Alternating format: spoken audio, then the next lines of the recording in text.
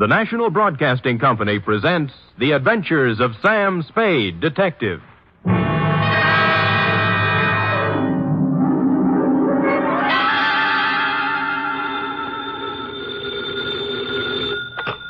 Spade Detective Agency. 'Tis I, sweetheart. Sam! Oh, I was worried to death.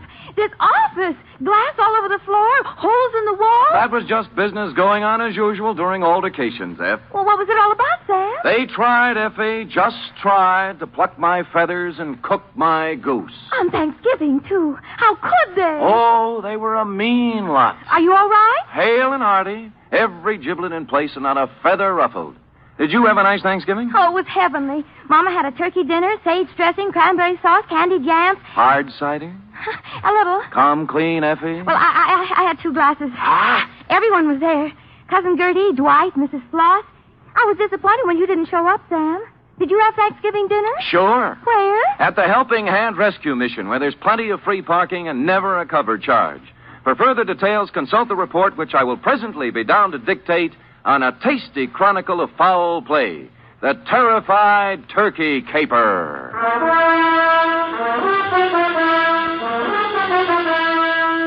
For NBC, William Spear, radio's outstanding producer-director of mystery and crime drama, brings you the greatest private detective of them all in The Adventures of Sam Spade. Sam Spade! Oh, you were waiting for me. Having Thanksgiving dinner at a rescue mission where Mama cooked a perfectly wonderful... Thank your mother for me, F. Tell her I'll be over to break wishbones with her tonight. And to atone for my social indifferences, here's a little something I brought for you. Oh, Sam! You shouldn't have. It's beautiful.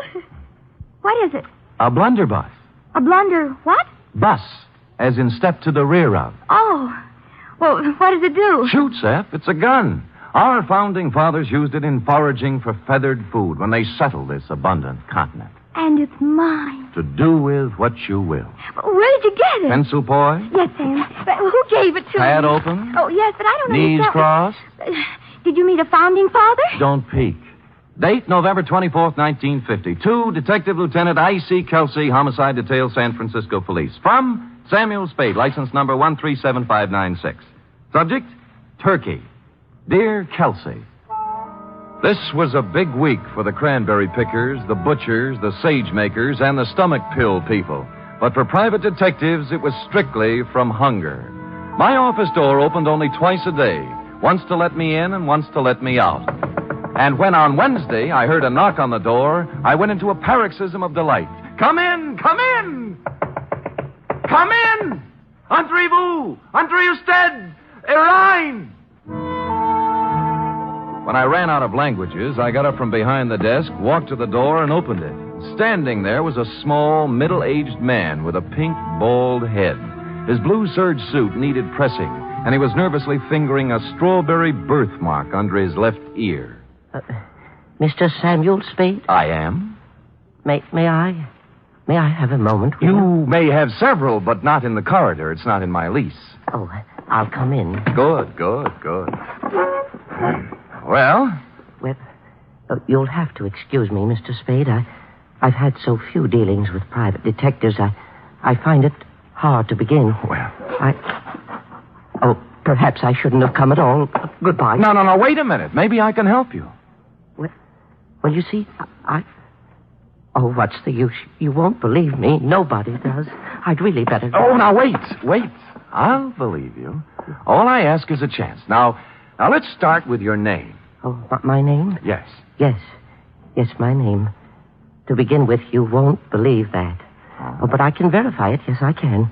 It's on the registration book of the Old Colony Hotel, in the 1943 phone book, and on my old driver's license. Well, I'll have to know it before I can verify it. Oh, yes, of course you will. It's Tom. Well, now that's not so hard to believe. Oh, you haven't heard the rest of it. It's Tom Turkey. There, you see, I told you wouldn't believe it. I'd better go. No, now, let me be the first to believe you. Now, Mr. Tom, what's your problem? Oh, dear, that's even harder to explain. Well, now that I don't believe. But Take a breath and jump into it. Breath. Yes, sir. My name is Tom Turkey, and they're going to kill me for Thanksgiving.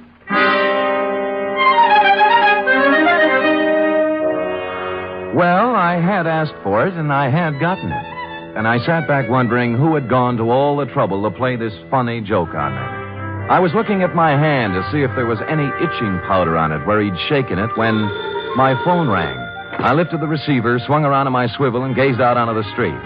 It was Al Kuchel calling, a private eye whose reputation was shadier than a mushroom cellar. Hiya, Spady. Al. Haven't seen much of you lately, Spady. Have to get together. Yeah, well, so long. Wait, I'll tell you why I called. I've had a pest in my office, keeps coming back. Thinks he's a turkey somebody wants to dress. I brushed him, but your name came up, and I just wanted to warn you. He might be in to see you. I'm confused, Al. I never knew you to turn your back on a buck. Oh, I don't want any of this one. His buttons are loose. My advice to you is to bounce him. Well, we've never traded advice before, Kuchel. Why now? Well, after all, we're in the same racket. If we can't help each other... Oh, sure, Al, sure. I appreciate it. Give me a ring. We've got to get together sometime. Yeah, when I get a free night, we'll Jimmy parking meter. Yeah, we... Huh? Oh, yeah. Parking meters. I'll see you later, Spady. I turned back to the desk, and what I saw in front of me was an empty chair. Tom Turkey had taken wing. I got up and walked to the window, and a minute later, I saw him come out of the building downstairs and start to cross the street. And then I saw something else. A large 4-ton truck was tearing down the street, picking up speed. Instinctively, I shouted a warning, and at the last second, Tom Turkey scrambled from in front of the truck and disappeared into the alleyway. The truck roared up the street, and on its side was printed in gold letters, "Haynes, you drive it." There was nothing to say it wasn't coincidence, this near mishap, but somehow I found myself intrigued and wanting to hear more of the little guy's story. He said the Old Colony Hotel. On the way, I stopped at the library, found an old 1943 phone book, and looked. He was listed. Thomas Turkey, it said. Out of curiosity, I rang the number. Hello? I wonder if you can help me. I'm inquiring about a Mr. Turkey. Turkey. This ain't his number no more. I know. Haven't had any calls for him for years. Screwy name. Yeah, I know. I knew a woman named Rabbit once. Mrs. Rabbit. About Turkey, could you remember what he looked like? I don't. Hey, Manny, what Turkey look like? Yeah.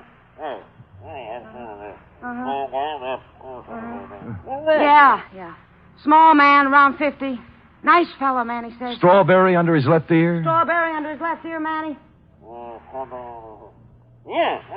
Yeah, strawberry under his left ear. Well, thank you, madam, for your information, and thanks to Manny. Well, you're welcome, but I don't know what you're going to do with it. Old man Turkey's dead. Been dead for years. Curiouser and curiouser, I thought. They had described the man who came to my office 20 minutes ago, and now he'd been dead for years. I continued on to the Old Colony Hotel. Room, 75 cents, it said. Tom's room was 114. Who is it? Sam Spade. Oh, come in, Mr. Spade. I'm sorry I ran away. I didn't think you really believed me. Well, I'm not sure I do yet. Tell me, was that truck an accident? Oh, I don't think so, no. They made 3 attempts before to kill me. Somebody tried to push me in front of a train, and then a wheelchair full of cement dropped off a building and just missed me, and then I was shot at. So who were they, and why would they want to kill you? I don't know. I just don't know. Look, let's tack. Tack? Tack. I dialed your old phone number, and the people who answered said you're dead. Oh, a lot of people think I'm dead. Yeah. Look, do you still want me to work for you? Oh, yes, please. Well, you'll have to tell me more then. I can't... I guess I'd better tell you everything. Oh, it's hard to talk about, Mr. Spade. It's not easy to admit to someone you've been a foolish man. You see, I just turned 50. I was quite tired of the life I'd led. Proper, dull, and unfruitful, except in money. My business was wearing, and so was my wife, Henriette. This has a traditional ring. Anyway, to make it short, I decided to run away. One day I drove to work. I parked my car in the middle of the Bay Bridge where the suicide note left it and disappeared. Where did you go? Oh, all over the world. I took a job on a boat. I did. On a boat. And then I settled in Sao Paulo, Brazil, under another name. Now you're back. Why? Well, maybe I got lonely. Maybe I got wiser. Maybe I felt I paid enough for my mistakes. Let's just say I'm back. I want to be with Henrietta. Have you seen her? I checked into this hotel and wrote her a letter saying I wasn't dead. I was back in San Francisco, and I wanted to come back to her if she still would have me. But I told her I wouldn't bother her unless she wanted to see me, that she could contact me here. That was a week ago. And you haven't heard from her? No, and almost right away these attempts on my life began. I see. All right, what's her address? 3118 Monroe. Oh, she's taken her maiden name again. Black. Henrietta Black. Well, come on, let's go. No, I'm not going to see her until she asks me. Well, look, you're going to my apartment. Nobody will bother you there. And you're going to see Henrietta? That's right. Oh, thank you. Thank you, Mr. Spade. You do believe me. I think I'm really ready to face the world again now. I deposited Tom in my apartment with instructions to open the door for no one but me, and then I proceeded to 3118 Monroe in the high rent district. I was ushered through a comely portico by a Japanese maid who told me to wait in a study heavy with mahogany. In a moment, 2 people came in. The woman wore a black dress, silver pendant, flat shoes, and a complexion the color of apple meat. She was Miss Henrietta Black and/or Mrs. Tom Turkey. The man turned out to be Leander Luce, the lady's attorney, business manager, and canasta partner. You say you have something important to discuss with me, Mr. Spade. I do? I hope you don't mind my asking Mr. Luce to be here. Not at all. Well? Mrs. Turkey, I just talked to your husband, Tom. Mr. Spade, if you please. I say something? A rather feeble attempt at comedy, Mr. Spade. Well, I wasn't trying for laughs. You are Mrs. Turkey, aren't you? I was. You undoubtedly still are. I've expected to hear another one of these cruel jokes about my name. At Thanksgiving time, Mr. Spade, someone was always going to stuff Tom, baste him, dress him, slice him. This season, they're going to kill him. They are not going to kill him. He is already dead. He's not dead, Mrs. Turkey, and you should know it. I should. Yes, he sent you a letter saying he was back in San Francisco and wanted to see you. Mr. Spade, this has gone absolutely far enough. Not quite. What about the letter? I know of no such letter. I see. Well, thank you for your time. I'm sorry I bothered you. Oh, you used bad judgment in coming in the first place. Yes, maybe you're right. There was falsehood in this someplace, Lieutenant, and it stuck out like a fat girl in slacks. The only thing to do was to go back to my apartment, get Tom Turkey, and confront Mrs. T with her husband in the flesh. But when I got back to my apartment building, I spotted in rapid succession, 1, an ambulance, 2, a police car, and upstairs, outside my half-opened apartment door, I spotted 3, you.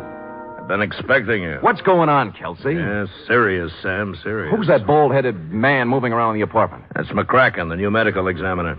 Checking a stiff on your rug. I stepped around you, Lieutenant, and pushed the door all the way open. I saw McCracken kneeling over the body and a couple of men from homicide taking photos. I moved into the room feeling nothing good. A little guy had given me a job, and while I was yakking with his wife, somebody got to him. And in my apartment, where I'd stashed him. McCracken stood up, and I looked down at the body. Then I looked again. Who I saw wasn't Tom Turkey at all. It was the late Private Eye, Al Kuchel.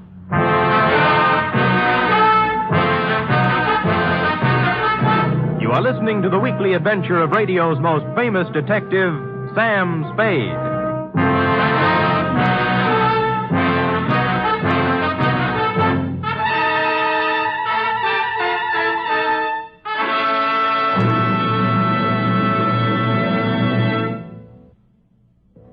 You Friday fans of Sam Spade, there's mystery on Saturday evening, too, on NBC. Tomorrow, the man called X sets out on another mission of danger and intrigue in some far-off corner of the earth. Herbert Marshall stars as the man called X, a man without a name who travels the world over protecting his country's interests. He lives by his wits, and his business is danger. He is the man called X, tomorrow over most NBC stations. For top Sunday listening, it's another broadcast of The Big Show on NBC. This Sunday, your stars include Fred Allen, Jack Carson, Mindy Carson, Ed Archie Gardner, Ed Wynn, and many, many more. And Tallulah is your MC as usual. This Sunday, it's The Big Show on NBC.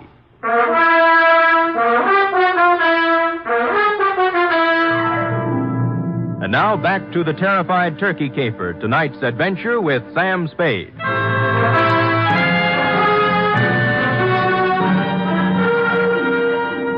While the men from homicide were taking pictures, etc., you and I, Lieutenant, were going round and round on the question, if I didn't kill the man found in my room, who did?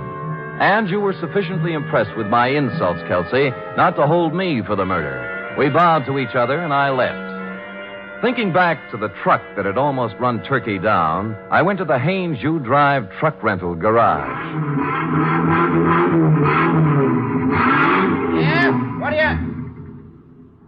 What do you want? I'm a detective. Could you give me a list of names for everybody who rented a truck from you during the past few days? Sure. He handed me a big registration book, and I read every name for the past week. For the first 5 days, they all seemed to be nice, normal, abnormal names. And then, under the rentals for the day before, was the name of John Smith. John had given his address as 7200 Kearney, and I happen to know that Kearney only goes up to 2000. The dispatcher said that Smith had returned the truck about 3 hours before, and he remembered him as an ugly, heavy-set, and rough-voiced character who looked like an ex-longshoreman. They had already washed the truck, so the fingerprints were all loused up.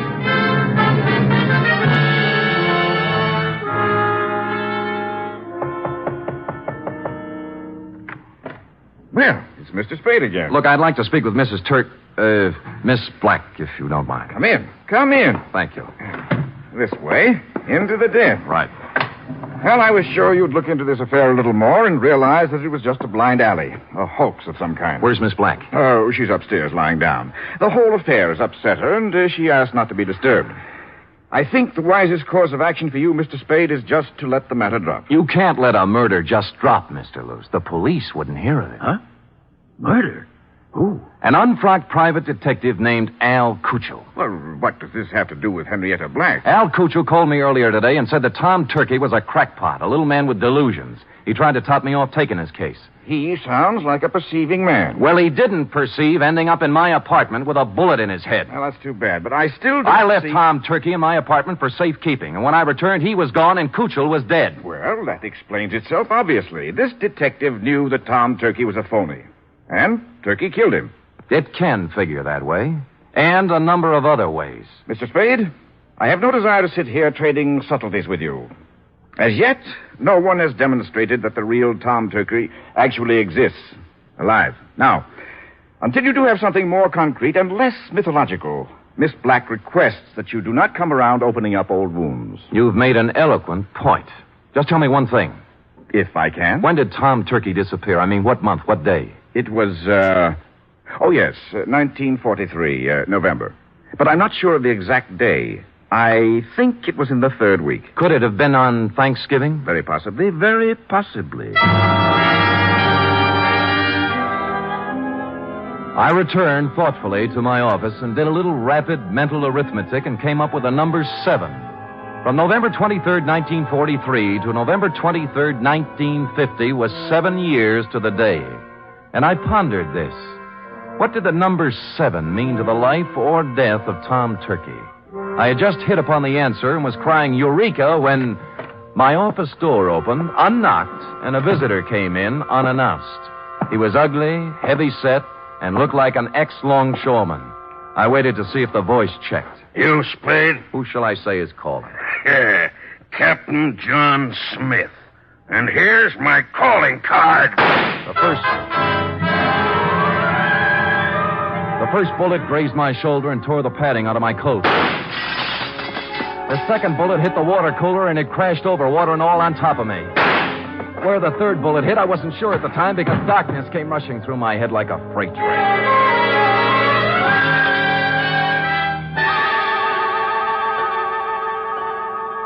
When I opened my eyes again, I expected to see St. Peter checking my ID card. But all I saw were the dust balls under my desk and a fly bathing himself in a pool of water spreading slowly over the floor. There was blood on my hand, but it came from a glass cut. I was in shambles, but alive. Captain John Smith had shoved off, obviously thinking his bullets had done their work.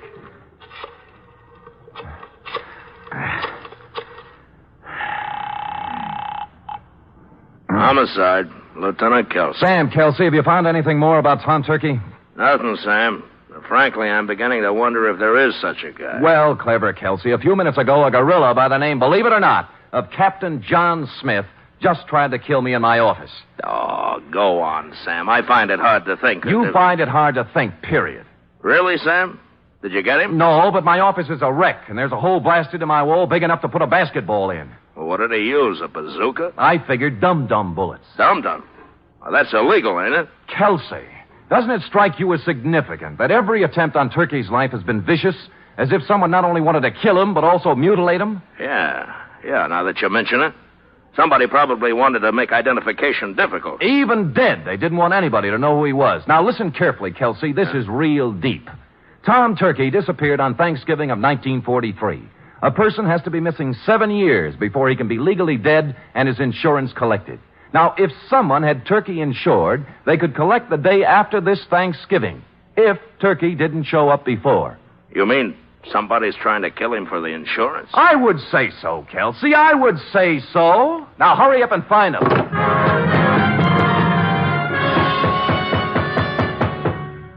When I put down the phone, I heard a heavy pounding. For a minute, I thought it was in my head, until I turned to face the door, and standing there was a small pilgrim with bandy legs in black stockings, pantaloons, white-collared coat, and stovepipe hat. Hallelujah! He wore silver buckles, and what he was pounding on the floor was an 18th century blunderbuss. Hallelujah!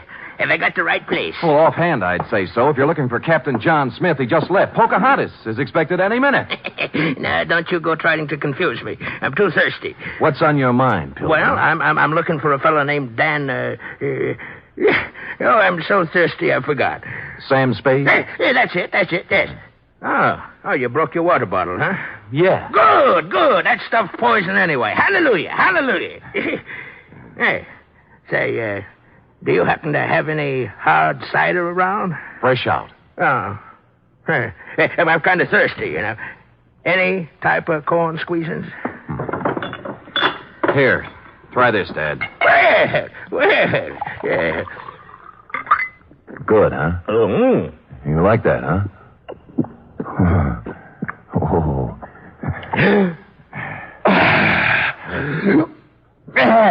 Well, follow me. But before we go, do you suppose we could have a little something for the road? It's bitter cold. I gave him a little, but not too much, because I didn't want him to lose his way. He walked me right down Market Street so he could look in the liquor store windows. He said it gave him a comfortable feeling to know there was so much good in the world. And then we turned right a few blocks until we came to the Helping Hand Mission. Across its gray front, a banner promised special holiday food and comfort to the unfortunate. And on the street in front of it, there was a brass band sending out signals to the fraternity that any minute the great feast of Thanksgiving would begin. The band members and other volunteer workers were all dressed as pilgrims, a quaint conceit. My pilgrim led me to a dark corner of the clubroom, and sitting there unhappily was none other than Tom Turkey. Hello, Mr. Spade. Oh, hello, Tom. What happened to my apartment? And why did you run away? Oh, I was afraid. You told me not to answer the door until you came back. Well, somebody knocked on the door and said it was you, so I opened it, and 2 men came in. Tell me, was one of them Al Cuccio? Yes, the detective. The other man was a big, ugly-looking fellow, and when they saw I was alone, they started arguing. About what? Well, the detective said that now that he'd brought the ugly man there, he wanted his money. Yeah? The ugly man pulled a gun, and they started to fight. Oh, dear, I slipped out the door, and when I was halfway downstairs, I heard a shot and kept on running. Well, Al Cuccio is dead. Oh, my. I thought so. This was the only place I could think of to hide. Oh, when Henrietta finds out I've been mixed up in a murder, she'll never take me back. Henrietta. Hey, tell me, did your wife ever have any insurance on you? Oh, before I ran away, she did. A $50,000 policy, but, oh, that would have lapsed by now. Maybe. Did it have a suicide clause in it? Suicide? Yes. Well, no. No, it didn't. I remember. Yeah, you'd like to talk to Henrietta, wouldn't you? All right, here's her phone number. Call her up and tell her where you are. Oh, dear, I don't think I could. I'm too frightened. You've got to do something to help yourself. If you don't, by midnight, you might be a cold turkey. Oh. I'm sorry, it just slipped out. All right, I'll do it.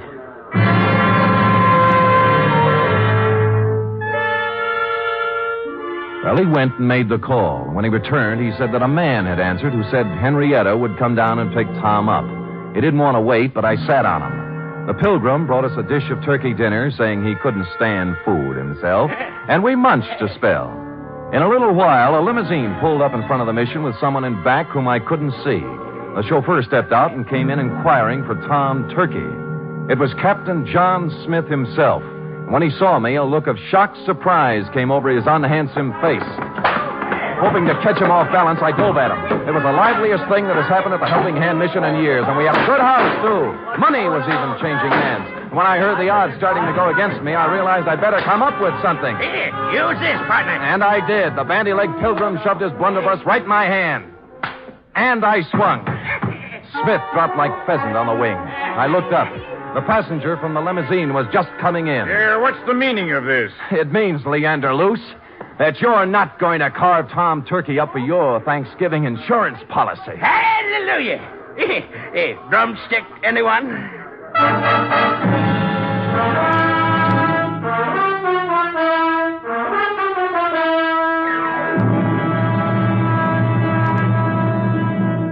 Period. End of report. Sam, I don't understand. Well, it's as plain as the cranberry stain on your dress, Seth. Lou says Henrietta's business manager had her power of attorney, and secretly he kept making the payments on Tom Turkey's insurance policy. Oh, and then he'd collect for Henrietta and keep the money himself. Effie, sometimes your lightning mind frightens me. Now go type that up. 3 chimes mean good times on NBC. There's fun and laughs with the chimes later tonight when Ed Gardner stars in Duffy's Tavern. As usual, Duffy won't be there, but Archie the manager will definitely be on hand to serve his blue plate special of grilled English language. This Sunday, the big show comes your way again. Tallulah will be your hostess, and the stars include Fred Allen, Jack Carson, Ed Wynn, Meredith Wilson, and many, many more. It's the big show, Sunday on NBC.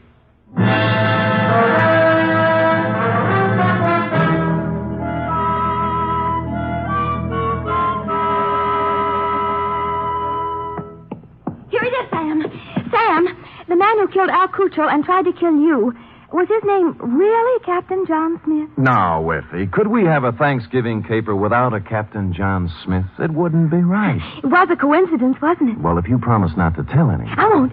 His real name was Michael Giuseppe Yablonsky Smith. I called him John for short. You're so kind. Are we going over to your mother's for cold turkey snacks? Well, all right, but I don't think there'll be much left. Oh? You see, my cousin Gertie couldn't find her little boy. And Mother phoned and said they just found him. He was inside the turkey, eating his way out. Effie, is there no way to curb that tongue of yours? Yes, sir. There's one way. Well, come here. Oh,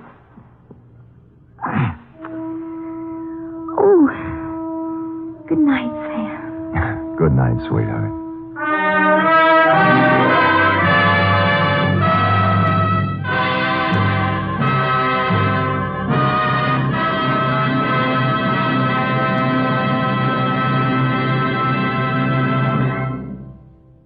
The Adventures of Sam Spade are produced, edited, and directed by William Spear. Sam Spade was played by Stephen Dunn. Lorene Tuttle is Effie. Script for tonight's adventure by Larry Roman and John Michael Hayes. Musical scoring by Lud Gluskin, conducted by Robert Armbruster.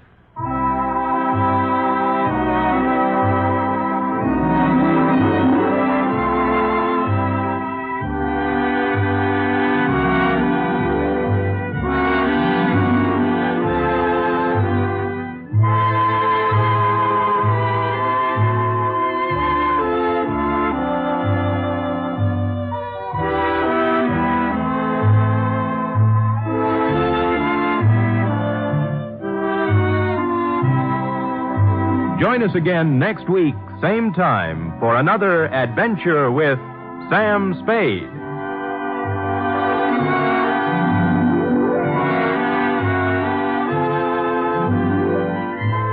Hear the magnificent Montague, then visit Duffy's Tavern on NBC.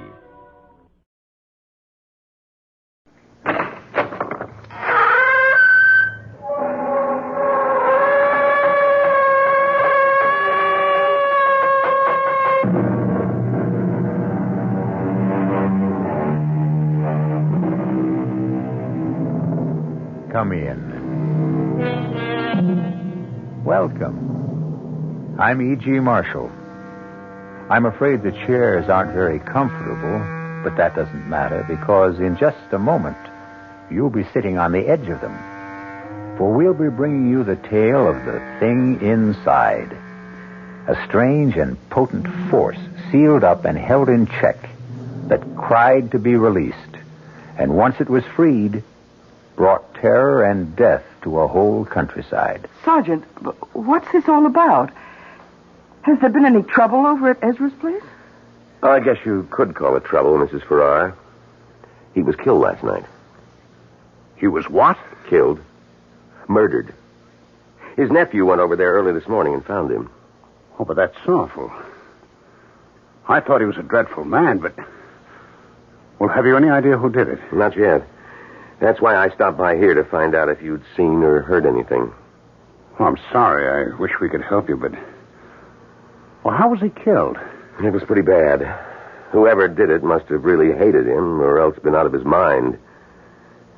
Because it was done with an axe.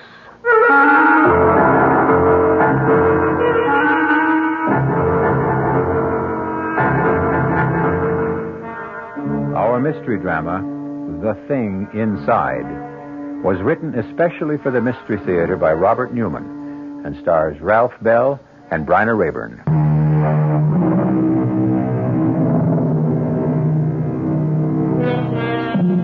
What is evil? Is it abstract or concrete? Does it seek us out or do we seek it? Either way, there is something in all of us that senses its presence. And when we do, most of us draw back from it in fear. But occasionally, for reasons we do not always understand, we are attracted to it and come under its spell, thus freeing it to work its destruction on an unsuspecting world. Our story begins as John and Sarah Farrar get out of their car and walk towards a rather shabby and run-down antique shop in a small New England village. It's not much of a place. No. Still, you never know. Paul's picked up some pretty nice things in places like this. That tavern sign, for instance. That's true. Good afternoon. Oh, good afternoon. Do you mind if we look around? Nope, not at all. You looking for anything in particular? Oh, no, not really. Possibly some dishes. Do you have any white ironstone? Nope, I'm afraid not. It doesn't matter. Oh, that's a rather nice painting there. A schooner? Yes, it is. Oh, well, do you know anything about it? Nope, except that it's American. Early 19th century. John, look at this. What? Oh, yes. Did you say early 19th century? Yeah. I don't think so. I'd say it wasn't more than 20 years old. A copy of something earlier. Why do you say that? Because of the condition of the canvas and the varnish. You a dealer? No, I'm a painter. Oh, well, you may be right. I'm sure I am. Oh, hello. Oh, have you found something? Yes. Can you tell us anything about this? Oh, a glass paperweight? Oh, is that what it is? Yep. At least I think so. What do you think of it, Sarah? No, it's interesting. Yes, it is. Especially when you hold it up to the light. When you turn the ball, it moves. I've never seen anything quite like it. Neither have I. Paul would probably know what it is. Never mind. How much do you want for it? $5. What do you say, Sarah? Shall we buy it? Oh, I don't know, John. It just looks like a glass ball to me. Well, I like it. I like looking at it. Yes, but $5 for something that may be nothing at all. Well, why do you say it's nothing when I say I like it? Well, because $5 is a lot of money. For us, anyway. You don't have to rub it in. Oh, I'm sorry, darling. I just meant... I know what you meant. If you really want it, you can have it for $3. I do want it. I'll take it. John. I said I'll take it.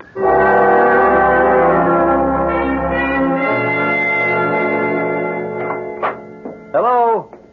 Anybody home? Is that you, Paul? Yes. I'll be right down.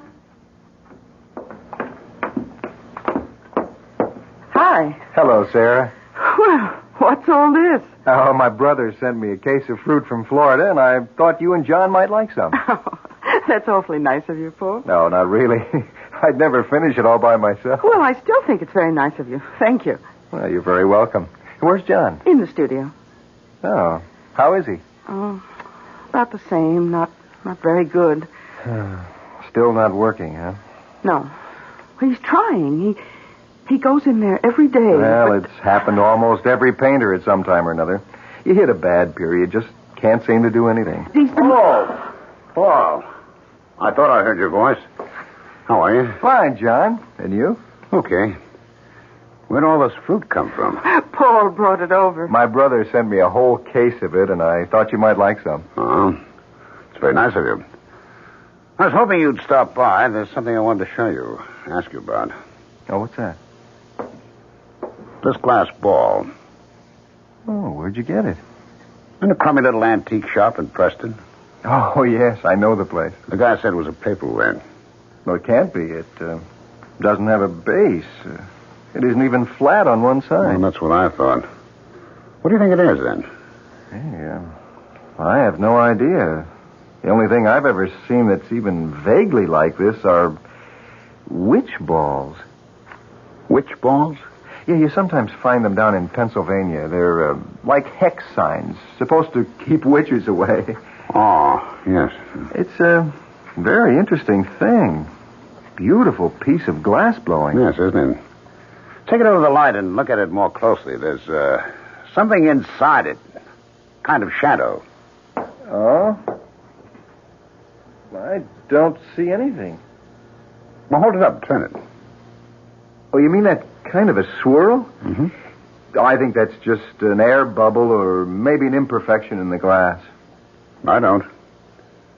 I think there's something inside it that the glass was blown around it. Here, give it to me. Oh, John! It slipped out of my hands. Well, it didn't break. Did it crack? No. Look at that. Dropped on the fireplace, and there's not a mark or a scratch on it. Well, that's impossible. Well, look at it. Well, you're right. I've never seen anything like it. It can't be ordinary glass. I'll tell you what, John. I've got a friend who's an expert, collects paperweights.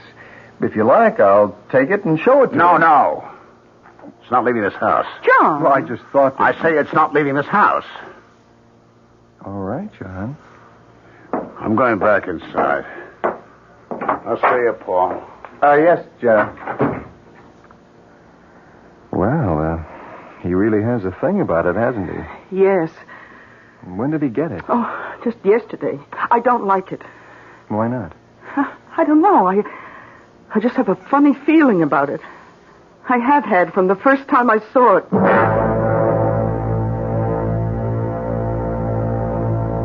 John, can you hear me?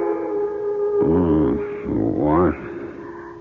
You can hear me. I know you can. I knew it the first time you picked me up. Because you were the only one who could see me. Yes. You've got to help me. Save me. How?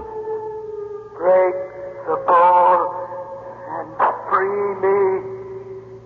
Break? Yes, if you do, you won't be sorry. I'll do things for you, wonderful things. But how can I break it? I dropped it, and it didn't even crack. Fire and water, John. Fire and water. I don't understand. You will. I know you will. I know you'll help me.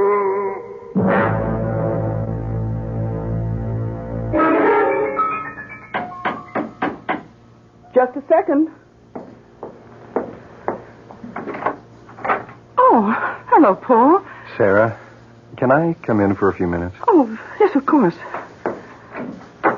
Well, how are you? A little down at the moment. Why? I just got some rather upsetting news. That's why I came over. Oh, I'm sorry, Paul. Well, what's the news? Well, it'll affect you and John more than it does anyone else. Hmm? You know those rumors that Ezra Tate was going to sell that 200-acre parcel of his to a developer? Well, apparently they're true. Oh, no. But how do you know? Well, I was just at the bank and Peterson told me. Well, that's certainly not good. That Ezra is going to sell. But that doesn't mean that they can go ahead and build there. Well, they'd have to get the approval of the zoning board. Have you forgotten that Harry Walker, the board chairman, is his nephew? Yeah, but he wouldn't dare. You mean you think it really may go through? I'm afraid so. Oh, but that's awful. You know, we bought this place, put every cent we have into it, mostly because of the location and the view, and if the deal does go through, that will be the end of it. I know. And that's not all. But I wouldn't want to go on living here with a development right under our noses. And I don't think anyone else would want to either. Well, I'm afraid you'd take a bad licking if you tried to sell the place. Well, don't say anything about it to John until we really do know what's going to happen. He hates Ezra Tate as it is, and when he hears about this... That's right. He has had a bit of trouble with him, hasn't he? Oh, from the day we moved in here. First about the boundary line, and then about... Sarah, Oh. Oh. Hello. I didn't know you were here. I was just passing by, and I thought I'd drop in. Well, I'm glad you did. As a matter of fact, I was going to call you. Oh, about what? You know that glass ball I showed you yesterday? Well, yes, of course. If you wanted to break it, really break it, how'd you go about it? Well, why on earth would you want to break it? It's a beautiful thing. Oh, yes, it is. But suppose I did want to break it. I really don't know, John. Can you think of any way it can be done with fire and water? Fire and water? Yes. Well, I suppose if you put it in a fire and got it very hot, or close to its melting point, and then dropped it into cold water, that might do it. Of course. Thanks, Paul. John, wait. You mean you're really going to... Yes. Why? Because I've got to. I got a feeling that if I do break it, can break it up. What? Never mind. I'll see you, Paul. Don't look that way, Sarah. I know it doesn't make sense, but after all, there's no harm in it. I'm not so sure about that. Why do you say that? I told you, I had a funny feeling about the thing from the first time I saw it. Well, if he does break it, destroy it, that will be the end of it. I wonder.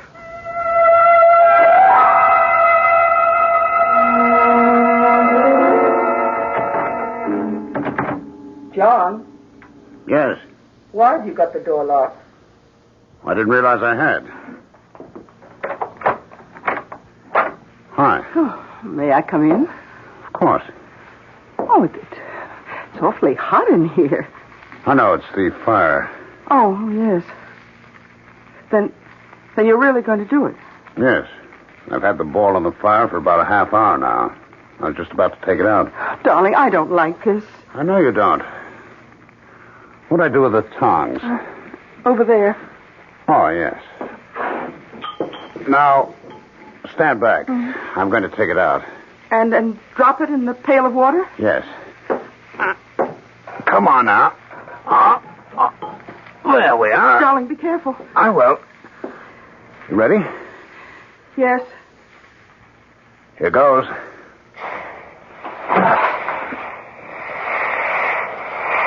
Wow. I really think I did it. What happened to the ball? Well, see for yourself. It practically exploded into 100 pieces.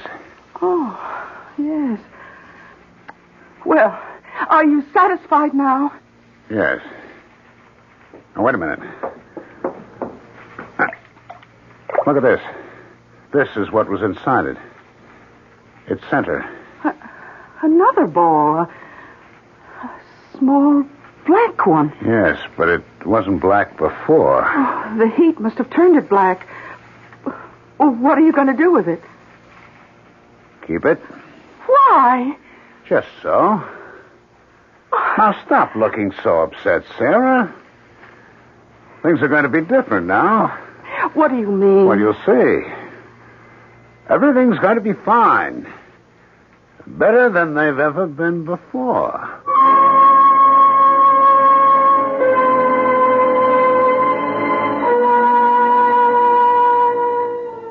With the help of fire and water, the mysterious glass ball has been broken.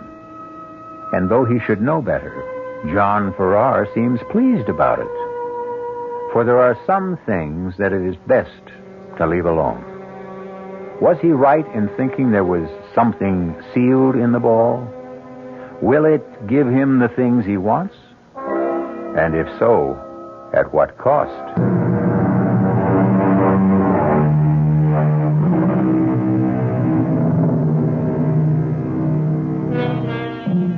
Dusk is a time of uncertainty.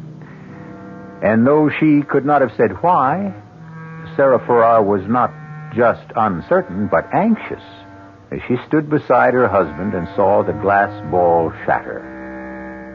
But now she's beginning to feel that perhaps she was mistaken. For when John woke this morning, he was in better spirits than he has been for months.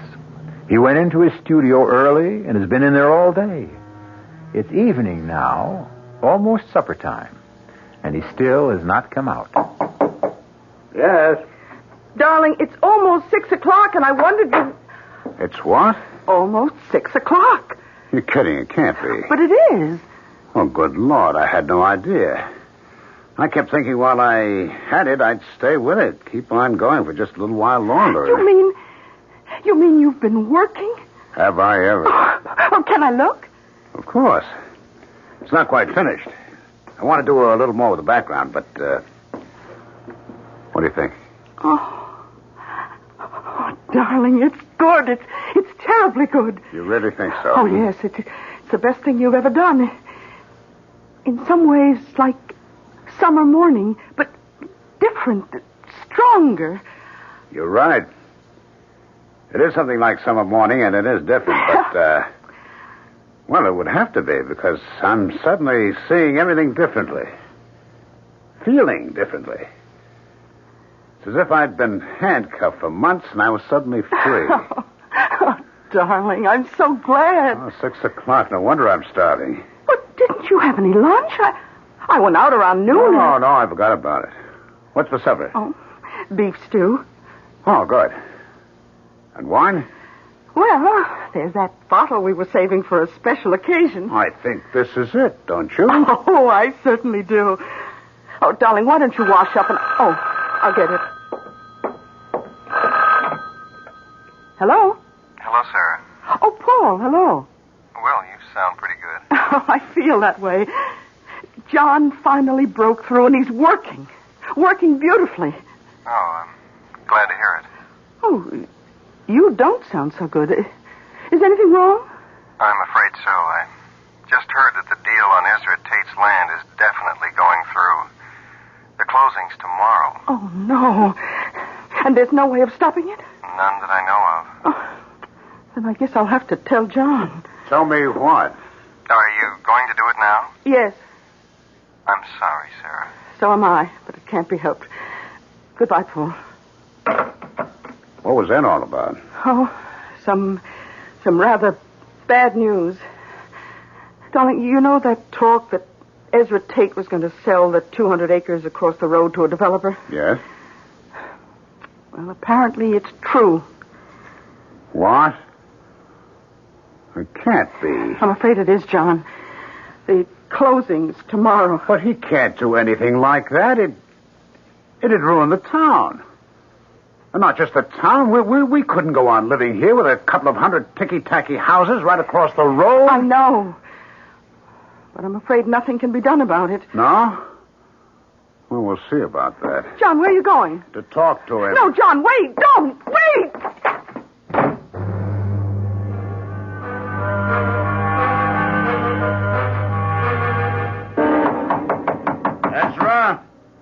Ezra Tate. Who's there? Who's there? John Farrar. What do you want? I want to talk to you. Well, you can't right now. I'm eating supper. Oh, damn it all, Ezra. It's important. Okay. Okay, just a second.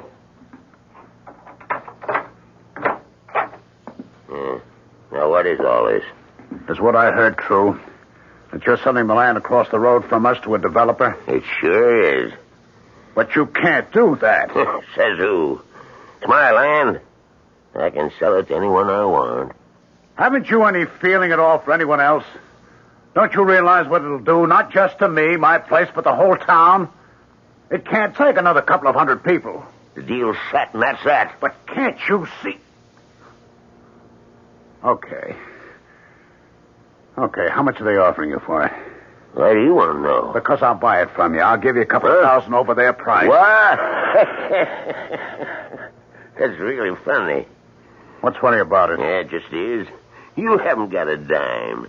You owe everyone in town money, and you want to buy... Never mind about that. I'll get it somewhere. Yeah? Where? From your friend Paul Chandler? What's it to you where I get it? I'd like to know, that's all. Just because he's got a thing about your wife, comes around with fruit and groceries for you, I imagine... You keep away from me, Farrar! You think I'd let you in here without precautions? This gun's loaded. Come any closer and I'll let you have a load of birdshot. For 2 cents... 2 cents is just about what you can afford. Now, you get out of here. Okay. But this isn't the end of it, Ezra.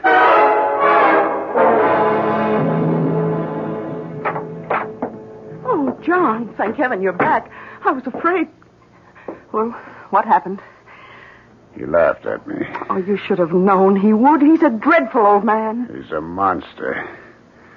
He doesn't give a damn about anyone or anything. I'd like to see him drop dead. John! Well, I would. Though just dropping dead would be too good for him. I'd like to have something really terrible happen to him.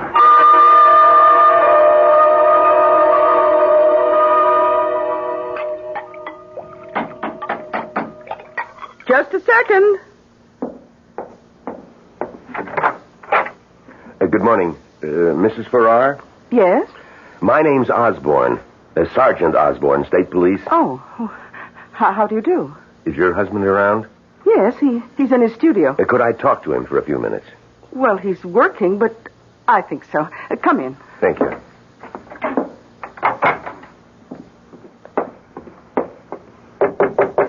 Yes? John, could you come out here for a minute? Okay. What's up? Oh, darling, this is Sergeant Osborne of the State Police. Oh. Good morning, Sergeant. Good morning, Mr. Farrar. I'm sorry to disturb you, but I wondered if you could help us. With what, Sergeant? Were you home last night? Yes, we were. We're here most nights. What time did you get to bed? Fairly early. About 10. Yes, that's right. And did you get up for any reason, or did you sleep right through the night? No, we slept straight through. At least I did. Why? I was hoping that maybe you'd gotten up. That you could tell me if you heard or saw anything unusual. A car going up the road to Ezra Tate's place, for instance. Well, I didn't. Did you, Sarah? No. We'd had a big day, and I slept like a log. You know Tate, don't you? Yeah, we sure do. I take it you don't like him very much. Well, that's the understatement of the year. We've had nothing but trouble with him since we moved up here. Sergeant, what's this all about? Has there been any trouble at his place? I guess you could call it trouble. He was killed last night. He was what? Killed.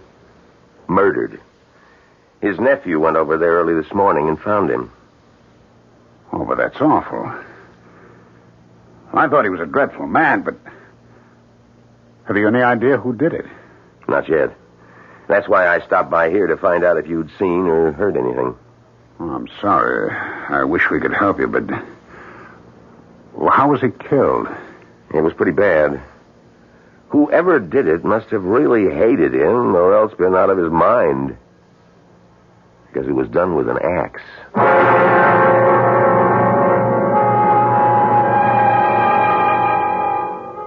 No, that's not a nice way to kill someone, not at all.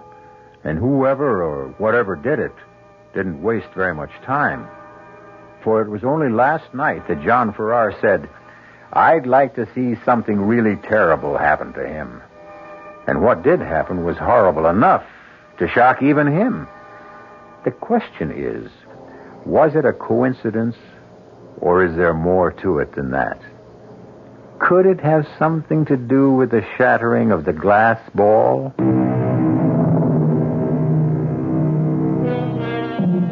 There is a finality to death. Even the death of the unloved and unmourned, that we all find sobering, for it reminds us of our own mortality. It's late afternoon now, and Sarah Farrar is in the kitchen of the old farmhouse when a car drives up, stops outside. She goes to the door, opens it. Hello, Paul. Hello, Sarah. How are you? Well, I've been better. I gather you heard the news then. About Ezra? Yes. Who'd you hear it from? The state police. One of them stopped by this morning.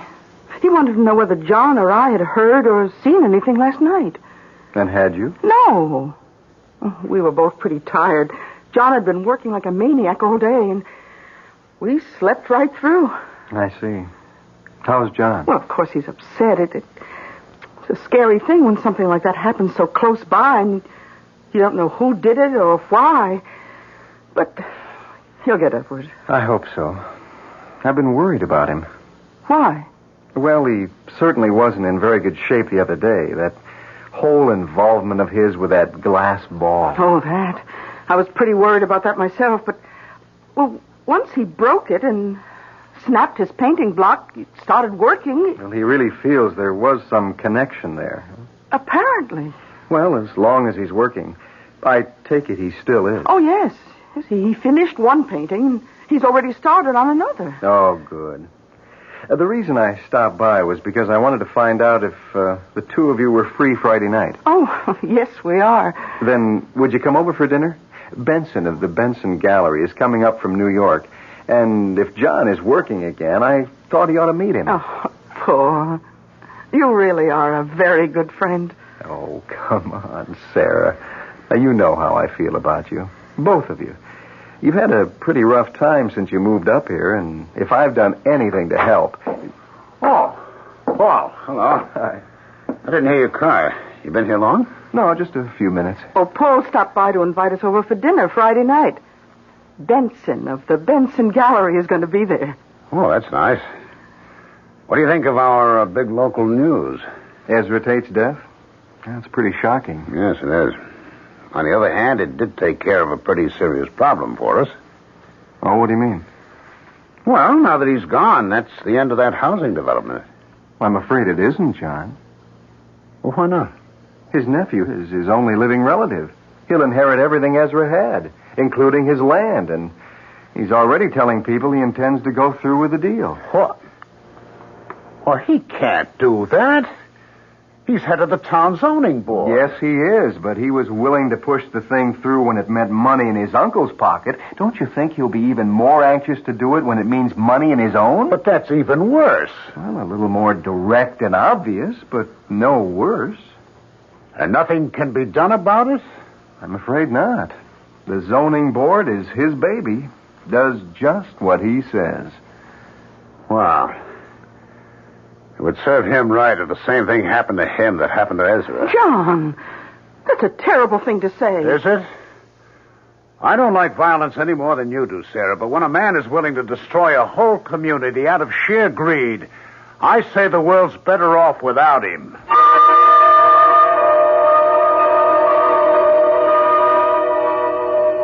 John?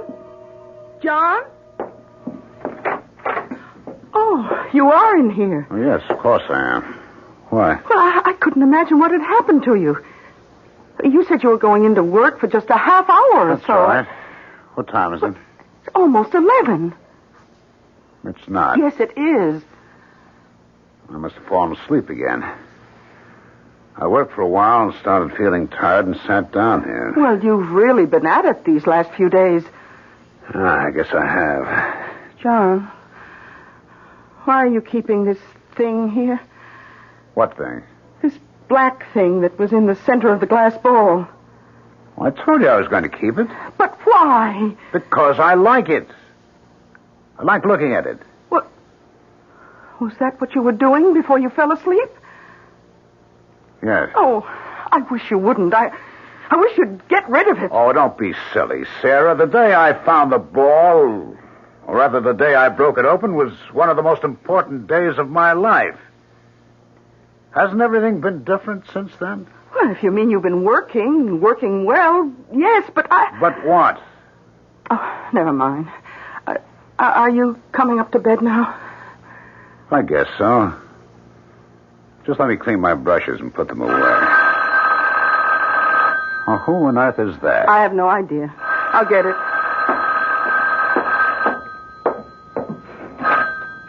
Hello? Hello, Sarah. Did I wake you? No, Paul. I was upstairs reading. I just came down to see what was keeping John. Is he there with you? Oh, he's in the studio. Why?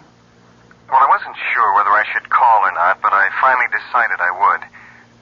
Sarah, I've got some more news that's just as shocking as the last. Harry Walker was killed tonight. What? Where?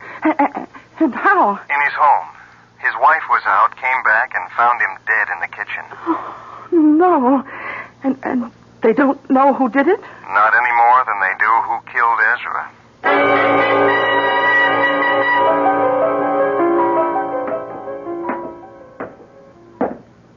Hi.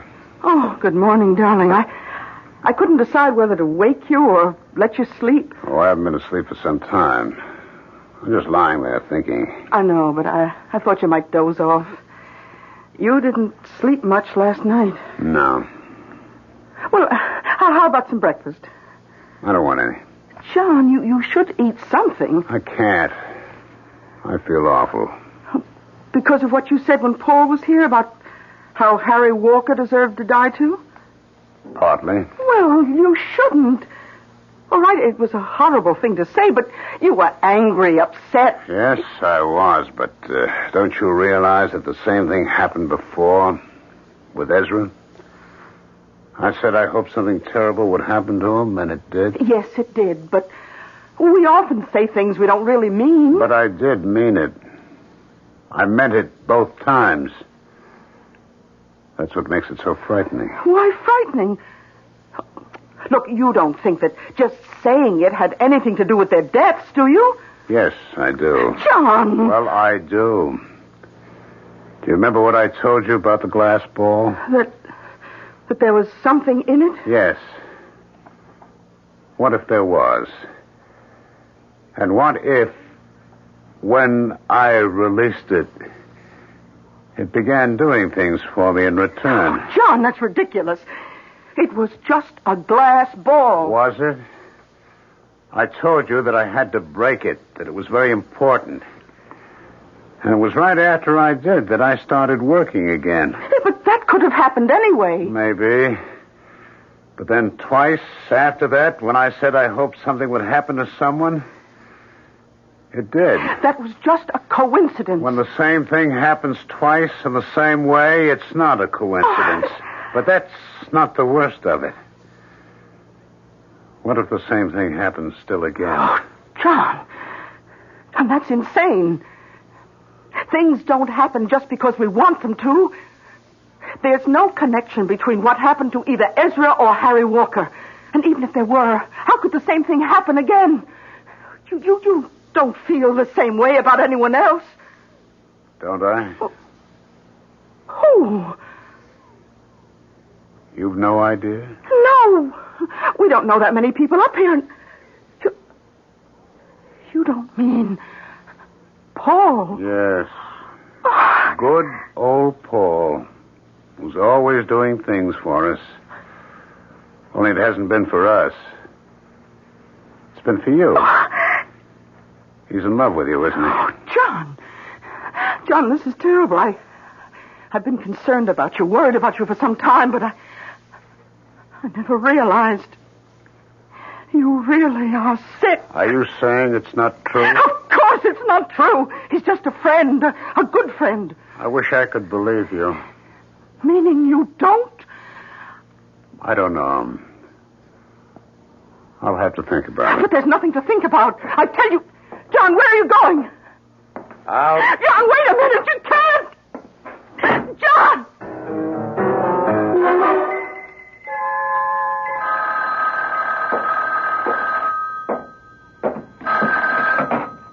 Hello? Oh, Paul, it's me again. Any sign of him? No, Sarah. But it's been over 2 hours. Well, you said he didn't take the car. If he walked, it would take him some time to get over here. Not this long, Paul. I'm scared. I told you what he said. I know, but I don't think there's anything to be concerned about. The longer he has to think about, the more chance there is that he'll realize it's ridiculous. But suppose it's just the opposite. Suppose... Now, don't do that, Sarah. I'm not worried. I hope he does come here. I told you there's something I want to tell him. What?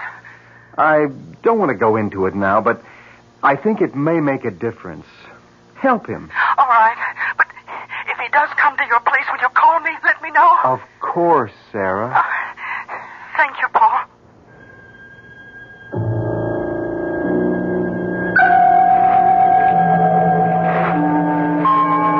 A friend, she said. Just a good friend. Can I believe her? He's been there all the time, whenever we needed him. No, not just when we needed him. Whenever he could do anything to help. Why? There's only one way to find out.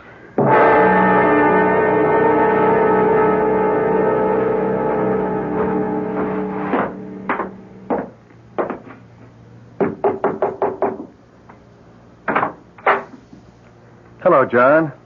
I've been expecting you. Have you? Yes, Sarah called. Twice, as a matter of fact, and said you might be coming over here. Come on in. Thanks.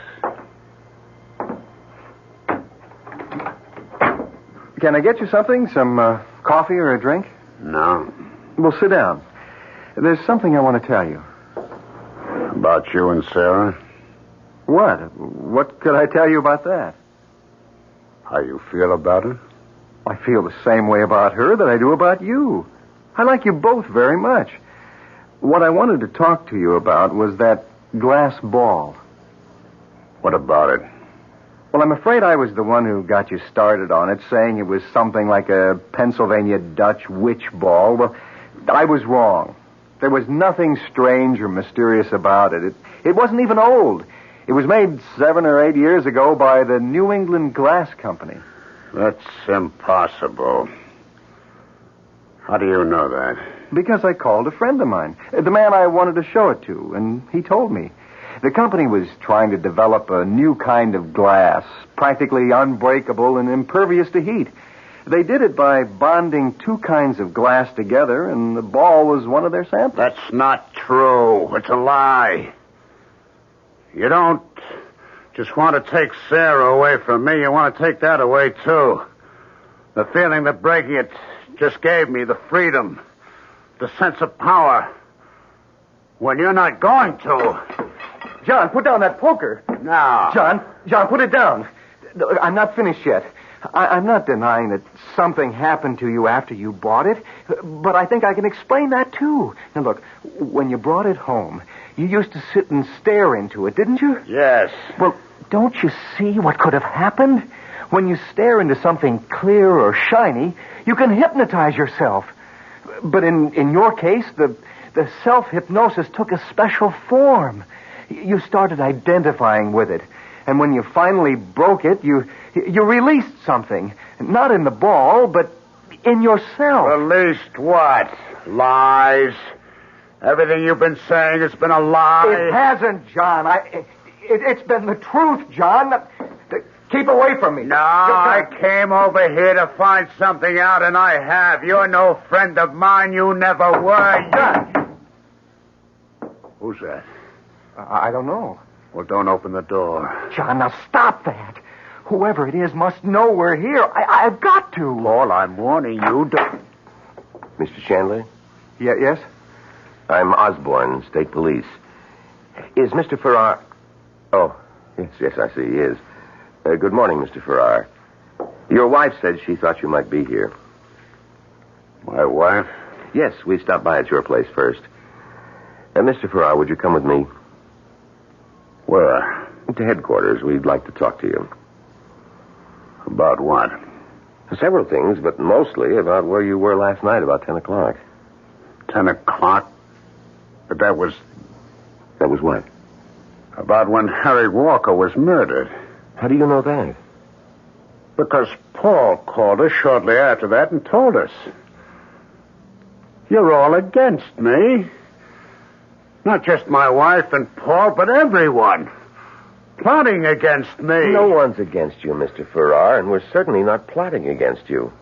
We just want to talk to you and... No! Farrar, stop! Come back here, Farrar! Aren't you going after him? Oh, we'll catch up to him. I have another car and 2 more men out on the road there, just around the curve. Why did you want to talk to him?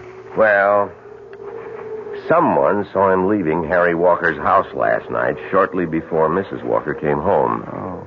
We just got a general description. Weren't sure who it was at first, but... Farrar, look out! That truck! John! Oh, good Lord.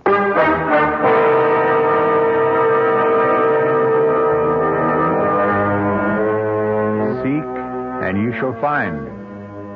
John Farrar came to his friend's house seeking what? The truth, he tried to tell himself. But the truth was exactly what he did not want to hear. Not when it stripped away his illusions and did not confirm his jealous imaginings. And so he found what we find so often when we reject the truth and everything else of value. Death.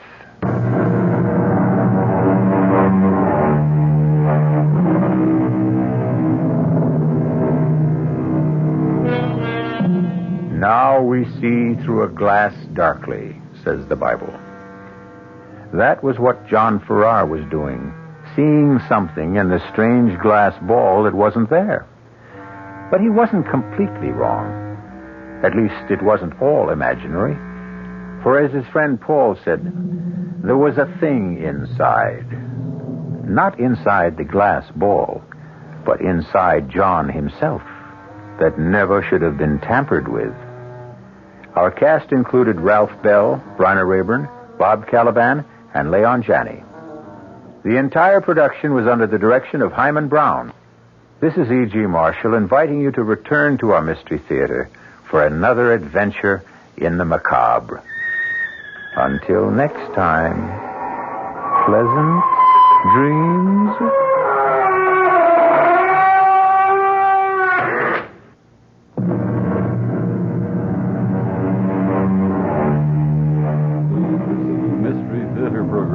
Furnished by the CBS Radio Network.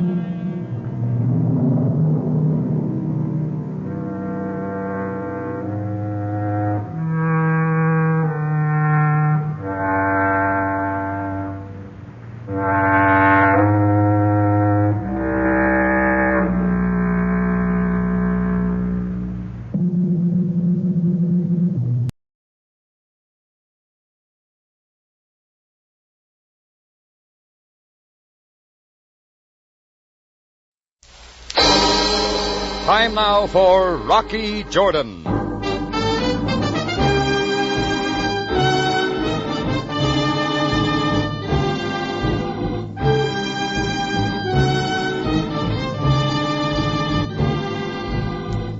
Not far from the Mosque Sultan Hassan in Cairo stands the Cafe Tambourine, run by Rocky Jordan. The Cafe Tambourine, crowded with forgotten men, alive with the babble of many languages. For this is Cairo, where modern adventure and intrigue unfold against the backdrop of antiquity. Tonight's story, The Big Ditch.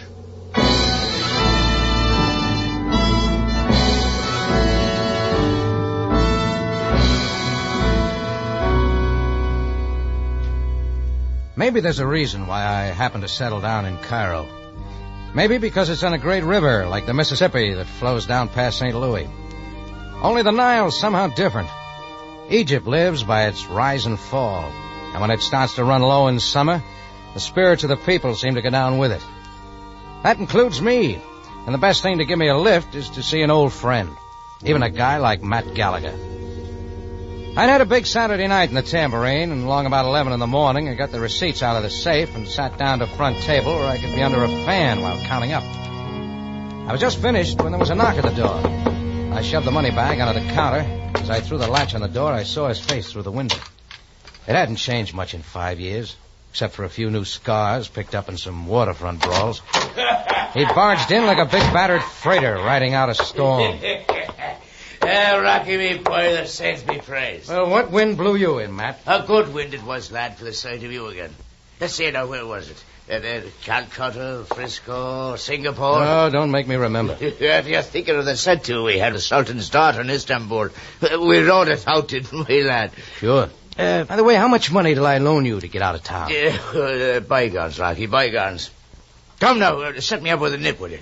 Sure, just add it to your bill. Yeah, that's an idea. Bring around the bottle, me lad. We'll be drinking to all times. Just leave a little of the cash customers. Never worry, me lad, never worry. One day you'll be marking my account paid in full. And plenty to boot. Well, I won't hold my breath till then. Rocky, there are two of us. That calls for it. All right, just one more. Who to this time? I got an answer to that, lad. To Francie Bayon. As lovely a lady as ever set her dainty feet on the streets of Cairo. Who? Up with it now, Rocky. Don't be insulting the lady. All right. Who's Francie? Not a new girlfriend. Aye, sir. And there'll never be another. With eyes as blue as the lakes at Killarney. You never learn, do you, Matt? Rocky, I know what you're thinking. But never again. This is the real thing. Now tell me, when did a girl ever come into your life that there wasn't trouble? Lad, I won't have you saying that about Francie. She ain't like the others. Sure, okay. You say Baby Blue Eyes is here in Cairo? At the Shadrach Hotel, pining her heart out for me at this very minute. Oh, there's nobody like her, me lad. You got it bad again. Aye. And we'll be settling down if all goes well. And that's what I'm wanting to talk to you about. Okay. How much? Well, the fact of the matter is this, that I will be needing a little money. I wondered when you'd get around to it. But you don't understand, lad. I'm cutting you in. On what? Rocky, how would you like to own the Suez Canal? Great. How about it, lad? The Suez. Sure. I put it right alongside the Brooklyn Bridge. You think I'm lying to you, eh? No more than usual. But I'm telling you, Rocky... Look, Matt, this is a touch, and we both know it. It's nothing of the kind. You only show up once every 4 or 5 years, but every time I end up with less money. Now, come on, how much do you want? Now, that's more like it, me lad. 150 pounds will swing it. I don't know what I'm doing this, but I'll let you have 20. Only 20 pounds? But the deal, lad. You're lucky I had a good night. I tell you, it ain't a touch now, Rocky. All right, call it a wedding present, then. Here. Well, you want it or not? I'll take it. But there's a phone in my office. I'll be right back. I'll be waiting, Rocky. You can later that.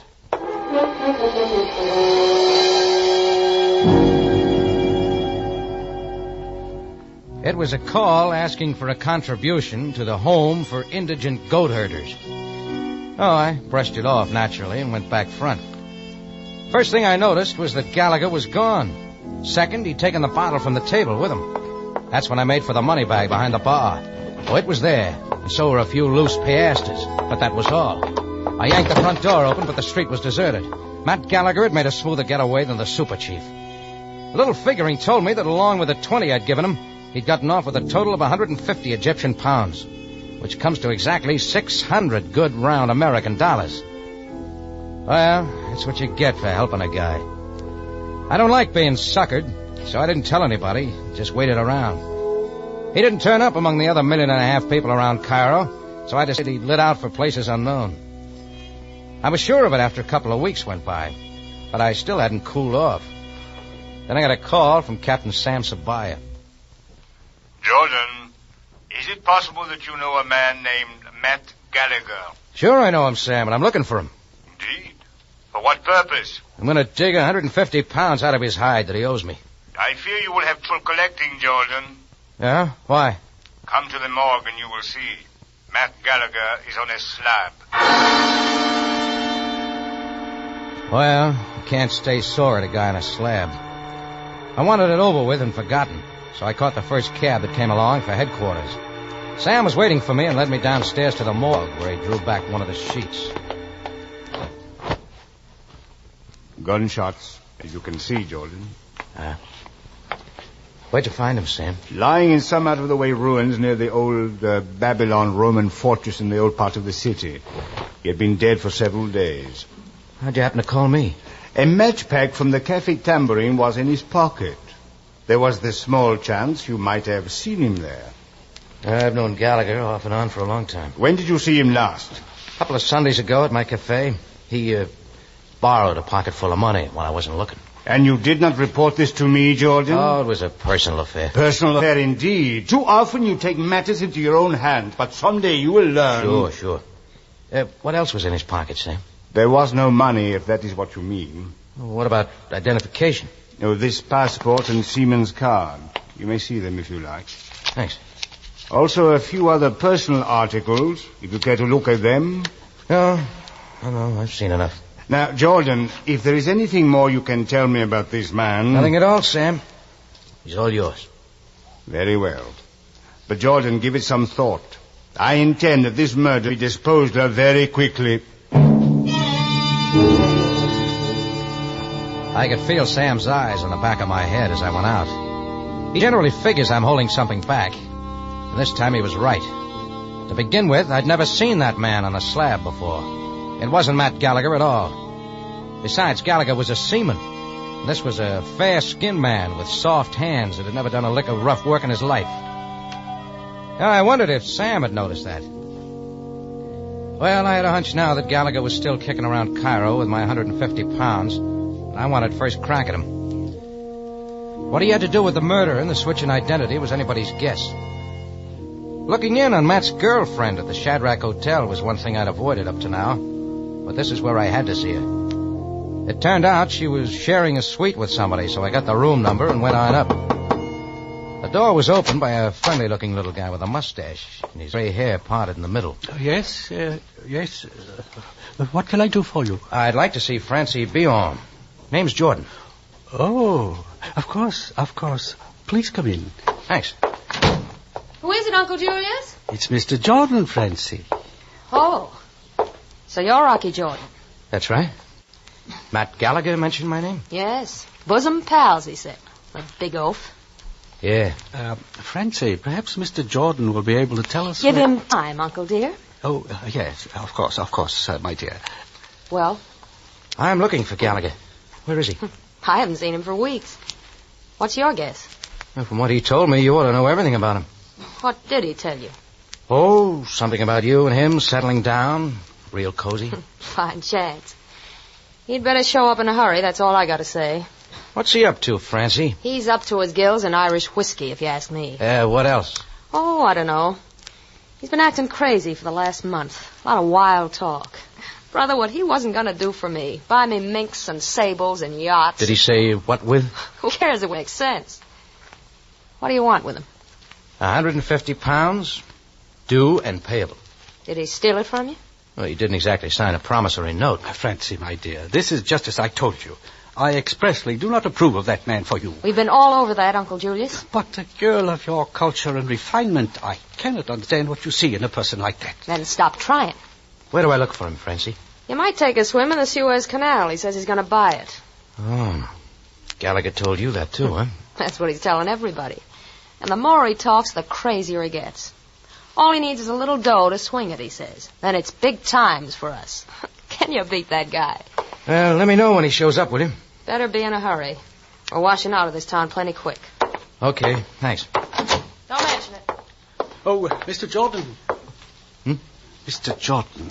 Yeah, Julius? About this robbery. Have you mentioned it to the police? Not yet. Why? Well, it's for Francie's sake. She's such a sensitive child. Well, don't worry, Julius. What I've got to settle with Matt Gallagher is between just him and me. I finally shook Uncle Julius from my lapels, got out of the Shadrach Hotel, and back to my tambourine. As I walked into the cafe, Chris flagged me down from behind the bar and handed over a package wrapped in old dirty paper. It's for you, Rocky. Oh, what is it? I don't know. Messenger said he was supposed to give it to you personal. Only got tired waiting. And did he say who it was from? Yeah, Matt Gallagher. Gallagher? Let's have a look. It ain't wrapped up so good. I'm interested in what's inside. Oh, careful. It's coming apart. Oh, here. Help me here, will you, Chris? Yeah. Great jumping Jehoshaphat, Rocky. What's that? The bundle had come apart in my hands, and a lot of strange-looking pieces of paper lay scattered all around me. While Chris was getting them together, I picked one up and had a look. Like all the rest, it was old-looking and yellow, with everything written in French. At the top, in real fancy lettering, it read, Compagnie Universelle du Canal Maritime de Suez. I began scrambling through the others, and they were all the same, except for a different serial number. I didn't need to know much French to realize that these were shares of stock. Yeah? From where I stood, I, Rocky Jordan, now own part of the Suez Canal.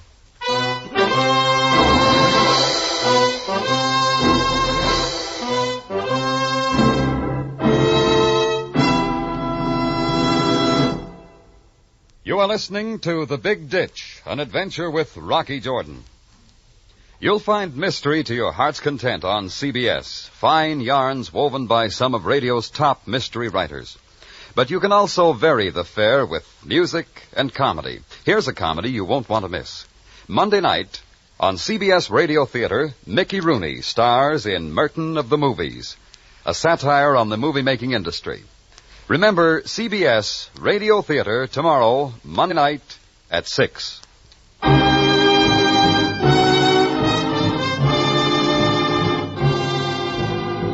Now we return you to Cairo and tonight's adventure with Rocky Jordan, The Big Ditch.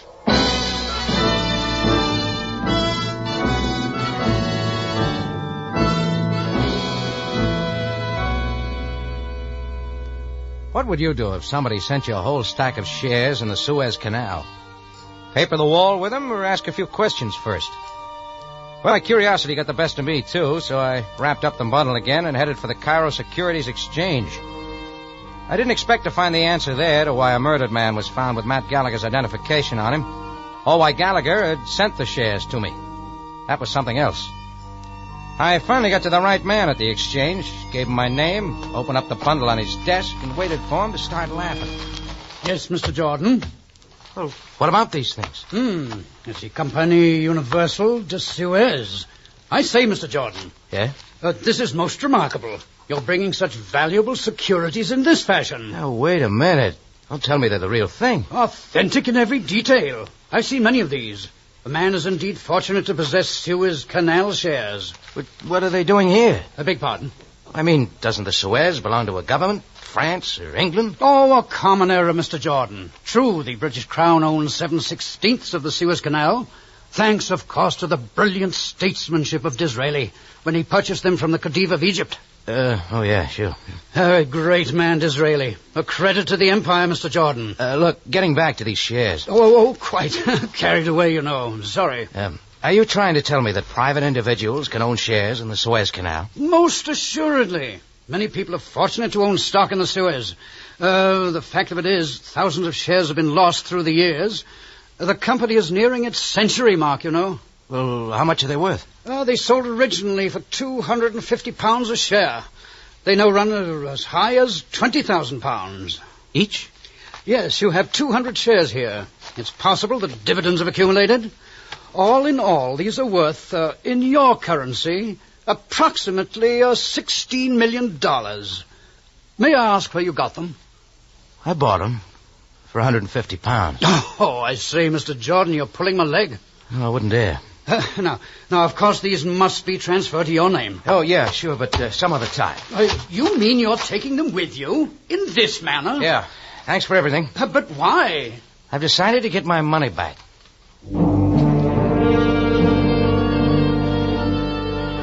I put the bundle inside my coat and came out of there with a great education on the Suez Canal. Enough to know that there was a sweet setup for a neat little racket. Only it gets too big when a man's murdered and the stuff's planted on me. And right then I knew I had to find Gallagher and shove the whole bundle down his throat. It was already evening, and I moved along the street, not noticing the beggars or anything else, till a little native water salesman started getting under my feet. Effendi, I have the pure fine water for you. Water like crystal. All right, move along. Himshi. Oh, but it is not of the Nile, Effendi. My water is from the hidden springs of the desert. 1 piastre is all. Alayatik. What's good now? 2 centimes, then. Only for you. No water. Himshi. Mr. Jordan. Where'd you learn the name? This concerns another matter. The Afranki would be wise to listen. All right, get it out. Mr. Jordan, there are certain people with money. They will bargain well. What people? What do they want? I cannot tell you who they are, but they are interested in certain pieces of paper. Well, you tell certain people that certain pieces of paper aren't for sale. Get it? Alwa Effendi. You know where Matt Gallagher is? The name I do not know. Yeah. This helps. But perhaps there is another who can help you. Who? The Street of Many Knives up the hill past the rug weaver's hut. I'll need more than that. I have the water. Hey, wait a minute. Very pure water like fine crystal water. I could have followed the water cellar, but already night was setting in and I had another errand. It took a lot of asking around and some strange looks, but I was finally in the Street of Many Knives. Nothing more than a passageway that winds up through the desolate native quarter to the east. It's a place a foreigner doesn't go around even in daylight, much less at night. And I could guess how it got its name. The wild dogs were out, but they'd found something else and didn't bother with me. Just before the street ended at a hill, I found the rug weaver's hut and a door just beyond. There was no light, but I knocked. Thought I heard a quick movement inside. So I knocked again. I tried the knob. It was locked. I put my shoulder against the door, and one shove was all it took. The lock snapped, and I was inside just as a hulking figure lunged from the shadows. He had powerful arms around me, and we went down. My knees came up, and we went on over. Then I was on top with my hand in his face. And that and the smell of Irish whiskey cut it short. Matt. Rocky, lad, I didn't know. How'd you find me? Yeah, we'll skip that. Let's get some light in here. There's a candle on a corner table. But you have to light it now, lad. Why not? Oh, Rocky, boy, am I glad to see you. Yeah, you won't be, Matt. Not till you hand over my money. Oh, now, Rocky, lad, go easy on me. I've been in for a rough time of it. Why the hideout? Well, I'll admit it to you, Rocky. I'm scared. Of what, the police? Not exactly. But I'm in a bit of trouble. Why not run to Francie? She's getting out of Cairo. Well, I tell you, lad, I'm giving her up. Francie's too good for the likes of me. Anyhow, I've learned my lesson, Rocky. There's been a bit of strike north of Johannesburg. I'm going there and dig for gold. Come on with me now. Start clearing it up, Matt. What about the guy down in the morgue? In the morgue? You know he's dead. He was carrying your seaman's card and your passport. Sure, I know. But you don't think I killed him, lad. You couldn't think that. I value life too much. Spit it out, Gallagher. Who was he? Walter Logan. He used to work for the Suez Company in Paris. You get all those shares from him? Right, me boy. He offered a quick sale for £150. Well, they'd be worth thousands. Why a price like that? Now, Rocky, you know I don't bother with trifles, asking a lot of embarrassing questions. Go on. We had a little rendezvous, and I bought the shares.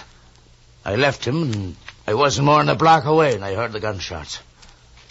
I ran back and found him dead. See anybody else around? No, Rocky. But I knew people would be accusing me. They always make things tough on poor Matt Gallagher. Come on. Why the switch? Well, I had to think fast. If they thought I was dead, they wouldn't be looking for me. So I put my stuff in his pockets. And why send the shares to me? That was our deal, Rocky. Anyhow, I was sort of hot, and I knew you'd take care of them. Yeah. All that over a stack of worthless paper. Worthless? What do you mean, Rocky? A lot of Suez shares have been lost. Nobody knows what happened to them. You say Logan worked for the company in Paris. He could have found out the serial numbers of the missing shares, made up some to match the real ones. Counterfeit? Sure.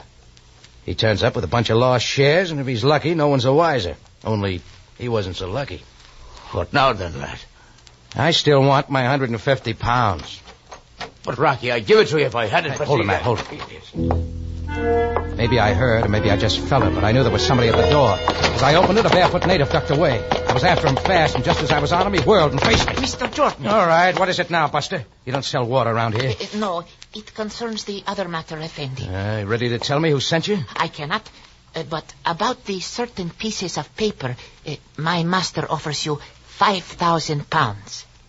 Is that all? Oh, but Mr. Jordan, he is prepared to go higher, possibly 6,000 or 7,000 pounds. I'll go the other way. The other way? Yeah.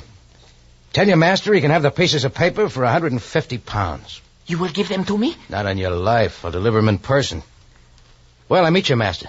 At the ruins of the Minya Tower in Old Cairo. There you will not be disturbed. I'll be there at 11 o'clock.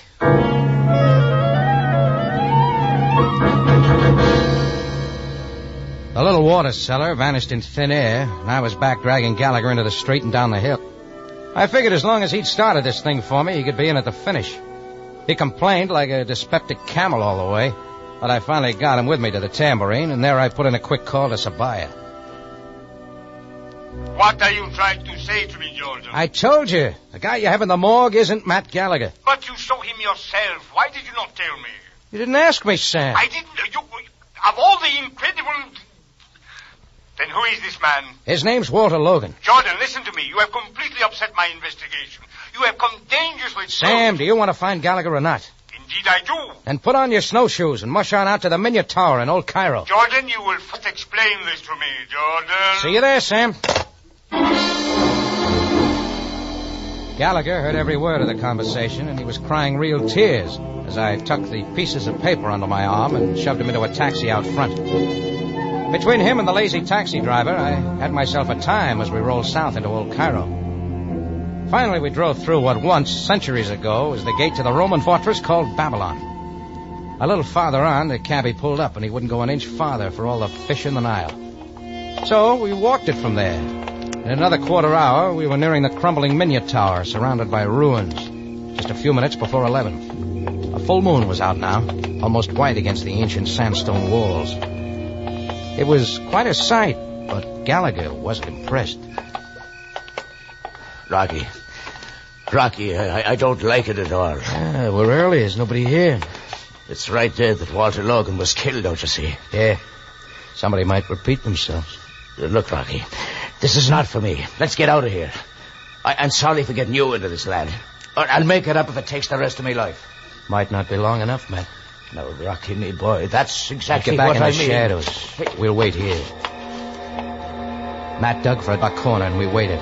Not more than 3 or 4 minutes. Then we heard footsteps along the passageway from the way we'd come. Whoever it was kept to the shadows on the far side. The steps were confident, with no trace of hesitation.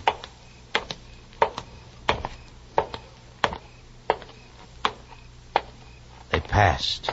And then the figure stepped out into the moonlight beneath the tower. Francie! Matt, what are you doing here? He came with me, Francie. Gallagher's in on the deal. All right, let's get it over with. Oh, I don't understand it. I don't understand it at all. When did that muddled head of yours ever understand anything? But all this time you... Yes, playing you for a sucker. Francie, darling. Oh, no. Let Rocky explain it. He's the smart one. Later. Your little water boy mentioned an offer for certain pieces of paper. 5,000 pounds. Why did you make it 150? I'm satisfied. Do you have them? Yeah. All right, give them to me. Let's keep it honest, Blue Eyes. Here's your money. Now hand them over. They're all yours. Thanks. Now we'll get a few things straight. Skip it, Rocky. Come on out, Julius. Yes, I'll take over now, Francie. Julius. It's Uncle Julius. I've been wanting... Careful, Matt. That gun in his hand, he'll use it. You're quite right, Mr. Jordan. Oh, I'm getting it now. I should have known why you didn't like me, Uncle Julius. Always come between Francie and me. What's bothering you, Julius? Matt and I know too much. You've still got a lot of phony shares to sell. You could quite well interfere with our plans. So I'm going to kill you. Just like you did Walter Logan. Yes. Well, he fixed you up with his stuff. Why drop him? He was a little man. Our meth frightened him. He began trying to dump the shares at quick prices. There was no telling what he would do next. I had to kill him. That leaves just you and Francie. Great team. I give her full credit. It is she who masterminded our plan. It ain't true. It ain't true at all. I'll not have you saying that about Francie. Shut up, you stupid ox. You forced her into it. You never liked me. And I don't like you either, Julius. Matt, keep back. You'll be poisoning her mind against me no more. Stop, you fool, stop! You or nobody can stop Matt Gallagher. Matt stopped 2 slugs head on and kept walking in. Then his big gnarled hands were on the man's neck and driving back. Julius had no more chance than a day-old kitten. All at once it was a snap, and he dropped like a wet bar rag. Matt stood over him for a full second, and then he piled on top.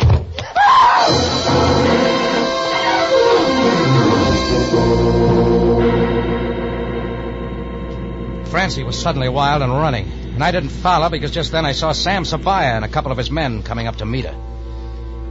Yeah, there was a lot of talk and explaining for a while. Then Uncle Julius was wheeled off to the morgue, Matt Gallagher to the hospital, and Francie off to a cell. Sam kept the package, and about an hour later, he and I were resting at a table in my Cafe Tambourine.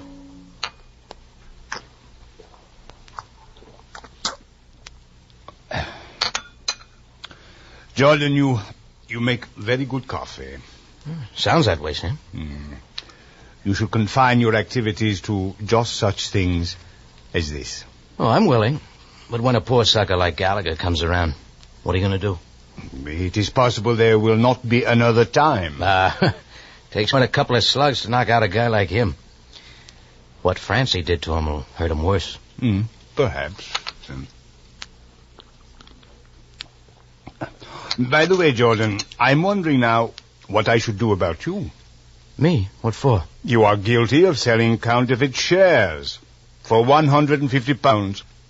I think it's about time you looked in that package, Sam. What do you mean? My deal with Francie was for certain pieces of paper. And that's just what she got. All torn out of the Cairo Gazette.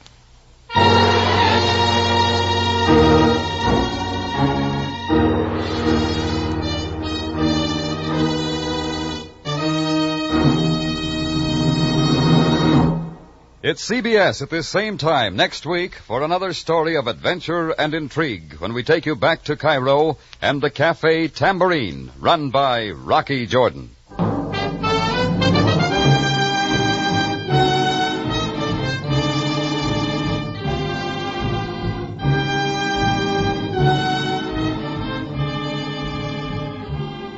Rocky Jordan, written by Larry Roman and Gomer Cool, stars Jack Moyles in the title role and is produced and directed by Cliff Howell with original music by Richard Arant. Larry Thor speaking. This is CBS, the Columbia Broadcasting System.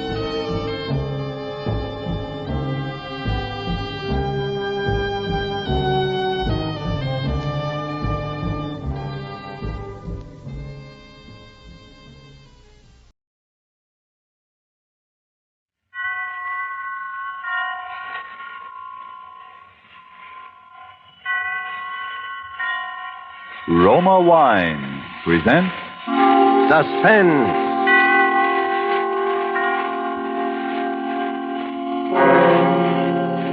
Roma Wine, made in California for enjoyment throughout the world. Salud. Your health, senor. Roma Wine toast the world.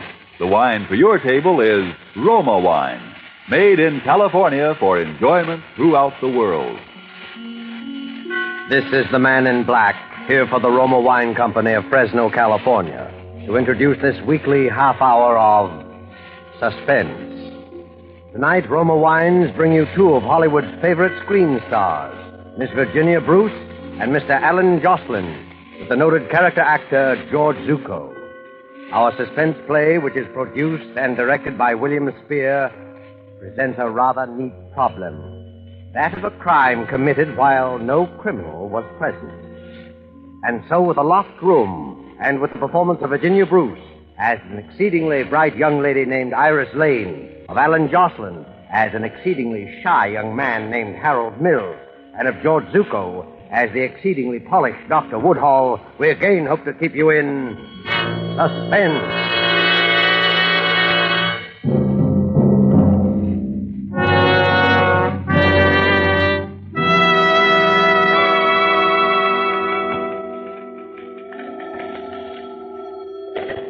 Hello, Mr. Seaton's residence.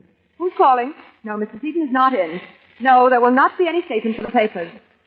Harold, will you get that? Hello, no, I can't tell you anything about it. Residence? No. No, there will be absolutely no statement. Here we go again. If you wish, only Hello, you're Mr. wasting Seaton's your residence. time. Look, I told Very you this well. morning there wouldn't be any statement for the Goodbye. newspapers. No, not tomorrow either. Dear. I'm sorry, I'm awfully busy right now. I said I was busy.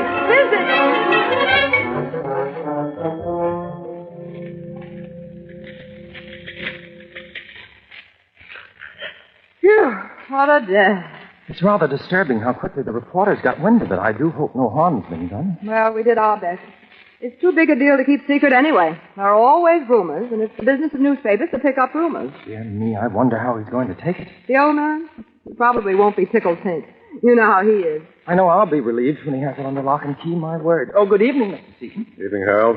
Wayne, you two still working? No, we thought we'd stick around till you got here. Oh, I'm sorry I was so late. The newspapers have been calling, Mr. Seaton. The newspapers? How in blazes We did told they... them there wouldn't be any statement. Oh, I should hope not. How do you suppose... Then it's not finished? Oh, no, the deal's closed. Have it with me, as a matter of fact. With you, sir? You've been carrying it around in your pocket? You see why I don't feel so good about the newspapers. But at least I got it home all right. Like to see it? Oh, yes. Doesn't look like much, wrapped up like this. Well, there it is. Like it? The Lavella diamond. What a beauty. It's enormous. Yes. But tomorrow we start to cut it. And within a year, it'll be just so many engagement rings. You know, I hate to see it change. It's so beautiful the way it is. Oh, there's no money in it for me this way. Oh, Dr. Woodhall called. He wants to give you a checkup if he can catch it before dinner. No, Dr. Woodhall, an old woman. Treats me like an invalid. Oh, well. Anything else? Nothing important. Oh, Harold, will you answer? Yes, certainly. Mr. Seaton's residence. Who's calling, please? Just a moment. Mr. Seaton, Mr. Van Houten. Van Houten? Yes, he wants to speak to you. Oh, tell him I'm out. Mr. Van Houten, Mr. Seaton's out of town. Well, dear me, you can think what you like, but Mr. Seaton is not here. Goodbye. Well, odd. What'd he say? He said he has information that you are here, and he insists on coming up here now. It sounds most disagreeable.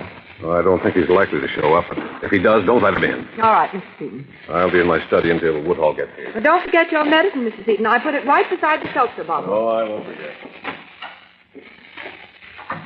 I hope Dr. Woodhall hurries. I'm dead. I'm sure you must be. Mr. Seaton seemed awfully proud of his new stone, didn't he? I thought he was cool as a cucumber. How would you feel if you just bought the biggest diamond in the world? Oh, the second biggest, I believe, Iris. Not that that's anything to belittle.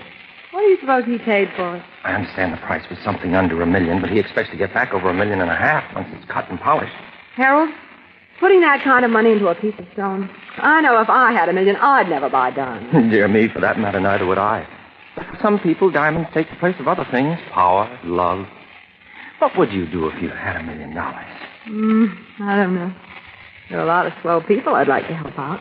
Then I'd like to travel. Oh, there are lots of things. What would you do? You really want to know? Of course I do. I don't think I should say this, but if I had $1 million or even much less, I'd ask you to marry me. Why, Harold... No, please, I don't want you to say anything. You don't have to. I know I'm not the sort for you, really. I'm not like Dr. Woodhall, you know, sure of myself. It's not that, Harold. Honestly, it's just that you never said anything before. You never even... What was that? It sounded as if it came from the study. Mr. Seaton? Mr. Seaton, is anything wrong? He doesn't answer. Mr. Seaton!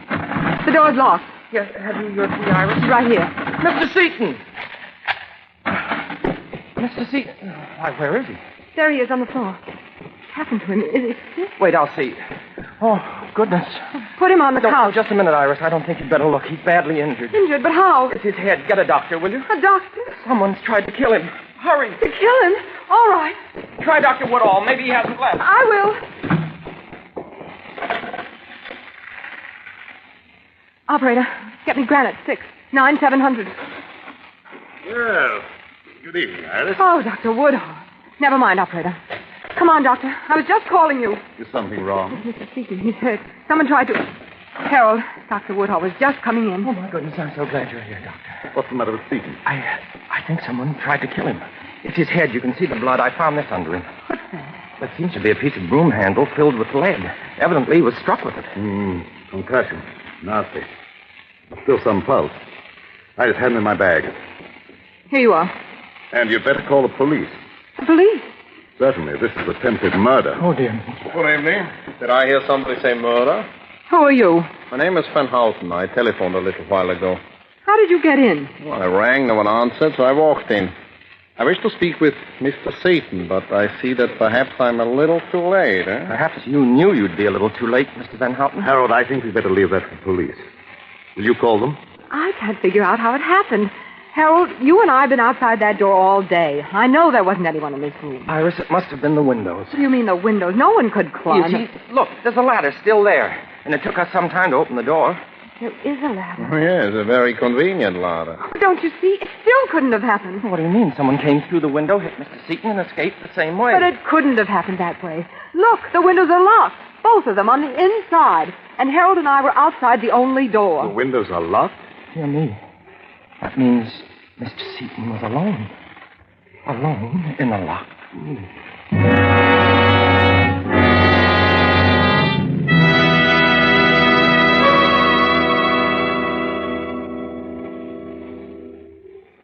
Before we return to the scene of our suspense play, let me describe another scene that might even now be taking place in the handsome cafe of the Hotel Nacional de Cuba in Havana.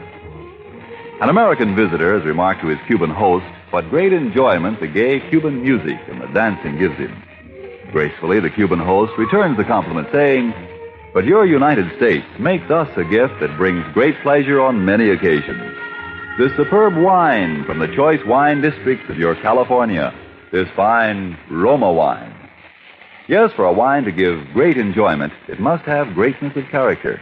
And it's this that has spread the fame of Roma wines to other lands. Why otherwise would these countries import Roma wines to be enjoyed as a rare luxury? How fortunate then are you, who can enjoy any of the Roma wines, many different delicious wine types, whenever you choose, without additional charge for import duty, with no high shipping costs added to your small cost for Roma wine. Yet here is a quality so high it has won international recognition. Quality coupled with cost so modest that Roma wines are America's largest selling wines. Why not make your own taste test of these good Roma wines and discover for yourself the fine wine qualities acclaimed by wine experts of many lands? I'll spell out the name for you. R-O-M-A, Roma wine, made in California for enjoyment throughout the world. And now it is with pleasure that we bring back to our soundstage Virginia Bruce and Alan Jocelyn with George Zucco in The Locked Room. A tale well calculated to keep you in suspense.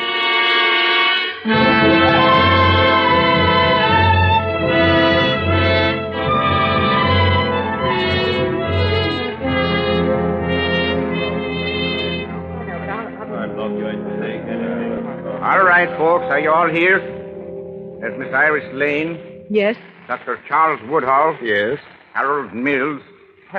And Mr. Alex Van Houten. No. Now let's get down to business. We know some of the facts, but not enough of them. We know that you four were the only people in the house when Mr. Seaton was robbed, outside of the cook, and she was in the kitchen. We know Seaton had the diamond on him when he went into the study, and that someone lifted it before we got here. We haven't located the diamond yet, but we will. Now, this business of the windows being locked, somebody here knows who locked them. One of you hasn't come clean, or all of you. It's easy to see what you're thinking, Captain Hadley. As we tell it, it looks as though Harold and I did the job.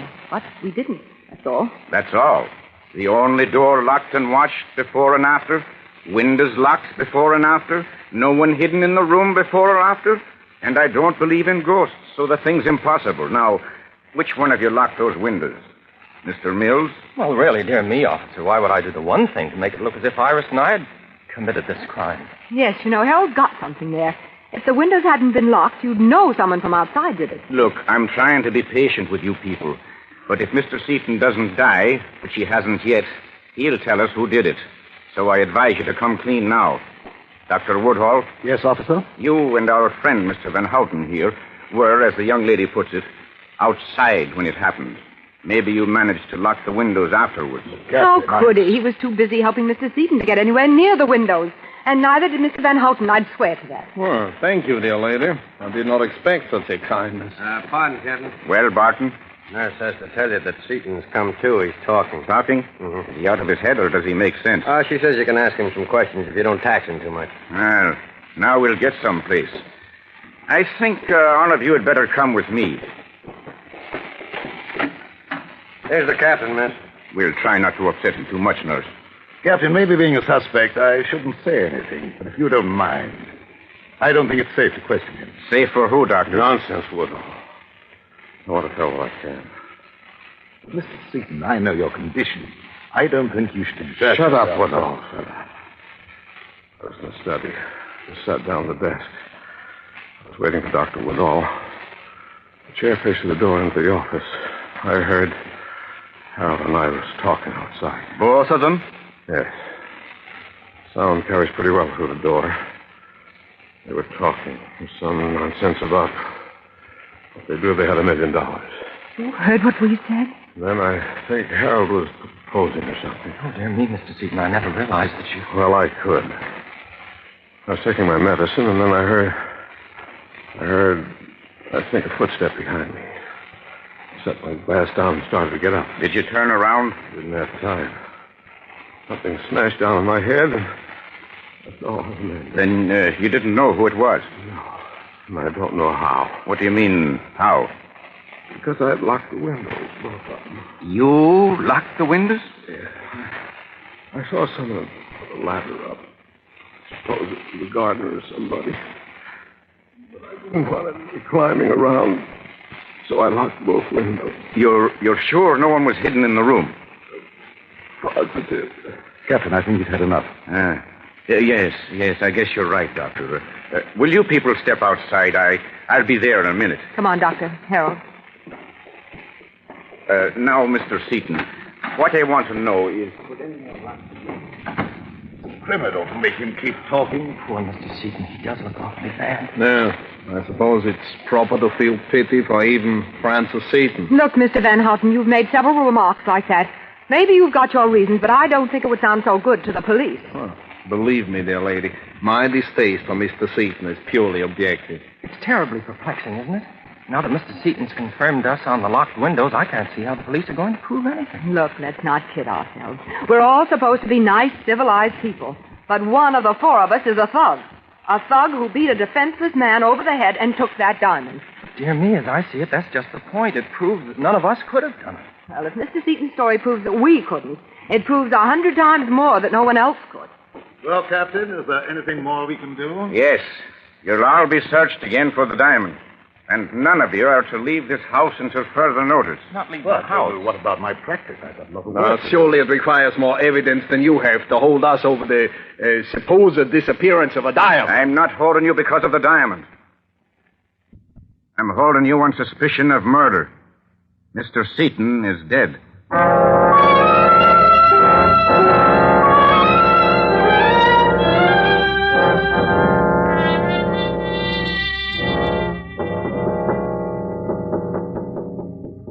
Who's there?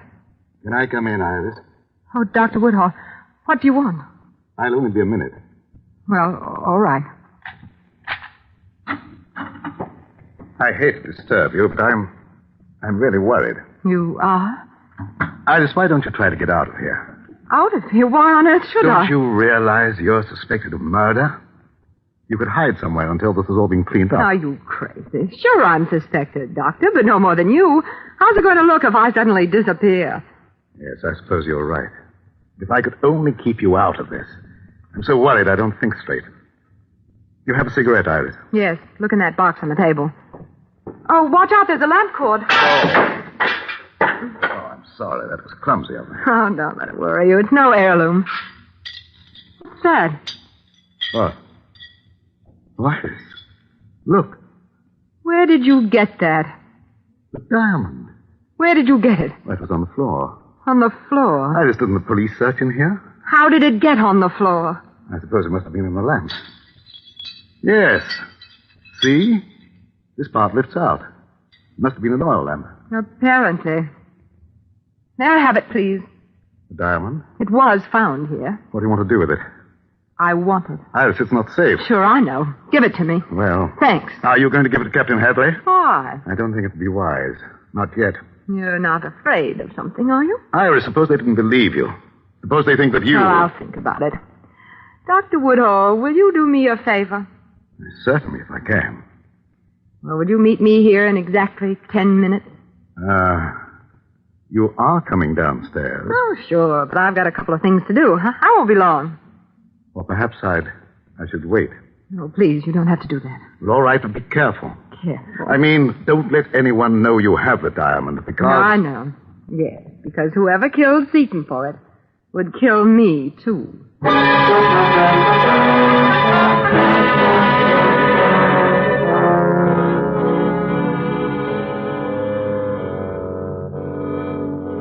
know it will be soon. Tonight. It has to be. What? Yes, I'll do it as loud as I can, but don't slip because I'm counting on you and... Iris, are you ready? Oh, yes, Anne, darling, I'm sorry. I'm really stuck for a couple of days, but we'll make it soon. Sure, dinner and a show. All right, darling. Goodbye. I didn't mean to barge in. Oh, that's okay. Let's go downstairs. Where are the others? You mean Harold and Van Houten? I think I heard them when I came up. Yes, they're in the office. Listen. Come on, let's go in. It'll be for a few days. Oh, we wondered if you were coming down, Iris. My, you startled me. We're not intruding. Intruding? It sounded like you were having a little argument. Oh, no, it wasn't that exactly. You see, we were talking about, well, dear me, I don't know why I shouldn't tell you, about an engagement ring. An engagement ring? Harold. I didn't want you to know I'm buying one from Mr. Van Houten. I don't have quite enough money, and I won't have for a few days. Mr. Van Houten sells rings. Well, I thought that was understood. It's my profession. I deal in diamonds in a small way. Diamonds? To the police? Is the word diamond so surprising, sir? Naturally, the police would have to know my business with Mr. Yes, Seaton. Yes, I'm sure they would. It's only... You're hinting that my apparent dislike for the late Mr. Seaton, Doctor. Well, I hated him. He was a cheat and a fraud. I cheated me. Doesn't sound like Mr. Seaton. My dear young lady, there are 100 men in Amsterdam who would be glad to know that he suffered. But as you know, such dislike was not the motive for his murder. Well, really, now, there's no need to be huffy, Mr. Van Houten. Dear me, we all know what the motive was. I guess it was motive enough for any one of us. Yes. Look, let's face it. One of us killed Seaton, that's true, but 3 of us didn't. And yet we're all suspected. I think if the 4 of us let down our hair, maybe we can figure this thing out. Iris, I think that sounds very reasonable. If Iris needs advice or help... Maybe I do at that. I've found the diamond. Dear me, found it. You found it? Where? In my room. Dr. Woodhall accidentally knocked over a lamp. It was inside. And where is it now? I brought it with me. It's here in my purse. Then the police do not know, huh? So here I am, stuck with this thing, and I don't know what to do about it. Oh, dear. Iris, I'm really ashamed. I don't know how to tell you. Ashamed of what? Well, I couldn't tell the police. At least I thought I shouldn't. You see, Mr. Seaton told me in confidence. But now that we've agreed to be frank and honest... What are you driving at? I don't know why Mr. Seaton was killed. Maybe none of us will ever know that. But it wasn't because of the diamond. I knew that all along. You see, that isn't the real diamond at all. What? Preposterous. You expect us to believe that... Miss Lane, let me see that diamond, please. Sure, you're the expert in the crowd. Take a look. But I'll hold on to it, though. I don't care what Mr. Van Houten says. Mr. Seaton told me it was a replica he brought home. I don't know why. This is ridiculous. Why would anyone want to plant a false diamond in Iris's room? What about it, Mr. Van Houten? It's incredible. What? Well, even without my glass, I can see that this is false. There are no planes of cleavage. A very shoddy piece of work. Phony? I don't get it. Why was he killed then? Well, you see how I've been racking my brains. Here, Mr. Van Houten, maybe we'd better put it in the safe. I might as well keep it. You'll have to give it to the captain anyway. Yes, I suppose we'd better tell him. Dear me, he'll be terribly distressed, I'm afraid. No, I hate to admit it, but this is beginning to get me down, Harold. I feel jumpy and sort of sick. Oh, it's probably my fault. I should have told you. Not just about the diamond. Everything. The locked windows. The way he looked before he died. Iris, do you feel bad? You look as if you might... I'm sorry. I hate to be so silly. I do feel sort of shaky. Maybe if I lie down. Would you help me into the study? Here, Iris, let me open the door, please, Doctor. On the couch, Iris? Yes, please. I'll lie down right here. Oh, Dr. Woodhall, do you have something that I could take for this headache? I feel really sick. Why, yes, if you think you need it. Is there a glass? I have something here. Well, here's a glass, Doctor. This is a mild sedative, Iris. Now a little water? Here, Doctor. Here's the seltzer bottle. Oh, that'll do it. Now drink this down, Iris. Set it right there. I'll drink it. I just want to close my eyes for a minute. And will you switch out the lights when you go out? And maybe you should lock the door. Yes, of course. We'll call you for dinner. Try to sleep. Poor girl. She was very calm.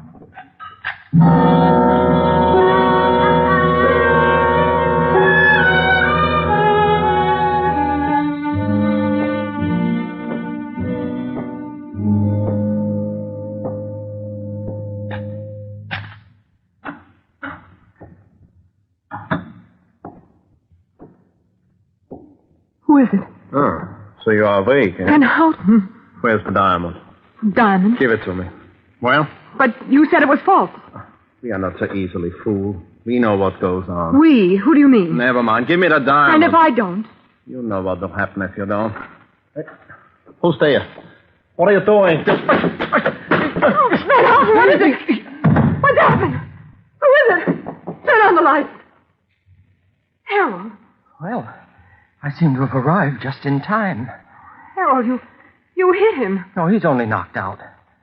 How are you feeling? Why, much better. Oh, you didn't take your medicine. No, I didn't. Oh, dear me. I was afraid you were too smart for that. Iris, I think you and I should have a serious talk. You don't mind if I lock the door? Oh, would it make any difference if Very I did? little, I admit. Now, Iris, just how much do you know? About what? Oh, come. There's no need for you to be reticent. I shall have to kill you in any case. Oh, but you can't do. And who will stop me? Dr. Woodhall? No, Iris. He'll be very busy for a little while. The cook has become quite ill. You poisoned her. No, it's nothing much. She'll recover. Tell me just how much do you know? I know about the seltzer bottle. That's how you knocked out Seaton. Oh, that's very good. You're so clever. Dear me, if I had more time, I'd be inclined not to kill you, but it's late and I sailed with the Diamond at midnight. I'm signed on as a steward on a freighter bound for Argentina. So you see, it's really time that makes this unpleasantness necessary. You know, Harold, they'll find me before midnight. Ah, but they will find with you Mr. Van Houten. Poor Van Houten. He'll be very confused. You know, I actually persuaded him that you and Dr. Woodhall were the culprits. That's why he came here to get the diamond. And now you're going to frame him with my murder. You're a pretty smart boy, aren't you? Oh, thank you, my dear. They'll probably suspect me, too, after they find out I've gone. Tell me, how did you guess about the seltzer bottle? The condemned woman ate a hearty breakfast. Okay, I'll talk. Well, I knew it must have been the seltzer bottle when I realized it was one of those kind you fill yourself with a capsule to make the bubbles. But what did you put in it? A concoction known as a Mickey Finn. But it felt so much like a blow on the head that even Seaton confirmed my little story. I knew whoever did it would try the same thing on me to get the diamond. You were the one who got me the seltzer for my medicine tonight. But I suppose you saw it coming. Your little trap? Yes, I'm afraid I did. Dear me, we're just too smart for each other, aren't we? Mm-hmm. And you hit Seaton over the head when I was phoning for a doctor just to make it look good, right? Yes, of course. Oh, I wish Seaton hadn't locked those windows. Maybe you think I don't. Well, Iris. Well? I really hate to do this, Iris.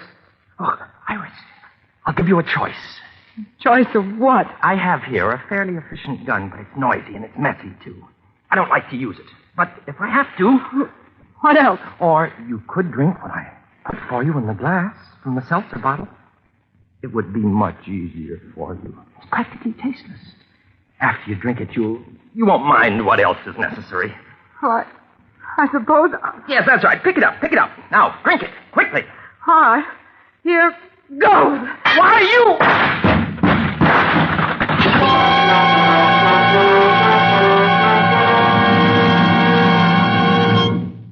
Nice timing, Captain Hadley. The glass wasn't a bad signal. It was nice timing on your part, Miss Lane, throwing yourself on the floor. You hadn't figured on the gun. No, I hadn't. Is Van Houten coming around, Doctor? Yes, he'll be all right. Okay. Come along, Harold. Oh, this This is such a shame. Iris, before I go, I'd like to tell you how sorry I am. Sorry? Yes, about that proposal. Even if it was an alibi, I almost meant it. Dear me, it looks now as though I shall never marry. Yes. Dear me, it certainly does.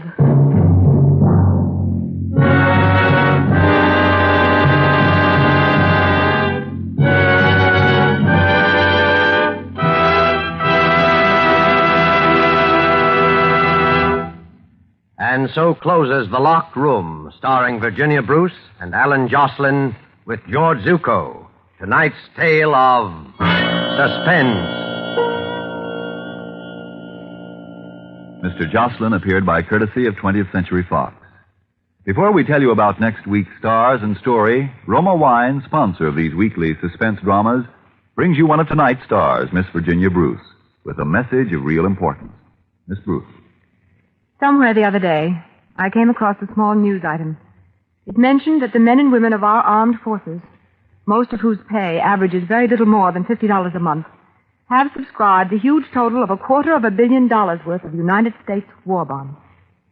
Ladies and gentlemen, if you need a testimonial to the worth of subscribing to the Fourth War Loan, which is now on, I think this news item supplies it. If the men and women who are fighting this war have that kind of faith in the future of our country, how can we have less? This is the time when our armed forces are making ready for the final extra effort, which will bring us victory. They need your extra support from extra purchases of war bonds. For the Fourth War Loan, one extra $100 war bond, please. Next Thursday, same time, Roma Wines will bring you two distinguished actresses, Miss Ida Lupino and Miss Agnes Moorehead.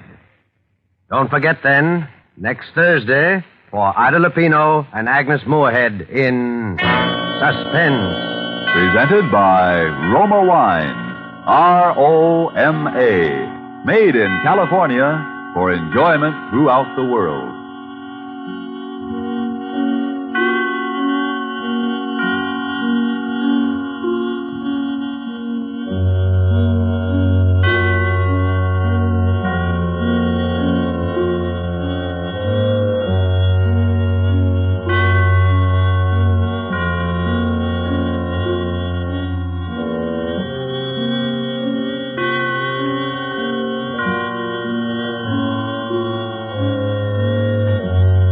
This is the Columbia Broadcasting System.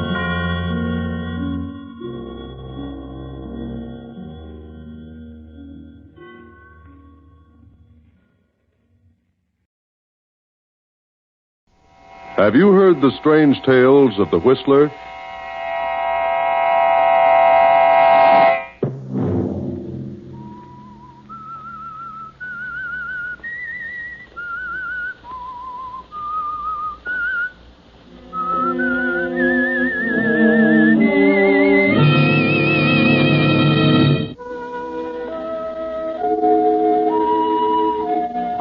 The Whistler know many things, for I walk by night. I know many strange tales, many secrets hidden in the hearts of men and women who have stepped into the shadows. And so I tell you tonight the amazing story of Mind Over Matter. Do you believe there is such a thing as sixth sense, that mind reading is possible? Many people believe that nothing enters the mind except by way of the five senses, but I know better. I know there is such a thing as telepathy. Else how would I know the things that I know? Yes, and Herbert Randall knows too. He believes because he's a student of parapsychology. Herbert is highly attuned to extrasensory perception. He believes that a person can learn things without the use of the five physical senses. At the moment Herbert Randall, a textbook in his lap, is apparently dozing. His young wife, Andrea, reads a magazine in the opposite corner of the room. Herbert is mumbling to himself. Yes. Yes, I understand. I see you. I hear you. My unfinished manuscript, you must find it. I am Thomas Banning. You must get the manuscript.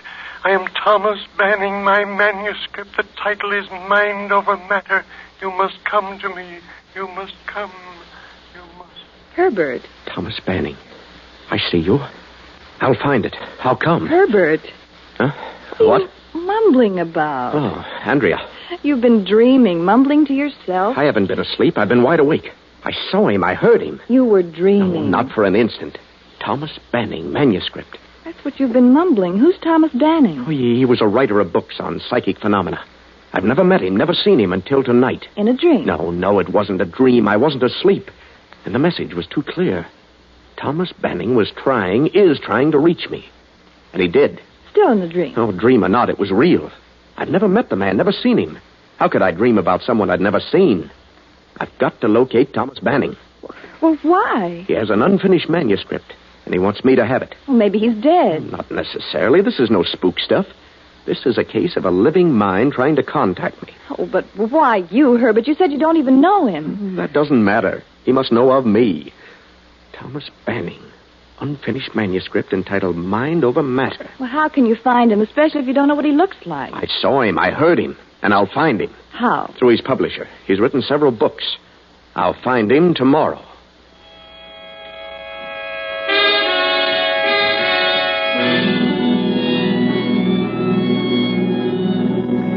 So Herbert learns the name of the publisher of Thomas Banning's books, learns Banning's address in the country, and with Andrea drives to the place. As they near the estate, they stop at a gas station for further directions. Howdy, folks. What can I do for you? We're looking for the Thomas Banning home. Know where it is? Yep, I sure do. Why? We're going there. Well, it's a quarter of a mile ahead. First gate on the left-hand side. But not many people go there anymore. Why not? Well, miss, since the day Thomas Manning's brother disappeared, there's been strange things going on there. Oh, what strange things? Noises. Weird howls and screams. People kind of think the place is haunted with William Banning's ghost. William was Thomas's brother. Oh, is William dead? Oh, nobody knows what happens to William. Just blew in from South America and a few months later disappeared. Have you heard the screams? Yeah, and what's more, I don't want even to talk about it. So long, folks. First gate on the left. Well, this really begins to sound interesting.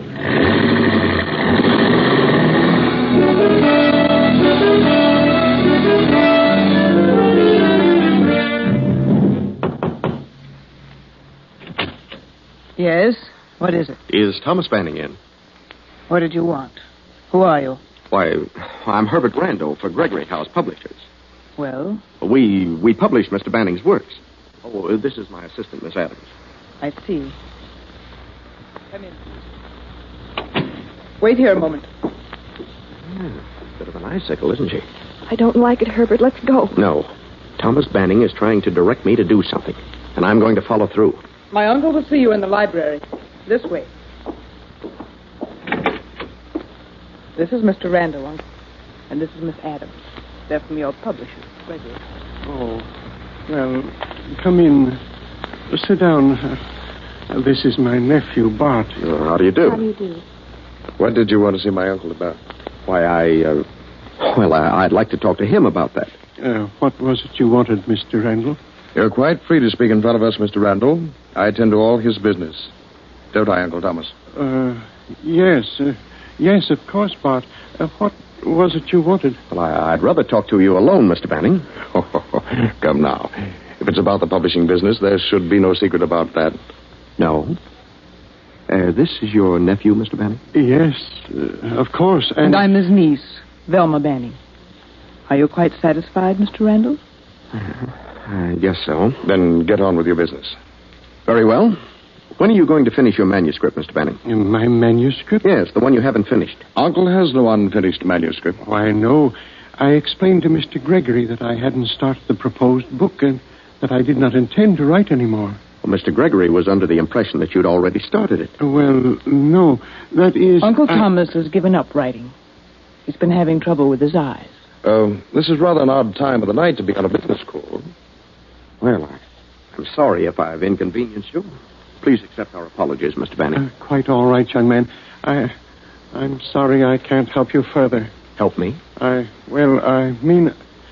sorry I can't write anymore. But if my eyes improve, I may be able to do something again. You understand? Yes. Yes, I think I do. Well, thanks for the interview, Mr. Banning. Good night. Good night, Mr. Randall. Come again later on. Good night. Good night. I'll show you to the door.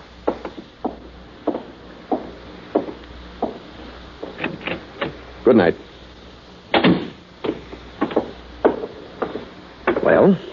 What do you think of that, Andrea? It's Banning, exactly as I saw him in the vision. I still don't like it. Did you get the meaning of the situation? No. What do you mean, Herbert? Oh, I sensed it the second I walked into the room. You would. What was it? Thomas Banning was lying about that manuscript. Did you notice the way these two butted in and led the conversation? He's afraid of them. They've got him cornered for some reason. He was afraid to speak the truth. Say, look.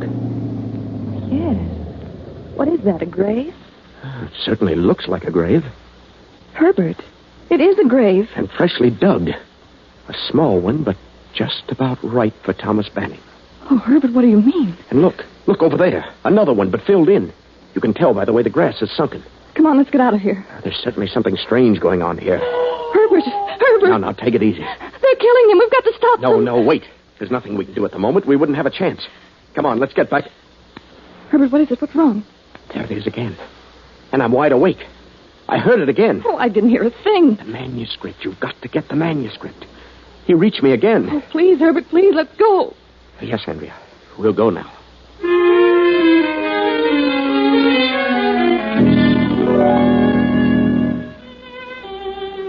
So Andrea and Herbert go home. Andrea goes to bed, but Herbert sits up, concentrating, waiting for another contact, another message. But Andrea, try as she might, cannot go to sleep. Please, Herbert, please come to bed. I can't go to sleep with you sitting there staring into space. It gives me the willies. Oh, I can't sleep. I couldn't possibly. Well, he may not appear again tonight. He doesn't have to appear. This is no spook business, I tell you. He can reach me instantly. Oh, please, Herbert, at least turn out the light. Oh, very well. Sorry to upset you, darling. But I've got to follow this through. I've just got to.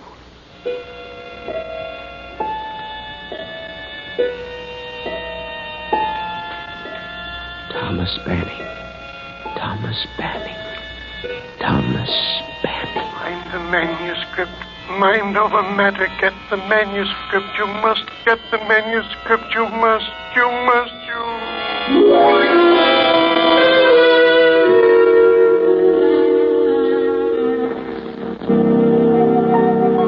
The next morning, Herbert is up early after a sleepless night and pays another visit to Mr. Gregory of Gregory House, Thomas Banning's publisher. I'm Herbert Randall, Mr. Gregory. I was here yesterday to get the address of Thomas Banning. Yes, I remember. Well, I'm with the Parapsychology Laboratory of State University. We were interested in knowing if Thomas Banning is planning another book. Well, we've published all of his works and expected him to do another. About 6 months ago, he wrote us that he had one half completed and hoped to finish it shortly. And you've heard nothing further about it? Yes. I talked to him a few weeks ago and asked him what he intended to do about the new book. He said he'd abandoned the idea of any further writing because of his eyes. Said he hadn't even started on the book. Hadn't started it? But he told you previously that he had it half finished. Yes. He seemed reluctant to talk about it, so I dropped the subject. Don't like to say this, but it occurred to me that Banning was, well, slipping a little. Mentally, I mean. Losing his mind? Is that what you mean? Yes, Randall. So I thought it better to say no more about it. He seemed to be terribly depressed. Have you any idea what might have caused such a condition? No. It may have been brought on by the disappearance of his brother. I'd never met the brother, but he had come up from South America. Been living there for many years. A few months after his arrival, he vanished. That's all I know about it. I see. Well, thank you very much, Mr. Gregory. I guess we'll just have to forget about any further works by Thomas Banning. Good morning.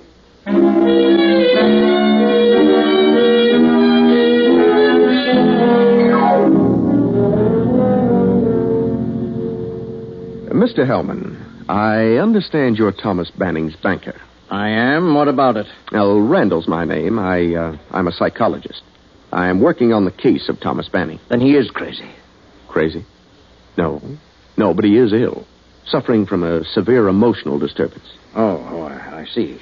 What made you jump to the conclusion that he was crazy? Well, I don't know. You're a psychologist. Well, what had he done, Mr. Hellman? That seems so strange. Well, he came in here in a terrible hurry one day and drew out all his money. Turned all his assets into cash, except the country place, walked out. He acted very nervous, very queerly. I knew something was wrong with him. I figured he was losing his mind. Mm-hmm. Was that before or after his brother William disappeared? Oh, I think it was before, but I'm not positive. Tell me, did you ever meet his brother? No, I was a bit surprised to learn that he had a brother. but he'd been living in South America for 20 years. Mm-hmm. Did the brother have any children? I understand he had a son who came with him, and the son brought his wife. That's all I know about it. I see. Thomas must have had a considerable amount of cash. Yes, he left here with something like 100,000 in large bills. 100,000?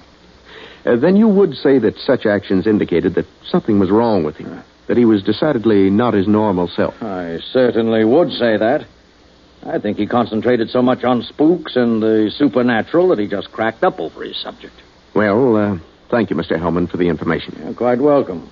Oh, by the way, who did you say you were? Herbert Randall.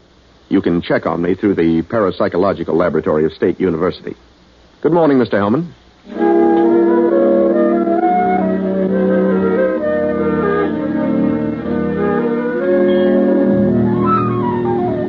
That evening, Herbert and Andrea drive once more to the Banning estate. They arrive, turn in at the gate, and as they drive up the lane... Herbert, look. Well, what do you know about that? That mound of earth is gone. The hole's been filled in. Good heavens, and they've already killed him. Oh, you're probably right. Oh, they're desperate, Herbert. They'll do anything. Let's don't go in there. No telling what they'll do. Please, Herbert, let's go back. Well, here we are, Andrea. Come on.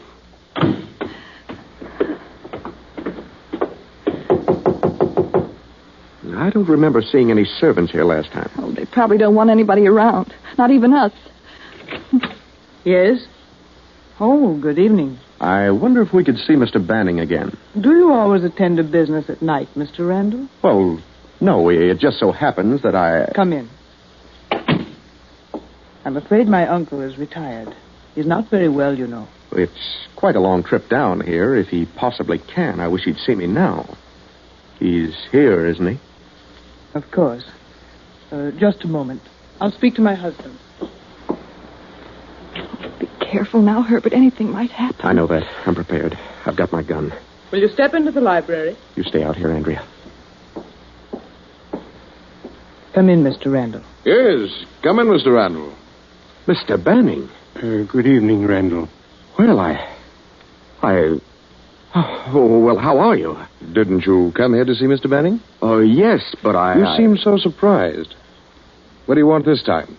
Oh, I want to talk a little further about the book. Couldn't I possibly see you alone, Mr. Banning? You're going to start that again, Randall? What are you so worried about?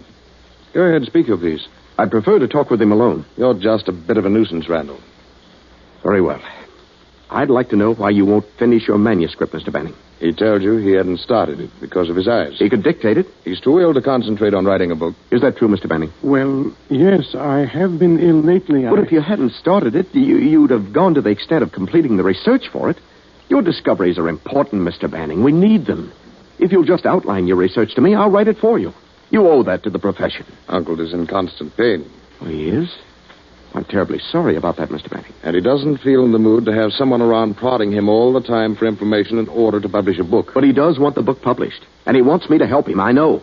You're a conceited sort of individual, Randall. I know what I'm talking about. He wants me to help him with that book. Do you, Uncle? Well, I would like to write the book, but...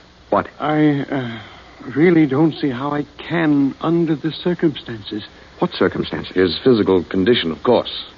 Look, Mr. Banning, maybe I can help you about this so-called physical condition. I don't think it's really a physical condition. I think it's a mental condition. Mental? Yes. I think you're really mentally ill. What do you mean? I think he's emotionally upset over the death of his brother. Who said he was dead? Well, he disappeared. It's presumed that he's dead. Shortly after his brother disappeared, Mr. Banning gave up his work. He wanted to give the benefit of his research to science, but he just couldn't collect his thoughts. Go on, son. You loved your brother. And I'm sure that I can help you get at the root of your seeming trouble and enable you to finish your book. But he hasn't started it. Then I can help him start it and finish it. Oh, believe me, we need that research. We need the book. Who is we? The field of psychology needs it. So you're a psychologist, Mr. Randall? Yes. Then you'd better analyze yourself. Uncle hasn't said a word about wanting you to help him write anything. But he does, I know. He tried to contact me. Didn't you? Ridiculous. He hasn't phoned or been out of the house in weeks and weeks. He knows what I'm talking about. Now I ask you, Uncle, have you tried to get in touch with this man? Have you? No. There you are. I understand, Mr. Banning. Don't worry. However, if Uncle wants you to stay and see what can be done, why, that's entirely up to him. Do you, Mr. Banning? Yes, I'd like you to stay. Very well. Whatever you say, Uncle. Velma, put them up in the east wing. Where's your room, Mr. Banning? Why, In the west wing, Mr. Randall.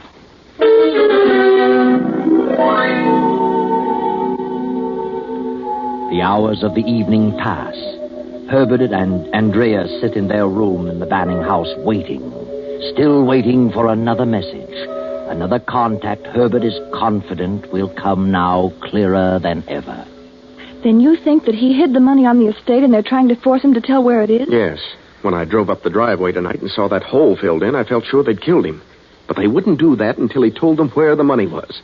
Since the hole was filled in, it stands to reason that they've only been digging in an effort to find it. But what happened to the brother? Why would the nephew do away with his own father? Well, maybe he didn't. Maybe Thomas Banning had something to do with that. An argument over the money. You mean Thomas killed his brother because the brother was trying to get the money? Oh, it's possible. Anything is possible.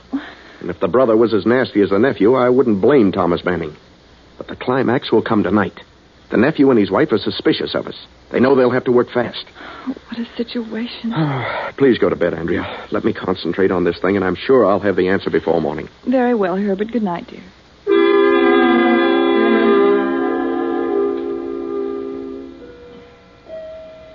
Now, long past midnight, Herbert, half asleep, sits in a big armchair in the bedroom in the east wing of the huge house. Then Herbert begins to stir. Herbert Randall, the manuscript. Mind over matter in the library, law's shelf on the right. Mind over matter, law's shelf on the right. Get it now, get it now, get it now. Library. Lower shelf on the right. Andrea. What is it, Herbert? I got it. I got the message. The manuscript is in the library. Lower shelf on the right. Come on, quiet now.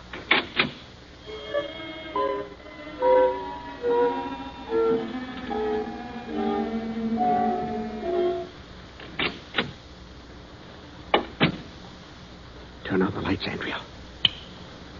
Lower shelf on the right. Here we are. Oh, I hope they can't see the light from the other wing. Please hurry. I'm frightened to death of all this. I wish we hadn't come here. Here it is. Look, here it is. Mind over matter. He did start it. And it's unfinished. Stopped at page 313. Well, then come on. Let's get out of here before they catch us. Andrea. What is it? Look, Andrea. Here in the middle of the script. 2 $50,000 negotiable bonds. Good heavens. Negotiable bonds? Why, it's the same as money. Anybody can cash them. So that's what he did with his money. This is what those two were after.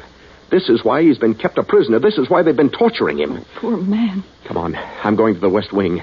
Maybe we can slip into Banning's room without them knowing it.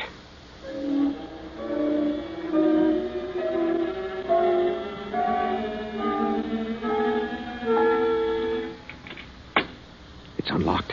You stay here in the doorway and keep a lookout. All right, but hurry. What is it? Quiet, Mr. Banning. I've got to talk to you. What is it, Randall? I finally got the message. It was as clear as could be, and I found it. I found the manuscript. You found it? Yes, in the library, just as you said. Then you'd best take it and leave here quickly as you can. It isn't safe for you here. But I can't leave, not just yet. You must leave. Take the manuscript and go. But it isn't finished. You can finish it. You must. Please go before it's too late. But I can't finish it without the research material for the rest of the book. There isn't time for that. You have the manuscript. Please go at once. No. I know what's going on here, Mr. Banning, and I refuse to leave. I know what those two, your nephew and your niece, are doing. They're keeping you a prisoner, torturing you to make you tell what you did with the money. Don't stay here another minute, Randall. I'll go, but I insist that you go with me. The manuscript is the important thing. You have it, so get away from here as fast as you can. Not without you. Now, come on. I can't. I can't leave. Why not? What's to stop you? I can't walk. Can't walk? What do you mean? I can't move. They've been injecting something in my back. It paralyzes from the waist down. What? Then I'll carry you out of the place. Please go. They might hear you. I'll have the police here in a matter of minutes. Hello. Dead as a doornail. You've seen to everything. Now, do you believe me? You haven't a chance against such desperate people. You have the manuscript. That's the important thing. Get it safely away from here and then do whatever you like about them. All right. I'll get out now with the manuscript. But I'll be back with the police in half an hour, sooner if possible. Yes, but please, hurry, Randall. Come on, Andrea. Back to our room. Get our clothes.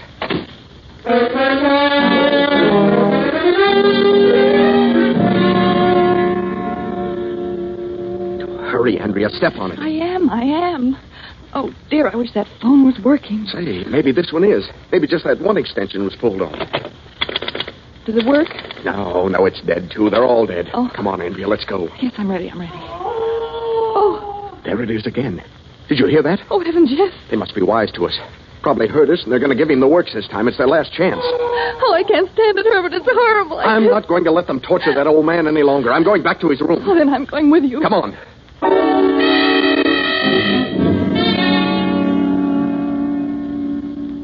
Careful now, Andrea. Stand back when I open the door. All right. Mr. Banning. Mr. Banning. Randall, why haven't you gone?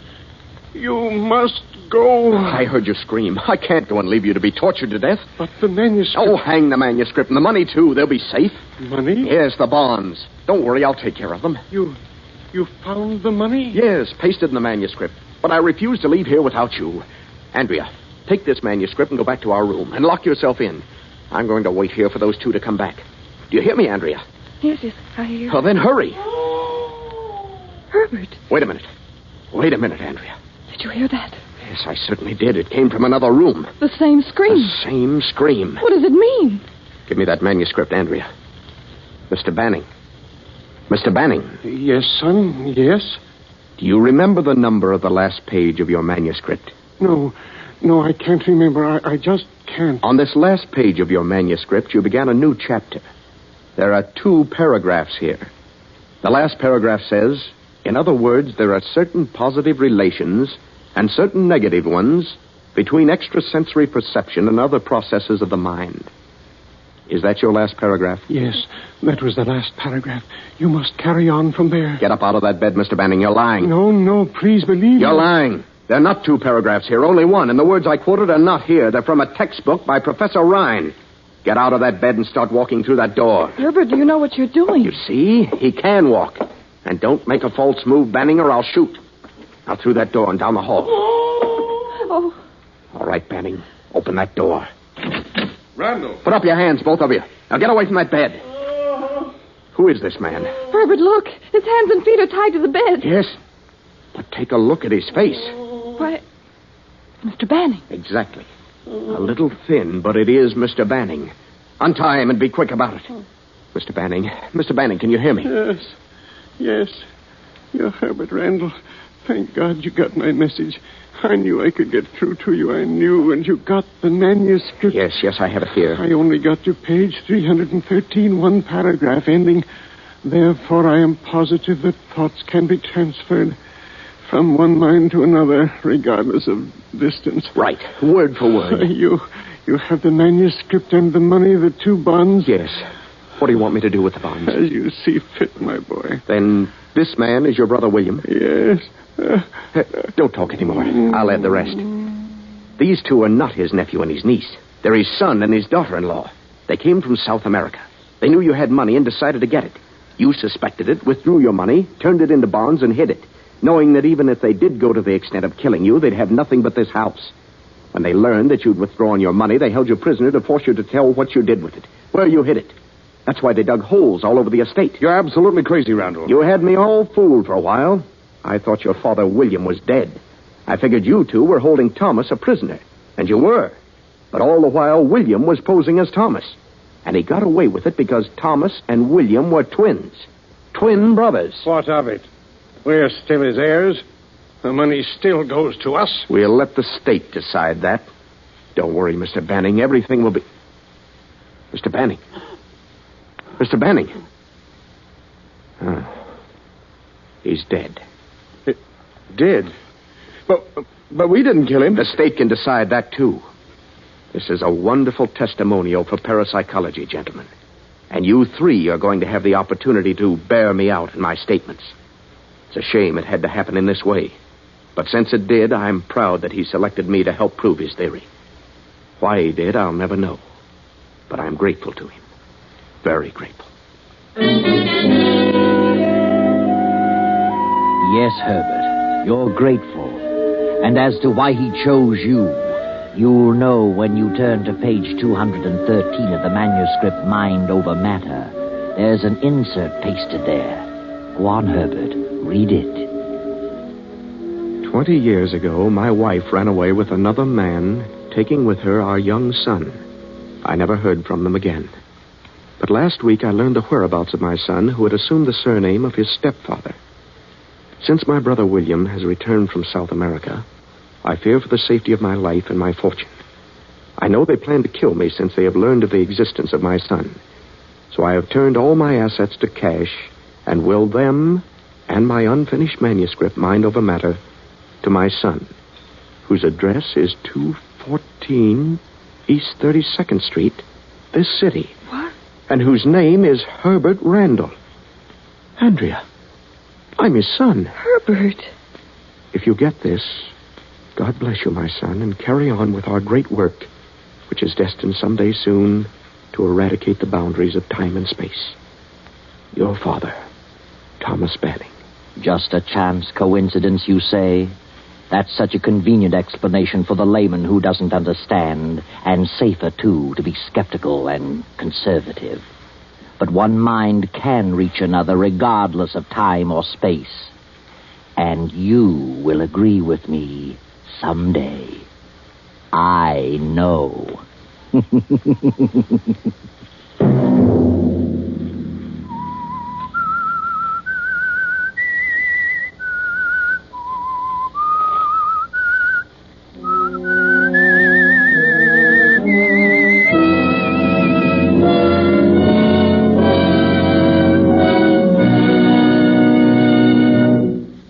CBS has presented The Whistler.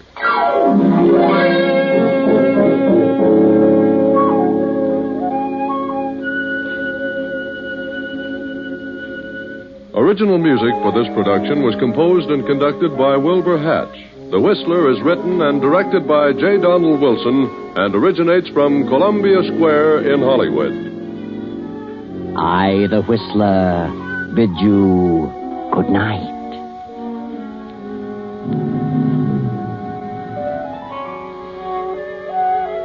This is the Columbia Broadcasting System.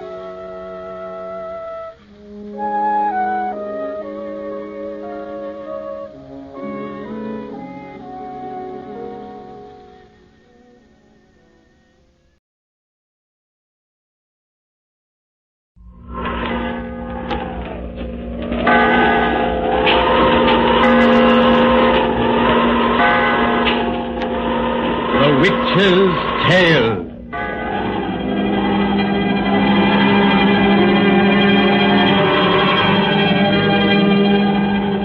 Fascination of the eerie, weird, blood-chilling tales told by old Nancy, the witch of Salem, and Satan, her wise black cat. They are waiting for you, now.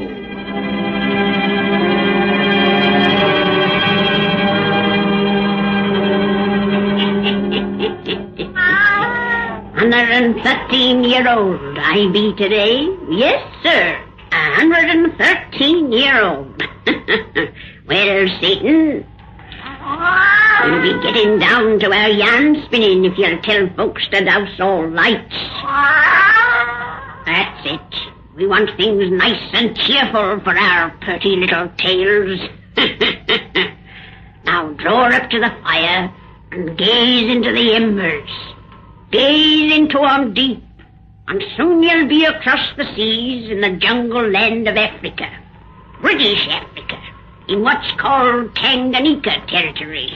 Hear that chanting and them savage drums? With them begins our story of the Devil Mask. The Devil Mask!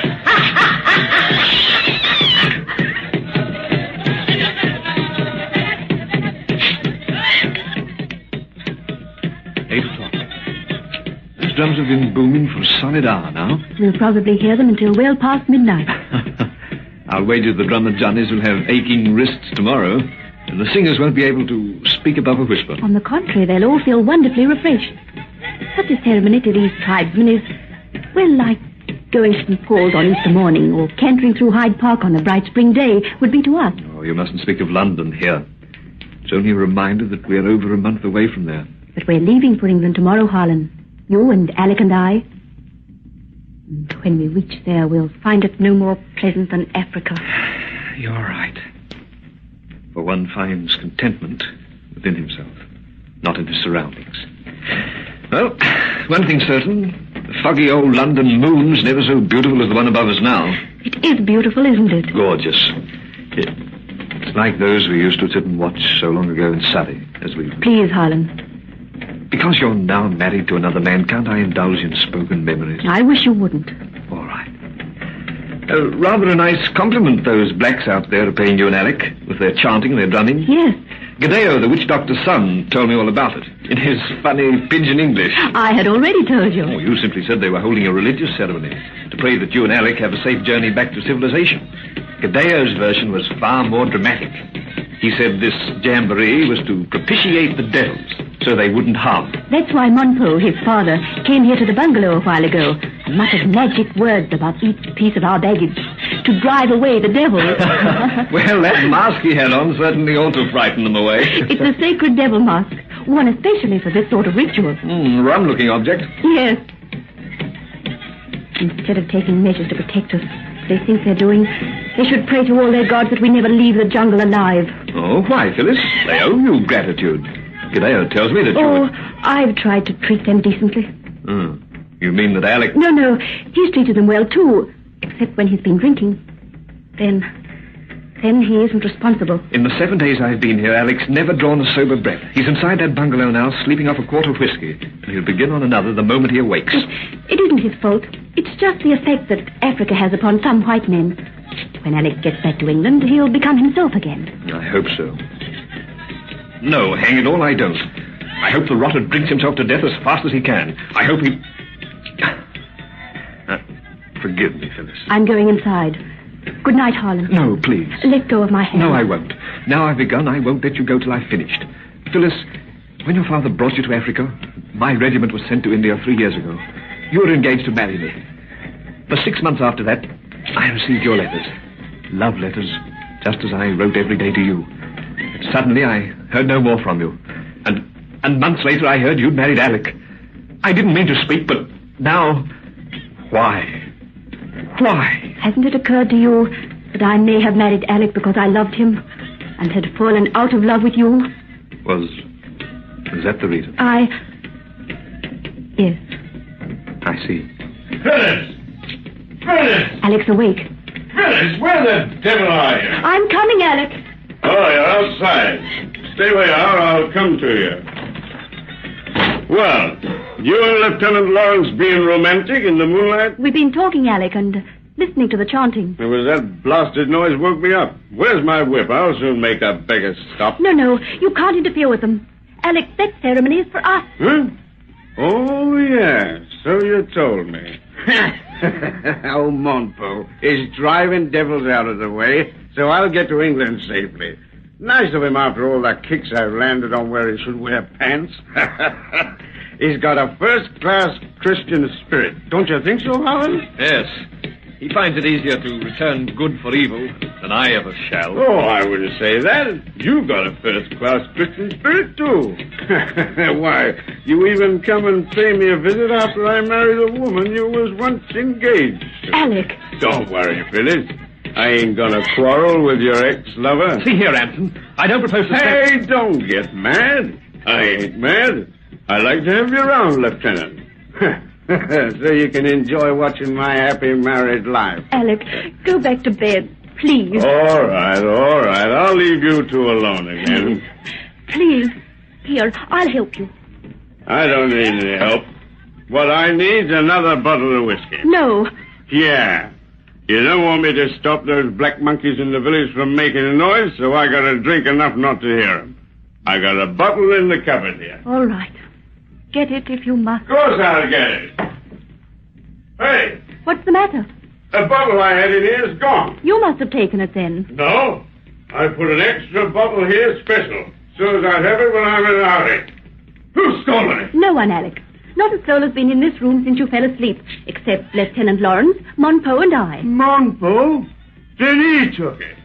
I'll teach that thieving witch doctor to steal my whiskey. Alec, put down that pistol.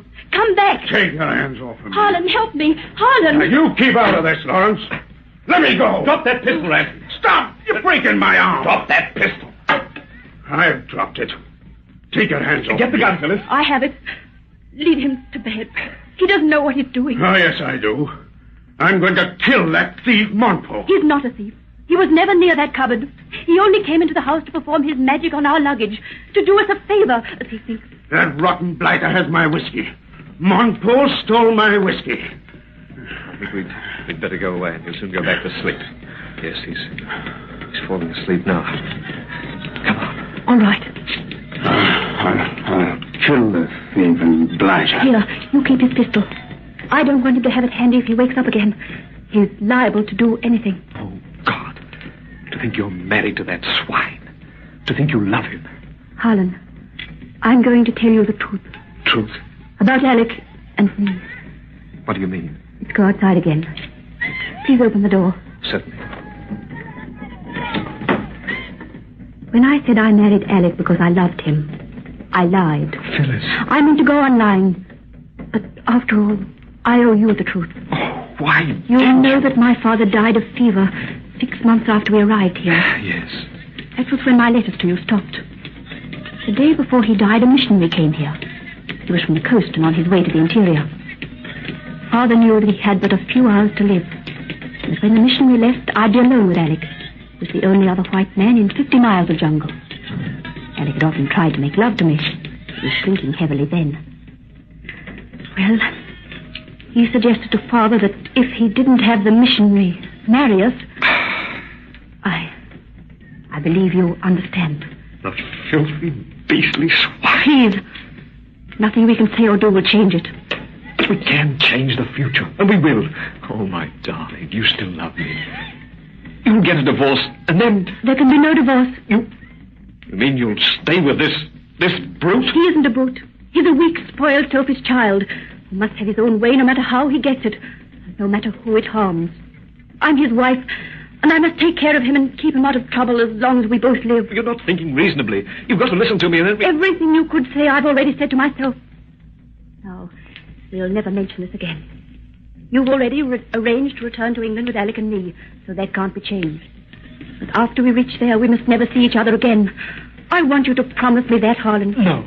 If you must take care of the swine you call a weak child, then I must look after you until he dies, or sends you to your grave. Harlan. How can you have sympathy for such a beast? Or consider it your duty to sacrifice our lives for his? Can't you understand? No, I can't. No more than I can understand why those blacks out there should repay his kicks with prayers that he was safe from devils. I can't understand why any rotter should get better than he merits. And I don't believe God permits such blind injustice for long. Harlan, what was that? It sounded like the back door. Alec's awakened. He's gone out. Oh, what if he has? Yes.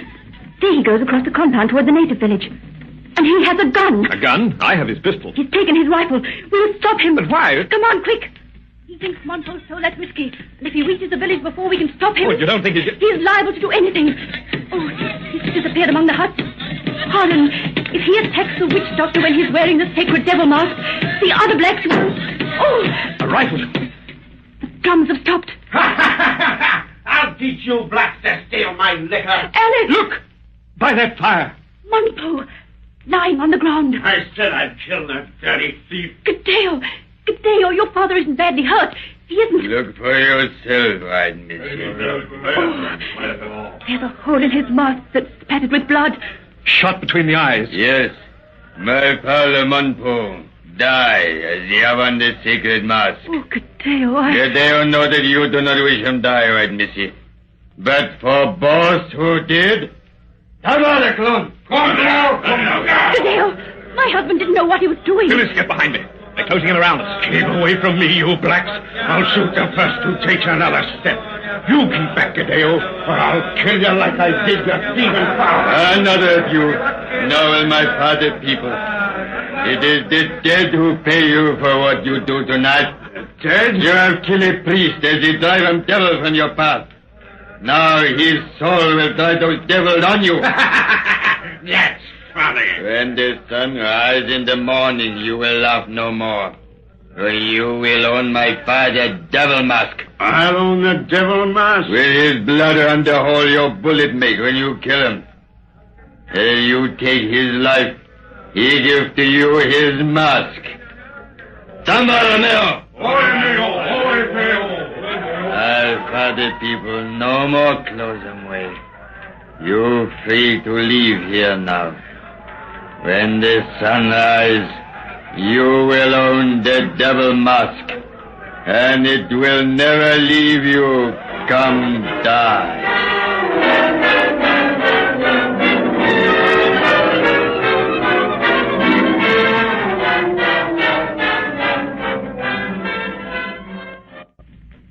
Phyllis, it's nearly morning. Won't you lie down now and get a little rest? Don't ask me again. You know I can't. In a few hours, we'll be starting through the jungle for the coast. You can't stand the trip without rest. Here I can watch that village. Oh, if the blacks meant to attack this bungalow, they'd have done it hours ago. I'm convinced that Gadeo wasn't attempting any trick. The poor Negro really means to leave his vengeance to the dead. His people believe the dead have much more power than the living. But I still can't understand the things he said about that devil mask. Some other savage superstition, I suppose. I've been in Africa too long to despise what whites call just savage superstition. But you don't think that dead man's mask's going to harm him, do you? I don't know. Gadeo said Alec would own the mask by sunrise. Since we left the village, those drums have never ceased. They're making magic there. If the mask or anything else gets into this bungalow, it'll have to come by magic. Every door and window in the place is locked but this one, and we've sat behind a screen all night. I'm sorry I can't believe anything will pay that rotter his just deserts. Harlan. He's even safe here from the law. Looks as though I was wrong last night. And I told you God wouldn't long permit injustice. Alec! Now, he must be having a nightmare. Come with me, quick. Look at the foot of my bed. That thing that's grinning at me. A devil mask. How did it get here? Look out of that window, Harlan. Lord, the sun's rising.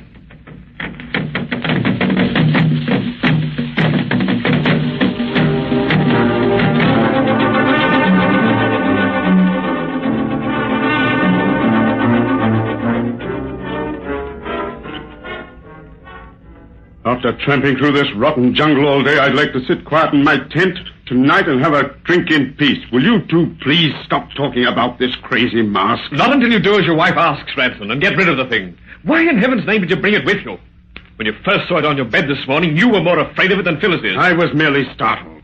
When I saw how frightened you two were, I made up my mind to keep it and prove what fools you are. There's no use arguing with him further, Harlan. It only makes him more stubborn. I'm stubborn because I won't give in to savage superstition. And I let Gadeo and the rest of those blacks know they weren't going to scare me with their mumbo-jumbo. You heard me when they all came sneaking around to watch us leave. I thanked them for their funny devil mask and said I'd keep it to remember them by. Yes. And Gadeo repeated that you'd keep it until the day you die. Then I'll have it for a long while, and it won't hurt me in the meantime. I wouldn't be too sure of that. It wasn't presented to you as a love token, and it came to you somehow through locked doors and solid walls. So you and Phyllis say... Because we know. Don't think for a minute I care what happens to you. But your wife's terrified of that mask. The least you can do is to humor her fears. If you must know I'm keeping it because I like to see you bothered. I guess that leaves nothing more to be said, Phyllis. I hope not. Then I can have a quiet drink. Trying to scare me with an ugly wooden face that has shells for eyes and bits of filed off lead and brass for teeth. Yeah, and a bullet hole between the eyes. It was about this time last night I put it there. I'll have a drink to celebrate. Let's get out of here, Phyllis.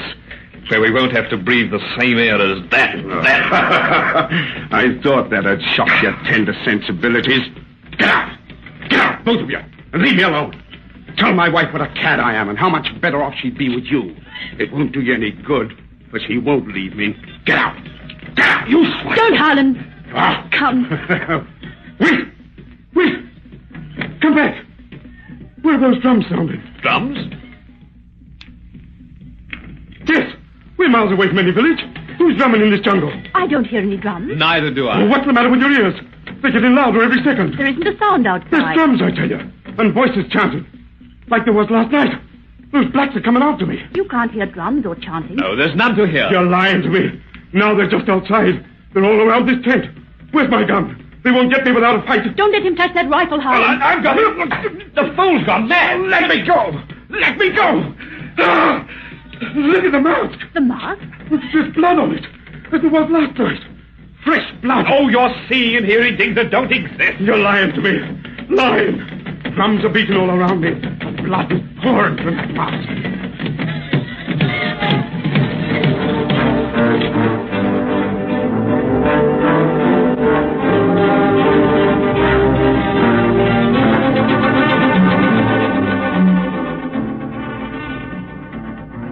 Drums keep beating all around me, and they never stop. I know I just imagine drums.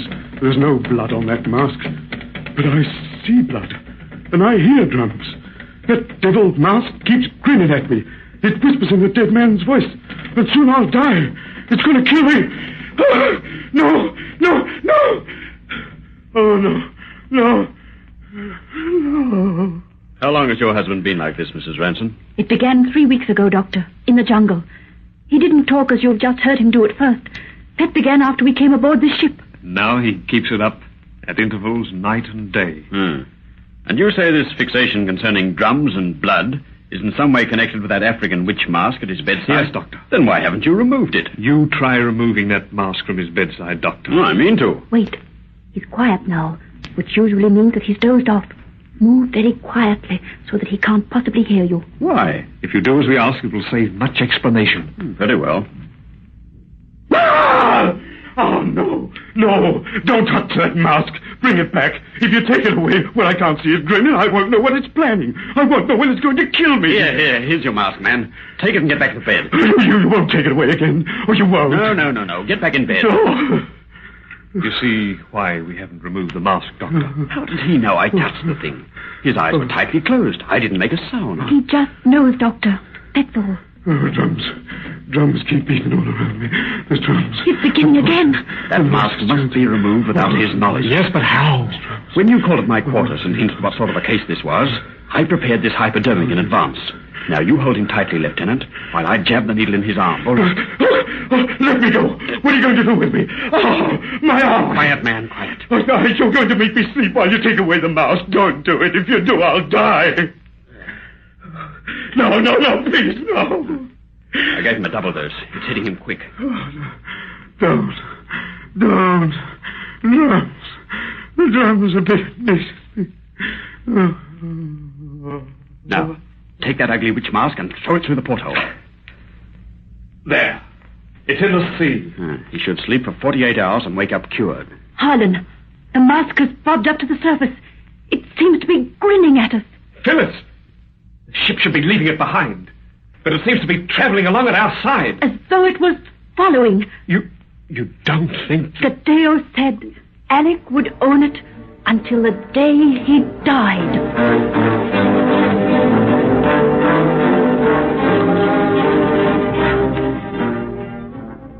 As much as it hurts me to thank you for anything, Harlan, I'm forced to admit that you probably saved my life by throwing that rotten mask overboard. I'm not at all proud of saving your life, Ransom. Too bad I didn't go crazy or blow out my brains when those drums were throbbing in my head all day and night. Then you'd have won my wife, perhaps. Suppose we don't discuss that. I've called at your hotel tonight to bid Phyllis goodbye. May I see her now? Did you say goodbye? She made me promise that after we reached England, I'd never see her again. Our ship docked this morning and you rushed her away. I'm keeping my promise after tonight. Well, that's simply fine. She'll be here in a moment. Knowing I won't see you anymore adds extra delight to being home again. England.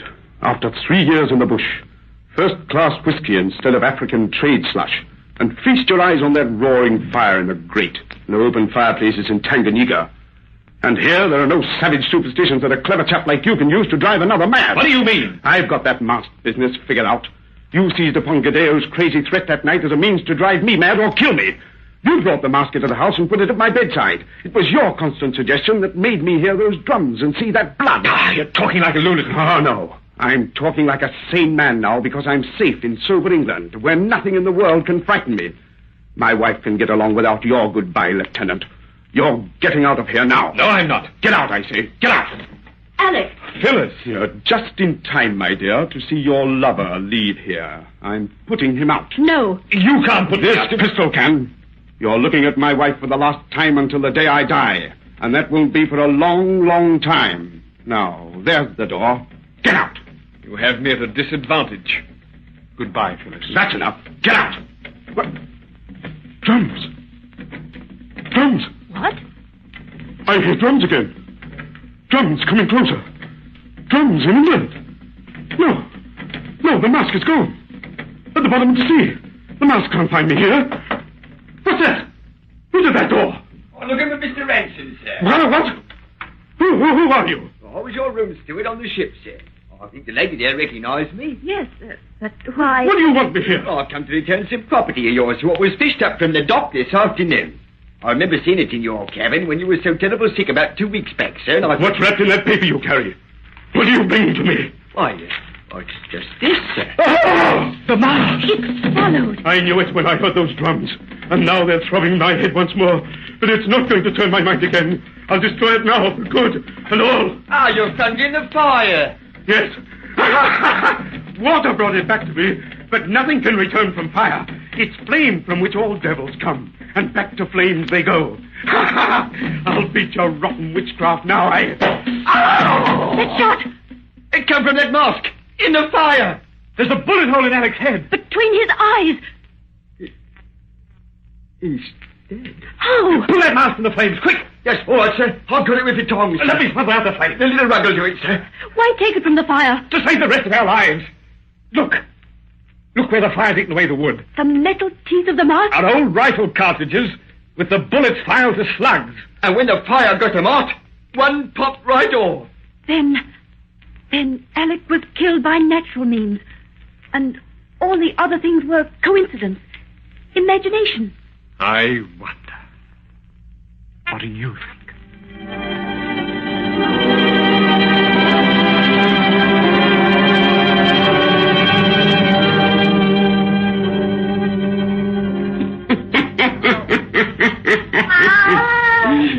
Satan, what do you think? You're right about that. After the husband's funeral, them lovers went right out and got a marriage license. Good old devil mask.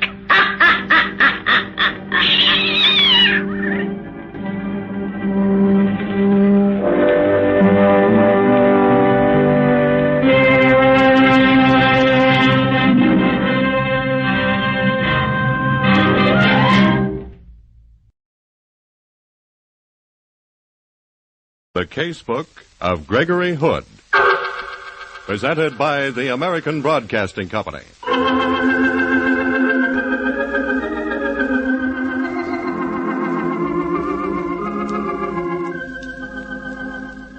His office is high in the tower of a skyscraper overlooking San Francisco Bay. His name is Gregory Hood. By day, president of the Hood Importing Company. By night, criminologist and man about town. Tonight's story from out of his casebook, The Carnival of Death. Good evening, ladies and gentlemen. This is Gregory Hood. Let's understand this from the start. I'm not a playboy. But when a hot blonde who's due to inherit a cool million suddenly writes me, "Be sociable, Greg. Drop around for a drink." It's 3-1 I'll drop around. That's how I got involved with Leora Thorne. I was in my office with Sanderson Taylor, my attorney, nose to the grindstone, sticking to business, when along came Leora's invitation. Excuse me, Sandy, but this letter's been lying on my desk all day. Ah, perfume. Mm-hmm. Dear Greg, just because an old flame has got herself happily married, that's no reason to cross her off your books. How's about dropping around for a drink tomorrow afternoon?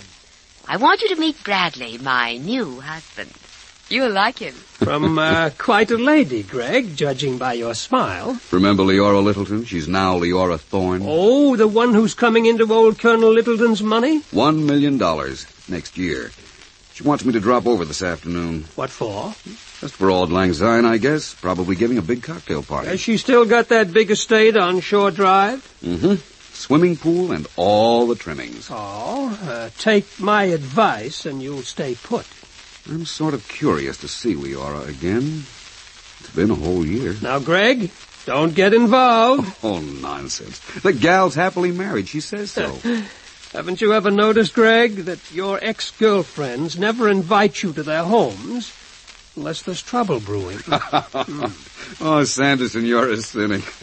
I'll be back later to finish those contracts with you. Greg, I'm warning you.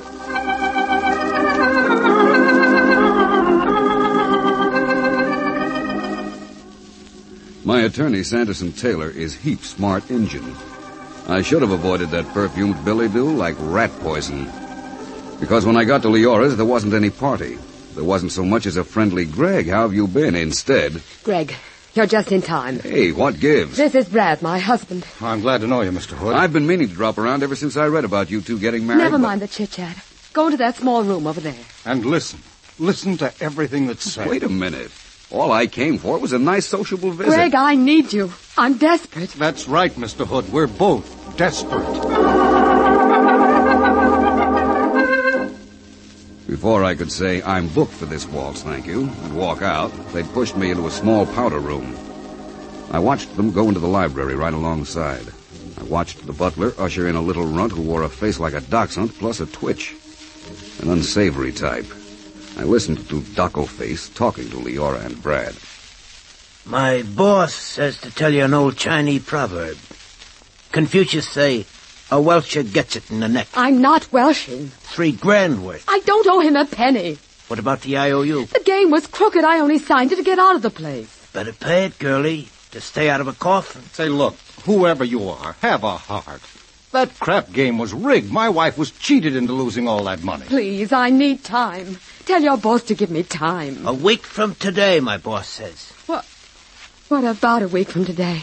That's how long you get. Or else. Girlie, that chassis of yours won't look so pretty with a bullet in the upholstery.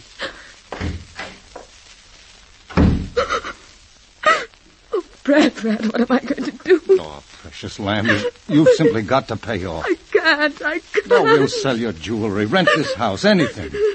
Just so your life isn't in danger. Oh, please, precious lamb. Now, look, you two. You've roped me into this, so you'd better give me the lowdown. Greg, you heard that little man. Mm-hmm.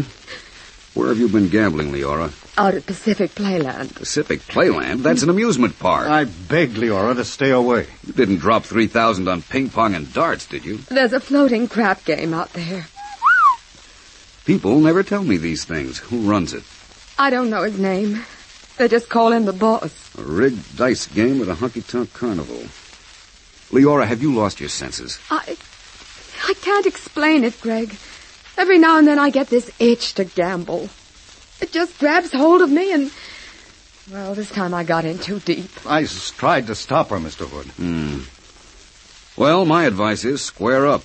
I didn't like the looks of Jojo, the dog-faced messenger boy. I can't pay, Greg. What? I haven't the money. Leora Littleton, NG, on the credit? I don't come into the bulk of Grandfather's estate for another year. You know that. Right now I'm in debt all over town. Darling, we'll sell things off. It's the only way. You're right, Thorne. Take that wristwatch you're wearing, for instance. What about it? I handle lots of fine Swiss watches at the Hood Importing Company, but nothing that unusual. I've never seen a heart-shaped design like that. I had it made like a heart because I gave it to Brad. As a wedding present. Well, that watch alone at some high-class hawk shop. Oh, no, I can't let Brad part with it. But precious lamb, for your own safety and for my peace of mind. Your husband's very sensible. Don't risk your life, Leora. Well, then help me, Greg. Find out who's after me.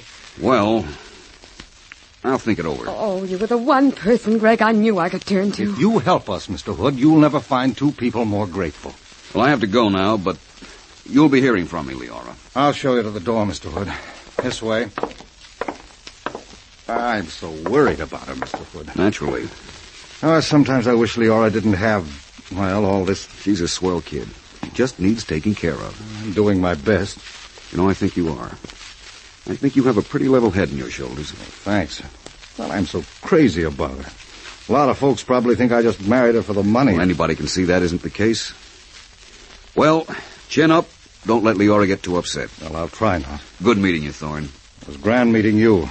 And please, help us out of this mess.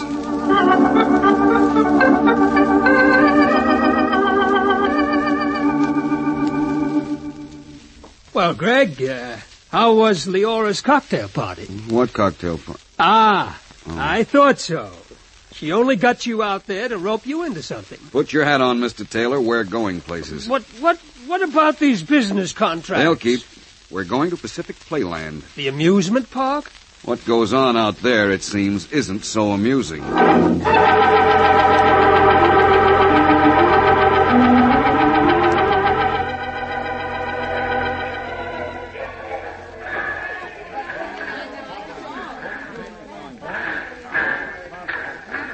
What did you find out, Greg? I've been pumping some of the concession owners. Do they know anything about a floating gambling game? They do. They're keeping mum. What about the man they call the boss? Couldn't learn a thing. Oh? What about the little man who threatened Leora? Dockleface? Yes, he works out here. They recognized my description of him. Who is he? Name's Benny Baker, known as Hot Licks Baker. Hot Licks? Used to be a trap drummer until he found an easier pitch. Well, he sounds like a charming character. They tell me he works at one of the concessions, some daredevil trapeze act, the incomparable Florette, whatever that is. Yes, it's over there. You see that neon sign? Well, hanging over that big tent. Well, come on, let's go visiting. 10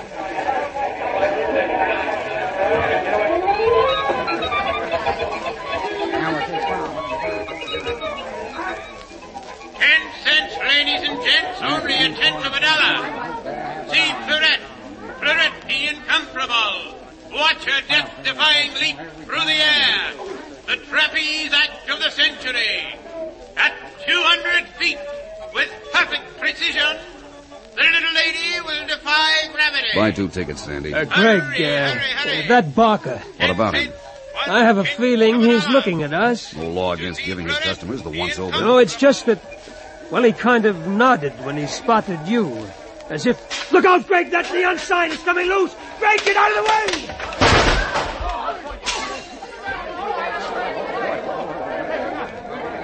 Are you all right, Greg? Me? Sure, Sandy. Phew.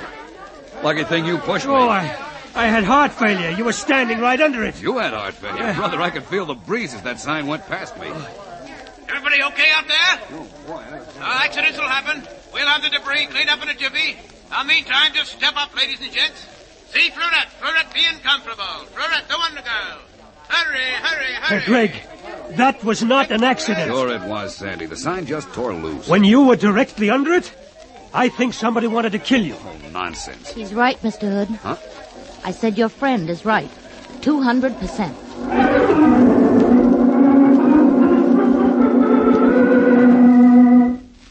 She was dressed in a kind of spangled costume, a carnival performer. She'd inched her way to us through the crowd. She pulled Sandy and me over onto one side and talked in quick whispers, as if there wasn't much time. He knows you're after him. Who does? The boss, the man I work for. Who is he? What's he look like? Where does he hang out? What's it worth to you, Mr. Hood? To find out who's threatening Leora Thorne. Suppose you tell us first who you are. What's a diff who I am? Make with the cash offer and you'll get what you really want to know. 50. Oh, chicken feed, Mr. Hood. 100. Come again. Double or nothing. Step in, folks. Big show's about to commence. You will see Florette the incomparable. Oh, that's my cue. I gotta go in the taxi. Go, Florette. Yeah, for a crummy $65 a week. All right, you win, Florette. $200. Let's have it. Where can I find this man they call the boss? Well, he's always at the same place. You'll find... Oh, look, I ain't got time to talk now. Why not? Wait, come back here. After my act. Meet me back at the tent in my dressing room.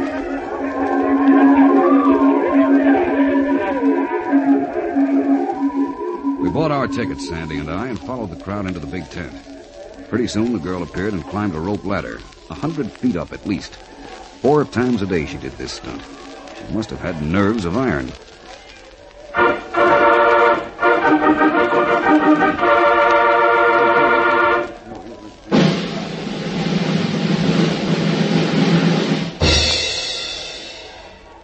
Ladies and gentlemen, without nets, without safety devices, Florette will now perform her triple somersault in midair. With perfect timing, you will see her from one trapeze to the other. One mistake, ladies and gentlemen, will mean instant death.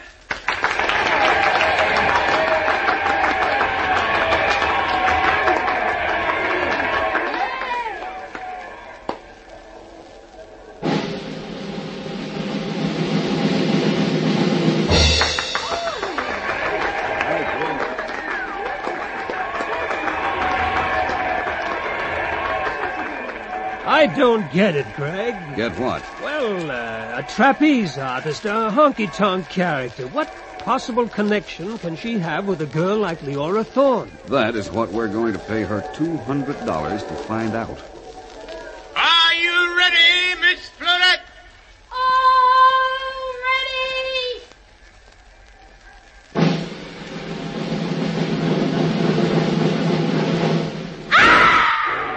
Greg, she missed!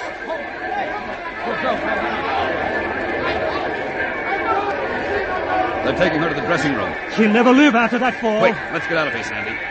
Keep your seats, ladies and gentlemen, please. Keep your seats. It was an accident. Please keep your seats.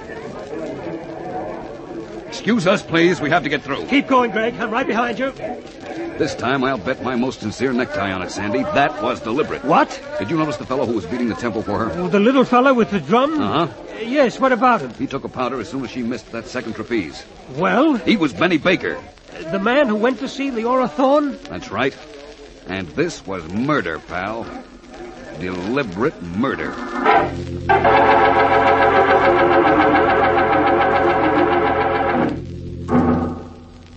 In her dressing room, the incomparable Florette was dying a death I wouldn't wish on my worst enemy. We pushed our way through before anybody could stop us. An ambulance intern was already there, shaking his head. A policeman was there, too, making duck tracks in his notebook. I could see what was in the wind when I heard the copper say, Open and shut case, looks like. Just an accident. We may as well get out of here, Greg. Not yet, Sandy. But it's too late. The girl won't be able to talk to us. Maybe she will. Look at her eyes. Her eyes? She's staring at us. I think she wants us to come closer. Can you speak, Florette? Try. Try hard. Who is he? This boss person. The man who made them do this to you. Oh, Greg, it's no use. Wait. She's moving her lips. The death ride. What's she saying? Something about death. Something about a death ride. Shh, listen. Last boat. On the death ride. Come on, Greg. She's dead.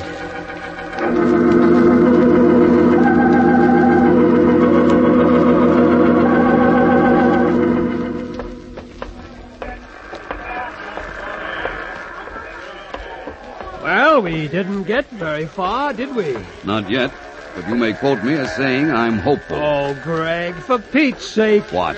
Call Leora Thorne. Tell her you're washing your hands of this. Not a chance. But we have work to do back at the office. But this is ridiculous, traipsing around an amusement park. I'm going to find out who the gentleman known as the boss is. He's responsible for Florette's murder. What makes you so sure that Florette was murdered? You'll see. Right now, I'm wondering what she meant by that death ride stuff. She may have been referring to Leora. It could be. But on the other hand, hey. What, Greg? Down there on the midway in colored lights a mile high. The death ride. 25 cents. An amusement concession. Well, things are adding up. Come on.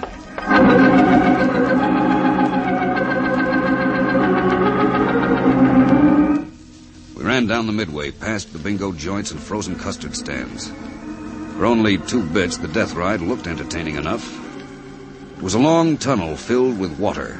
Flat-bottomed boats chained together took you on a dark and dismal voyage. But we didn't go on it. Not yet we didn't. Because just as we got there... What's the matter? Did you see what I saw? Where? Over there, the ticket booth. He was buying a ticket on the death ride, then he spotted us and ducked. Who? Benny Baker. There he goes up that alley. Quick, Sandy, we can corner him. Head him off, Greg! I'm trying to. All right, slow up, Baker, into the line. Okay. You're out of training, Hot Licks. It's the life you lead. What do you want? Hold him, Sandy. Let me alone. Quite a trick, Hot Licks. Who put you up to it? Up to what? Florette's belly flop. That was an accident. Slight correction, a murder. You're wacky. Listen, Benny, I know how trapeze artists work. They practice a certain beat till every muscle is adjusted to it. And when that beat is changed, even by a split second... So that's how he did it. That's how he did it, by changing the drum beat. A couple of Weissenheimers, huh? Well, try and pin something on me. We both heard that drum. So did 100 other people in that audience. You're cooked, Benny, unless you talk. Who put you up to it? Suppose I sing. What then? The deal? Yeah. I don't do business with rats, Benny. Here's what I do. Hey, cut it out. I'm sick, I tell you, I'm sick. Who's the man that hires you? Start singing. All right. Only stop. I figure he's a middle-aged guy, maybe. Kind of fat, maybe, judging by his voice. I never actually seen him. But he paid you to threaten Mr. and Mrs. Thorne and to take care of Florette. Yeah. Only I never actually seen him. Well, where is his gambling place located? He ain't the gambler. He ain't the guy Leora lost the money to. No? He's only using that, see? To pull some other racket on Mr. and Mrs. Thorne. Some other racket? What kind? Don't ask me. I just follow orders. Well, how, if you've never seen the man? The boss gives me orders on the phone. How does he pay you off? Well, he meets me now and then, but always in the darkness. In the darkness? Oh, Greg, he's lying to us. I ain't. I swear I ain't. Look, over there, where I'm pointing. That's where he meets me. On the death ride? Yeah, the last boat. You believe him, Greg? Could be. Remember the girl's dying words to us? Yeah. I think he's telling the truth. What are you going to do to me, mister? Until the police take over, I'm leaving you in the capable hands of Mr. Taylor here. Greg, where are you off to? A sudden yen has come over me, Sanderson.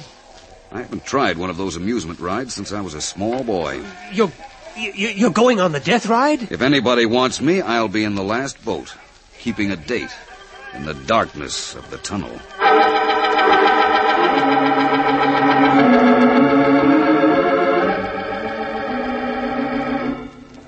I strayed over to the ticket booth and put down my quarter. It was past midnight now, and I was the only customer. I waited by the entrance gates.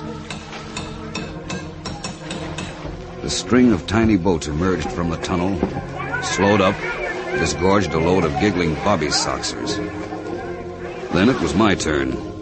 I asked the old geezer who was in charge, "Mind if I ride in the last one?" Ride anywhere as you please, mister. The death ride got underway, with yours truly as the only passenger. Suddenly, I felt lonely, as if I didn't have a friend in the world. The boats headed into the long, black tunnel. I couldn't see my hand 2 inches in front of my face. In the inky blackness, I lost all sense of direction. I felt stifled. Beads of perspiration collected on my forehead. But, so far, no fellow passenger. You know that feeling you get in a dark room? That a stranger is right alongside you? Well, suddenly I knew. I could sense him sitting behind me in that last boat. I waited for him to speak. But all I could hear was the water in that tunnel and his watch, the ticking of his watch. I remember how it echoed. Finally, when he talked, his voice was muffled. When I answered, I tried to sound like Mr. Benny Hotlick's Dockleface Baker. That you, Benny? Yeah. Take care of Florette? Yeah. Good boy. Got another job for you, Benny. Okay. Up near Tahoe. Gonna be an accident up there. Tomorrow morning. What kind of accident? Falling rocks. Automobile's gonna get out of control. Will someone get killed? A girl. Suddenly, a shaft of light. There must have been a torn place in the canvas that lined the tunnel. Suddenly, he must have seen that I wasn't Benny because... Okay, one. I couldn't turn around. His hands were on my throat. I still couldn't see who he was, and the hands kept gripping tighter. Tighter! And then Roman candles started shooting off in my brain. bonfires danced before my eyes, and then I blacked out. So long, Hood. Here's where you get off. Only 2 feet of water, but enough to drown you.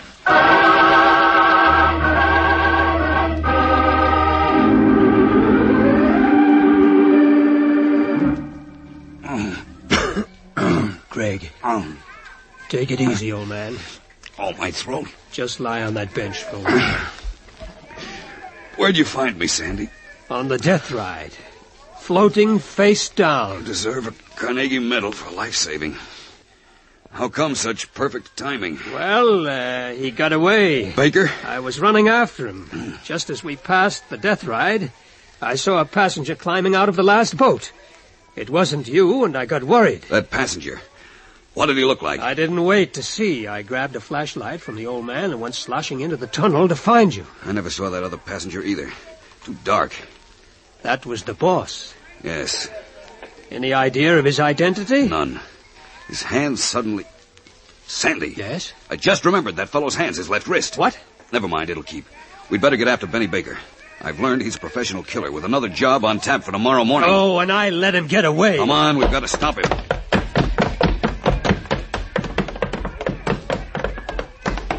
What are you stopping for, Greg? We won't have to look any further for Mr. Benny Hot Licks Baker. Where? I don't see him. Look. Now do you see him? Where you're pointing? Yes. That concession over there.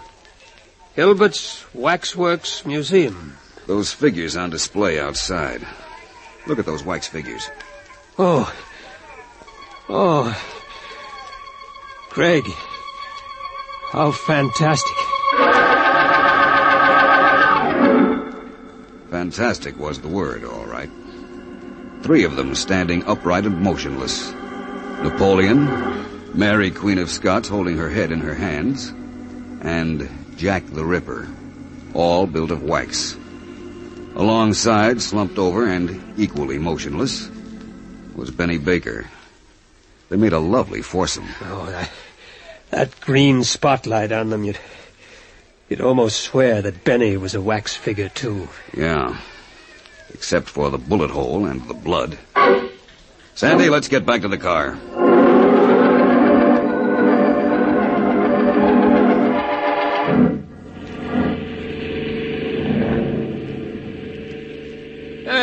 Greg, where are you driving to? You'll see. This isn't the direction to my house. I'm not taking you home, pal. Oh, now see here, Greg, enough is enough. I've got a home and a comfy rest mattress waiting for me. Yes, and a wife who's probably ready to divorce me for staying out all night. Here we are, Leora Thorne's house.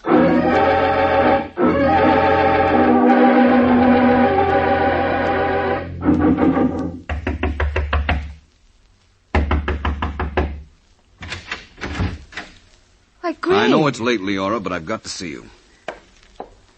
This is Sandy Taylor, my attorney. How do you do? How do you do? Come into the library, Leora. I want to talk to you. I'll wait out here in the hall. Yes, Greg? Are you, by any chance, planning an auto trip? Well, how did you know? A little birdie told me. In the morning, Brad and I are driving out of town for the weekend. Up to Lake Towel? Who told you? You're not going, Leora. But, Greg, Brad and I were The counting trip is on... off for a very simple reason. If you value your life. If I... Greg, what are you talking about? Why, hello, Mr. Hood. Oh, Brad, darling, you better come in and listen to this. Oh, I woke up as I heard you going downstairs, Precious. Greg insists that we call off our trip to Tahoe. Oh? Well, why's that, Mr. Hood? Falling rocks. What? There's to be an accident on that mountain road to Leora's lodge. Leora is scheduled to be a corpse. Greg! You mean they'd actually kill her because of that gambling debt? That petty crap game operator hasn't been threatening Leora at all. Well, then who... Somebody who figures this is a perfect time to put you in a nice marble mausoleum, while he can use that gambling debt as a cover-up. But who? I haven't any enemies. You're absolutely sure of this, Mr. Hood. I've met the gentleman in question. You've seen him? I didn't say I'd seen him. We met in the darkness. He tried to kill me. What? Oh, he's a bad boy. He had 2 Confederates working with him. When they talked too much, he put them both out of the way. It all sounds so fantastic. Laura's right, Mr. Hood. Like a bad movie. You don't care for melodramatic doings, eh, Thorne? Well, I guess I'm just not used to them. You like things to be calm and serene, eh? Well, yes, I guess you'd call me the matter-of-fact type. Mm-hmm. Tell me something, Thorne. Yes? Don't you ever get tired? Well, tired of what? Of playing cat and mouse, you filthy Greg, you're out of your mind. He knows you love him now, Leora. He knows he's mentioned in your will. He also knows how changeable you are, and he'd rather be a rich widower than a poor ex-husband. What? Get out! I'm not listening, Brad. I'm just not listening. You used to work in carnivals in the old days, didn't you, Thorne? With Florette and Benny. You knew they could be hired for a price. Greg, don't let him say these things. That's right, Thorne. Don't let me say them. Okay, Hood. This is how you want it. Stand up. Brad, that gun. You too, precious lamb. You once told me you'd die for me. Here's your big chance. Oh, no. You see, he's right. You are too changeable, precious. You'll be getting tired of me one of these fine days, and we mustn't have that. What are you going to do? What are you going to do? Finish up what I started. Okay, Sandy, you can come in now. Watch out, Sandy! I'm okay. He's shot with wire. Drop that gun, Thorne. Drop it. You dirty! Drop it. Grab him, Sandy. I've got him. All right, Thorne. You coming quietly to the police, or do we play more patty cake? I'll come. Quietly. I knew it was you ever since that excursion on the death ride. You knew? How? Say goodbye to your wife. Goodbye, precious lamb. Now take off the wristwatch and give it to her. I don't want it. But your love gift to him is what put me onto him. What? In the darkness, Thorne, it was like an engraved calling card. A wristwatch? Heart-shaped. Extremely unusual. And you forgot all about the luminous dial.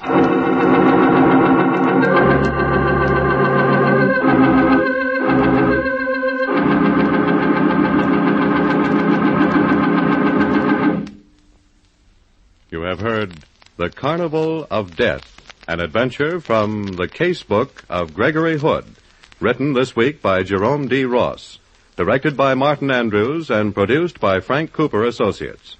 Listen again next week at the same time over this ABC station for the story of the Mutton Jade Buddha, another adventure from the Casebook of Gregory Hood.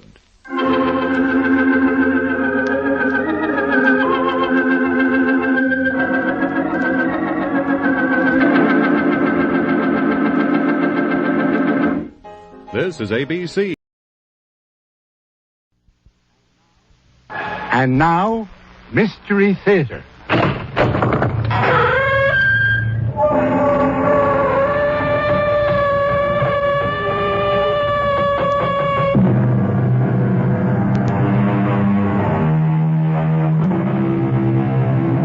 Come in. Welcome. I'm E.G. Marshall. Welcome to the world of your own terrifying imagination. Mark Twain once said, "Everyone talks about the weather, but no one does anything about it." The same thing might be said of the state of morality in the world today. Everyone talks about immorality and corruption, but no one seems to do anything about it. Can we do anything about it? This is the story of a group who tried, with results like this. Oh, no. Please. Please. Help! Oh, my feet. They're on fire. They're burning up. Oh, Prometheus. Promos. Help me. Please. Help me. Stop the burning. I believe. Now. I believe.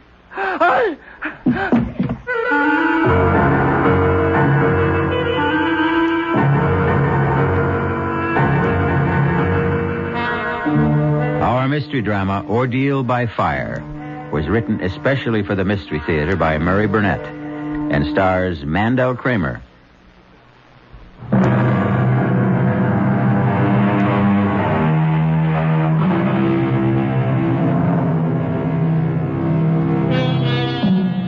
Prometheus' gift of fire to man was a blessing, bringing warmth, cheer, enabling man to cook his food, and also protect him from wild beasts.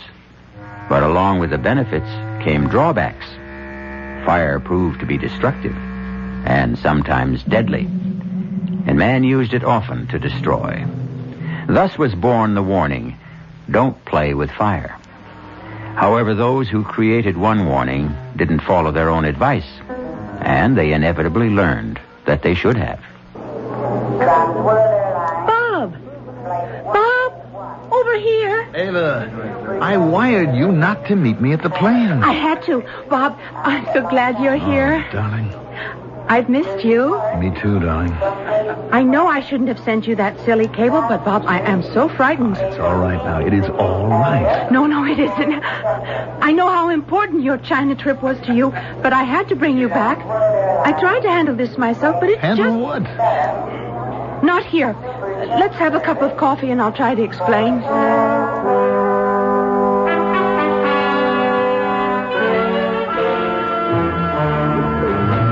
I just don't understand. What's your father afraid of? I don't know, and he won't tell me.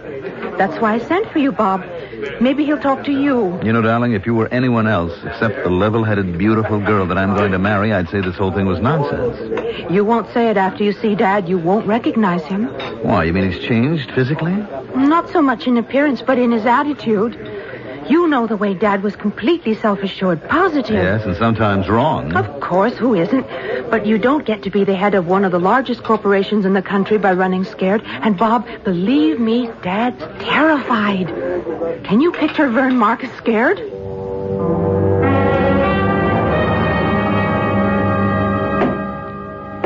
What's going on, Vern? Oh, nothing much, Bob. Just having my study remodeled. It looks like you're making it into a bank vault. You going to store your money here? What brings you back to the States? I thought you planned to stay in China 2 months. You're the reason I'm here, Vern. You've evidently been allowing Ava to fill your head with a lot of nonsense. Nonsense? Well, I don't know what she told you, She didn't but... tell me that you were turning your study into a fortress or electrifying the fence around the house, but she told me enough to convince me that I was right to come back. What's frightening you, Vern? Now, leave me alone. Just leave me be, that's all. Is that too much? Much too much. Stop thinking about yourself and think of what you're doing to Ava. Ava has nothing to do with this. No?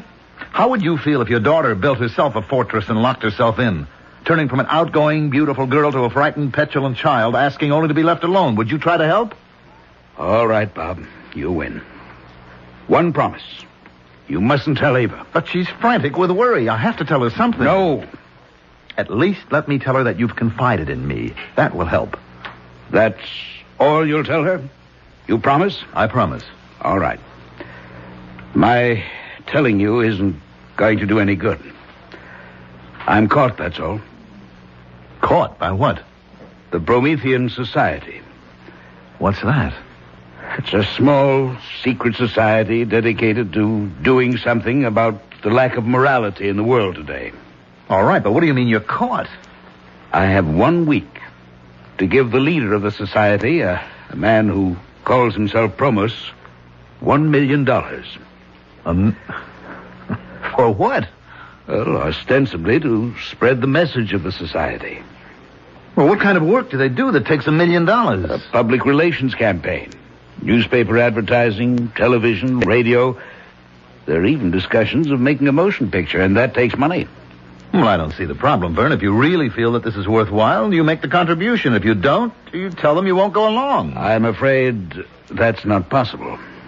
Oh, come on, Vern. What are they going to do if you say no? Rather than tell you, I'll show you.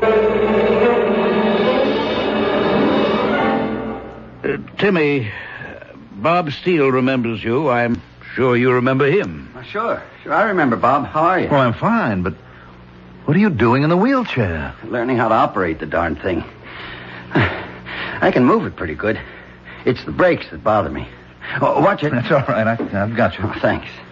Now, Vern, what brings you here? Well, actually, it was Bob. Bob? What can I do for you? Well, Vern seems to be passing the buck. I'm trying to find out what's got him so uptight, and he told me that... What have you done, Vern? What have you told him? Well, nothing yet. You see, Ava cabled me in China because she was so worried, and I came back to try to help. How much have you told him, Vern? Well, about our joining the Promethean Society, and that they've asked me for $1 million in contributions, and they asked you for half that, and you didn't pay. Well, Bob wanted to know what happened to you, so I brought him here to show you. You want to see what happened to me, Bob? Unwrap the blankets around my legs. What? Do as he says. And look at his feet. Good Lord. What happened? 3rd-degree burns. The doctor tells me scar tissue will take about 6 months to form. Oh. Then I can start to learn to walk again. How did it happen? Well, I was here, in my house. One day, my feet just burned up. Tell him, Timmy. That day was just 2 days after you refused to contribute the $500,000 that Promos had requested. Ava, darling, get off my back. Oh, Bob, what's happening to us? Why are we so ugly to each other? Because something pretty ugly is going on. And you don't think I'm old enough to be let in on it? Look, I've already explained to you that I gave your dad my word. But at least tell me how you're going to help him. Will you be satisfied with that? I guess I'll have to be. All right. You remember me telling you about a buddy of mine in Vietnam? I think so. His name was Brian. Brian? Yes, Brian Casey. He went from Marine Sniper Scout to the Chemical Warfare Branch, and now he runs a private detective agency. Now, he should be here in 5 minutes. Wish us luck. I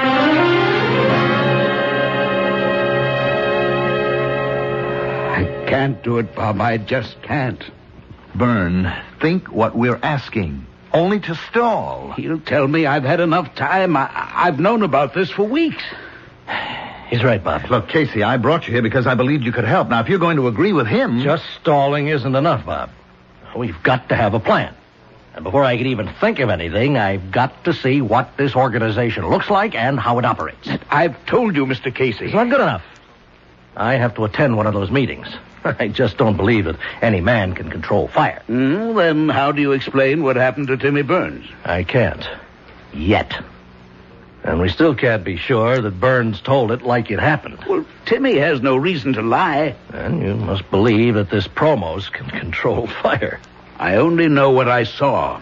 I saw his feet, too. After whatever happened, happened. Well, what could have happened? Except what Timmy told us. Well, tell you one thing that could have happened. 2 rough gents could have called on Burns, tied him up, gagged him, and roasted his feet. I saw his feet, Casey. This couldn't have been done with matches. Bob, you know better than that. Now, think back when we were in Vietnam. Remember the defoliants? Flamethrowers? Now, these guys could have used that on him. Well, then why wouldn't he tell us? Because they told him not to. And he sure would listen after they finished with him. I never thought of that, but it is possible. No, you don't know Promus. You think he's a nice guy? You wouldn't stoop to a thing like that? Well, I don't know what he is. A fanatic or a blackmailer. But there's an aura of power about him and a certainty. Now, I don't know, but I'm sure that he doesn't have to use others. And certainly not thugs like you described. Well, that's why I have to meet him and see his operation. That's the only way I can help. And I don't see what good that'll do. Let's look at your options, Vern. 1, you can pay. Just the first in a long string of payments. 2, you can blow the whistle and go to the district attorney. With what? Tell him you joined the secret society willingly, that it's dedicated to restoring the moral tone of the world, and that you've been asked for a contribution. That's why I haven't considered the police. Or 3, you can believe me when I tell you that Casey here is the toughest, most competent, and most highly trained private operative I know.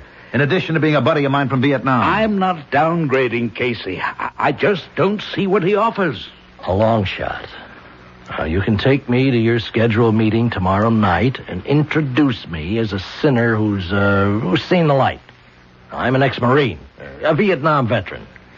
Well, I made a bundle in the black market, and now I want to give some of it to the Promethean Society to make the world a better place. But I want to see before I give. And the reason you don't have the $1 million is that you wanted Promos' approval to allow me to chip in with you. Huh? That makes sense, Vern. And if Promos doesn't go for it, or I come up with nothing, you can always pay.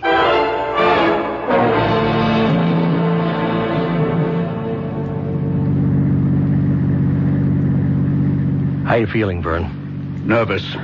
Very nervous. I wish Bob could have come. Relax. Just do it the way we rehearsed it. You were letter perfect. But what if Promus asks me about... No. I'll handle the questions if they're about me. Now, clue me in again on the way this affair is run. It'll take your mind off what's worrying you. Well, the members all gather in the club room. Very austere, but comfortable.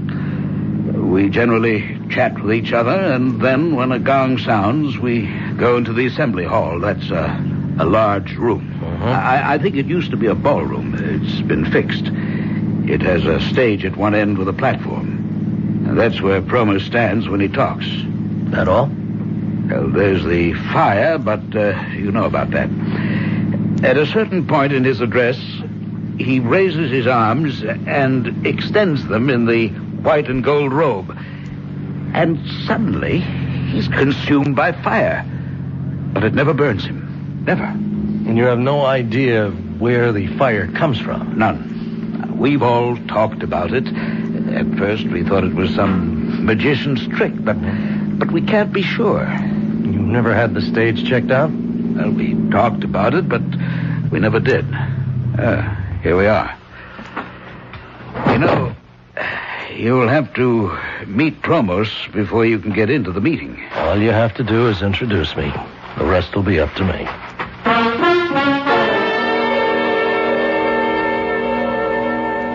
So, you would like to join the Prometheans, Mr. Casey? Well, that's why I'm here. Now, what's with this bit about taking your shoes off? If and when we accept you, we'll explain our rituals. But we do not allow you into the inner chamber with your shoes on. What do you know about the Prometheans? Well, only what Vern Marcus told me. And what was that? Well, it was pretty general that you were an organization doing something about the shocking philosophy in our contemporary society that anything goes as long as it makes a buck. Now, why do you feel so strongly about it? Atonement.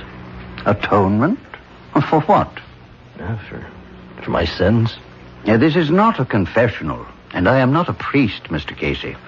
We're engaged in a very secular battle here against the forces that have distorted and corrupted the moral values all over the world.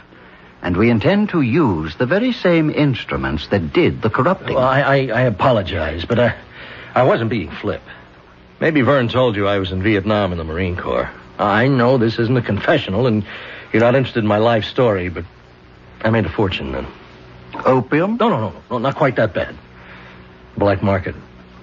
I sold everything I could get my hands on. Yes. Well, while I'm greatly flattered that you want to join the Promethean Society, I'm sure you're unaware of our admission procedures.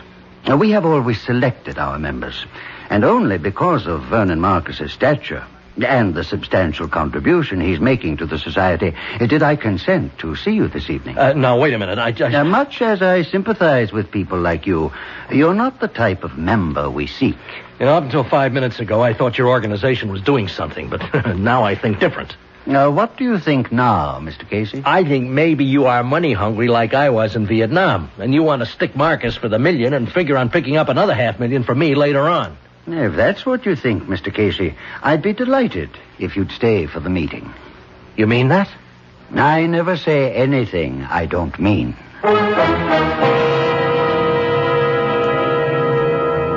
The world is made up of believers and non-believers. The two disparate groups argue about anything and everything, from the existence of ghosts to the importance of dream research. But few of the arguers ever get down to gritty reality. In just a moment, Brian Casey will see for himself the existence and power of Promethean fire as controlled by Promos when we return with Act 2.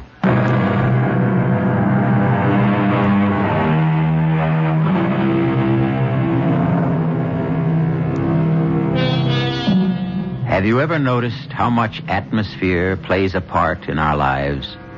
For example, it would never occur to anyone to hold a seance in a subway. And although the Promethean Society did not feature ghostly voices and trumpets and tambourines, its inner room or shrine was austere and impressive, with straight-backed chairs and organ music setting the proper atmosphere. The only light came from 2 flaming braziers on either wall. Promos, resplendent in a white and gold robe, stood at a lectern on a slightly raised stage. Welcome, Prometheans. Just as Prometheus brought man the gift of fire centuries ago, so are we dedicated to remind man that his salvation lies not in unbridled freedom and corruption, but in shoring up the wavering standards of morality and truth. Tonight, we extend a welcome to Brian Casey, a man who has indicated his desire to join with us, and who, after he has passed our scrutiny and been accepted, will undergo the rites of purification with which you are all familiar.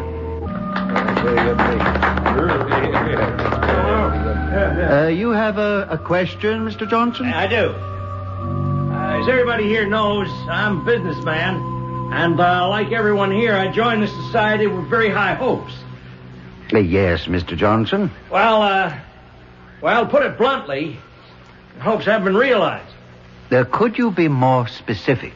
Well, we all know it takes money to mount a campaign of the proportions you outlined to us, and we all contributed at the onset.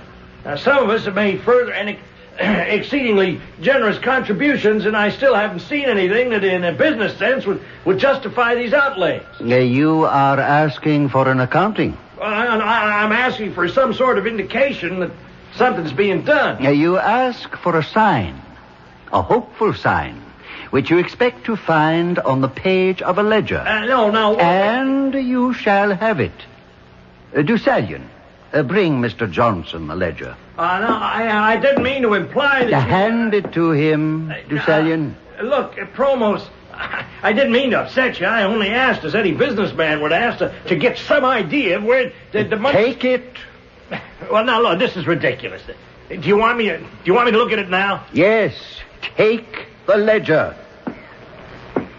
And now, Prometheus, O fire bringer, give our friend a sign. A sign, O fire bringer, a sign. The ledger's on fire. Drop it, Johnson, drop it. Fear not. We are all safe. None of us has transgressed. I now call upon Prometheus for another sign. A sign directly for me. Watch now, Casey. Watch. You see, Casey? The man's a sheet of flame. He should be burned alive. But he'll emerge unharmed when the flames die down. It's a miracle, Casey. It's impressive. But I don't believe in miracles.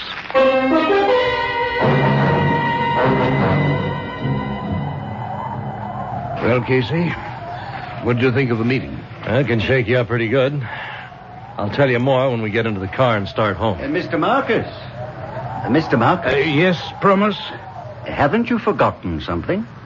Oh, you mean... Your confidence. The society has been counting on it. Of course. You understand that I've had some difficulty in... You've had plenty of time. I know. But I can't... Have you changed your mind about making the contribution? Oh, no, not at all. I was just waiting for Mr. Casey here to... Mr. Casey informed me of his wish to contribute. But I must ask you, Mr. Marcus, in front of Mr. Casey here, are you completely familiar with his background? Why, yes, I think so. Now, what are you getting at, Promos? You're not yet a member. We cannot accept outside contributions. Well, what's that got to do with my background? Your background will determine whether or not we accept you. That's fair enough. If you accept me, you can take my $500,000. If not, it's up to Marcus to make the total $1 million contribution. Yes, I will. When can I expect to hear about my application? I should say within the next 48 hours. Yes, definitely within that time.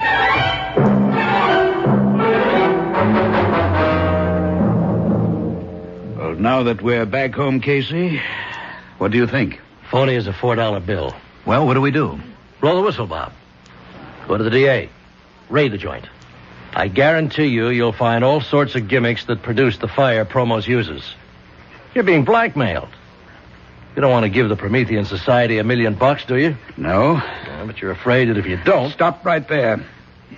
Now, you saw what happened to Timmy Burns. That's what I'm afraid of. Do you have any explanation as to how Timmy's feet were so badly burned? Oh, not at the moment. I thought I did when we were made to bathe our feet in water at the purification rites, but my theory was wrong. What did you think it was? I thought, Bob, there might be some delayed action chemical in the water which might have caused the burns. But I checked my feet after I got home. Nothing. Just plain water. Well, what's the next move, then? Now, before we talk about any next moves, I need a straight answer to 2 questions.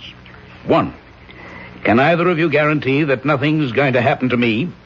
2, if we call in the police, can they give me the same guarantee? The answer to both questions must be no. Casey, thank you for your trouble. I'll send you a check. It's been nice to meet you. Goodbye. Now, wait a minute, Vern. You haven't heard... I've heard all I need to. It's not your skin that's in danger of being charred. Neither of you have anything to risk. I've made my decision. I'm going to pay.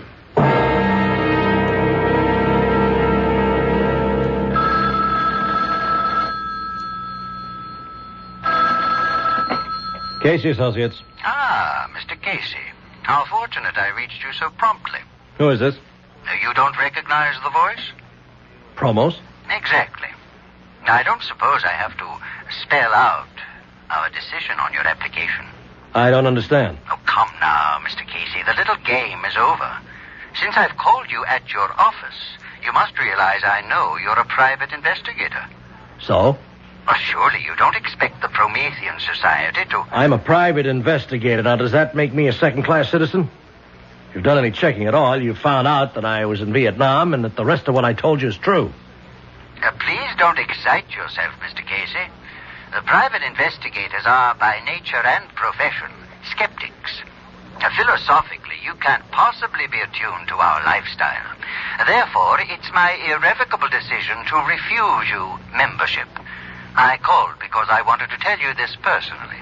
Okay. It's your candy store. Not entirely, Mr. Casey.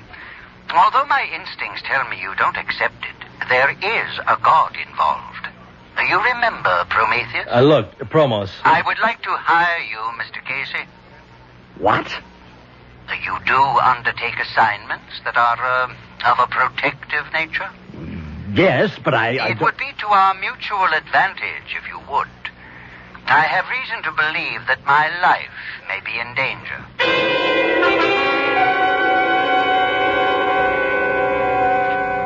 Are you willing to work for me? You'll be wasting your money. It's my money. Well, I'll think about it. Now, while you're thinking, consider the fact that if you were really serious about wishing to join us, you might be doing me an even larger service by keeping me alive so that the work of the society can go on. It's a good point.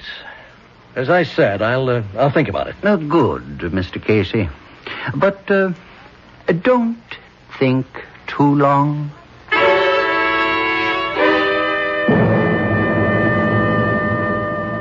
I'll tell you, Mr. Marcus, he's getting nervous.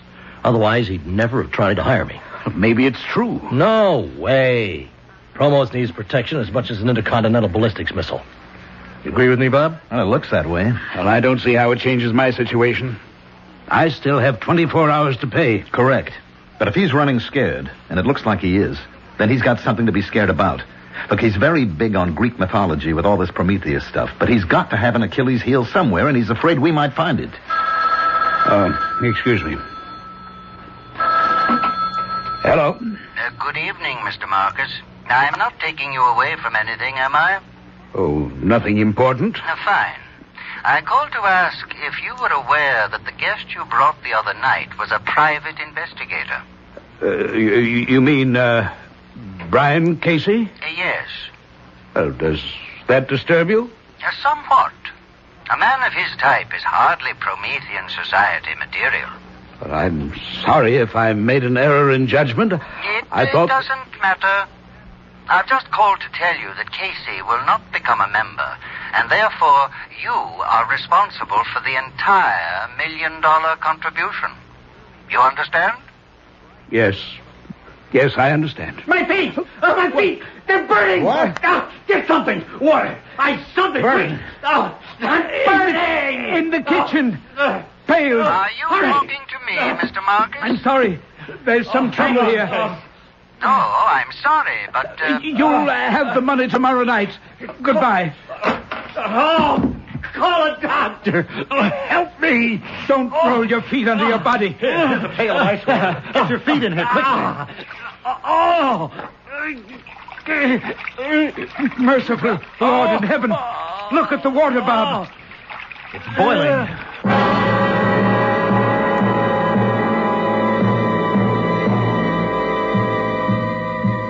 What can turn a pail of ice water into a bubbling cauldron? Promos would say it's Promethean fire. What would you say? What would you do if you were in Vernon Marcus' shoes? We'll be back shortly with Act 3.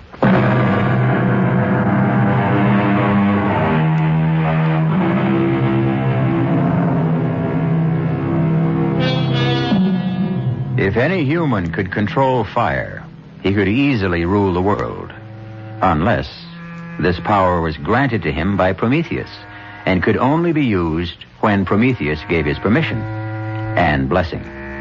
That is the claim of Promos, the head of the Promethean Society. We return to our story to find Brian Casey in a wheelchair, with his feet badly scarred and burning for revenge.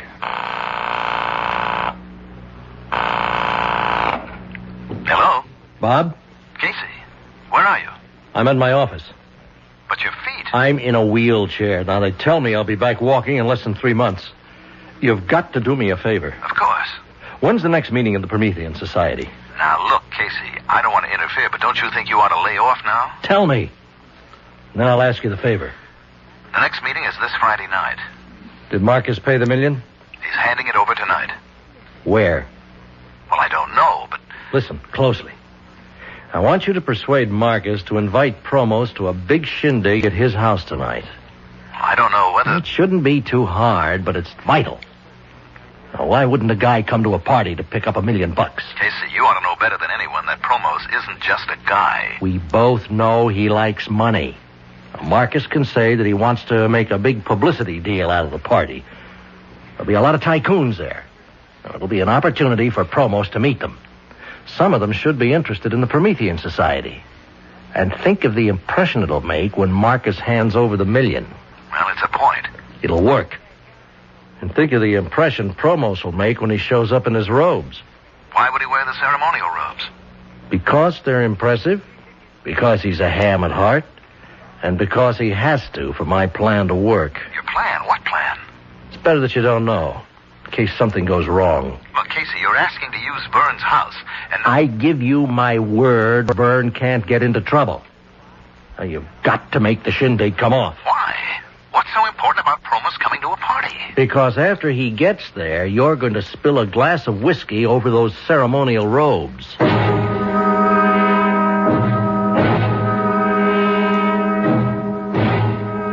reached 518-8028. If that's the number you want, you'll know I never talk on the phone.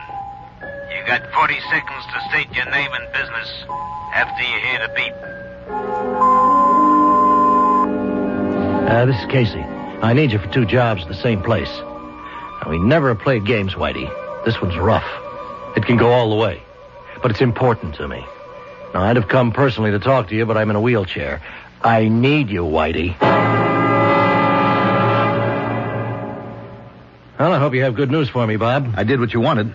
Promos is coming? Yes. It was easier than I thought. How'd you bring him around? I told him we owed you a favor. If this works, you'll be doing yourself a favor. Look, you were kidding about me spilling a drink over Promos, weren't you? I've never been more serious in my life. If you don't do that, there's no point to the party. Oh, what in the world? Be clumsy, a little bump, and there goes the drink all over his robes. Now, you're terribly apologetic. Insist on having them clean for him. You can improvise the routine. Yeah, I guess. You still want me flying blind, huh? Until Thursday. There's a second part to this operation that has to come off before we stand a prayer. I'll see you back here Thursday at 4.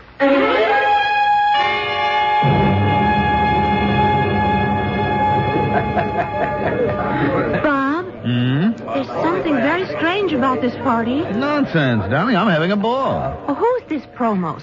Oh, he's quite a guy. Does he have anything to do There with... you are, darling, enjoying the party? Oh, excuse me, Vern.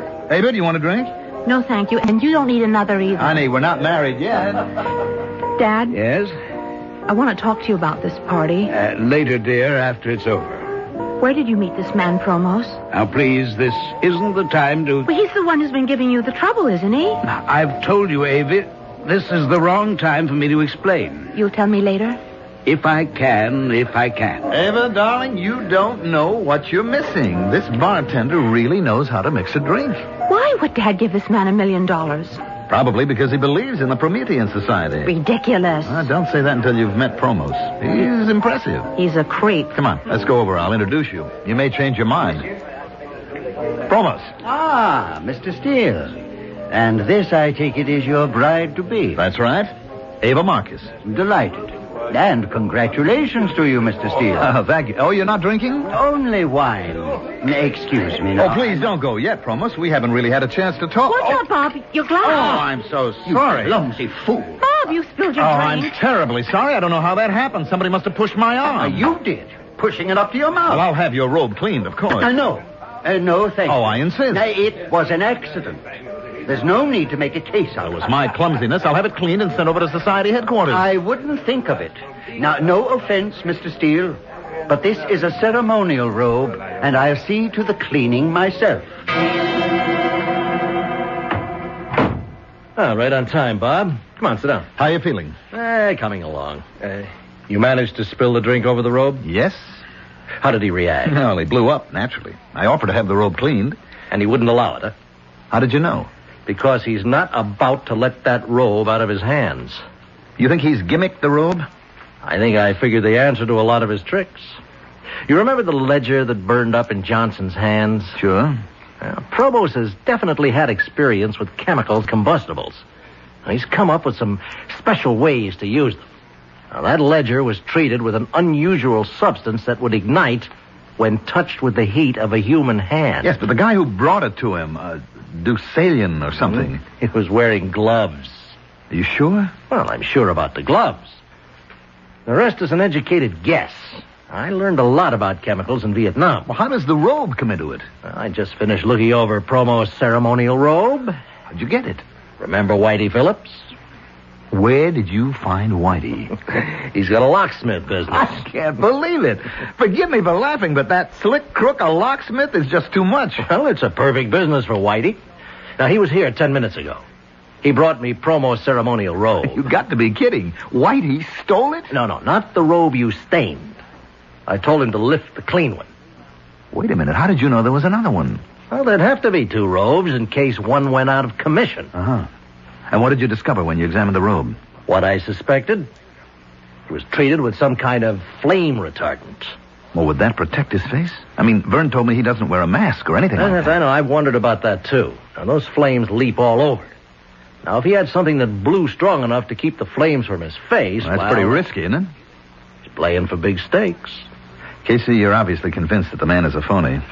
Don't tell me he's got you believing that Prometheus stuff, too. I can't figure him. Look, he wanted to hire you to protect him. All part of the game. He had to get me out to his place so he could fix my shoes. What? The fire that burned me started in my shoes, not in my feet. Now, he made me take my shoes off before I went into his office. Then he must have had the shoe treated with phosphor or some other of these chemicals that ignite under heat. Well, you know, like he did with the ledger.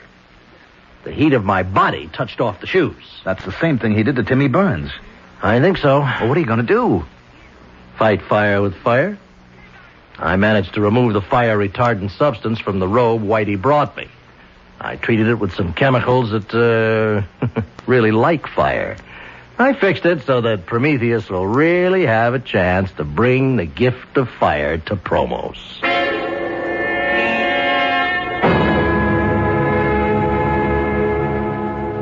Whitey made it. Are you sure? Why shouldn't I be? Byrne just heard that tonight's meeting has been called off. Any reason given? No. Another date set? Indefinitely postponed. Now, do you think maybe Promos suspects something? I know, we've got to trust Whitey. Why would Promos call off the meeting? Well, maybe he's packing in the entire operation. With Marcus Million, he may figure he's had it. Now, that leaves us up the creek. Only one option. We have got to get that meeting rescheduled.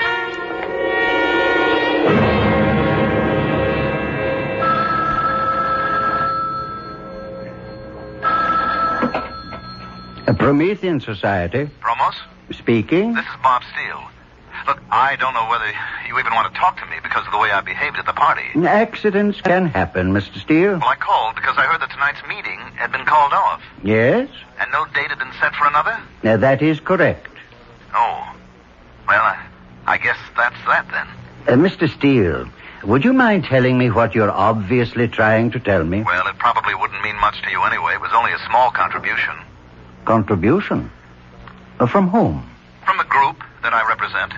You probably don't know them, but we're setting up an import-export business with China, and I talked to them about the society and you, and of course I could only tell them what Byrne had told me, but they were very impressed. And what has all this got to do with tonight's meeting? Well, it was kind of a wild idea to start. Without meaning any offense, Mr. Steele, I find it extremely difficult to follow what you're saying. Well, I apologize. I guess it's because of that spilled drink. I still feel embarrassed. I think I ought to just forget the whole thing and return the briefcase with their money. I think it would be a lot better and clear up a confusing situation if you came here and told me just what you have in mind. I'm sorry I took so much of your time, Promos, but I'm sure you understand how my group feels. I'll just take the $50,000 back and explain to them that I couldn't witness a demonstration. You are always apologizing for the wrong things, Mr. Steele. First you spill your drink on me. Now you say you're sorry for taking my time when I asked you to come here. But you don't apologize for putting me in the position of a cheap magician putting on a magic show for money. I never intended anything. Now, what did you intend? Just what did you tell these business associates? That I was some kind of sideshow freak who would become a fire swallower for a fee? What's the name of this game you want me to play? I'm terribly sorry. You're sorry? You've not only insulted me, but Prometheus. Well, I guess there's nothing for me to say. Oh, yes, there is. I'll give you something to say. Go back to your associates and your father-in-law and tell them they can come tonight and see Promos and the Promethean fire.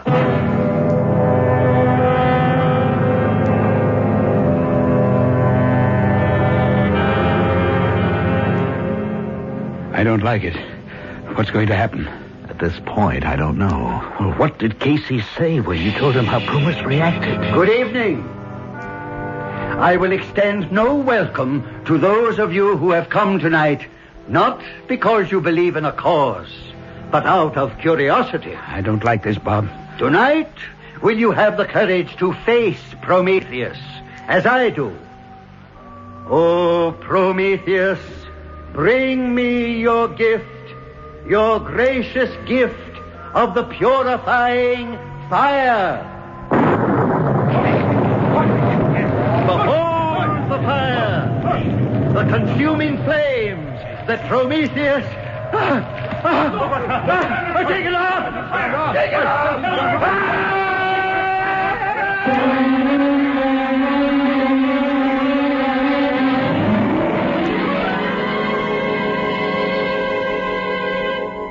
Those who live by the sword die by the sword.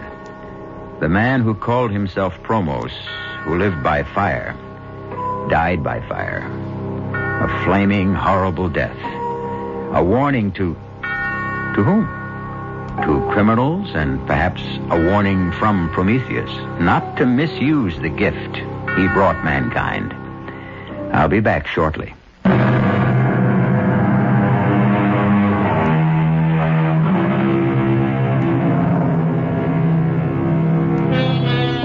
If you're chilly, how about pulling up closer to our roaring fire? On second thought, after tonight's tale, that might make you a trifle uncomfortable. I'm sure that, like most people, you would like to do something about making people more conscious of the values to be found in human decency and honesty. May I offer one word of advice? If someone asks you to join a society for this purpose, think twice.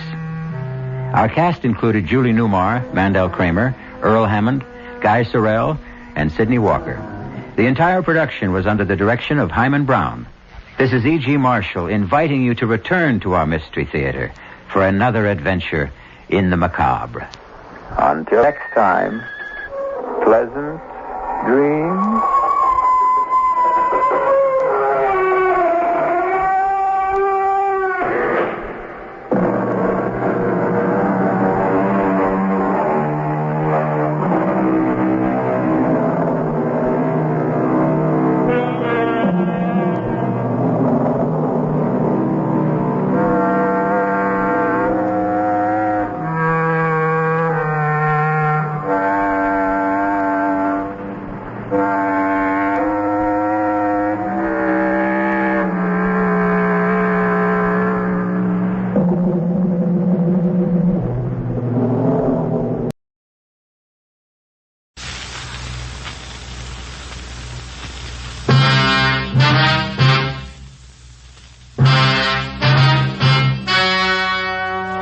The story you are about to hear is true. Only the names have been changed to protect the innocent. Fatima Cigarettes, best of all long cigarettes, brings you Dragnet.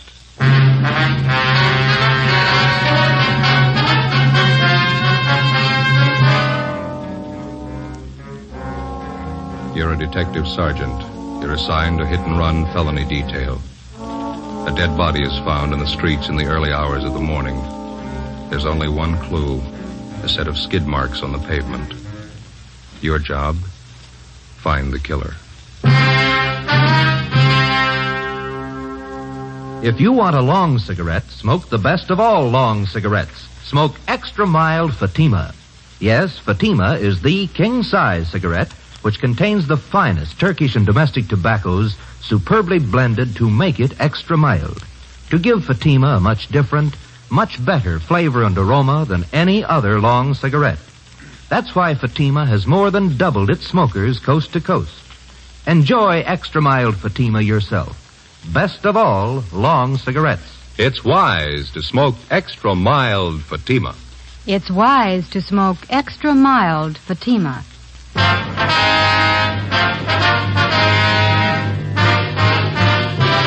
Dragnet, the documented drama of an actual crime. For the next 30 minutes, in cooperation with the Los Angeles Police Department, you will travel step by step on the side of the law through an actual case transcribed from official police files. From beginning to end, from crime to punishment, Dragnet is the story of your police force in action. It was Monday, April 19th. It was windy in Los Angeles. We were working the day watch out of traffic division. My partner is Ben Romero. The boss is Lieutenant Calfee, Commander AID. My name's Friday. It was 7:55 a.m. when I got to the second floor at 123 South Figueroa Street. Accident investigation. Hit and run felony detail. Hit and run felony. Morning, Joe. George? Yeah. How is it? Oh, it's not much better. Still aching. Oh, rough. A lousy thing kept me up most of the night. Check with that dentist I told you about? Yeah, I did. It says it's a wisdom tooth. Eh? This one here. Oh, yeah. Says it's got to come out. I'm supposed to go back and see him today. That's rough. Remember, a friend of mine had his wisdom teeth out. Hurt like the devil. Terrible. Finally pulled him. Ached for 5-6 days after. Roger. Excuse me, Joe. Yeah, McD. Better have a 15-7 on that follow-up you handled yesterday, huh? Okay. I got most of it down. I'll finish it up. Friday? Hi. Ben come in yet? He's down the record bureau. Let's see that jaw of yours. Hasn't gone down much. It's a bad wisdom tooth. Dentist says he's going to have to yank it. Bum deal, eh? That's the first time I ever had any trouble with him. I remember a few years back, my sister Gertrude had trouble with a wisdom tooth in Pacton. Yeah? Whole side of her face was swollen. Poor kid was in terrible pain, full week. Even after they pulled it, it still hurt. Hi, Joe.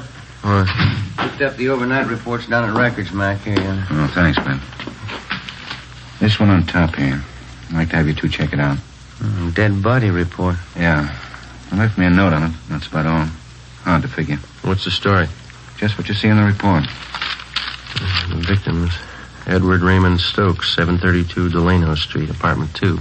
His body was found in the gutter near 63rd and Vermont, 3 o'clock this morning. No witnesses. Only one piece of evidence. Yeah, see, they got it listed here. Skid marks near the body. Is that all? That's it. Apparent hit and run. Where's the body, man? Neighborhood mortuary out there. Emerald Hills Funeral Home. One of the deputy coroners handled the body. A fellow named Joe Larimore. Anybody claim it yet? No. Okay. Ben, you ready? Yeah, let's go. We'll check you later, man. Yeah. If you need any help, I've got McClendon and Rogers on hand. Right. How do we manage to draw all the choice ones? I don't know. Skid marks and a dead body. Yeah. Oh, say, I almost forgot. How's your jaw? Oh, it still hurts. Oh, it's tough. Yeah, it's still swollen. Mm-hmm. What did Dennis say? Wisdom tooth. Oh, it's miserable. Yeah. Wife had the same thing a couple of years back. Dennis tried to yank the tooth and it broke right in two. Finally got it out. That's good. Funny thing about wisdom teeth. What's that? After they pull them, hurts for 5 or 6 days.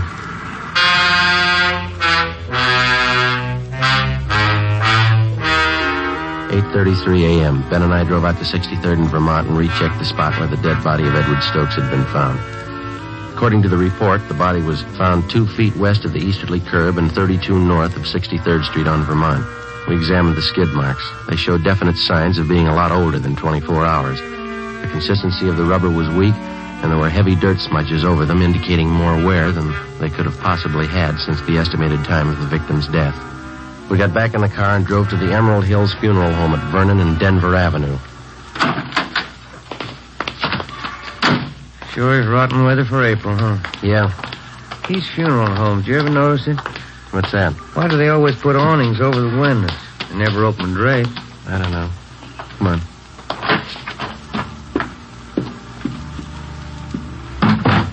Funeral going on. You know where the office is? There's a brass plate on that door over there. Let's have a look. Yes, sir. Here's somebody, Jim. Oh. Gentlemen, may I be of service? Police officers. I'd like to talk to Mr. Larimore. I believe he's a deputy coroner. I'm Mr. Larimore. You came about the hit-and-run victim? Yeah, that's right. This is Sergeant Romero. My name's Friday. We'd like to check the body if we could. Certainly. It's back this way. Understand you moved the body from the scene of the accident here to the mortuary. Yes, that's right. Early this morning. Unusual case. Careful, there's 2 steps down just inside the door. Oh, thank you. Why do you say it's unusual, Mr. Larimore? Well, here, let me show you. There. Now, for one thing, the victim had a basal skull fracture. I don't know about you gentlemen, but in the hit-and-run cases I've handled, a basal fracture's a pretty rare thing. Well, it is possible, isn't it? Yes, it's possible. Anything's possible, as they say. But it's not usual. A few other things here, too. Yeah? Notice the victim's knee here. Single clean cut. Also these wounds on the head. I've never seen anything like it in hit-and-run cases I've been called on. Yeah, that wound on the knee doesn't jibe, does it? If he was hit by a car, the knee should be skinned up quite a bit. Exactly. Well, you know how it usually is. The automobile hits the victim. There's always signs that the body was either dragged or thrown. Shredding of clothing, skinned knees, legs, elbows. No sign of that here. You don't think the victim could have been killed by hit-and-run cars, eh? No, I don't say that. It's possible that it might have been a car, but...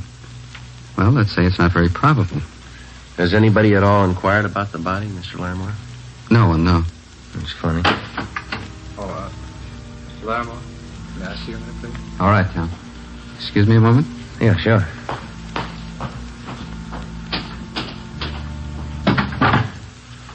Well? Yeah. Where do we start? I don't know. Maybe we won't have to. Another lead like this, and we can turn it over to homicide. Sergeant? Yeah? There's a young lady in the lobby. Yeah? She wants to claim the body. The girl was shown the body. She identified it as that of Edward Raymond Stokes. She gave her name as Marion Fuller, the victim's common-law wife. After she recovered from her shock, she asked if she might sit down for a while and rest. We took her into one of the offices in the mortuary, and Ben got her a glass of water. She told us that she had last seen Stokes alive at about 1 a.m. that morning. They'd been drinking together at a neighborhood bar on Vermont Avenue between 63rd and 64th Streets, half a block from where the victim's body had been found sprawled in the gutter. Why don't you sit down over there, Miss Fuller? Thanks. How long did you know Edward Stokes, Miss Fuller? About 6 years. On and off. We've been together pretty much the last couple of years, though. Oh, my head. Would you mind telling us exactly what happened while you were with Stokes last night? Everything you can remember? I can't think. This headache's killing me. I wish you'd try, Miss Fuller. It's important. Well, Eddie and I had dinner together at the Spanish Oven, place down on South Fig.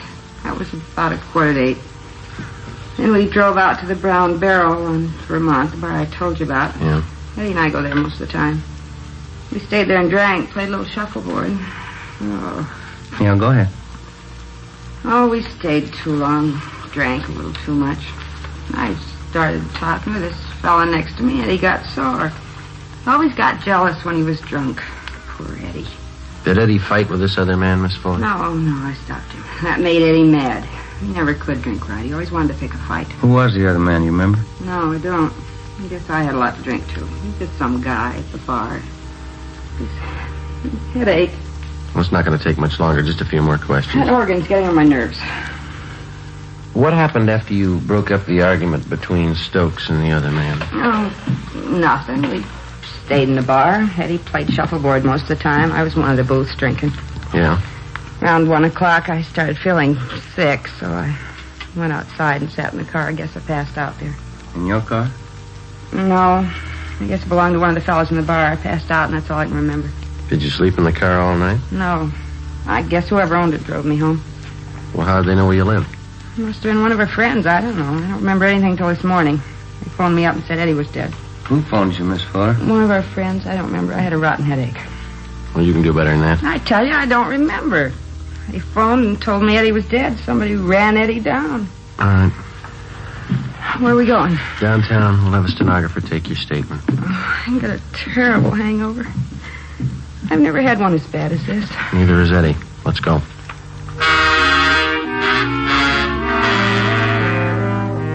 On the way back to the office, Ben stopped at a drugstore and I picked up a box of aspirin. The wisdom tooth was giving me trouble again. The clerk at the soda fountain fixed something for Marion Fuller's hangover. When we got her back to the office, we questioned her for more than an hour, but she gave us only one additional piece of information. The victim, Eddie Stokes, had been married before and divorced.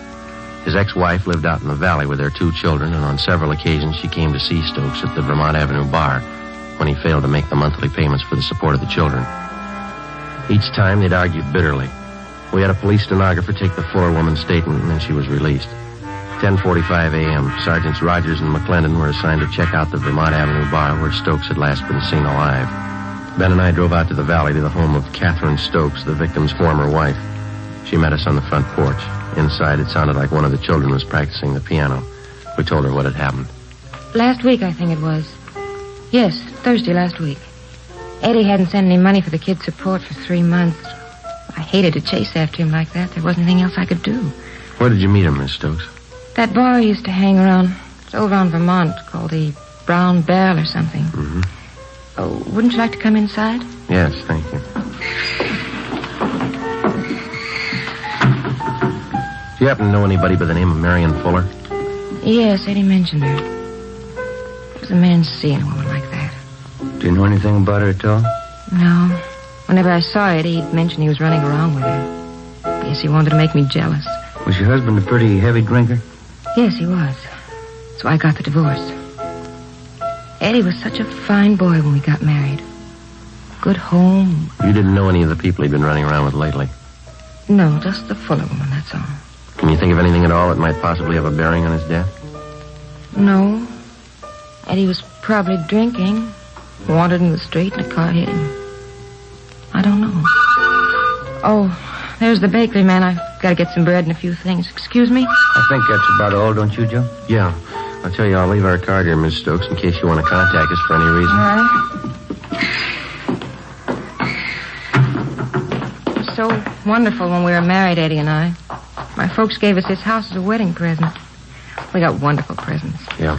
We had everything we wanted. A car, nice house, kids. It was wonderful till he started drinking. Then everything went. His job, everything. Started all of a sudden. I never knew why. Yes, ma'am. How do men get that way? How do they start? I don't know. We only see a part of it. Yeah? When they finish.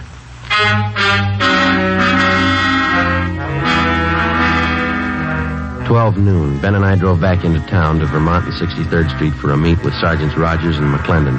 They told us that they'd checked out the bartender who'd been on duty the night before, and also 7 of his customers. Their stories were almost identical. Each of them remembered seeing Eddie Stokes at the bar. Each of them remembered he was playing shuffleboard, that he was drinking heavily, and that he left the bar at about 1:45 a.m. All of us had the idea that for some reason the bartender and the customers were lying. In most cases, it's hard to find 2 witnesses who tell identical stories, let alone 7. For the rest of that afternoon, Rogers, McClendon, Ben, and I spent our time canvassing the neighborhood in the vicinity of the Brown Barrel Tavern. 4:45 p.m. We talked to the proprietor of a small grocery store 2 blocks down the street from the tavern. He told us that he rarely visited the bar, but that he thought that the man who ran the butcher shop next to his place, Mr. Eugene Murray, was a regular patron of the Brown Barrel. So we went next door. Would you make that 2 pounds of ground round, Mr. Murray? We're having company tonight. Yes, ma'am. 2 pounds. Nice-looking meats, huh, Joe? Yeah, the steaks look good, don't they? Mm-hmm. 2 pounds. All right.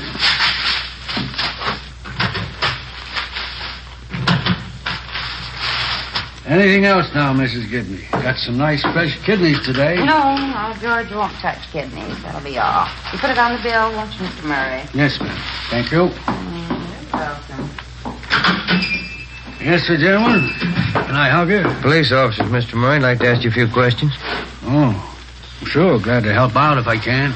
Have you ever been in the Brown Barrel Tavern down the next block there? Brown Barrel? I go there all the time. Say, would you mind if I fix up an order while we're talking? The customer's going to pick it up in a couple of minutes. I don't like to keep him waiting. Sure, go ahead. I got to go to the ice spot. When's the last time you were in the Brown Barrel, Mr. Murray? Last night. Wife and I went to the movies. One of them English pictures. Lousy picture. We dropped in at the barrel on the way home for a beer. About what time was that? Pretty close to 2. What's the matter? Some kind of trouble? Did you notice anything unusual while you were in there? Anybody fighting or arguing? No, we were only in there a couple of minutes, but now that you mention it, there was something funny happen. What was that? Well, the bartender, Carl, and a half dozen of the neighborhood gang were back in one of the booths talking together. They seemed kind of nervous, and none of them seemed to be having a good time. Yeah. The wife and I yelled hello at them, but they kind of gave us a go-by. Then this drunk came up to us. And he, say, officer, would you reach that knife for me? Which one? That one. Oh, yeah, here you are. Yeah, thanks. Go ahead. Yeah, well, this drunk came up to us and whispers to me, say, you better get out of here. There's been a fight. Hey, isn't that a beautiful piece of meat? Well, I didn't pay much attention to him. He was pretty drunk, could hardly understand him. I guess they have a lot of fights in there anyway. Is that all he told you, that there'd been a fight? Yeah, that time. But he came back a couple of minutes later and whispered the same thing. You better get out. There's been a fight, he said. The wife and I just laughed at him. Mm-hmm. He said, I know all about it. A guy's been murdered.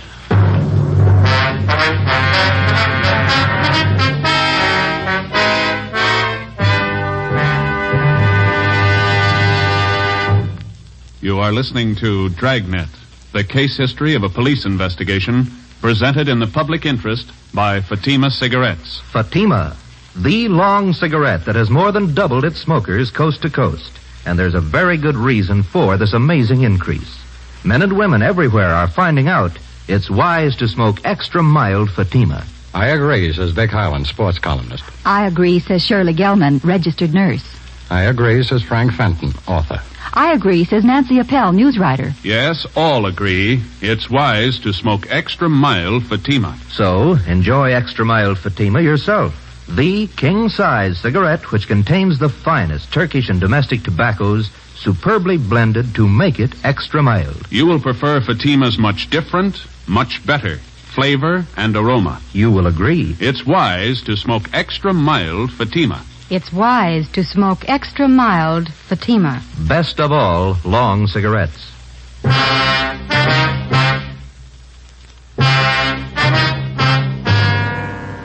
6 p.m. Ben and I went back to homicide to turn the case over to them. They asked us to handle the investigation for another day because they were short of men at the moment and because there was still a big doubt as to whether or not Eddie Stokes had really been murdered. Actually, the only solid lead we had was the second-hand testimony of a drunken witness, that and the deputy coroner's doubts that Stokes was actually the victim of a hit and run. Mr. Murray, the butcher, didn't know the name of the man who told him that there'd been a murder, and he could give us only a meager description. We brought Marion Fuller back in and re-questioned her. She stuck to her story. She didn't remember anything. She was released again. It looked like we were in for a long night. We went across the street for a bowl of soup and a sandwich, and when we got back, Ben called his wife and told her he'd be working late. I called my mother. Working late again? Oh, Joseph. How's your tooth feeling? Well, it's a little better, Ma. It's still pretty tender. I'm going to go to the dentist tomorrow. Yes, you've got to have that attended to right away. Bad teeth can poison your whole system. You be sure and see that dentist. Is he a good one? Yeah, he's okay. One of the fellas down here told me about him. I'll see you a little later, huh? Don't wait up. Yes. And you don't work too late, Joseph. You need your rest. Yeah, okay, Ma. Goodbye. All right, Joseph. Goodbye. Joe. Yeah? Just talked to that butcher's wife on the phone, Miss Murray. What'd she have to say? Ask her the same questions we asked Murray. She couldn't add much. Same story. Got something for you? Yeah, man? Rogers and McClendon just called in. They're still out at that bar. Yeah? Finally got somebody to talk a little. What'd they get? The bar boy out there. He says there was a fight happened about 1:30. Doesn't remember who was fighting. Not much help? Bar boy's name is Milner. He told Rogers he went outside about 20 minutes to 2 to put the garbage out. He saw the Fuller woman asleep in that car. You get the license number? No. Said there was a ticket on the windshield. Ben and I checked with the sergeant of the watch at 77th Street Division. He told us Unit 111 was assigned to the area where the brown barrel was located. In checking their worksheet, we found that Unit 111 had issued a hang-on citation the night before to a car parked near 6330 and 1/2 Vermont Avenue, the address of the Brown Barrel Tavern. We checked the license number through DMV and found that the car was registered to a William R. Huddy, 14 Naylor Street. We drove out to the Naylor Street address and talked to Huddy's wife. She told us he was playing in a shuffleboard tournament that night at a bar down on South Olive Street. 8:55 p.m. We checked in at the bar. Bartender. Oh, yes, sir. What'll it be? Do you know if there's a William Huddy in here? He's supposed to be playing a shuffleboard game here tonight. Oh, yeah, I know him. He's with the Highland Park team. Yeah, let me see. Yeah, that's him up now. Fella in the blue shirt. Thank you. Come on, Ben. That's it, Bill. Good weight. Make it another 3. Oh, that cleans him. Good one, Bill. Yeah, that's pretty close. Beat that one, Max. Excuse me? Yeah? Are you William Huddy? Yeah, that's right. Police officers. We'd like to talk to you a minute. Oh? What about? I'd like to ask you a few questions. You step over here a minute. Yeah, all right. Were you at the Brown Barrel Tavern out on Vermont last night? Yeah, I was. Why, what's the matter? You know Marion Fuller? Yeah, she hangs around the place. She goes with a guy named Eddie. Did you drive her home last night? Yeah, as a matter of fact, I did. She passed out in my car. She's a nice kid, but she drinks a lot. I drove her home. Do you mind telling us what happened at the bar last night when you were there? Well, I come in about 9 o'clock and I start playing shuffleboard with a couple of guys. This guy, Eddie Stokes, is one of them. Yeah? We got in a beef with a guy at the bar over Marion. It's nothing big, though. Guy left after a while. Mm-hmm. Go ahead. That's about all. I left the place around 1:30, and this Eddie was beefing with some merchant seaman about that time. Was the Fuller girl still at the bar at that time? No, when I went outside, I saw her sleeping in my car, so I drove her home. I left her off and then come back to the bar. That's when they told me. Told you what? Well, they said Eddie had a fight with this merchant seaman. They said it'd be better if we kept it quiet. Who told you that? Call the bartender. And I got the real story from one of the fellas I was playing shuffleboard with, Leo McCarty. What did he tell you? Well, he said that when Eddie Stokes left, the merchant seaman followed him out. He said he chased Eddie. McCarty went out about 5 minutes later. Yeah? Well, the merchant seaman was gone and Stokes was lying in the gutter down the street. Mm-hmm. Did McCarty look at him? Yeah, he said Stokes looked pretty bad. So he looked like he was dead, but I wouldn't believe that. Why not? This McCarty always exaggerates. 10:15 p.m. We had William Huddy come back to the office with us where we questioned him further and took his statement. Then we had his friend Leo McCarty brought in along with the bartender at the Brown Barrel Tavern and the customers that he'd framed his story with. McCarty was the first to give us the straight story and then the others followed. The bartender, Carl Jansen, who also owned the bar, was the last to break. How about it, Jansen? Why didn't we get a straight story to begin with? Well, what about the publicity? How would that look? A murder around my place. Could work out worse than that, Mr. Jansen. You've been withholding evidence. You talked these people into the same deal. I'd protect myself. The newspapers, all the scandal, wreck a man's business. I had to keep it quiet. It's not my fault that Stokes was killed. I didn't do it. I'm not to blame. No, but you know who is to blame. Now, how about it? Who is he? Well, he works on the ships. Comes in here most of the time when he's in port. What's his name? Henry Baxter. I've cashed some of his paychecks. Ben, you better get the captain, huh? Yeah, okay. Hit and run felony Friday. Oh, yeah. No, just a minute. For you, Jansen. Oh, yeah. Thank you. Yes. Oh. Yes, Rita, just a minute. Sergeant. Yeah. It's my wife. She's at the bar now. She thought you ought to know. Yeah? Henry Baxter. Frida says he just came in.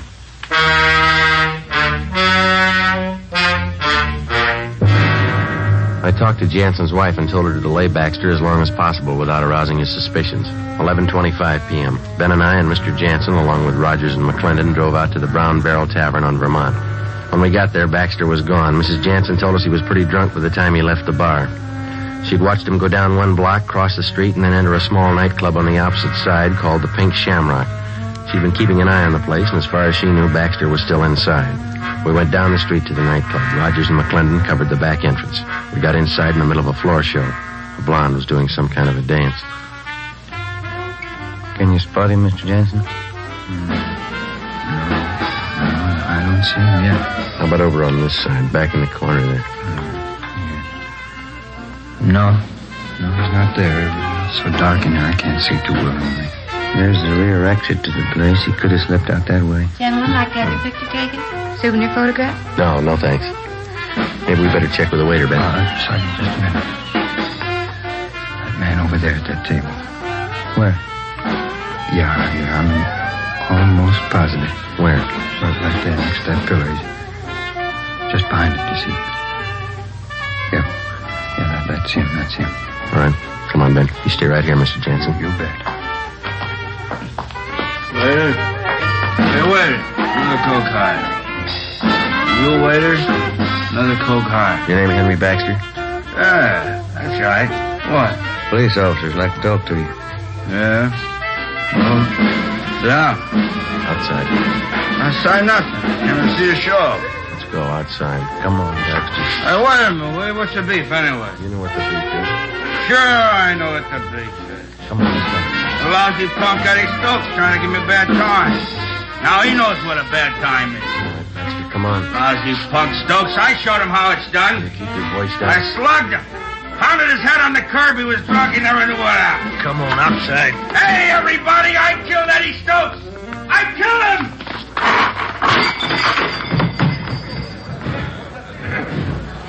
Back down.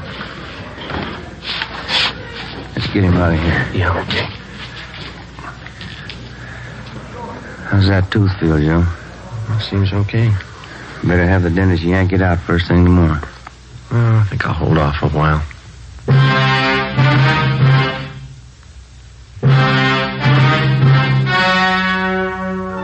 The story you have just heard was true.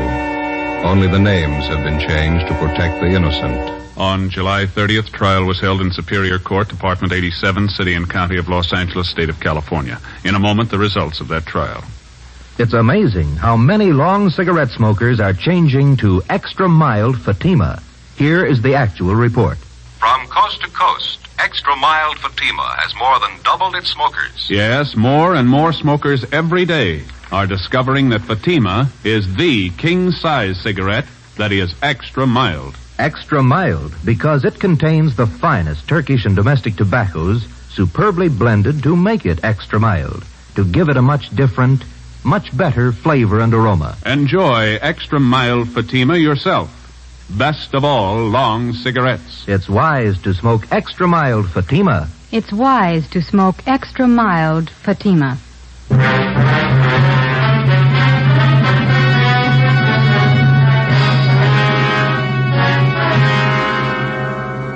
Henry John Baxter was tried and convicted in Superior Court of manslaughter. He received the sentence as prescribed by law and is now serving his term in the state penitentiary. You have just heard Dragnet, a series of authentic cases from official files. Technical advice for Dragnet comes from the Office of Chief of Police W.A. Wharton, Los Angeles Police Department.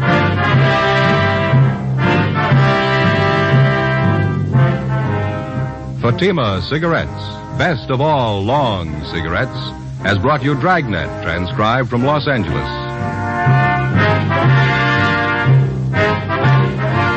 Sarah Berner stars in Sarah's Private Caper next on NBC.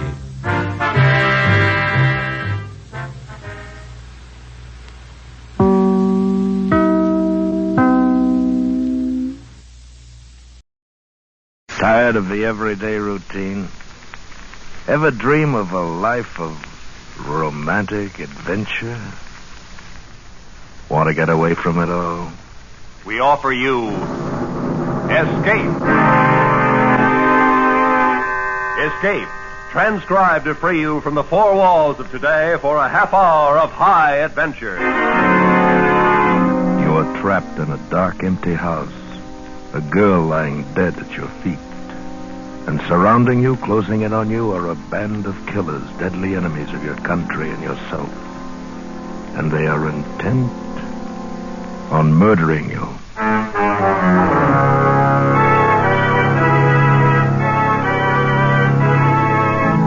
Today, with Barry Kroger starred as David, we escape to England and the story of a man whose life depended upon the outcome of his mission, as Graham Greene told it in his fascinating story, Confidential Agent.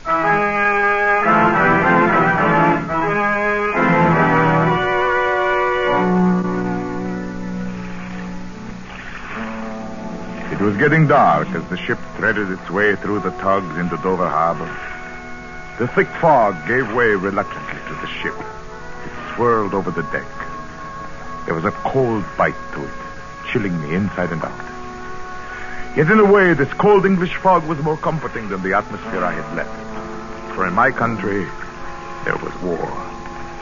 Already Austria had fallen before the goose-stepping armies of a madman, and now my country was fighting with its back to the wall.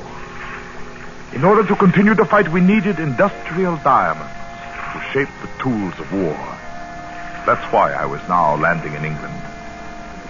There were others in my country, a group headed by a man known only as the Baron, who wanted to turn our country over to the invader, who would do anything to stop us from getting the diamonds we needed.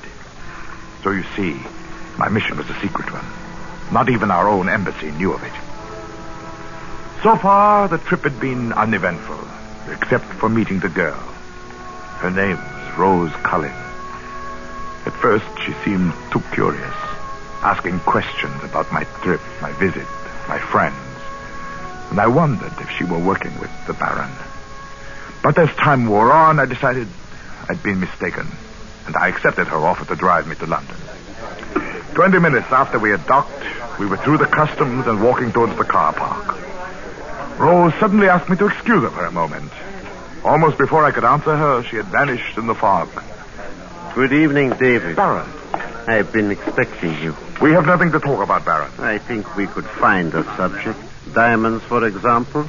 Or perhaps I could interest you in accepting, let us say, 2,000 pounds for our point of view. Say 2,000 pounds.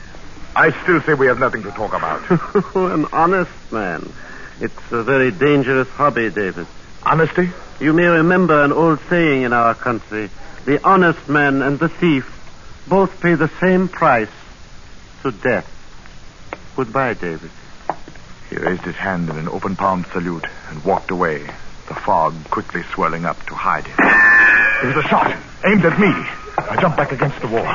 There was nothing to see but fog. Gray wisps of fog blanketing out everything. There was no way of telling from where death had tried to strike, or from where it might strike again. I heard her returning. Had she left me to give them their chance? Or had it been her finger, manicured and perfumed, that had curled around the trigger? Sorry to be so long, David. Are you ready? Yes. I was talking to your friend, the Baron. The Baron? Oh, you must be mistaken. I don't know a Baron. Come along. Did he say he knew me? No. Perhaps I am mistaken. Of course, it might be someone I met at father's. He loves to surround himself with titles. Oh, who is your father? Ah, here we are. Will you drive? I'm simply exhausted. All right. My father? Oh, he's Lord Bending. Didn't you know? Lord Benditch. But I thought your name is Cullen. Of course. My father's name was Edward Cullen. After his first £1 million, he became Edward, Lord Benditch. It's really quite simple. I came here to do business with Lord Benditch. Isn't that coincidence? Everybody I meet has business with him. I see. I can't think of anything more dull than father's business. What are you thinking? How, in my country, I would go along a country road like this very slowly, ready to jump into a ditch if I heard a plane. I'm not sure the war has not followed me here. Oh, don't be silly. The only war here is between the Prime Minister who talks about peace in our time and Mr. Churchill, who talks just as long about the glory that was Britain. And nobody believes in anything. You're very cynical for such a pretty girl. What is there for me to believe in? My father's diamonds. Hardly something to get passionate about. You have no young man? Oh, plenty. If I want to know who scored 60 runs in the Lancing-Brighton cricket match, well, the odds at Epsom Downs. But there's no excitement. If it's excitement you want, perhaps we still will get it. One of my countrymen tried to kill me just before you joined me. Oh, really? It's true. He or his men will certainly try again before I reach your father. Oh, don't be so melodramatic. Things like that don't happen except in thrillers. Unless, of course, you're a spy. Are you? No. No, I'm more of a confidential agent.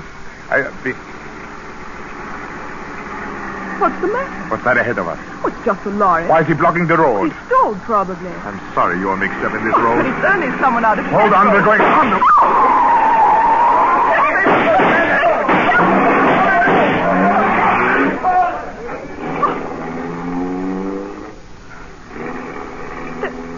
There's a bullet in the window shield. Oh, someone is trying to kill you. Yes. Oh, we must go to the police. With what? We saw no one we could identify. Oh, but we struck one of them. I felt the car hit him. Couldn't they be traced by him? All it would prove is that I ran him down. In fact, they might use that to have me arrested. Oh, no. If Deveron fails to kill me, and I think I can see to that, then it would serve him almost as much to have me arrested for murder.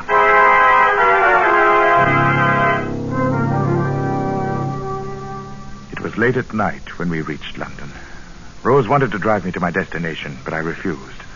It wasn't entirely distrust, but the fear that she might lead them to me without realizing it. So she dropped me off in the West End. When she'd driven on, I stopped the taxi, gave the driver the address.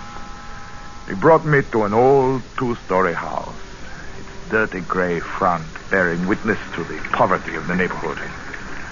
Here you are, Governor. This is number 10, Malone End? That's right, Governor. Just over there. You up across the road and you'll be at the door. How can you be so sure, driver? It's so foggy here, I can't see the number. I counted them. Counted the houses from the corner of High Street. I see. That's number 10, all right. All right. That will be 3 and 6pence, sir. Oh, yes, of course. Here you are. Oh, thanks very much, Governor. Thank you. Good night. Good night.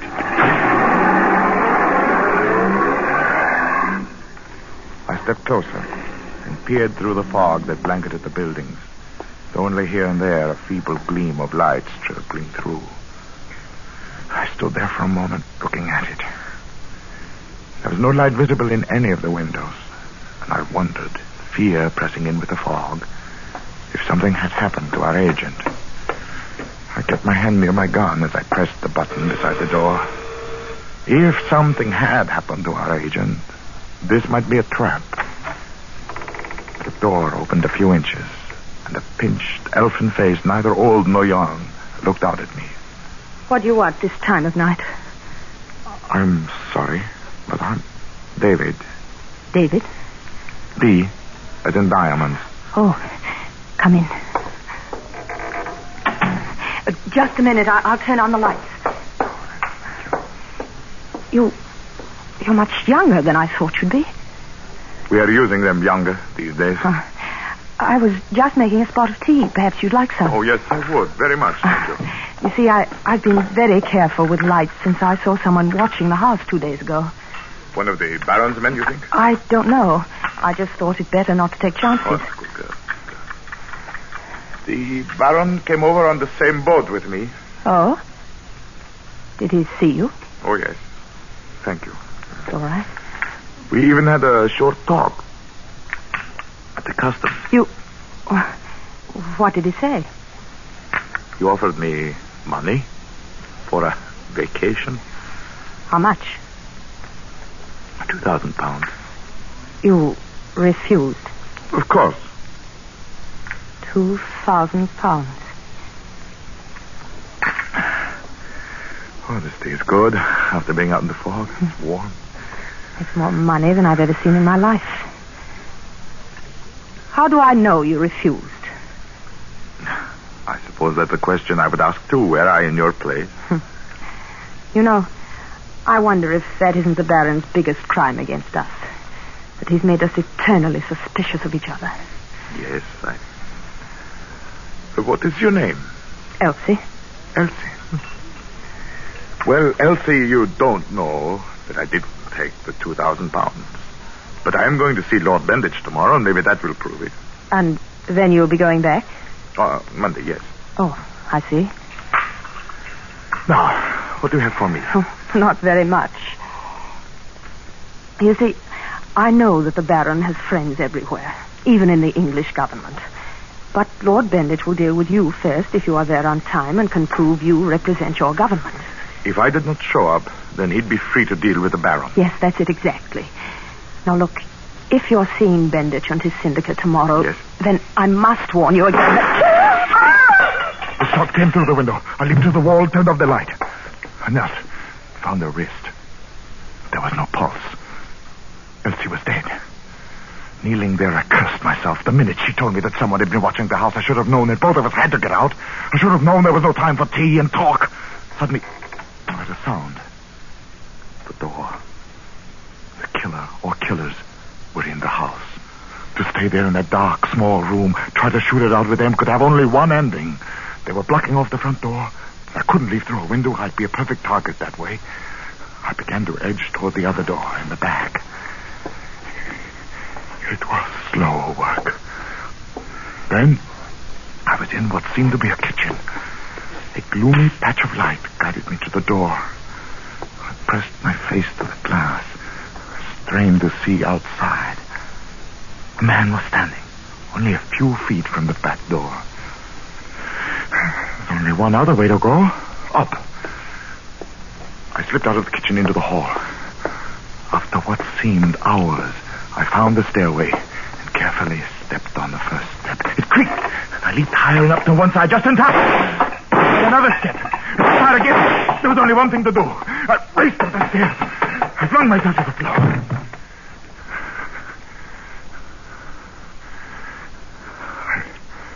Downstairs, I heard the front door open again. More of them had entered the house. They were taking no chances. I lay there on the floor at the head of the stairs, scarcely daring to breathe. I knew I could get anyone coming up that stairs with my gun, but was there another stairway to the second floor? I knew so many of these houses had them. Perhaps this one did too. And that someone outside. I heard something thump against the side of the house. One of them was trying to get in. One of them was coming in through some window on the second floor. From every side, death was closing in on me.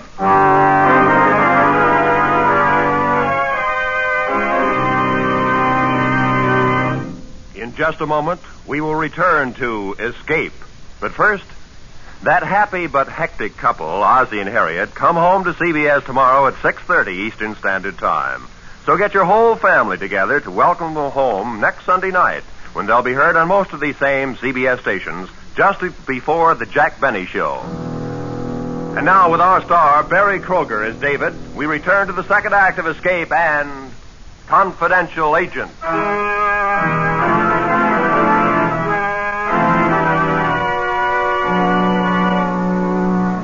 I was on the second floor of the old house on Malin End, and the Baron's men were downstairs, slowly working their way up to me, searching me out. It was a quick decision. The open rooftop presented a chance of escape, and lying here in the dark was tempting discovery. A moment later, I was through a skylight and in the night air. 5 houses away, I found fire escape and has reached the ground. And 2 blocks farther, on Blean Street, I found a cheap hotel and registered under another name.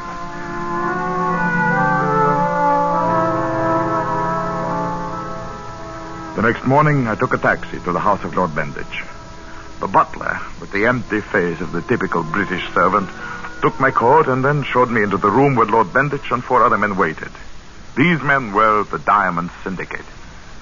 You're the man we're expecting? Yes. I think you know the object of my visit. We had a letter a fortnight ago. Strange the purchase wasn't handled through your embassy or consulate.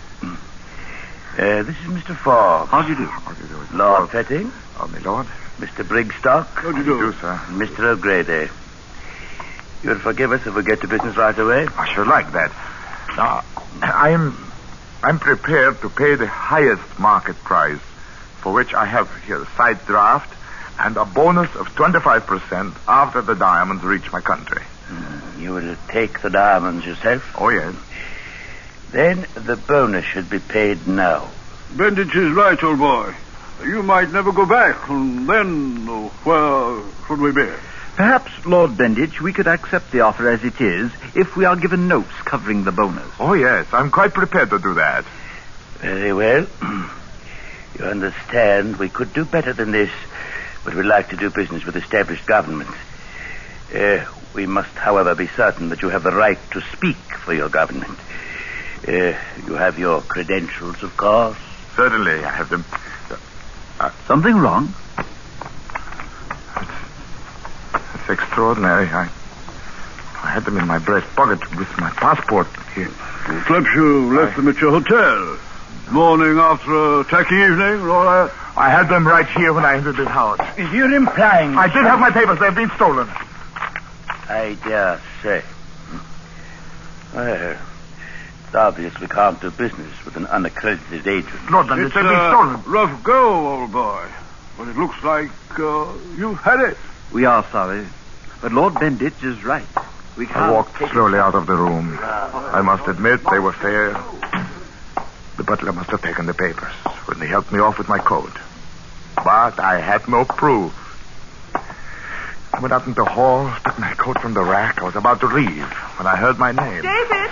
It was Rose Cullen. David, did you get the diamonds from Father? No, my papers have been stolen, and your father won't deal with me since I could not prove I represent my government. Rose, do you know, is your father's butler new? Well, I think so, although I didn't really notice. I don't live here. I have my own apartment. You mean you think he's... I'm sure of it. I had my papers when I came up the steps. They were gone when I went to show them to your father. Then that means... Come along, David. We'll find out. No, Rose. That would do no good. I'm sure that the Baron will have covered all loopholes. The papers are far away by now. No. I must think of some other way to convince your father. Well, isn't there someone at your embassy? I don't think so. We don't trust them. Except perhaps the second secretary. But even he may have been reached. But we've got to do something. We can't just... Why do you suddenly want to help me? Only last night you were laughing at me, Rose. Maybe I was. Last night. Well, then, why... Oh, David, can't you guess why I want to help you? To be with you. Rose, look. Oh, all you think of is your stupid war. Last night I laughed at you because you were a stuffy little man from another country, filled with ideas of his own importance and briefs and papers. And now, after I've had a chance to think things over, I know this isn't true. Rose, a man in my position has to give up many things. He has no time to... Fall in love. Why not, David? Why not? Rose. Oh, all right. I won't embarrass you. Now tell me something. Forbes and Brigstock were with Father when you met? Yes, they were. All right, then. Brigstock is an arse, but they'll both help your country if they're sure it's all right. I'll get them, and the 4 of us will go to your embassy. We'll make them prove who you are.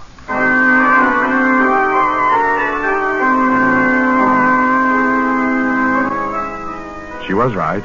They both did seem anxious to help, and were quite willing to go to the embassy with us. At the embassy, we waited for the second secretary. Then a man appeared. A countryman of mine, although I had never seen him before. May I help you, gentlemen? Yes. My name is Forbes. This is Mr. Brigstock. How do you do? We are associated with Lord Benditch. This is his daughter. We are considering doing business with this other gentleman who claims to represent your government. I know of no official representative being sent to you. What is your name, sir? Here is my passport. Yes.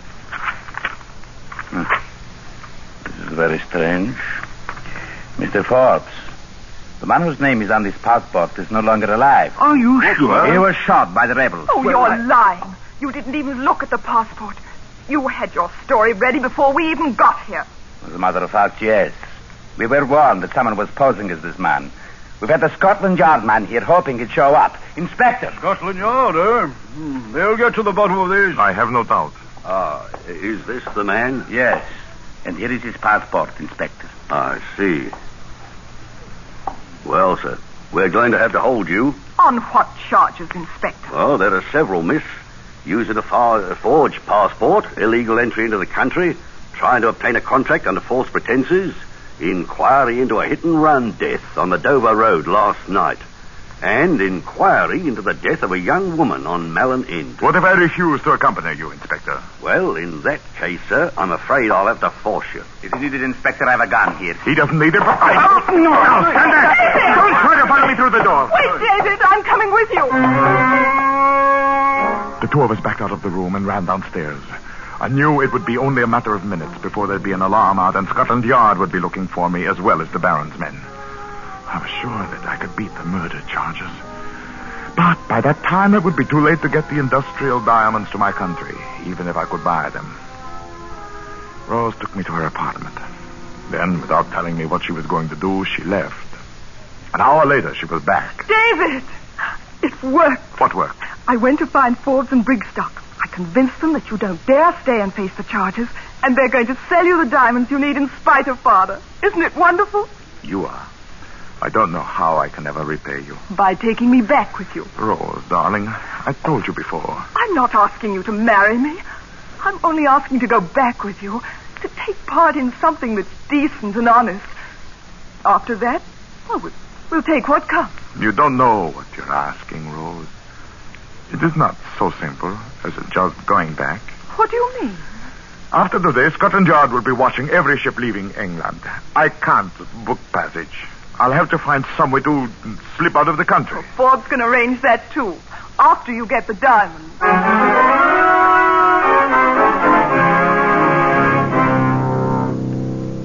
Forbes and Brigstock brought the diamonds. A small package that meant life for at least a while longer to my country. They both seemed only embarrassed when I tried to thank them, and when they left, Rose went with them. They'd not been gone long. There was a knock on the door. I hesitated to answer to it. It's Brigstock, old boy. I say, let me in. Well, Mr. Brigstock, is something wrong? Oh, not a thing, old boy. You know, it occurred to me that you're in a bit of a spot about getting out of the country. And now that you have the diamonds, an idea happily struck me, so I just nipped back. You know how I can get away? Quite. The perfect solution, old boy, is this. A gun? Astute of you to recognize it. No, don't move.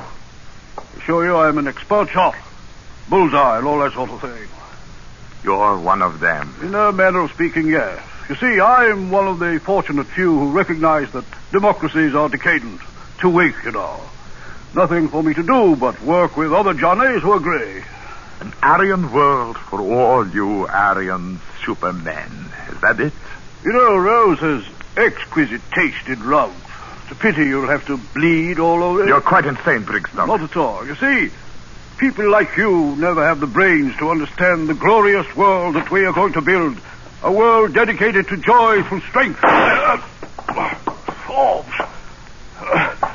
I say, most unfair. Hold on. They can never resist making speeches. I thought there was something suspicious about Brigstock leaving us so suddenly, so I followed him. But there's no time to talk. You have to get out of here quickly. Where shall I go? I own a resort hotel near South Crawl. I'll make a reservation for you, and tonight one of my men will pick you up there, put you on a freighter bound for your country. Then Brigstock? Brigstock is our problem. I'll give them a full report of it when I turn myself in, as I must do. Perhaps my trial will help my country as much as your escape will help yours.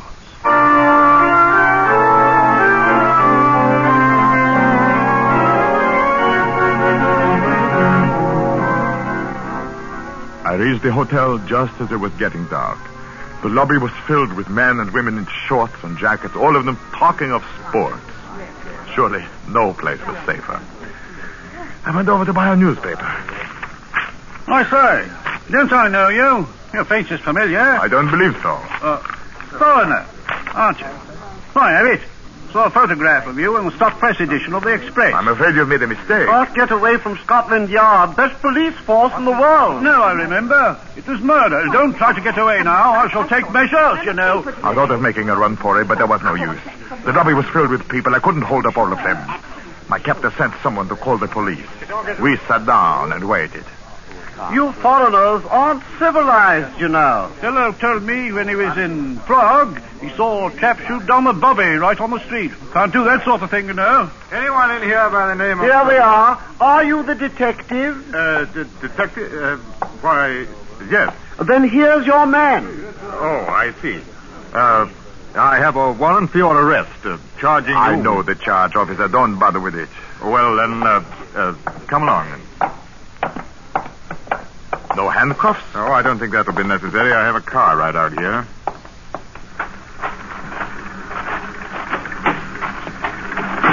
Well, that was a close one.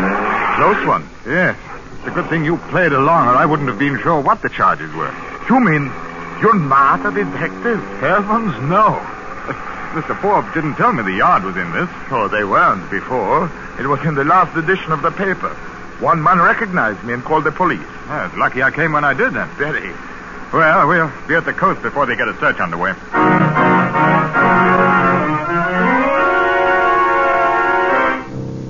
We reached the coast in half an hour, and I was hoisted over the side of a small freighter, like a piece of cargo. I stayed below until we were well underway and then went above. The deck was uncovered, and the wind whipped the sharp spray across my face. I could feel the pressure of the package of diamonds in my pocket. My mission was over, and I was on my way home. Yet I felt neither relief nor happiness. I'd thought there was no room in my life for both war and love. But now that there was only war ahead, I felt empty. I stared off at the lights, glimmering somewhere far astern. That would be Plymouth Hope. Rose. Oh, David. Rose, no. Rose, no. This is not the time for tears. When I was a little girl, someone told me that most men don't know what they want, so they make gestures. And Forbes said the same thing this afternoon. And so I decided not to waste time. And I made the decision for both of us. Between Mr. Forbes and yourself, my darling, it seems everything has been taken care of.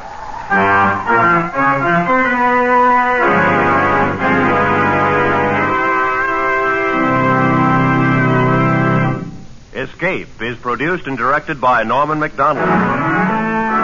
Today we have presented transcribed Confidential Agent by Graham Greene, adapted for radio by Ken Crossan with editorial supervision by John Dunkel. Starred as David was Barry Kroger.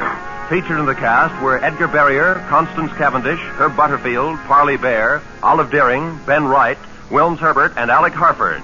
Special music was arranged and played by Ivan Ditmars. Next week. You are standing alone in a lonely canyon in the shadows of Superstition Mountain. While facing you, tempers ragged, guns drawn, are 3 men who, at your first move toward hidden treasure, will shoot you dead.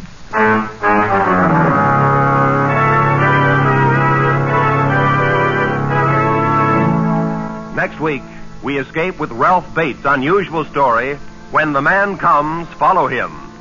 Be sure to tune in at the same time next week, when once again we offer you Escape.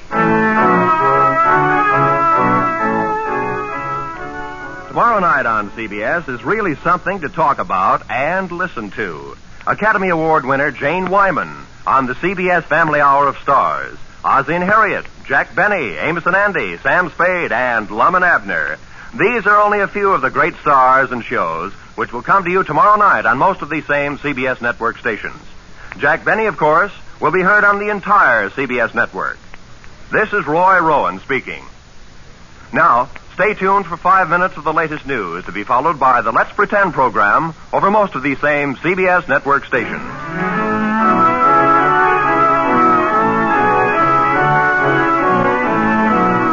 This is CBS, the Columbia Broadcasting System.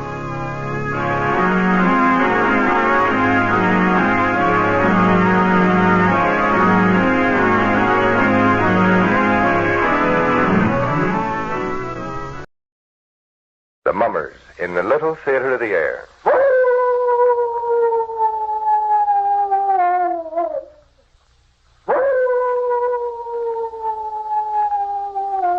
Now, the Hermit is ready.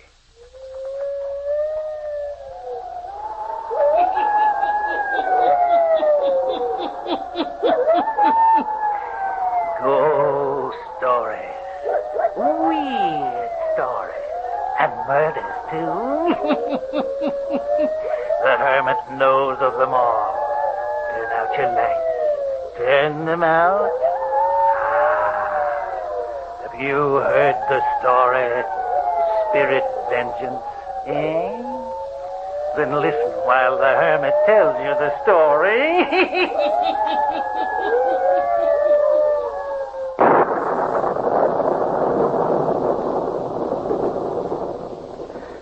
Still storming. Will it never let up? Matter of a small electrical storm should not trouble you, Rosa. Oh, I've had enough of such talk, Rummel. You see, I talk civilly and you misconstrue my words. Stop it. Oh.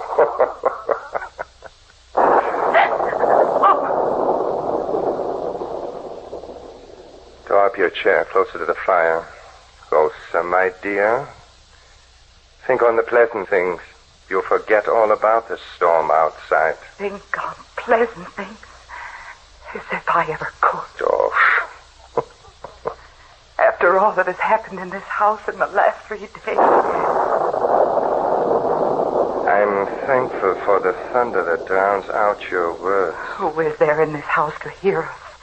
Who is left here but Carter, who's in on your horrible schemes? My dear, I thought you'd learn to appreciate my experiments before this. Appreciate the terrible things you and Carter were doing? Carter's a very clever assistant and servant, my dear, who desires life more than... Carter was a fiend, and so are you.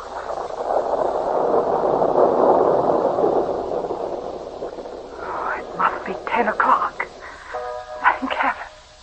Why are you thankful for the hour of the night? There will be no visitors tonight.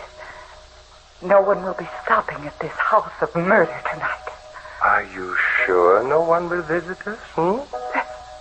Then there is someone coming? No man knows what the next hour may bring.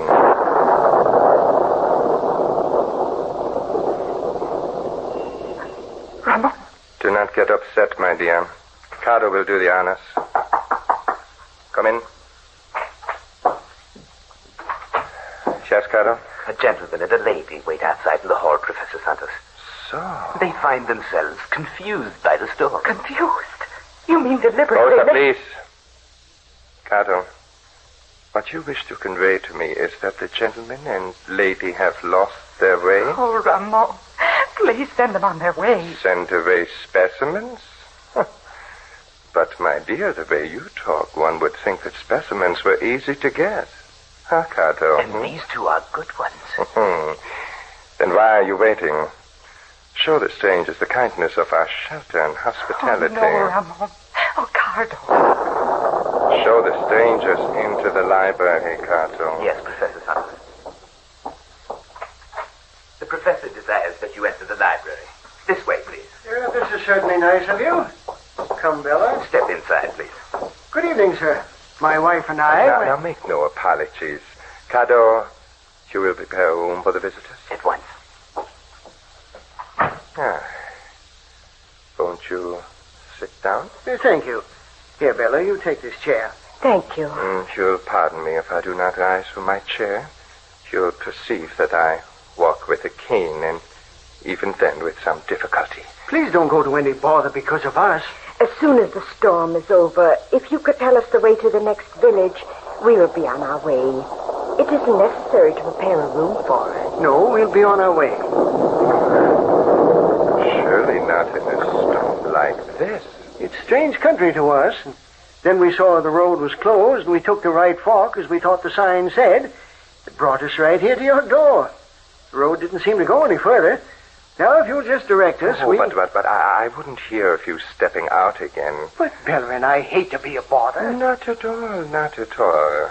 Now, are you getting dry, Mr. Yes, thank you. My name is Richard Kenton. My wife, Bella. Delighted. Mrs. Kenton, yes, delighted. Kenton. That was the name, my dear Kenton. May I present my wife, Rosa? I am Professor Roman Santos. How do you do? How do you do, Mrs. Santos? How do you do? Now that introductions are over, may I say that you're welcome here? Thank you. Yes, indeed. One hardly expects to find a lovely estate like this, hidden away from everything. A refuge for tourists who've lost their way. Have you come a long ways? Indeed we have. Nearly 500 miles from home. Oh, really? We're really quite upset, too. Our only daughter, Lisa, was married a month ago. She and her husband, Charles, went for a tour of this country for their honeymoon.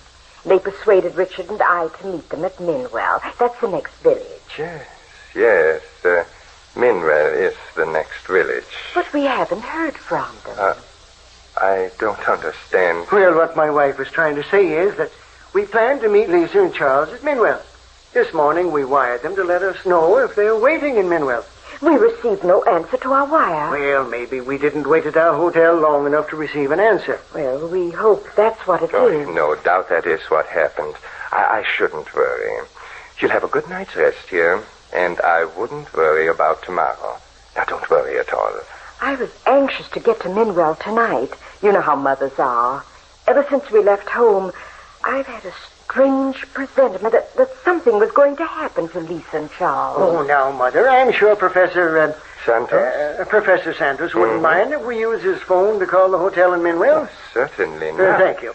Now, if you just show me where... However, that will be impossible tonight. But The storm has broken down our outside wires, and I'm afraid my servant Carter will not be able to locate the trouble before morning. Oh, but it will soon be morning. You'll soon be in Minwell. And you'll soon find that your daughter and your new son are waiting for you quite unharmed. Of course, Mother. You're unduly alarmed. I can't help being anxious. You know how it is if you have children. I am pleased to say we have no children. Oh?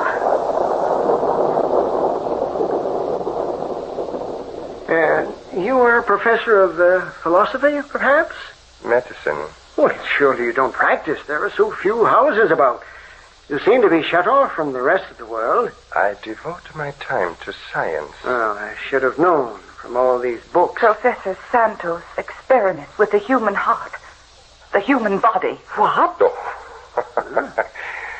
Oh, sir, my dear, you speak very bluntly tonight. It's quite true. I hope someday to find a certain answer to an ageless problem. You mean that you expect to discover a way to make the heart beat on forever? Exactly. Quite right. You rang, Professor Santos? Yes, Cardo. Will you show Mr. and Mrs. Kenton to their rooms? I'm sure they're very weary. Oh, we're a lot of bother. No, not at all. Cardo will serve you tea, hot milk, anything you desire. But I would suggest you don't eat too heavily, as you might not sleep too well. However, just make your wishes known. Oh, don't get up from your chair, Professor. I will show my guest to the door. Look out the window. Storm is gone. There's a moon pushing its way through the clouds. Richard, we could drive on tonight. Ach, nonsense. In the morning I can show you the beauty of my estate. And now, good night. Good night, sir. And may your dreams be pleasant ones. Good night. Cato, take good care of our guest. Take very good care of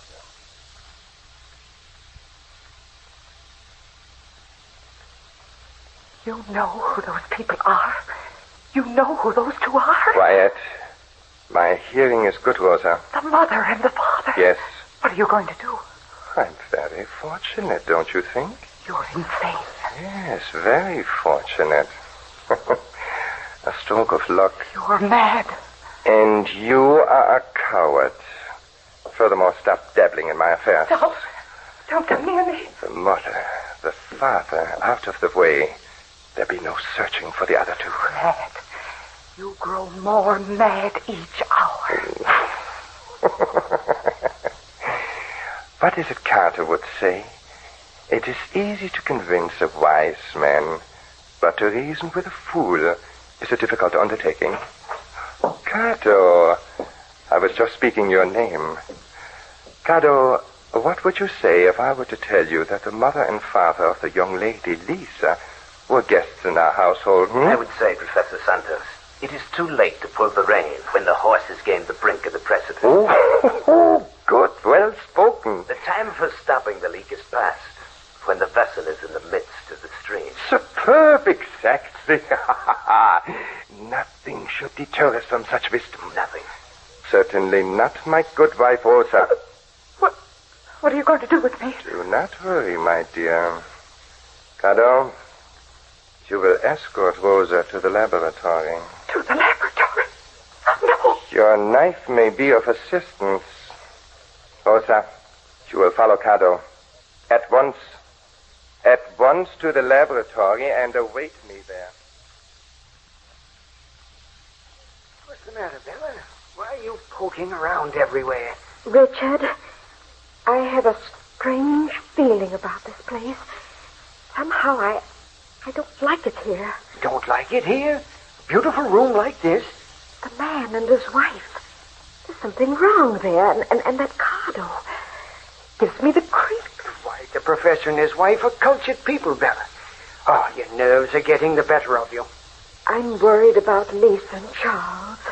They'll be worried about us because we aren't in Minwell tonight. Oh, they'll have sense enough to know we'd stop along the way in such a storm as we've had tonight. Oh, try and sleep, Bella. We'll be on our way first thing in the morning. Everything is going to be all right. Don't worry, Bella. We'll try and sleep.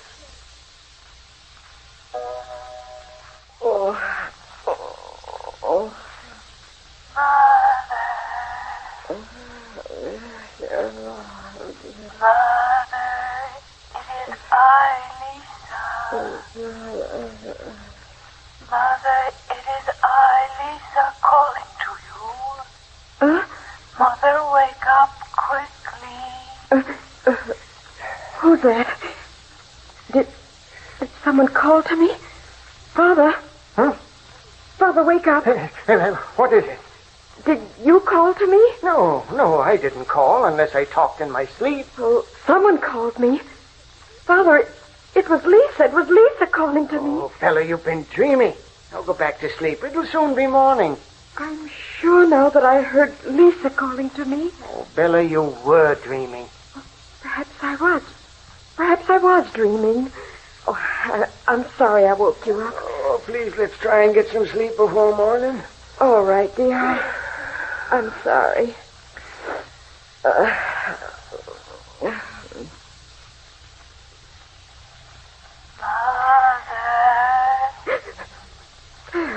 Again. Mother, don't go back to sleep. No. Get out of that bed quickly. Awaken Father. Lisa. Get out of the bed quickly. Father. Huh? Get up quick. Oh, what is it now? Father, hurry. What in the world? Do as I say, quick. No, don't turn on the light. Get out of bed. Oh, well, all right. Here, hide behind this curtain. Here. Mother, what is this all about? So loud. Why on earth are we standing behind this curtain in the middle of the night? I can't tell you. I don't know myself yet. Shh. Mother, I can... Be still. Listen. Do you hear that?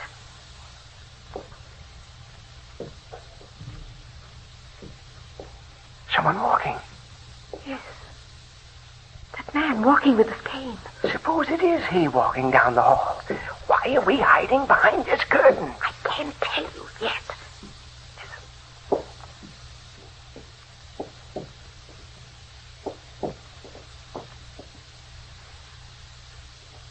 Outside our door. They've stopped outside our door.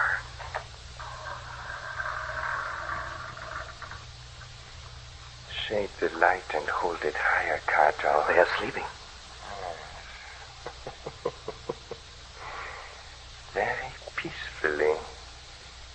We will make quick work of this.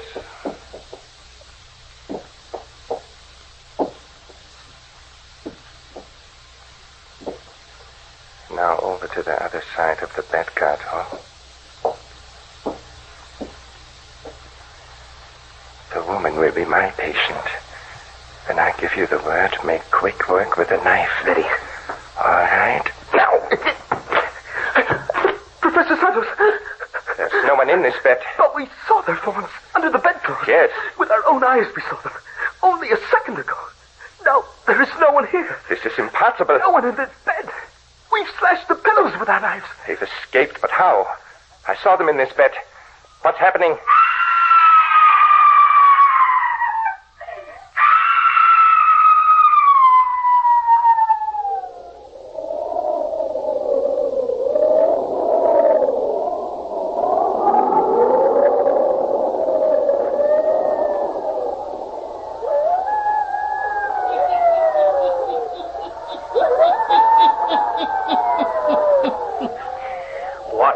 Mystery in this house of Professor Santos, eh?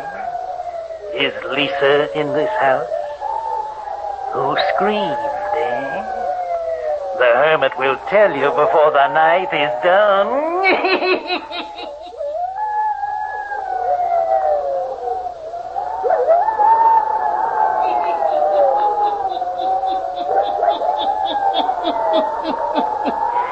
It is a few seconds later. Ramon Santos and Cardo are standing over the bed where they thought their two victims were sleeping. Richard and Bella Catherine are hiding behind a heavy window drape in the same room as we hear. Closer. Cardo, quickly to the laboratory. Hurry, I'll follow.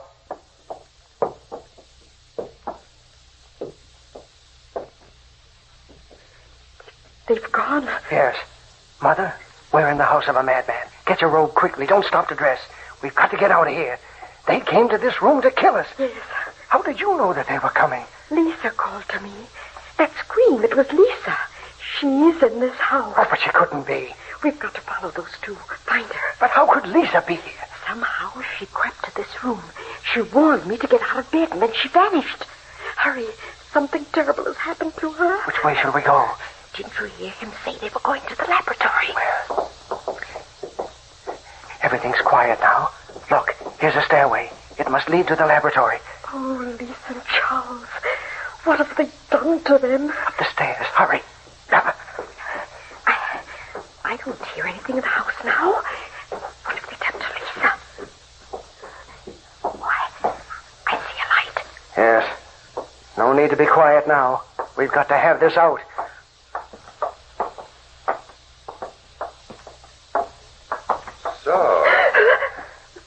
How very convenient. You decided to pay a visit to my laboratory. Where's our daughter? Perhaps this is the best way after all. I said, where's our daughter? Your daughter? You told me this evening she was in Minwell. She's here somewhere. Yes. She came to our room. Nonsense. I heard her whisper to me, and then she vanished. Right. Now we have prestidigitation to add to our entertainment, huh? Where is Lisa? Where is Charles? My dear man. We know that you came to our room to try and kill us. We're not afraid of you or your Cardo. That is interesting. We heard Lisa scream. What have you done with her? My dear guest, the screaming came from my wife, Rosa, who now sits over there in that chair, bound and gagged. I assure you, you will hear no more screaming tonight. We're not going to be put off. Lisa and Charles are in this house. Father, look. Look. Lisa's purse. That's Lisa's purse lying there on that table. Yes. My girl, what have you done with her? That's her purse. She's in this house. I heard her whisper to me. What have you done with her? Carter, we've had enough of this hysterical scene. We shall end this cross-examination now. At your orders, Professor Santos. Now, listen to me, you two sniffling nobodies. I told you earlier this evening that I am a scientist. Rosa went further. She told you that I experimented with the human body. That's very true. Now I shall experiment with you. Why? It would have been easier had you allowed us to creep into your room and end your lives painlessly, quickly. But no. You, in your clever wisdom, thought to outwit us by making us believe that there were two forms lying in the bed. Are you prepared, Cardo? Yes, Professor. But now, you walk right into our laboratory. Very convenient.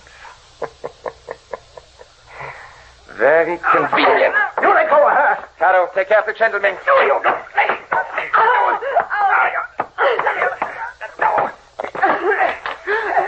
Professor Santos, look at the door. Lisa! Charles, it cannot be.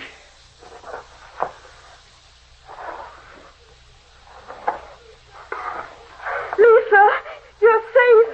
Lisa, speak to me. But they cannot be walking. Lisa, why do you walk so strangely, staring right at Professor Santos? Get them away. They're not human. But they cannot be here walking. Cardo, help me. She's coming for me. I cannot help. The man-thing has me in his grip. No. No, get away from me. Cardo, help. I can do nothing, Professor. She has my knife away from me. Oh! She's killed Professor Santos. Thrust the knife through his heart. No, she's coming for me.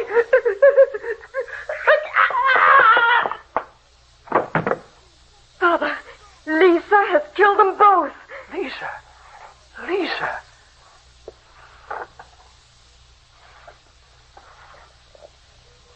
No, they're leaving. Lisa, Charles, don't leave us. Mother, we're seeing something not of this world. Father, don't let them leave us. What? The professor's wife. Release her. Yes. Lisa, Charles. No. Father, we must follow Lisa and Charles. No. Don't you understand? Don't you understand? Wait, what do you mean? Those two, they're not really alive. Your daughter Lisa and the boy. Not alive? They're dead. They've been dead for 2 days. My husband, he used them for experiments.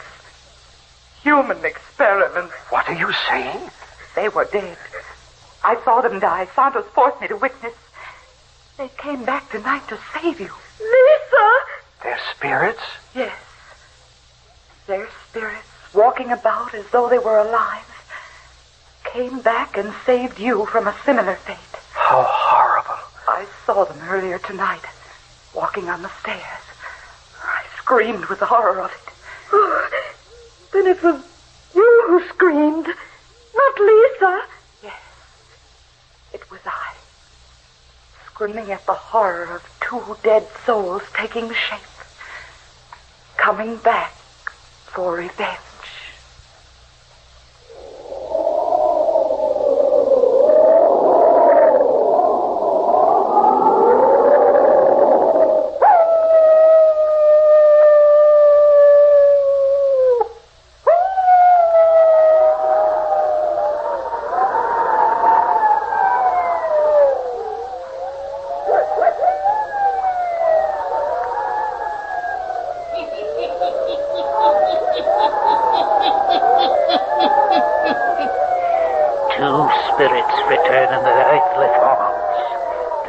The lives of their loved ones. Yes. And to mete out justice to the mad professor and his bloodthirsty servant. Turn on your lights. Turn them on. I'll be back. Pleasant dream.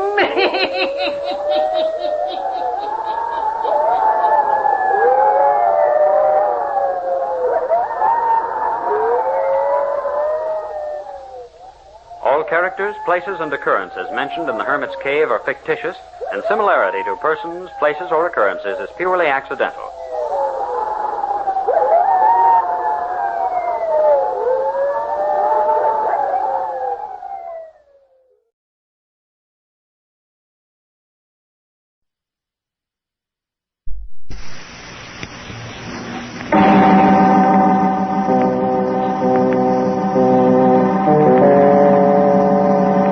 My name's Regan. I get 10 a day in expenses from a detective bureau run by a guy named Anthony J. Lyon.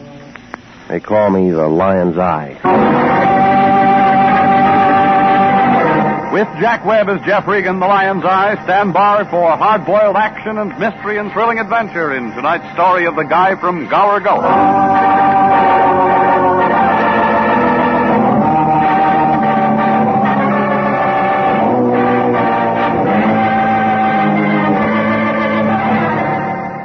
It's a gray building, about the color of moldy bread. It's an apartment house in the middle of Hollywood, and it figures that the guy who built it quit voting when they named the street it sits on, Taft Avenue.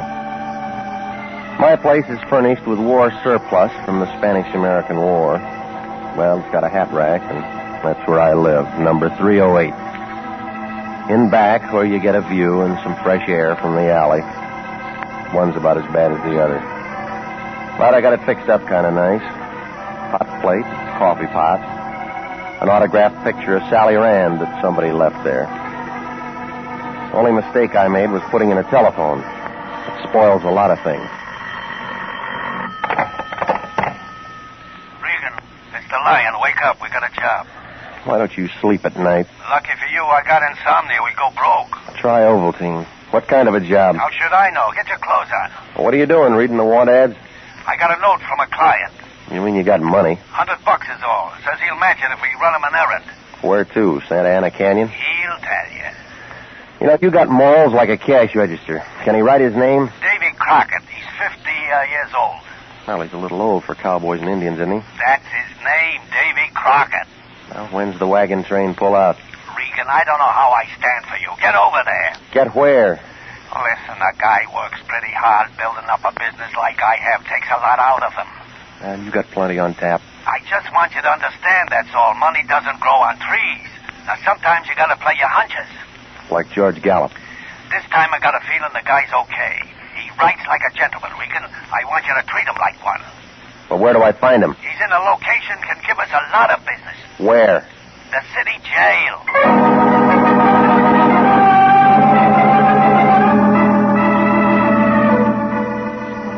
Yeah, that's the Lion. Born under the sign of the dollar. Well, it happened on Monday night, and I found the Lincoln Heights jail looking real tired after a rough weekend. They were putting fresh creosote on the walls in front of the drunk tank, and the guy at the desk looked like he'd burst his radiator if anybody phoned for another reservation. It was about 1 a.m., but after a couple of jokes I know about alligators, Sergeant Gonzalez hauled out a drawer with some cards in it. Under C, he found it. Full name, David Crockett, cell 273, solitary. Gonzalez walked me through a couple of corridors, and then he opened his cell and let me inside. Davy Crockett was there, awake and standing up. He was about 4 feet high, skinny, with a head like a sunburned turnip. He had blue veins roaming all over his nose and a handlebar mustache to hold him up. He looked at me like I was holding the fifth ace. Howdy, stranger. My name's Regan, International Detective Bureau. How do I know? Start anything and I'll set up a racket. Now, I work for the Lion. You called him. Maybe yes, maybe no. You got credentials? Where do you want him? Easy, son. Not talking to an amateur. Flyweight champion, Buenos Aires, 29. Grab yourself a squat, partner. All right. What are you so nervous about? Nothing. Precautious, that's all. All right, look, let's start at the beginning, shall we? What are you locked up for? Fire plug. Got him in the dangest places in this burg. What'd you do, steal it for your dog? No. Parked my landlady's car alongside it while I ran an errand. You don't get jugged for traffic tickets. There were 2 cops. Looked like a posse. I don't like injustice. All right, resisting arrest, is that all? What more do you want? Told you I'm not a man to be trampled with. Taught judo in Tokyo, 34. The Japs still lost the war. Sit still, Regan. You're working. On what? Well, it's just another errand. It's not much. Well, come on, let's pick up the tempo, will you? My bicycle's double parked. Say, you ever get saddle sores on a bicycle? I did once. 8-day race. Yeah, I know. Now, what about this errand? Little package wrapped up in a sweater. In the alley by the ash can. Go on. I calculate I dropped it about 3.5 feet to the left of the big ash can. By accident? Man can't fight with his hands full. I'll get down the address for you here. All right. What's in that sweater you didn't want the cops to see? A polecat. That fits the rest of your story, yeah. Son, there's nothing in the life of Davy Crockett won't stand inspection. When you get the package, check it in at the Union Station. And then what? Save me the stub. You get 100. Save it for bail. You could do this job yourself. Thought I told you, Sonny. I'd like to be lonesome. So you had him lock you up on purpose? No, I just like it here. You want a reference? Check any of the boys in Gower Gulch. Movie cowboy, huh? Laddie, you're looking at the greatest jockey since Paul Revere. Eddie Sand to Eddie Arcaro. I beat them all. Kentucky Downs, 39. Yeah, sure. Well, a job's a job, Davy, but I got a hot tip where I fit in. Where's that? Trailing the field.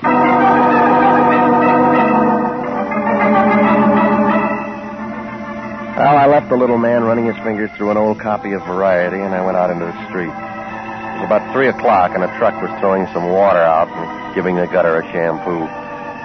I picked up my car and started out to play retriever. That's when I spotted the blonde tailing me. She was using a 37 Packard, and the top was down. I could see her in the mirror. I could tell she had yellow hair like a rag doll. It took a few fast turns to get rid of her, but then I was solo when I pulled to a stop by the alley off Gower. It was in back of some old movie studios. About then, a drunk came pouring down the street, did a loop around a fire plug at the head of the alley, and sat down. He was the talented kind, and I figured he thought I was Arthur Godfrey. Well, I scrambled over some broken beer bottles looking for the sweater. It finally showed lying beside a pack of newspaper and some dame's torn petticoat. That's when the drunk lost his tilt and began looking at me. I picked up an old shoe, I wrapped it in a newspaper, and I started out of the alley. The drunk went back to his audition, moving toward me. Mary, the dawn is breaking. Marie, you'll soon be waking. Hiya, friend. Have a drink. That's not my brand. Don't be a mug. A little drink between friends is real nice. We haven't been introduced. My name's Maxwell. What's yours? Slipped my mind. That's the trouble with the whole world. No fellowship. Except for my girl, Marie. You know Marie? No, I don't. Sort of short and plump with a little sinus trouble. It's too bad. Thought you might have met her. Lots of fellowship in that girl. Every time you look, another fella. All right, move it, buddy. Now, you don't want to get by me, friends. You want to stand right there and have a little drink. You got the subject we're going to talk about? Yeah, sure. Here, what's in the package? Dirty laundry. Ain't that funny, though? I just got me a new Bendix. Why don't you go into business? That's what I'm going to do. You're my first customer. No, I lux my dainties. Yeah, don't go away, friend. I ain't through with my sales talk. Well, hire a skywriter. Hold up, I said. Get your hands off of me. All right, Regan, the round's over. Yeah, what makes you the referee? This does. Friend here wants to play rough, Red. Reconsider, Regan. It'll make you happy. All right, what do you want? The package. You heard what he said, smart guy. What if you worked for it? Heavy, Max. Don't leave, Regan. We're not finished. I got the package, Red. Give him a tip for picking it up. Sure. Oh. Guess I overpaid him.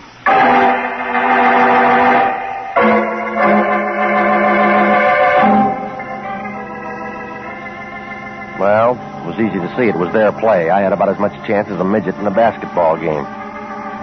The muscles ambled off with the package that they took from me, and I crawled back for that sweater. It was still there, wrapped around something hard and round. And when I ripped it off, a shine caught my eye. It was a metal can of movie film, and the word Peru was marked on it. Not much for all the hush-hush, but it must have had a story. Well, I looked up a friend of mine who owned a camera shop, and I made a commotion with a $5 bill. That shook the sand out of him, and he rented me a projector with sound. The Lyons house was the next stop. We threw up a sheet on the wall and turned on the film. That completed the night. We had a trip to a good neighbor without a passport. Turned out to be a Joan Fitzpatrick giving us some kind of a travelogue. One of the most colorful in the world. A temple of worship. Home of Peru, 2,000 years old. Well, stop screaming, will you? It's free. You know I can't stand movies. I got sore eyes. All right, shut up and listen to this. New Peru, the marketplace. A street vendor dressed in gay native costume.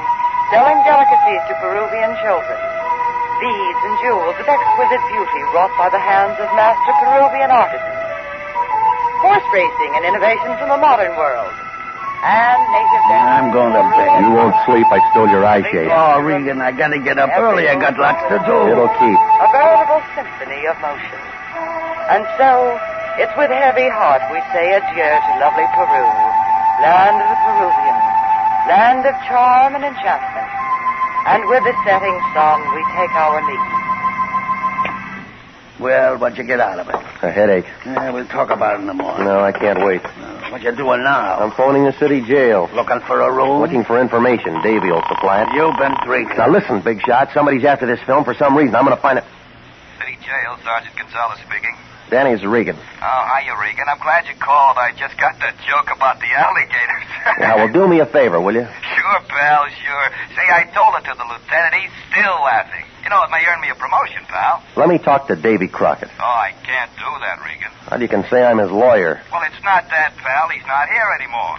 What do you mean? Some guy bailed him out 20 minutes ago. When I was telling the lieutenant the joke, this guy in the briefcase comes in, slaps down the bail. Out walks your friend.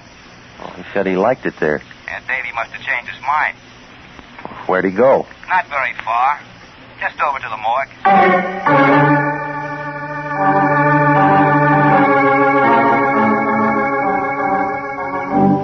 Well, the cowboy from Gower Gulch had spun his last yarn.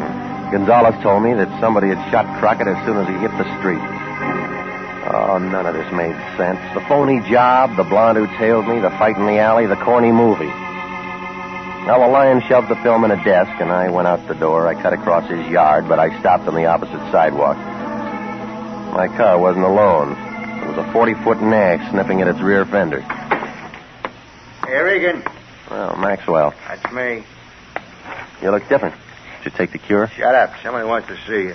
If it's Marie, tell her my book's full. Thought you might like a lift. No, I got a friend who runs a streetcar. Now, go on, beat it. Regan, don't be that way. Offer him a panatella, Maxwell. Who's this, your father-in-law? You smoke, Regan? No, it might explode. Yes. So long. Hold it, Buster. Get in. Oh, Max. Max, I told you before, you're on probation. That's all right. Don't pick on him, teacher. He didn't hurt me. Get in front, Max. Sure. Where's your other boy, Red? We could play some bridge. I thought he'd do better in the shoe business. The one I gave him didn't fit, huh? I'm a much misunderstood man, Mr. Regan. I'm sure you'll put your best foot forward. I'd love to. My card, Horace Grundy. Mm-hmm. Sometime earlier, a little man called me, Mr. Regan. Custer or Boone or... Davy Crockett? Of course. I want you to understand I get many such calls. Party line. It's a private number, but the salesmen bother me anyway. Well, it's tough to be popular. Davy tell you what he was selling? No. Well, he didn't tell me either. Have it your own way. When I told him I'd meet him, he said he'd arranged to get out of jail. He said all he wanted was a job. And he got one. Yes, only there's no future to it. I wouldn't want anything like that happening to you, Mr. Regan. I'll renew my insurance. Oh, no, you'll come with me. It's more friendly. Suppose I don't like to talk. You won't have to, if everything goes all right. Well, it's your taxi. And you're paying the fare. All right, Maxwell. Cloverfield.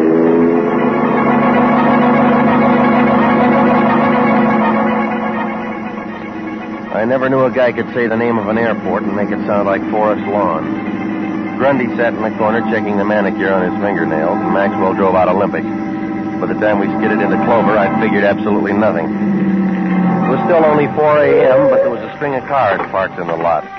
I spotted a 37 Packard Roadster, but I was too busy getting rushed up onto the field to look for the blonde. Besides, the faster we ran, the more excited Grundy got. And then we rounded a hangar, and the reporters hit us. Say, Louis B's pretty sore, huh? No. Louis B and I are friends. Just his plugs are burned. Let us through, boys. Hey, wait a second. This Julio who's traveling on the plane. They say he wants $250,000. You going to pay him today? After I see a workout. Come on, Regan, let's go. Yeah, you're a real big man, Grundy. I'm going to be, Regan. El Romano, best rep of any horse in South America. So that's it, huh? Where the ruins come from. What's that? Peru? Oh, sure. Peruvian National Airways gave Julio a special plane. Everything special. Like in the movies. Well, look, suppose you watch him unload. I'll take a back seat here. Oh, no, Regan. This is a big day. I want you to see what's the ambulance for? Well, no, don't look at me. Stick around, Regan. It could be you. Help me!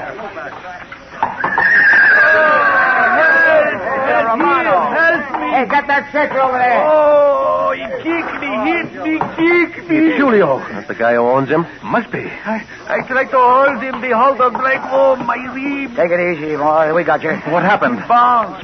The landing she is rough, that is all. Where is the doctor? You're going to the hospital. Lie down. Oh, I'm broken in 6 places. Lift up the stretcher. Come on, boys. Hurry it up. Oh, he kicked me. Move fast, boys. Yes, hot. Hey, Mr. Grundy! Mr. Grundy, the horse! Well, the guy on the plane started to yell just about the time they took Julio toward the rear of the ambulance. Grundy took a dive for the cargo door, and so did everybody else. Then I had to stand there while 6 feet of Big Shot cigar turned into a crybaby. Look, Regan. Look at the horse's leg. He's kicked himself. Okay, so he's clumsy. But he might not run again. He was going to be mine, Regan. That's too bad. Call a vet. I have already paid $50,000 retainer on the horse, Regan. I'll send you a lawyer. I got an idea you're connected with this. Oh, dry up, Buster. It's an accident. Yeah?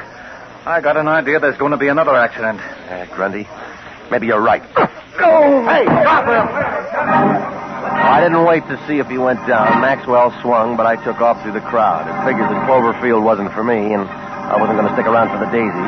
And then I spotted a ride, the rear end of Julio's ambulance. I made it just as the buggy started to move. I pulled the door shut and tried not to step on that stretcher inside. I shouldn't even have bothered that. The stretcher was empty. The only patient was me.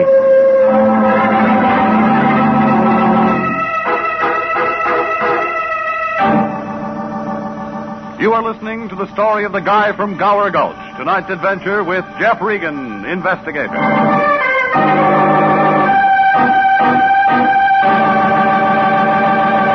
Commissions are still available in the Army Nurse Corps Reserve. Graduate registered nurses between the ages of 21 and 45 may qualify for service with this fine organization. If you are interested in joining the Army Nurse Corps and believe that you qualify for a commission, apply to the Adjutant General, Washington, D.C. And now, back to Jeff Regan, investigator, and the story of the guy from Gower Gulch.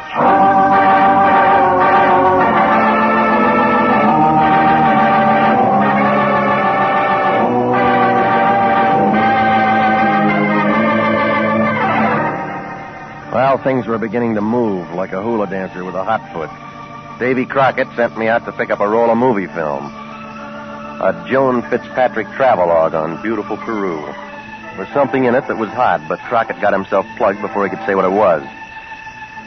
There were shots of a horse race in Peru. And when a big buster named Grundy turns up buying a nag from a Peruvian breeder, I figured a connection. So did when the horse got hurt and Julio did a disappearing act with his money, everybody looked at me.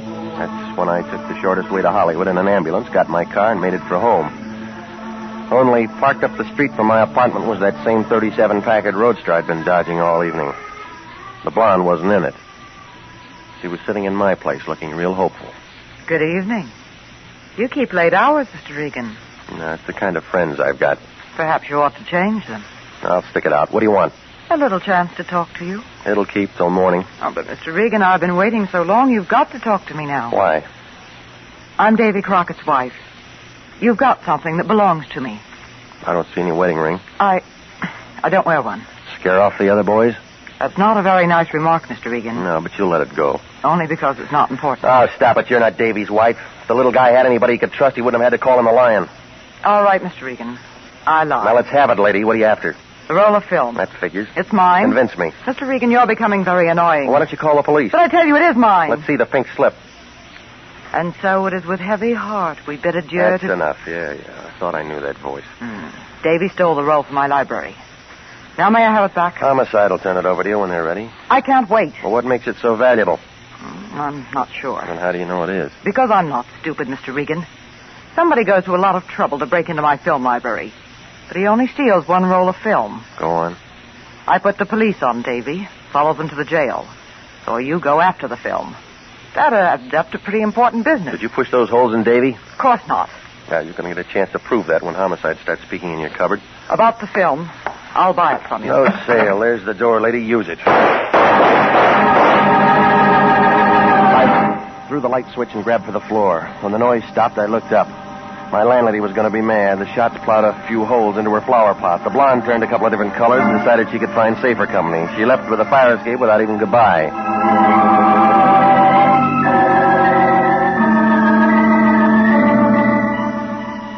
I headed for the Lions. The idea being to make sure that he'd turn that film over to the police and advertise that I didn't have it anymore.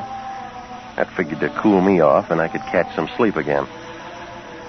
When I got there, the Lion looked kind of excited. He was wrapped up in a silk robe with red and gray stripes, and he carried a drink to match. He was holding a piece of that movie film up to the light. Hey, Regan, I've been calling all over for you. Where you been? I'm looking for a bed. I don't pay you to sleep. You're on a job. Now, I've been thinking since you left. We're handling this wrong. Yeah, now that's what I figure. Get on the phone. What for? To tell Homicide you got a package for him. You're turning over that film right now. Easy. You heard me, Big Shot. I'm tired of playing the fall guy. Now, Regan, you don't know what you're saying. I've been running over the section on that Peruvian horse race. And you know what? You picked the winner. And we're going to collect. Who's making book? The insurance company. Now, come on, clear it up. Look at this clip. Yeah. Well, what do you see? What do you see? Looks like a horse. But look at him. He's way out in front. El Romano. Yeah, maybe. Now, here's the way I add it up. This film tells a story, or everybody wouldn't be grubbing around for it. Well, now, that takes a big brain. So somebody's engineering a phony. Who? That's what you're going to find out. But I'll tell you one thing. That nag's insured by Banner Trust, and they pay off big if we can turn up the swindle. All right. Give me that picture. Where you going? Over to Grundy's to check the horse. Now you're talking, Regan. You dig that out and we'll be eating squab. Yeah. And if you don't, you'll be collecting your unemployment insurance. Well, the payoff's about the same.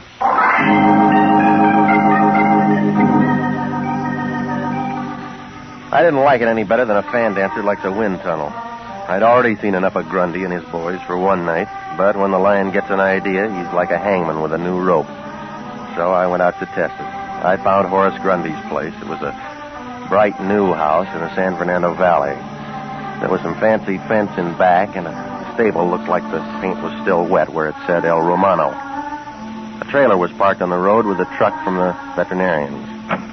When Grundy opened the front door, it looked like he'd been sitting a 3-day wake, but without any beer. Hello, Regan.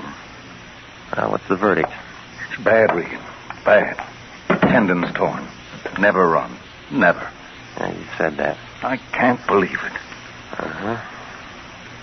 I knew somebody else liked animals. A guy from Gower Gulch. Decided to talk? Maybe. If you keep your hands in the audience. What else did Crockett say? Now you got him on the wheel. All right, you drive. That's better. You know the horse is insured? Not by me, it isn't. You don't own it. You just paid a deposit. Sure, 50 G's. You got it back yet? There's plenty of time. Julio's in the hospital. Oh? Well, now, if it wasn't for the accident, you would have coughed up another $200,000. Yes. No. Oh, what difference does it make? The whole deal's a bust now. What if that horse is a phony? Say some more, Regan. I don't know much more. Davy Crockett was a movie fan. You're doing fine. You had pictures? I wouldn't advertise them, but there's a shot of a horse winning a race. Take a look here. Give me that. All right, it's economy size. You're going to ruin your eyesight. I got a magnifying glass for my income tax. Well, let's get a light behind it. Now, what do you see? Horse. You get a star. 4 white feet. I can do that well myself. Listen, Regan. Horse in the stable's got 3. That does it. My boss gets promoted. Come on outside. I'll show you. I'll take your word for it. Let go of me. I got my information. Maxwell, where are you? I told you, don't whistle the bulldogs. You're in it now, Regan. You're on my side. I drop your blood pressure. There's a handkerchief on the plate. Hey, wait. Hello. I look for somebody. Good morning. Pan America. Si, I'm Julio. Is Mr. Grundy? That's the guy with his mouth open there. How do you do? I'm so glad to meet in Chogat. Okay? You switched horses. No, you'll not understand. El Romano, he kicked me. Wait for the encore. Mr. Grundy, with belief, I'm telling you. Now, look, you better make it fast, Julio. This guy goes Shut off. up, Regan. A man trades a stretcher for a slab. Let him talk. The hospital. I did not go. Julio is honest. A death comes first. The interest's going up. When El Romano hurts himself, I know the deal is off. I know I must see the consul, so we cash the check. What? Here we are. 10,000, 20, 30, 40, 50. Your down payment is up. Now we are one big happy United Nations, no?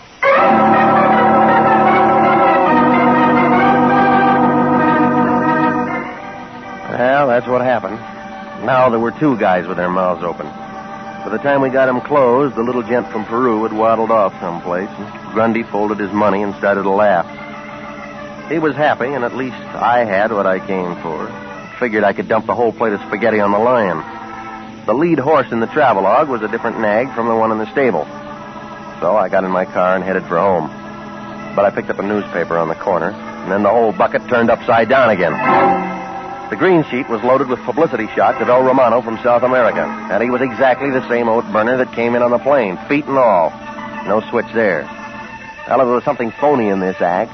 It was that winner in that Fitzpatrick film. Well, for a minute I felt like a test pilot in a yo-yo factory, and then the string broke. I took a fast run to the Lions and one more look at those movies. I had it. The case was beginning to wind.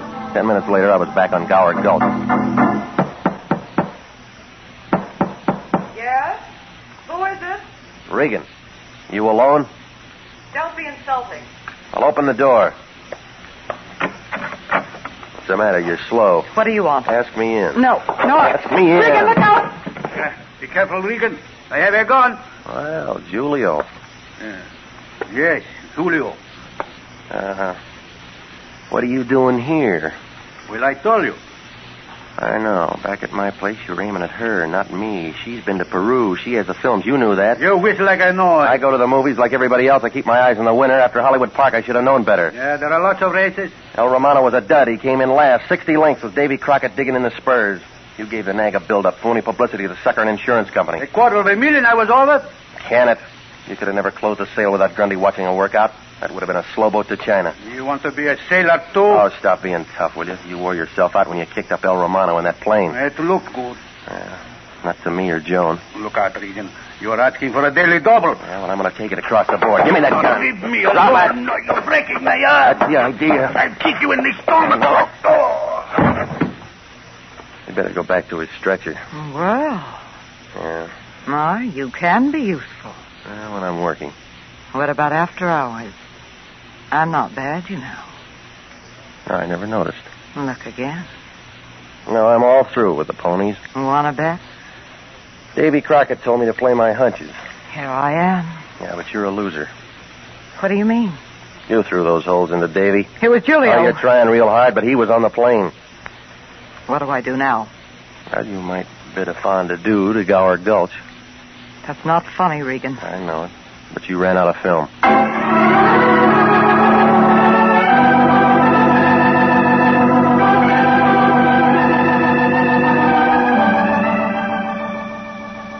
Well, the whole thing blew up like a hoop skirt in a high wind. Julio had a real good thing until he ran into the little man with a good memory and a dame with a fast trigger finger. Her blackmail pitch was already set up, but Davy figured to queer it, so she had to knock him off. Well, the hospital boys came after Julio, and homicide dated Joan, the travel queen. The Lion was pretty excited about the way things worked out. He figured that the insurance company would come across with some green stuff for exposing a fraud. They did. That was the color of the season pass they gave him to the Burton Holmes travel lectures.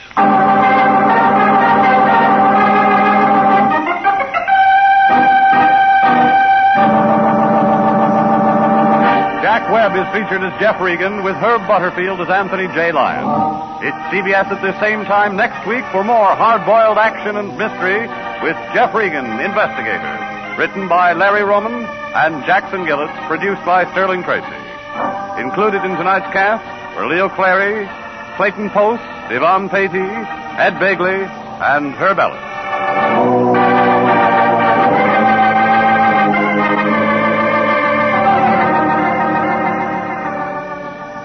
29,000 nurses are needed to join the new Army Nurse Corps Officers Reserve. For the first time in history, qualified nurses have the opportunity of receiving commissions in the regular Army Reserve. These nurses will remain on inactive status, ready to serve their country in time of emergency. 4,000 of them, if they wish, may choose active duty.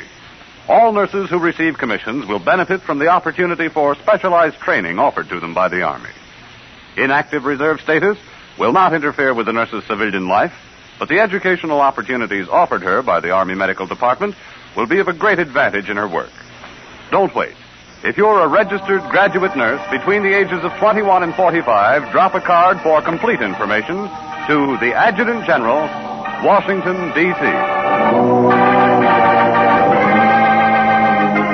Original music for this program is by Milton Charles. Bob Stevenson speaking. This is CBS, the Columbia Broadcasting System.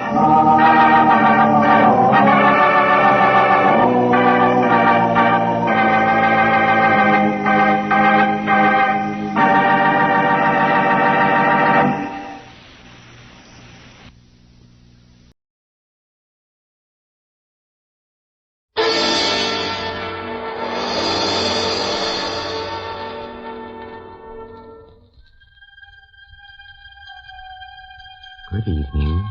This is Peter Lorre. Hey, did you ever have a nightmare? Did you ever go through a horrible experience that seemed very real? Yes, sometimes reality and unreality seem as one, and you're not so sure anymore. Like the fellow tonight in a mystery playhouse.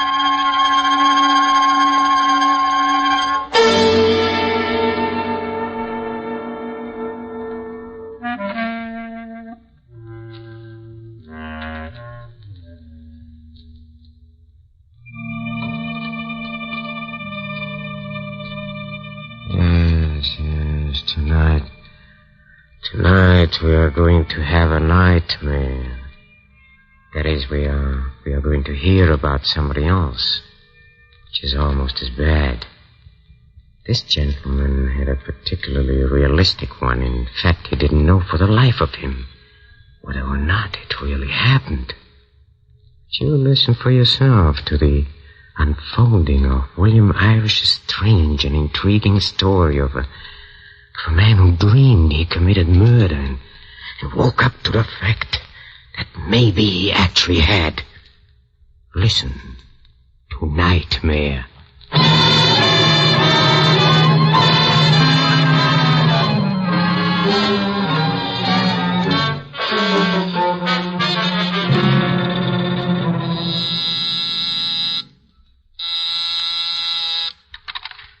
Dodge, Homicide Division. Clip, this is Vince. Oh, hello, kid. What's on your mind? Clip, I've got to see you now, as soon as possible. Look, kid, I'm working. What's so important you can't tell her on the phone? Clip, I think I killed a man last night. I don't know whether I dreamed it or it actually happened. That's why I've got to see you. You killed somebody? I can't believe it. Not you, Vince.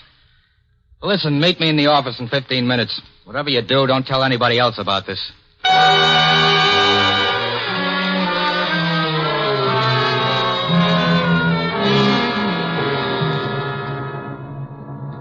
Go ahead, Vince. Tell me some more about this dream of yours. Well, after that, Cliff, all I remember is the white face. The face of a woman.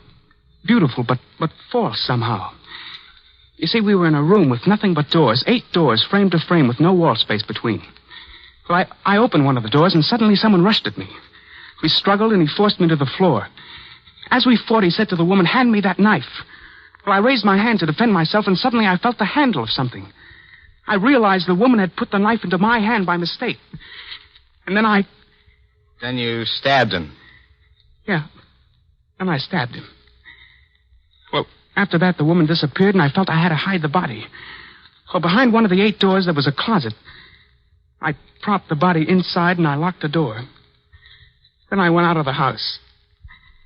It's horrible. I can't get it out of my mind. But what makes you think any of this actually happened? It's an unpleasant dream, sure, but it's not unusual. Lots of people dream they killed someone. But when you dream, do you wake up with big scratches on your wrist like this one? What are you asking me to believe? You got up in your sleep and you killed somebody? A scratch on your wrist proves nothing. I admit that, but then when I got out of bed this morning, Here, I found this button. Now, wait a minute. You're not going to tell me that button came off in your hand while you were wrestling with that guy in the dream. That's the way it happened. That I refuse to believe. It came off your shirt. I could never afford pearl buttons. You know that. Not real pearl. Now, listen to me, Vince. I don't want to hear any more of this. If I weren't your brother-in-law, I'd lock you up and call a psychiatrist. How do you think all this makes me feel? Cliff, if it wasn't for the key, I could forget the whole thing. Key? What key? I suppose it's something else from your dream. Now, stop it, Vince. I don't want to hear any more. That's right. Go ahead. Get sore. But no matter how angry you get, it doesn't destroy the reality of this key. Look at it. You never see a key like this these days. It's fretted. It's full of scrollwork made of brass, old-fashioned, but nevertheless real. And in the dream, if it was a dream, that's the key I used to lock the body in the closet. What's there left to think? Only this. There's somewhere there's a door that this key belongs to. And behind that door there's a dead man, and I don't know where. My Lord, I don't know where. Or who he is, nor how and why it happened. Now, look, kid. It's just one of those cockeyed dreams that happen to people, that's all. But if it'll make you feel any better, you can go in the teletype room and watch the reports, Vince. Every crime committed in this state is reported on those machines. Maybe you can identify yourself with some criminal and get this thing off your chest. I'll join you later.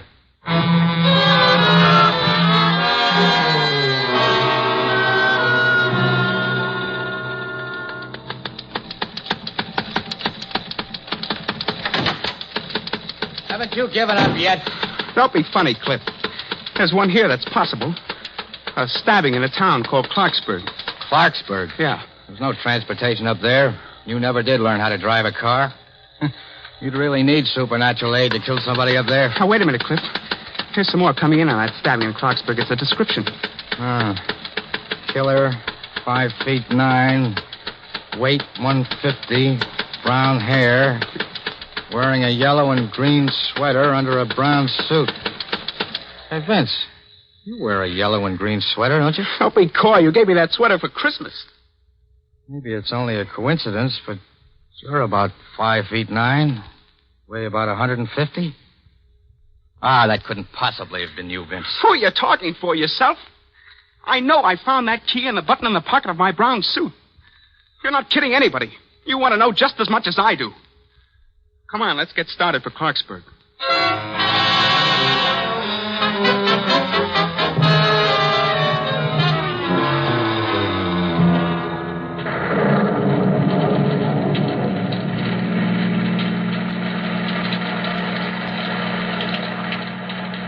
That lousy rain must be a cloudburst.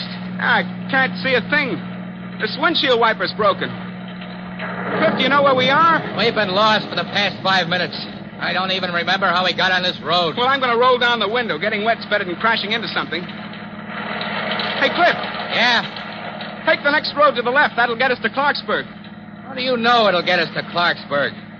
I thought you said you'd never been out this way before. Well, I don't know how I know.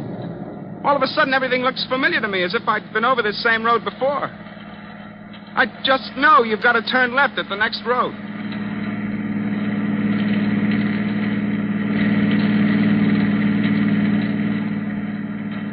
Stop here, Cliff. Stop here. Hey, what's the big idea? You're trying to kill somebody grabbing a brake that way? That house, Cliff.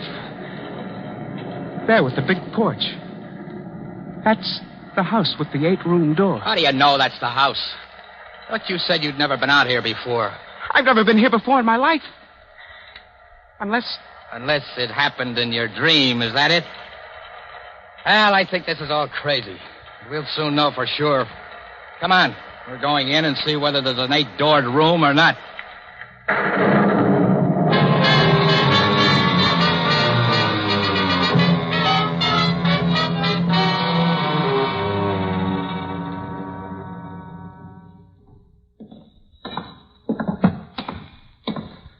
Funny, the front door wasn't locked, Cliff. Never mind that.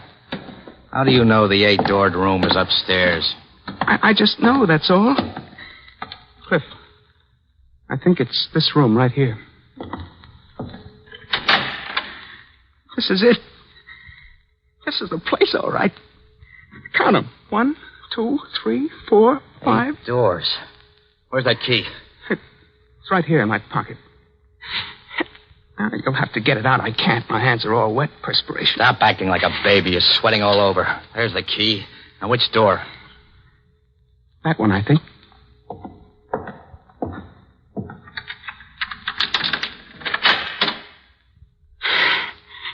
There's nothing there.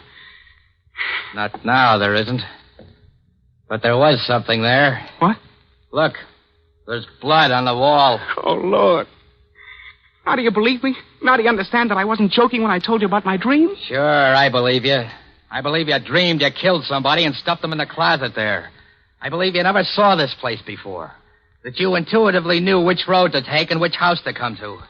What do you take me for, a dope? I wasn't lying to you, Cliff. Honest, I wasn't lying. You came to me for help, didn't you? But you didn't have guts enough to come clean to say, Cliff, I went out to a place last night and killed a guy for such and such a reason. No, you cook up a dream trying to take advantage of me because I'm married to your sister. No, Cliff. Abusing my gullibility because I like you. Making a fool out of me. Cliff, I wasn't lying to you. Everything happened just as I told you it did. How I happen to know this house was here, I don't remember. You've got to believe me. Shut up. Cliff. The dream's over now and baby's awake. You're going to start all over from scratch, you and me. I'm going to get the facts out of you. Please, Cliff, let go of my shoulder. You're hurting me. What were you doing here last night? I never was here before. I never saw it until I came here with you. Don't lie. Every time you lie, you're going to get something like this. Please, Cliff, I'm half crazy already without you beating me. Who was the guy you did it to? What was his name? I tell you, I don't know. Are you going to answer me, Vince? I can't. You're asking me things I can't answer. Who was the guy? Why did you kill him? I've handled close-mouthed guys before. You're going to tell me if I have to slap it out of you. Right in this spot where you killed somebody else. Cliff, please don't hit me again. What was that? It sounded like a door slam. There was somebody else in this house. Which door did we come in? I don't know. One of the 8. All right, you guys, I've got you covered. Back up against that door there. One false move and I'll drop you.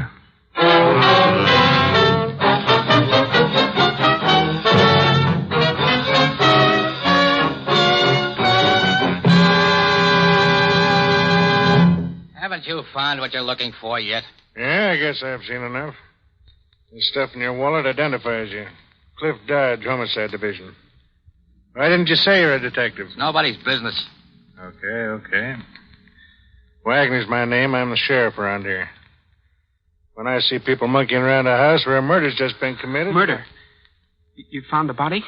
Yeah. As a matter of fact, there were 2 murders. A man was killed and stuffed in that closet over there. We found the other body outside. A woman. Wasn't dead when she was found, but she was dying. Run over by a car. Deliberately. The car was run back and forth over her body. She said a few things before she died. Told us all about the other body in the closet. And gave us a pretty good description of the killer. She said the same person murdered the man in the closet and deliberately ran over her body with a car? No, but what else is there to conclude? Yeah, poor Mrs. Fleming. She owned this house, expected her husband home from South America tonight. She was a flirt, but even so, a very charming woman. You don't happen to have a picture of this woman, this Mrs. Fleming, do you? There's one in the next room. That door behind you. Open the door, Vince. I can't, Cliff, I can't. Open the door. Please, Cliff. Open the door.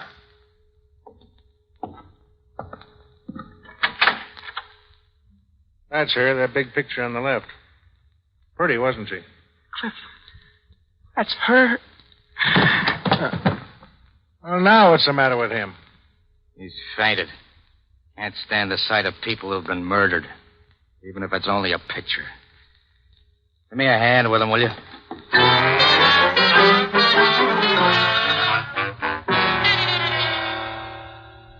There. Now, do you feel any better, kid? Yeah, I feel all right. Cliff, that picture, it was the same woman. The woman from the dream. Also, the woman who was run over and over with an automobile. But I can't drive, Cliff. You know I can't drive. Yeah, if it hadn't been for that, I'd have turned you over to Wagner for murder. Did the sheriff leave? Yeah, he left.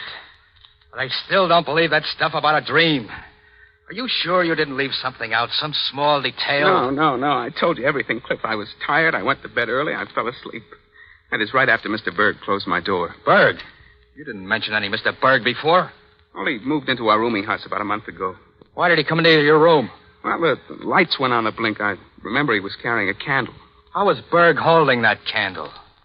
Oh, the flame was right in front of his eyes. I remember staring at it. I was very tired, Cliff. I don't remember everything. And Berg, he said you're very tired, didn't he? Yeah. Yeah, now that you mention it, he did say that. Good. Now, have you ever seen this picture? No. No, but the man looks familiar. Say, that looks like Berg. I never saw him so well dressed, but that's Berg, all right. I found this picture in this room. Here? In this room? You found Berg's... What are you driving at? Sense, reason, logic, sanity. The man you identify as Berg also happens to be Mr. Fleming, the husband of the woman who was killed last night. Berg is Fleming and Fleming is Berg? Now I'm really going out of my mind. It's simple to a flatfoot.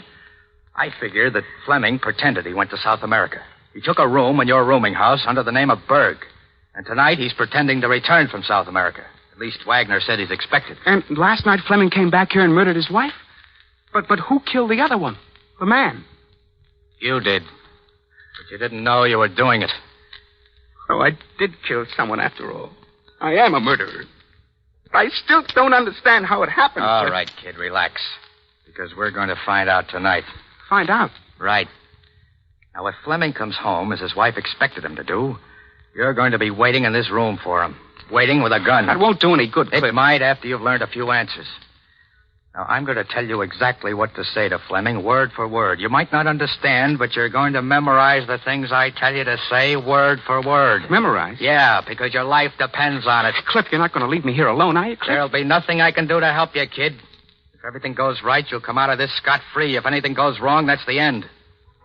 Now, Fleming will probably come up those stairs at the far end of the hall. So you'd better stand over here. The first thing to remember, let him speak first.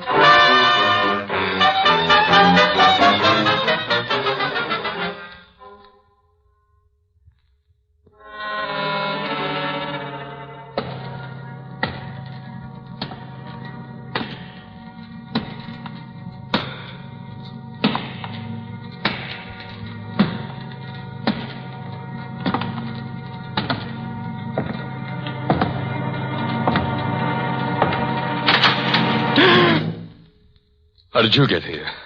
You showed me the way, didn't you? You remembered coming here? You're lying. Who brought you here? Who came with you? Just this gun. That's impossible. You had the look, the typical look. Why did you do everything you were told to do? I wanted to see where it was all leading. I thought there might be some good in it for me later. You purposely pretended? You mean you went ahead and consciously killed? I figured you'd pay off heavy afterwards to keep me quiet. I found your wife and her lover just as you said I would. It was easy. I should have known my control wasn't perfect when I saw my wife come running out of the house. She saw my car, came toward me. I waited, then gave it the gas. I killed the man and you killed your wife. You wanted them both dead, didn't you? Yes, but I didn't want to have to kill her myself. I loved her, but I hated her. She said I was too old for her. That's what I wanted to hear. What? That's it, to hear you convict yourself. What did you... I was lying to you. Your control was perfect. You hypnotized me easily. I guess I've got a weak will or something. Well, then what are you... I was lying to you. I was hypnotized, all right. I happened to see your picture here in the house. I recognized you as Berg. And now I can't clear myself before the law ever. And you're going to pay for doing that to me now. Now, wait a minute. Don't do that. Don't shoot. Now, look. Here, I have a watch. See it? Solid gold inset with diamonds and rubies. It's worth $20,000. It's yours if you'll let me go. Stop dangling it that way. What are you trying to do? Now, listen to me. Give me another minute. A minute by the watch. Stay where you are. Now, don't move. You don't want to shoot, do you, my friend? You wouldn't want to smash this beautiful, lustrous watch? A golden, shining little timepiece? You can't take your eyes from it, can you? Please, don't. Take it away. Shining in my eyes. But you love it. You're fascinated by it, aren't you? And now you're tired. You're very tired. And that gun is much too heavy for you to hold. Just drop the gun to the floor. It won't be so heavy anymore. Just drop the gun. Drop gun. My control is perfect. Here, take this notebook and this pencil. Take notebook, pencil. Right as I dictate. I am wanted for the murder of 2 people at the Fleming house. I wanted to murder 2 people, Fleming house. They are bound to get me, so I take this way out. They are bound to get me. Take way out. Sign your name. There. Now give me the notebook and the pencil. Now pick up your gun again. Hurry. That's it. Now put the barrel of the gun in your mouth. Put the barrel of the gun in your mouth! Good. Now pull the trigger. Pull the trigger.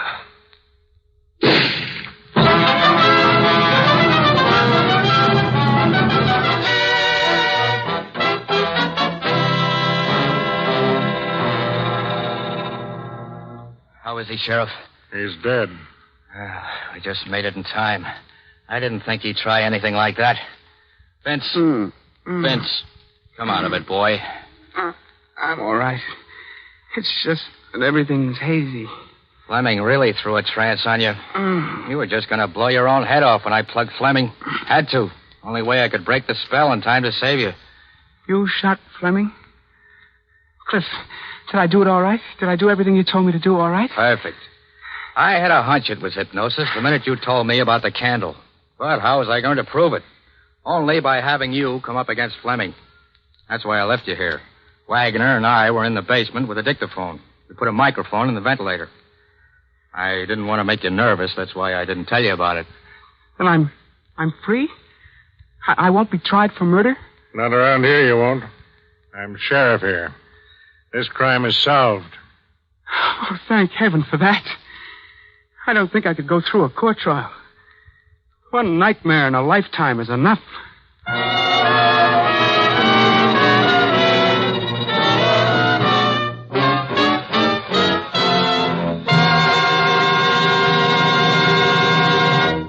That, my friends, was Nightmare. Tonight's performance in a mystery playhouse. And now, for heaven's sake, let's get off that nightmare. Let's walk down to the green room, huh? For a gander at what sweetness and light is in store for you next time. Always sweet, always light. You know it. Our players are rehearsing there, so follow me, please. Come. Come.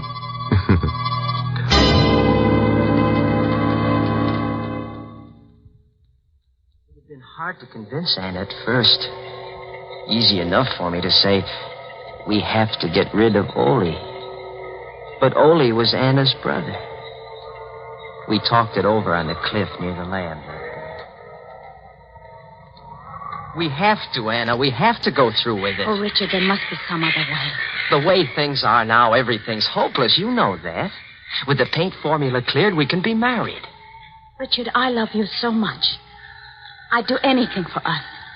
But this is... Murder? Huh. You needn't look at it that way, darling. So far as you're concerned, Ole will just disappear. But suppose something goes wrong. Suppose you're convicted. Not a chance. You can't convict a man for murder until you find the body. And they'll never find Ole. We must, Anna, we must. Very well, Richard. When? When will you... The moment Ole finishes the formula. It's almost ready now. I'll have to do it that instant to make my alibi hold. Today, tomorrow, soon, anyhow. Everything else is ready. I love you above everything else in the world, Richard. I love you enough for even... Have a peanut, friend? No. Oh, snoozing, huh?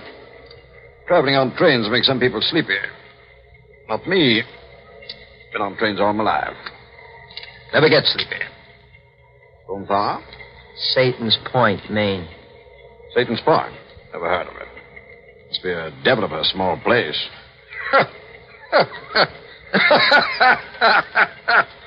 What I said. Satan's Point. Devil of a small place. Good, huh? Have a peanut? Devil of a place. Devil of a place. Devil of a place. Devil of a place it was that day. We went over every detail again and again until our story was perfect. A lot depended on the story we constructed. A lot depended on telling it well. I told it well. To the police in Maine and to the alienists in Boston. I started the story with the morning of October 11th in Ole's laboratory by the sea. Hold on. This is my last mixture. It will be ready in a few minutes, and I want your eyes to be well rested. Think you've got it this time, Ole? No, there's no longer any doubt. When these pigments are mixed, I will paint a square board. It will look like a dirty green to my eyes. And to mine? To yours. And those of millions of others who are colorblind. Red. Red that you have only imagined till now. Red of the rose. Red of a sunset. Red of fire. Red of Blood. I put the blindfold on. I could sense Ole's tenseness. He'd worked 15 years to make this moment arrive. Just from all I can see, a miracle is about to take place. But I confess to one great fear. What's that, Ole? I'm not afraid the formula is wrong. I'm afraid for you. For me? Yes. I have to warn you, Richard.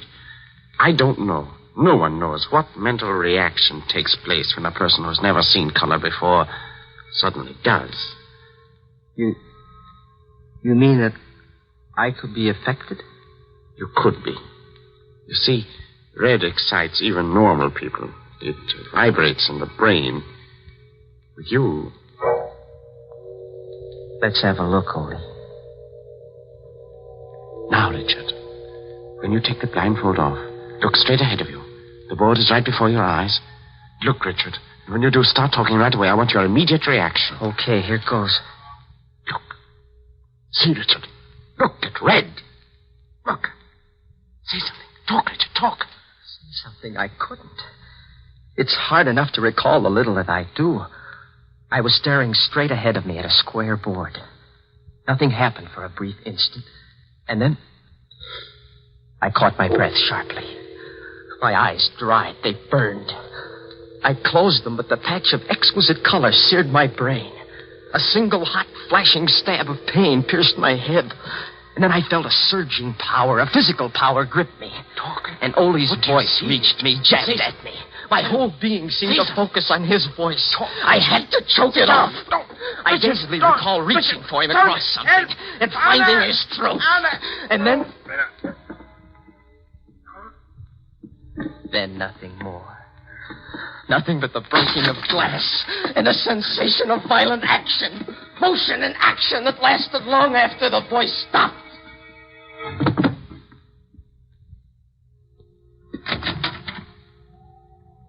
Then I felt cold air lashing at me.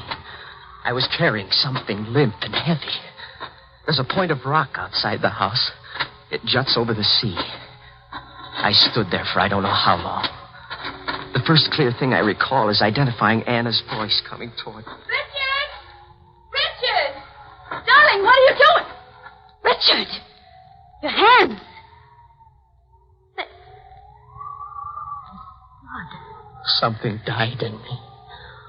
I sagged to the ground, moaning. Anna, I'm afraid. I'm afraid. What do you suppose all this is, huh?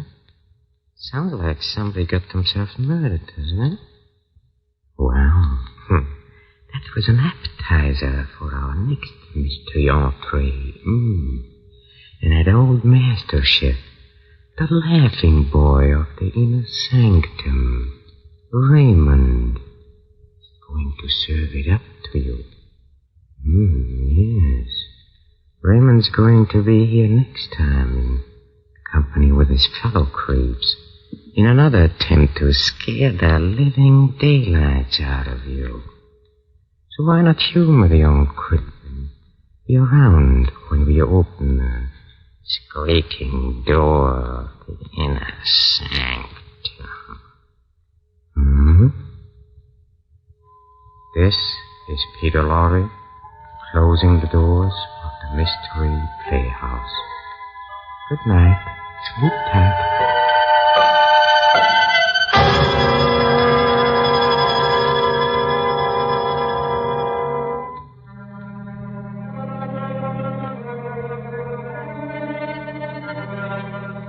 This is the Armed Forces Radio Service.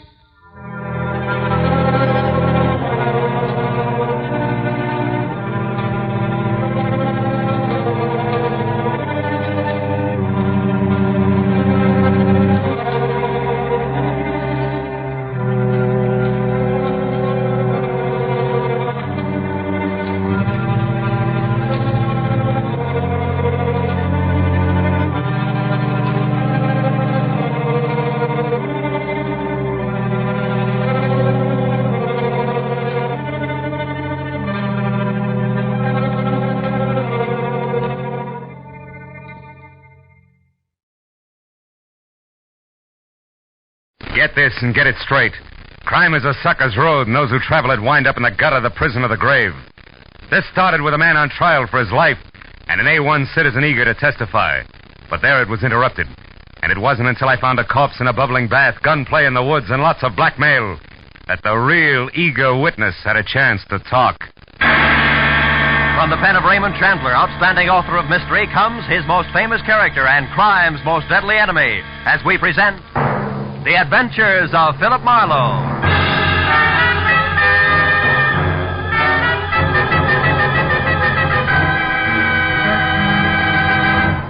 Now, with Gerald Moore, starred as Philip Marlowe, we bring you tonight's exciting story, The Eager Witness.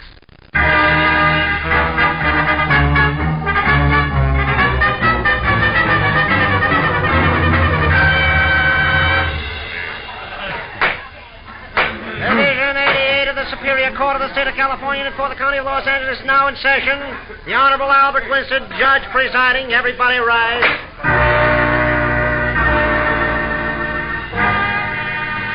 It was the case of the people versus the oft-arrested, never-convicted, smooth Earl Jernigan, sometimes bookie, charged in the first degree with a month-old killing of a kindly, gray-haired horse trainer named Kurt Harper, who had once almost been my client. It was the afternoon of the fourth day of the trial, and the prosecutor for the state had already built an almost airtight case against the alleged gambler when my turn finally came. To further substantiate the state's claim that Earl Jernigan did willfully and with malice aforethought take the life of the deceased Kurt Harper. Will Mr. Philip Marlowe take the stand?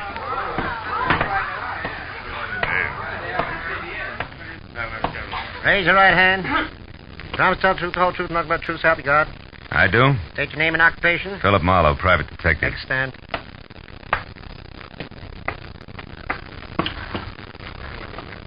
Mr. Marlowe, on the morning of the 30th day of July last, the day on which the late Kurt Harper was murdered, were you hired as a private detective by the said Mr. Harper?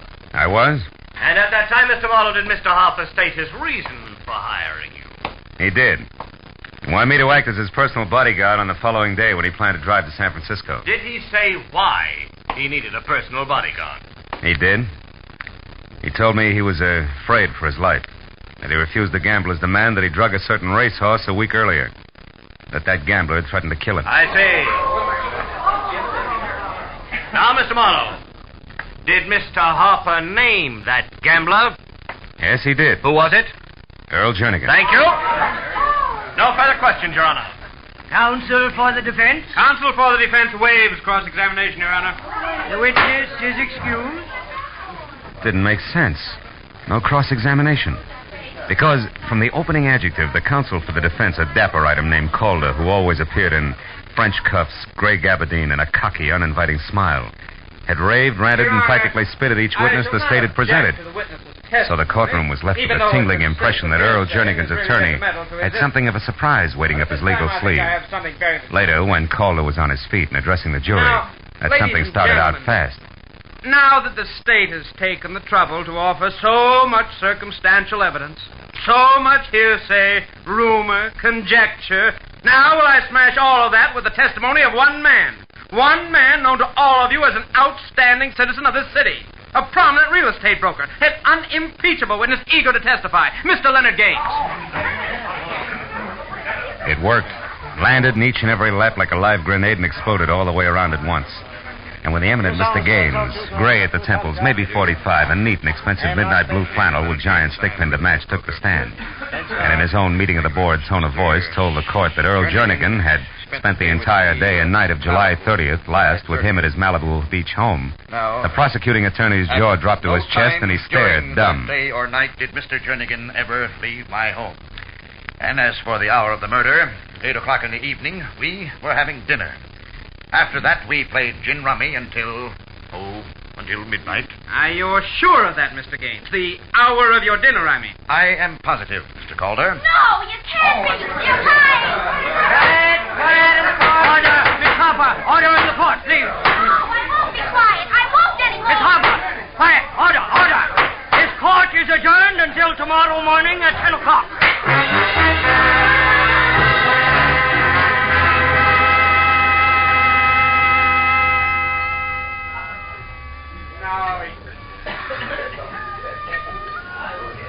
scotch and soda, mister? Yeah, I guess so. Oh, wait a minute, baby. I think I'm going to have company. Mr. Marlowe, can I talk to you for a minute? Gail Harper, yeah, I know. What I don't know is why you're not doing 30 days on a rock pile with that rumpus you just kicked up in court. Would you like a soft drink? No, thanks. All right, just one, baby. Jack. The judge said he understood and let me off with a short lecture, which is what I had counted on. Oh. You mean all that fireworks in there was planned, not just spontaneous combustion? That's right. I had to have time. Look, Mr. Marlowe, will you work for me? Oh, well, now look, will baby. Will you help me prove that Mr. Leonard Gaines is a liar and that Earl Jernigan did kill my father? Now, take it easy, Gail. It's a big mouthful, you know. Mr. Marlowe, listen, please. There isn't much time. We got to prove this tonight or never. By noon tomorrow with the outside, the case will go to the jury. Okay, what do you want me to do? Take over where I left off. But first, let's get out of here. All right. And never mind that drink, miss. Where do we start, honey? With Leonard Gaines' ex-wife, Debbie Jansen. Here's a snapshot of her.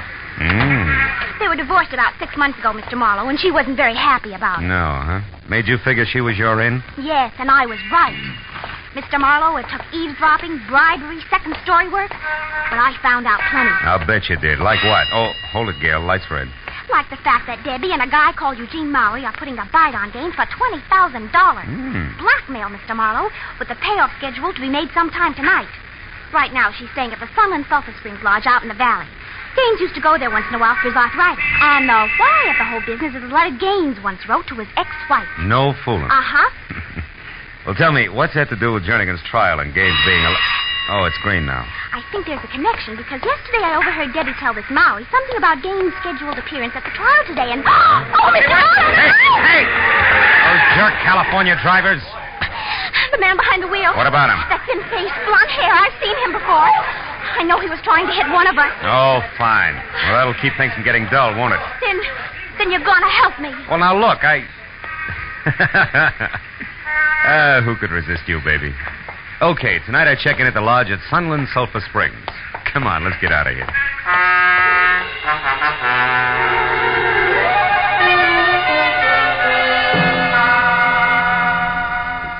It was 8 o'clock and almost dark when I reached the foothills of the mountain range that separates the San Fernando Valley from L.A. proper, and turned off onto a narrow dirt road that ran through a twisting gorge, past a moon-faced watchman who asked no questions as he slowly opened a sagging wooden gate, faintly labeled Sunland Sulphur Springs, where Mother Nature's remedies bubbled from the earth private. It was another 5 minutes along the same dirt road uphill and through thick foliage before I was at a parking space out of my car and walking the last quarter of a mile toward the lodge itself that was spotted with widely separated cottages, also sagging, and each tagged Casa, and followed by something Spanish and hard to pronounce. Inside the place was cheap porch furniture and occasional threadbare rugs over scarred pine and deserted, except for a sleepy old guy with thick-lidded eyes and an accordion-wrinkled face who was slouched in a heap behind a sign on the reservation desk that read Maynard Sharp, no less, night manager. When I gave him my name and said that both my rheumatism and I needed a rest, he came too. Almost. Room, Mr. Marlowe. Well, let's see. Can let you have most any one of the cottages. Half of them are empty. Things kind of slow this time of year. How slow can you get? You'd be surprised. How's about Casa Francisco de Leon? Casa Francisco, Yeah, that'll be fine, Mr. Sharp. All righty, sir. Now, if you'll just sign the register here, I'll get your key. But, as I signed my name, I checked the guest list quickly. And the next second found what I wanted. Deborah Jansen. And next to that, and in a different hand, her cottage for the night. Casa Rolando de Barandido. That's close enough. Well, anyway, it was all I needed. I took the key from Mr. Sharp, a misnomer if ever you heard one, learned the location of my quarters, paid him in advance, and left. Thanks, son. Outside, I turned to my right, past a large open bath that smelled like rotten eggs and talked to itself like a junior Vesuvius, as more warm sulfur waters, equally unpleasant to smell, bubbled from a pipe in the center. Beyond that was the first cottage, another casa I couldn't pronounce, and it stayed like that all the way down the line, until I reached the second one that showed light. It was the casa known as Rolando de Barandido, and when I moved closer and around to a window that was screen only, I knew that my client had done her eavesdropping well, because in the center of the room and putting on her coat was the ex-wife named Debbie, and standing nearby and holding on tight to the cigarette in his hand like it was support was what had to be the boyfriend, Eugene Mowry. You're sure that Gaines will go through with this all right? For the 100th time, Eugene, yes, I'm positive. Can't you understand? He has to. Besides, $20,000 won't break him. It won't more than bend him a bit. Now stop worrying. But I can't. Debbie, why must you go alone? Now, why can't I go with you? Eugene, please, we've been over that. I told Leonard that I'd meet him in town at the Beverly Crest Hotel at 10 and alone. He agreed to also be alone. Except for the month. Debbie, you do handle things well. Come here, darling. The kiss for you, brilliant. Oh, please, Eugene, there isn't time. Oh, what's the matter? Are my kisses losing their flavor at this point? Don't be a fool. Look, it's late, Eugene. It's after 9 already. I've got to hurry. Now, go on. Go on, be a good boy and leave now. We shouldn't even be seen together tonight. Well, why not, Debbie? It's not smart. Here. Meet me at the Tulip Room, darling, at 11 as we promised. And you two, we'll have time and reason to relax. $20,000 worth of reason.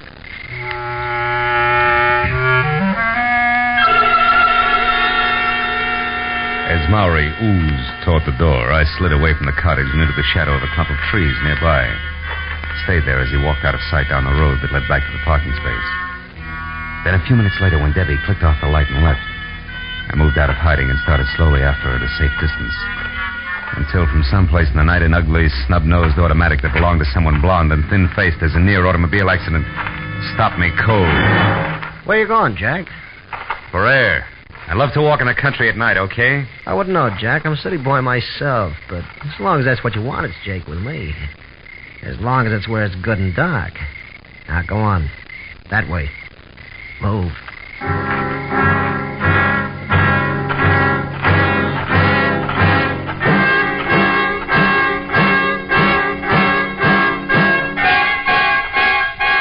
Jack, that's far enough. Hold it. Turn around and face me. Why, so I can watch you pull the trigger? Never mind why. Just turn. Okay, turn it is. That's better. Now, one step closer. One step closer. Hey, what's that? Now, Pheasant, my friend, taking wing. Now, before I beat you into little pieces, let's have it. Who are you? Who do you work for, and what do you want with me? Come on, gunman, talk. Okay, no more. My name's Langley. Work for Earl Jernigan. Oh? Yeah, I've been watching you ever since the trial started. Jernigan didn't want you moving in, hon. Which is why you tried to pick me off with a car when I was with Gail Harper this afternoon, huh? Come on! Yeah, that's why. Now, what are you going to do with me? For the time being, Buster, leave you as is. Flat on your back, because I've still got to catch up with a lady before she reads a letter! City boy.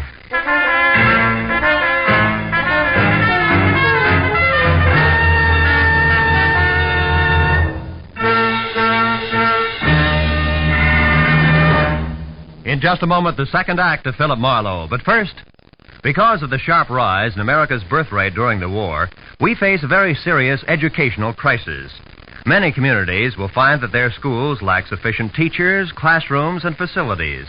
Citizens must get together and work for better schools, more teachers.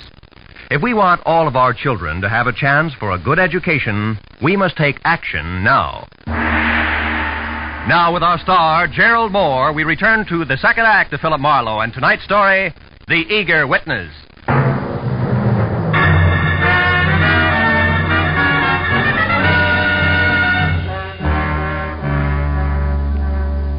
It was strictly hit and run. I piled Langley into the Manzanita and didn't even wait to see him bounce. Instead, I took off through a gully that was a shortcut to my car, because I knew that Jernigan's watchdog had nothing to offer compared with the hot-headed Debbie Jansen, who at the moment, no doubt, was well on her way to the Beverly Crest Hotel, and a blackmail rendezvous that was a cinch to wind up in the final destruction of the letter. That was my theory. But I dropped it like a hot rock just as I crossed the path to the sulfur pool. Mr. Marlowe! Somebody screamed! He's there by the spring! Oh, gosh! Oh, my gosh! Sure, had to happen to me. It was nothing but sulfur fumes and the thick gurgle of the springs until Sharp played his flashlight over the pool. Then we saw her. Oh, my gosh. In the water that was turning red from blood oozing around the knife in her back. Look! It's Miss Jansen. Come on, Pop, give me a hand. Let's get her out of there. Yeah, Come on. Take it easy now. Take it easy. That's it. Debbie. never should have tried it. Tried what? Who was it, Debbie? Who did this? He got the letter. Who? Who got the letter, Debbie? Debbie. Marlowe, did she pass out? For good, Maynard. She's dead. Oh, well, she seemed to be mumbling something about a letter.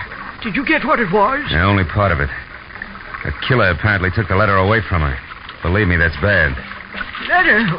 What's a letter? Wait a minute. Huh? Oh, it's probably that pheasant again. Letter? Pheasant? What are you talking about? Oh, son? I guess I'm just getting jumpy. Hey, there is somebody. Come on, Pop.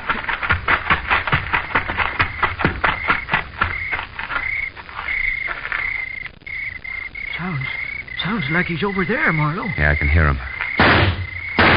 Oh, no, that ain't going to do you any good, son. Not in that brush, it ain't.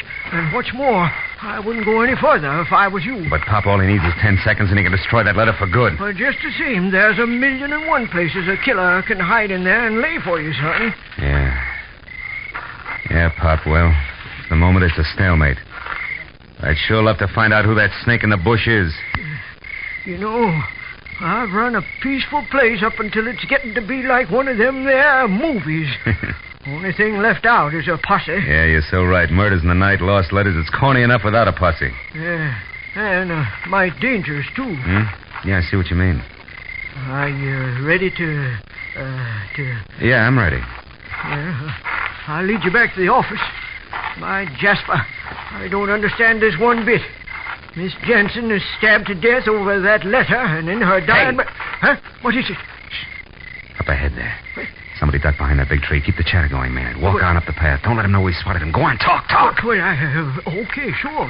I was saying I don't understand. Well, our place here is generally as quiet as a tomb. As the old man grimly ad-libbed his way up the path, I followed a few feet behind.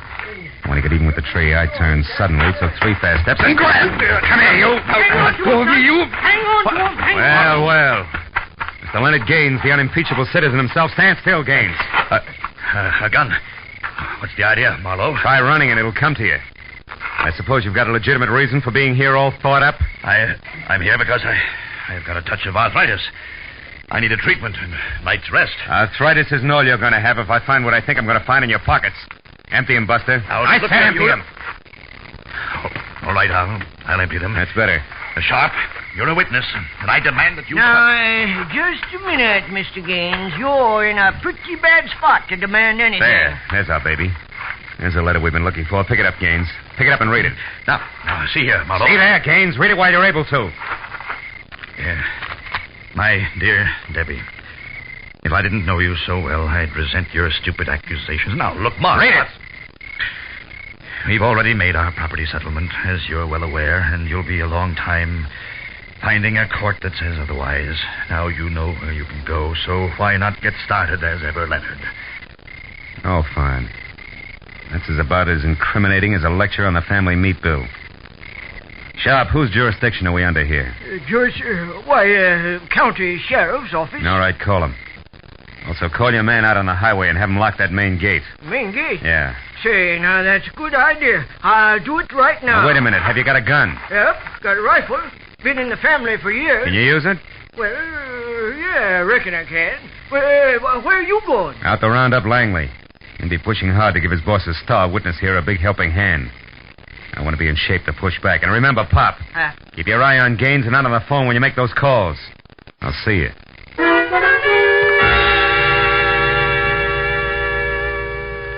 The second time that night, I started down the hill and toward the car lot, keeping in the shadows and moving slowly this time.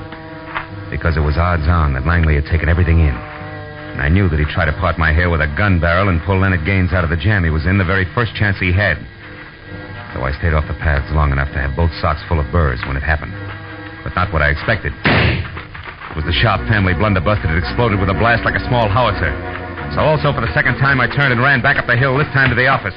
I got there just as Maynard, climbing hand over hand up a smoking rifle barrel, made it to his feet. Maynard, what happened? Where's Gaines? Well, I don't know. It got away, I guess. Well, the shot, what about that? It went up there, through the roof. Oh, fine. Well, gosh, I didn't suspect a thing. He just said he wanted to smoke. But he didn't happen to have a match, I know. So you hung your rifle over your arm, stuck both hands in your pockets to find one for him, and that's when he took you. Yeah, that's exactly what happened. But how'd you know? Never mind, Pop. Well, I made a grab for him, though.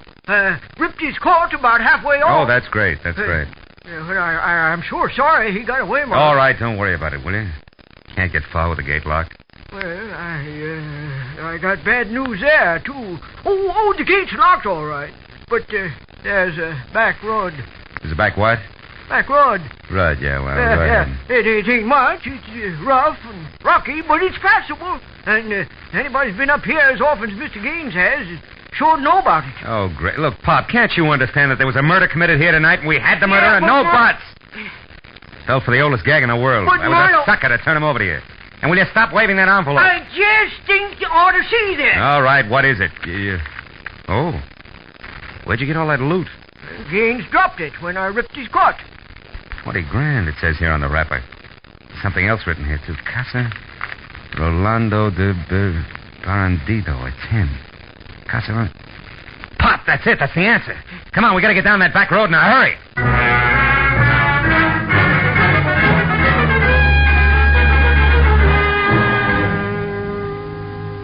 Sharp at the wheel of the pickup truck, we bounced over the pair of sometimes parallel ruts studded with stones the size of bowling balls. It was called a back road. The better part of 2 miles before he cut lights and motor and whispered that if Gaines was going to get stuck at all, it was sure to happen in a dry wash just around the next bend. I told him to wait and went ahead on foot. He was right. Gaines was stuck in more ways than one. His car was up to its hubcaps in sand and his wallet up to its stamp compartment in blackmail, conducted by his ex-wife's murderer with the same lever she'd had, the letter. It was Eugene Maury, and clenched in his hand was a tattered white envelope, nothing more. I'll make it easy for you. I held my .38 in close to my side and edged up behind him. 20,000. Now, Maury, I don't have that much. You lie. You're going to pay her that. I don't know. I know because we worked the deal out together. Only she got greedy. Tried to double-cross me and pull it alone. Oh, so you killed her? Yes, I didn't intend to, but when I found out that she tricked me, I was furious. The first thing that I knew, I stabbed her. That's enough of that. Just give me the money. You've nothing to worry about. Now, listen, Maury, I tell you, You listen, Gaines. You're in no position to fight. It's better than having your $200,000 gambling debt exposed and your reputation ruined, isn't it? Or facing the trigger man, Langley, if you refuse to alibi for Jernigan, isn't it? Or bucking a perjury charge if you do alibi? Oh, no, you got yourself in a corner again, so pay off. It's only $20,000. But I tell you, Maury, I don't have it. You're lying again. No, he isn't. Don't move, either one of you. Leave your hands where they are. I got the $20,000 right here, and it's pretty well earmarked as blackmail payment already. But just to round things out, Maury, I'll take that envelope you've got there. This? Well, what do you want this for? Funny man. Because it's no doubt postmarked with an hour, a date, and a location, which together with Brother Gaines' own handwriting places him out of town on July 30th. The time he swears he was at his Malibu home all day with Jernigan. Right, Gaines? Smart boy, aren't you, Marlowe? You still got a chance, Gaines. You better gamble with me. You've got nothing to lose now. I'm with you. Stand still, Buster, or help me out. Now, Gaines, go! Oh, my leg! Were you thinking of going someplace, Mr. Gaines? No, I'm not going anyplace, Mr. Marlowe.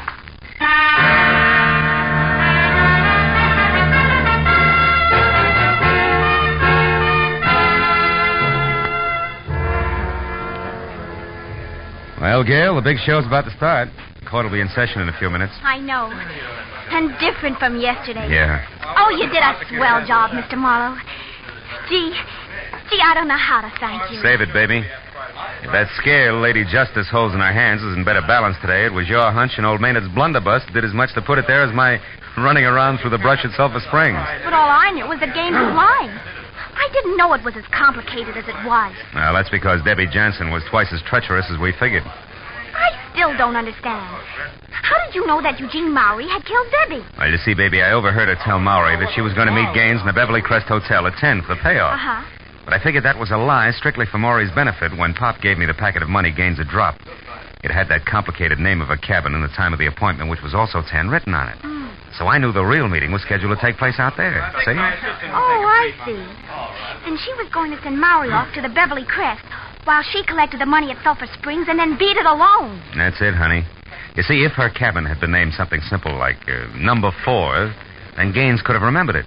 Instead of that Casa Robino del Bangadoro, or whatever it was, he had to write down, you see?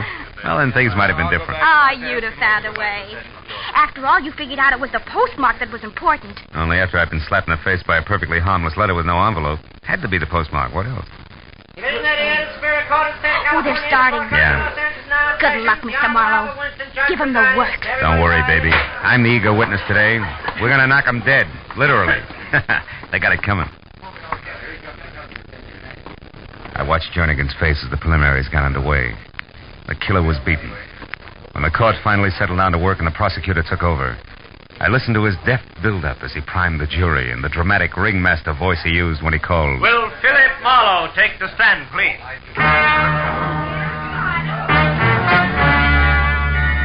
Now, Mr. Marlowe, you told us yesterday that you are a private investigator. Now will you tell the court in your own words what happened to you last night?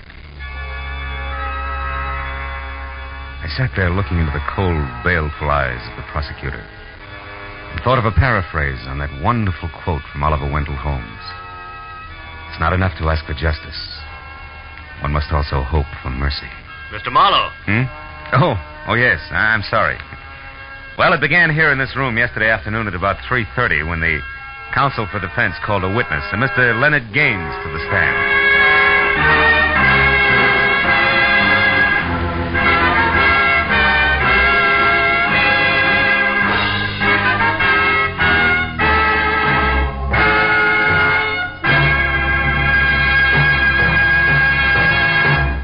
The Adventures of Philip Marlowe, bringing you Raymond Chandler's most famous character and crime's most deadly enemy, star Gerald Moore, and are produced and directed by Norman MacDonald. Script is by Mel Donnelly, Robert Mitchell, and Gene Levitt. Featured in the cast were Joy Terry, John Daner, Michael Ann Barrett, Junius Matthews, Ben Wright, Lou Krugman, Larry Dobkin, and Bud Whittam. The special music is by Richard O'Runt. Be sure and be with us again next week when Philip Marlowe says... The trail started in Montana with a bum with 2 names rushing away from his lady love and led fast into L.A. past a southerner from Canada, a worried wool dealer and a chorus girl with a .45. When it finally stopped at Murder in the Park, the tramp was still in a hurry.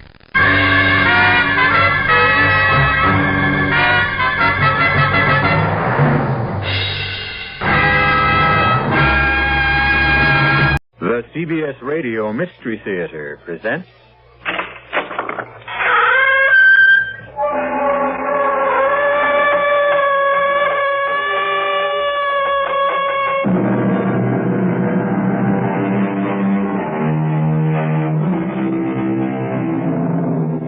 Come in.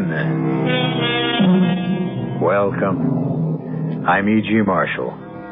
Once again, be my guest on a strange journey. A weird, wild trip through a mysterious, uncharted terrain, bounded only by your imagination. There's an expression, the night of the long knives, and it has come to mean an orgy of murder, and it usually follows a rebellion or a civil war. It's a time when many of those on the winning side take the opportunity to settle some personal scores. Why are you leaving, Roberto? It isn't obvious. Who can live here any longer? There is another woman. Oh, Pilar, there never was. There never will be another woman. You are going to her. There is nothing here for me any longer. That's a lie. Pilar, won't you understand? Yes, I understand one thing. You are tired of me. Pilar, one day, as soon as... If I cannot have you, no one will. But I tell you, there is no one else. Oh, Roberto, don't leave me. Goodbye, Pilar. Oh. Patriot! Patriot! After him! That man running down the street, after him! He is a traitor!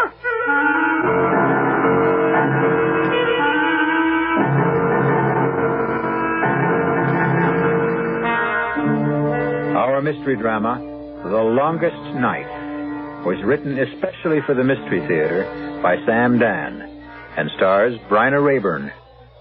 It is sponsored in part by the Kellogg Company, makers of Kellogg's Special K cereal and new sugar-free Diet 7-Up. I'll be back shortly with Act One.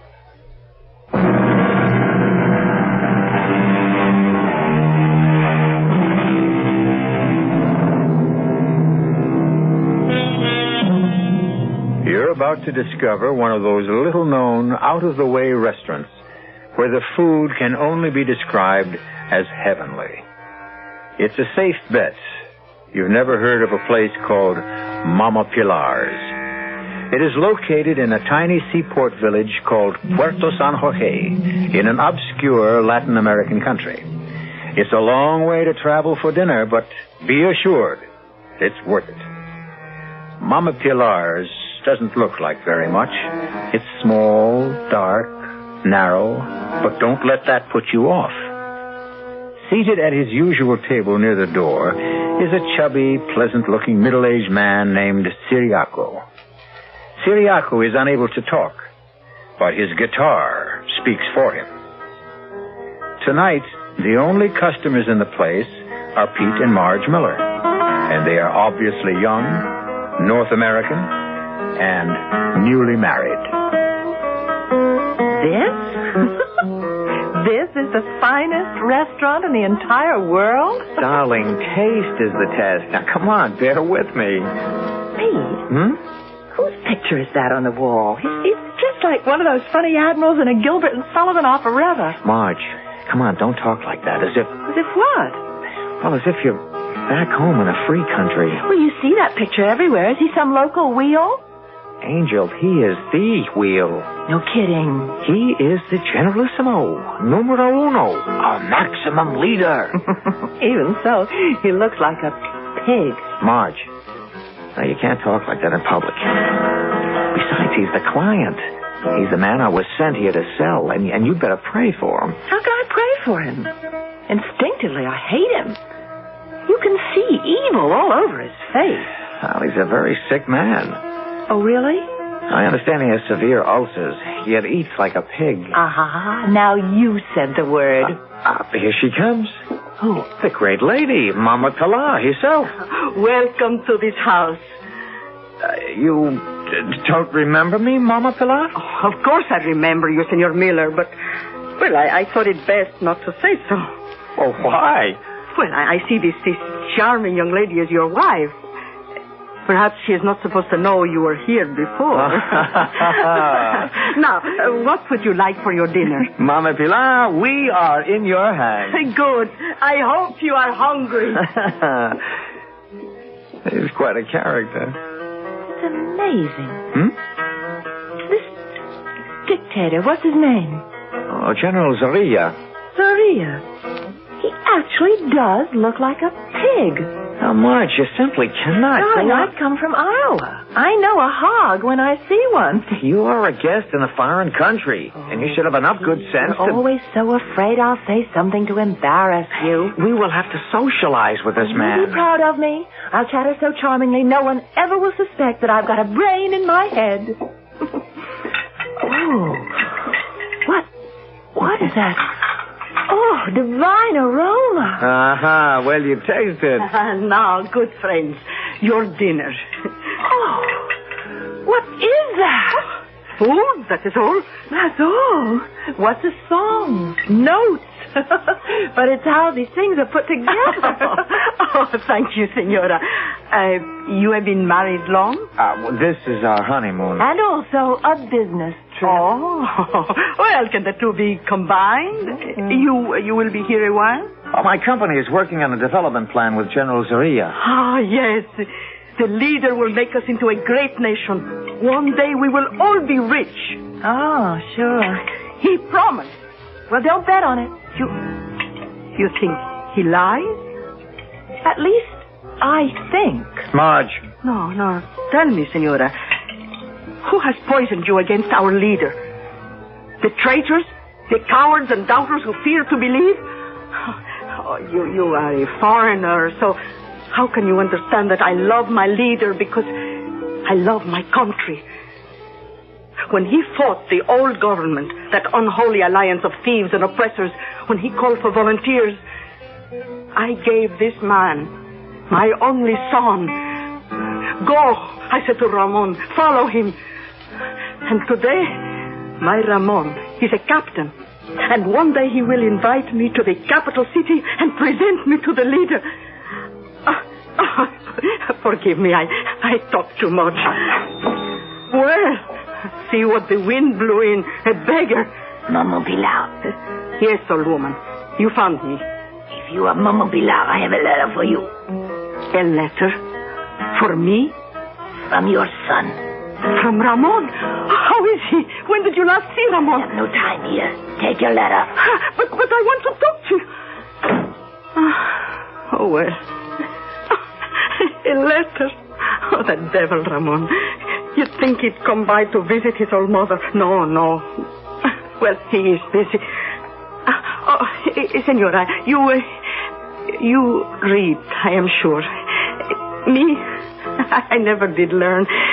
Would you be so... I'm sure that it must be something private between you and your son. Oh, no, Ramon knows someone will have to read it to me. It would be a favor, Senora. All right. Well, what does he say? His letters are always so amusing. My dearest little mother, when you receive this letter, I will be dead. Read. Our leader has betrayed us. We thought we fought for freedom, but he has made slaves of us all. Mama, he is a madman, and now that he realizes I know him, he will kill me with his own hands. Avenge me, Mama. Avenge me. My last thoughts are of you, the loving son, Ramon. You lie. You make up this ugly falsehood because you hate the leader. I'm sorry. But he... Mommy Pilar, can we help you? Leave me. Well, if you need anything, we'll be in the capital city. Goodbye, Mommy Pilar.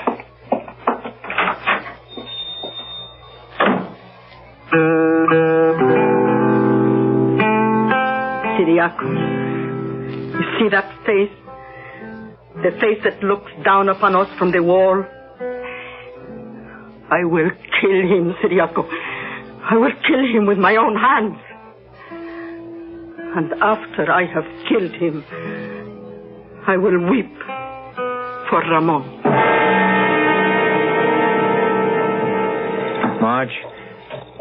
Marge, darling, I'm sorry a thing like this had to happen. Pete, I know you have a job to do in this country, but I can't take any part in it. I will not socialize with that man. I will not visit his palace. He will not be invited to my home. But, darling... I refuse to discuss it. All right, dear. All right.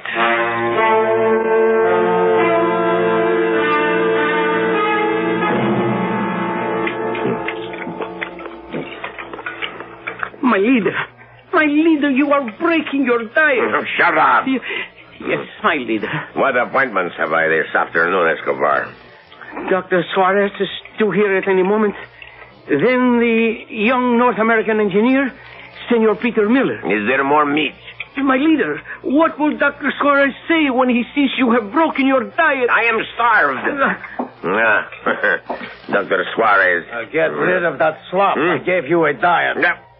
What are you doing? I must eat. I'm not a bird. I'm a man. You are a self-indulgent fat slob. See, Escobar. See how he talks to me. How dare you address our leader? Be quiet, you obscene little rodent. You, open your shirt. I don't care if the man is a doctor. He must have respect Dr. for our... Suarez, why don't you like me? Roll up your sleeve. I will take your blood pressure. I tolerate you because you are the best doctor in the country.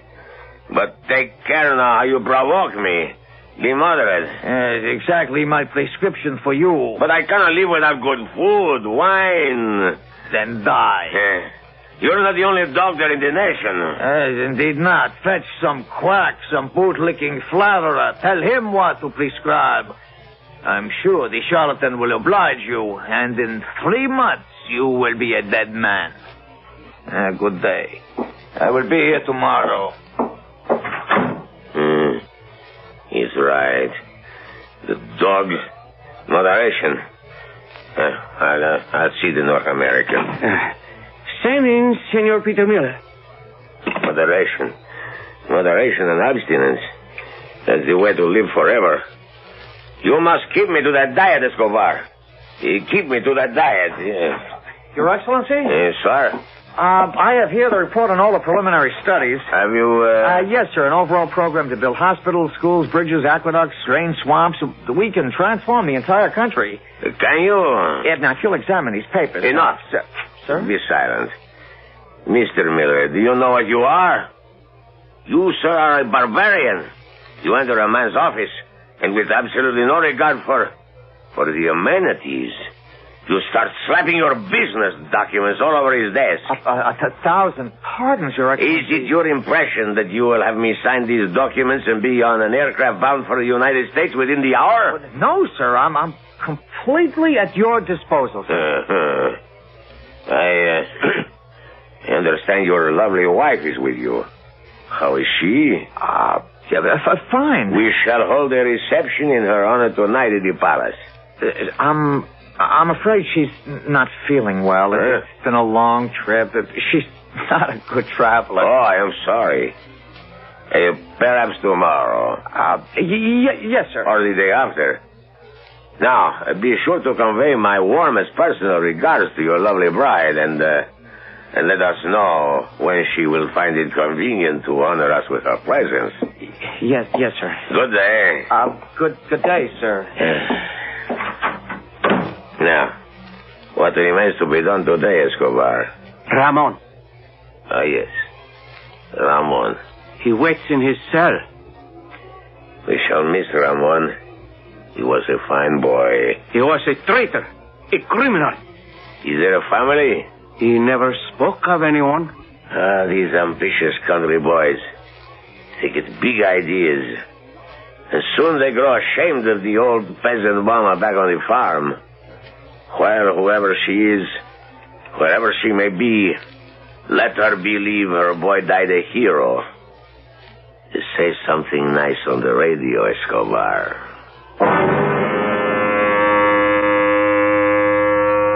Yes, my friends. This brilliant young soldier, a hero of the Holy Revolution, was one of our leader's closest companions. Patriots, mourn for the man our leader called my friend Ramon. Swine. Oh, I will avenge you, my little Ramon. I will avenge you. Oh, Siriaco, did you get the flowers? Oh, what a beautiful bouquet. Oh, thank you, Siriaco. Oh, thank you. And now, dear friend, we must practice.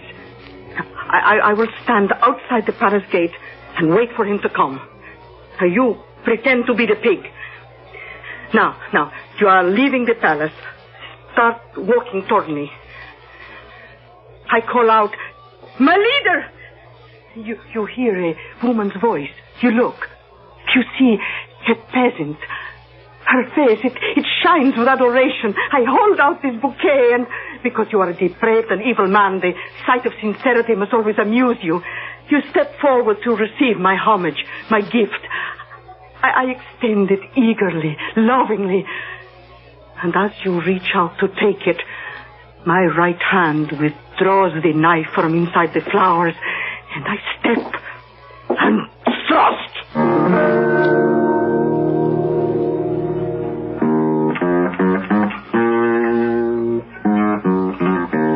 Mama Pilar has prepared many a peppery plate in her lifetime. But now she is assembling the ingredients for the most pungent dish of all, revenge. The recipe will come to a boil when I return shortly with Act 2.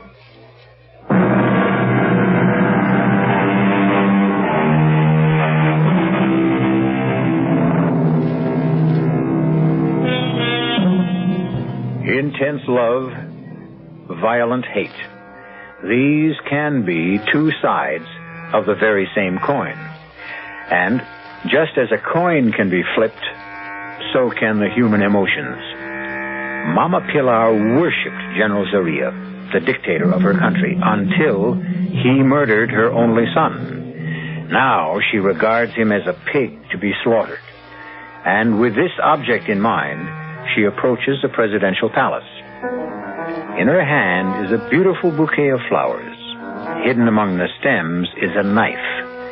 Clutching the bouquet, Mama Pilar addresses the soldier who stands guard at the gate. Senor, I beg your pardon. Can you tell me if our leader will be leaving the palace today? Why do you want to know? Well, I want to give him this lovely bouquet of flowers. How do I know there is not a bomb hidden inside those rosebuds? I know. Oh, you better beat it. But why? He's going to get very rough around here. Sweetheart, go home. Take your hands off me. You can't get near him. He's surrounded by his personal bodyguard. I want to give him Nobody ever gets within 50 yards of him. I just want to see him. Move back. Move back, sweetheart. Sir, I have a gift for my leader. Run, sweetheart. They love to hit.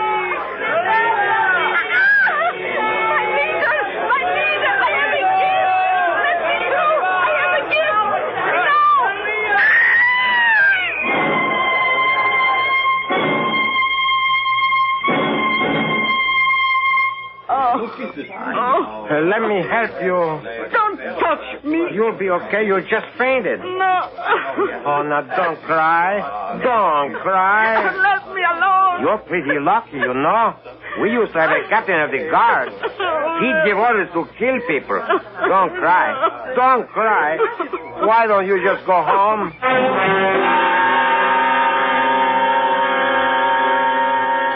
You must sign these death sentences, my leader. How much longer must I wait for food? Till 2:30.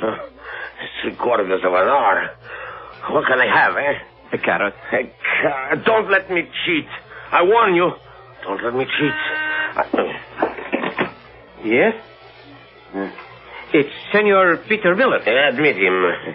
Let him in. Dr. Suarez, a swine. But he's right. You must not let me cheat. Your Excellency? Sit. Thank you. I hear the reports of a field survey. Tell me, Mr. Miller, why doesn't your wife like me? Oh, sir. Now, you may ask, why should it matter to me if the spouse of some machinery peddler, which is all you really are, dislikes me? Oh, but sir... I have feelings.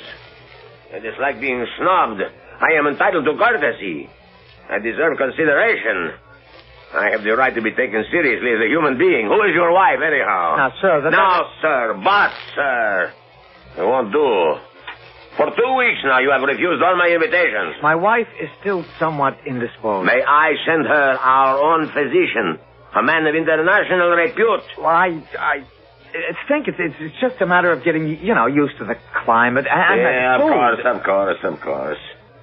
You must remember to give her my regards. Yes, sir.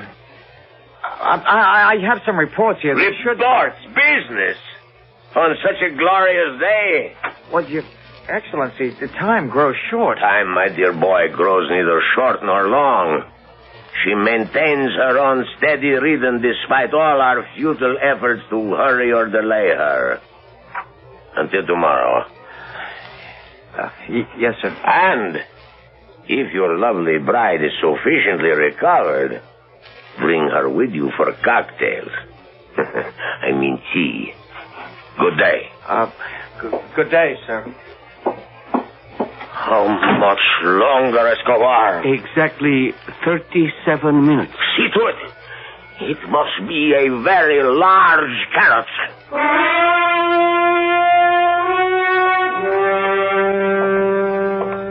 Hello, Robert. Hello, Pilar.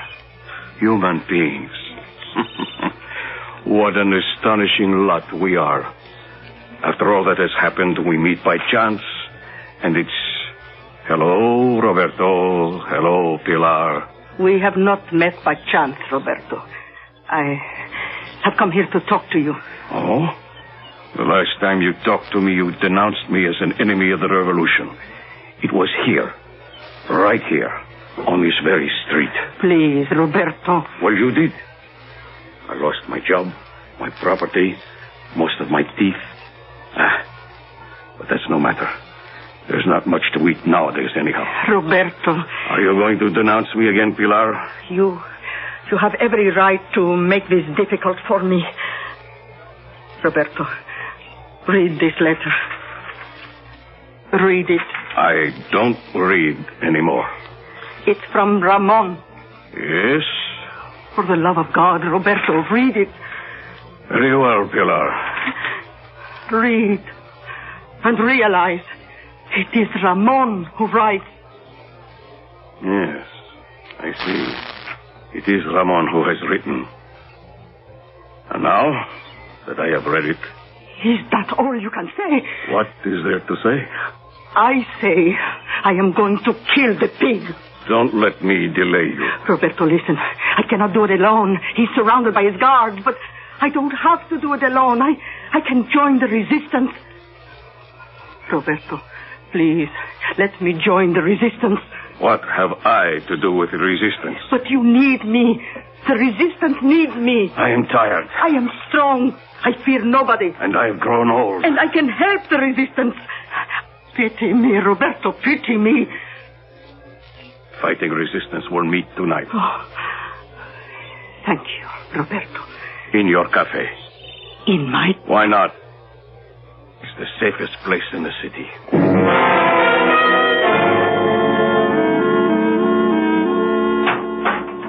Is that you, Pete? Yeah, Marge, it's me. Well, what about dinner?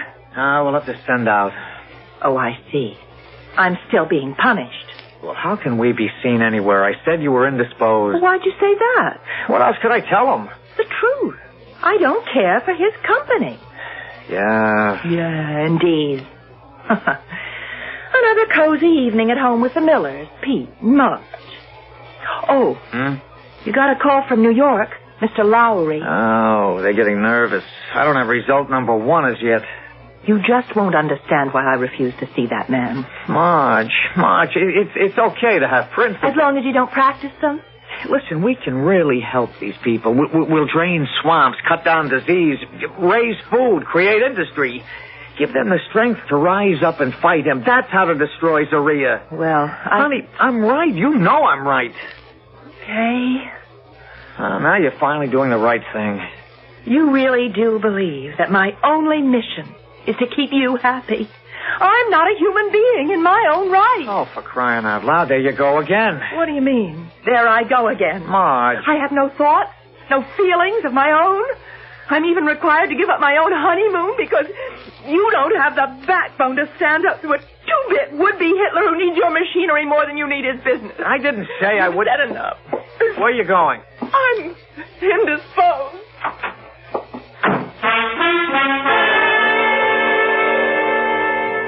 Roberto, will it be all right if I say a few words? Yes. I will tell everyone who comes here tonight. Never despair. Never give up. Can I say this at the meeting? Of course. You told everyone about the meeting to come here? Yes. Good. Well, when will the meeting begin? Now. I call the meeting to order. Who wishes the floor? But where is everyone?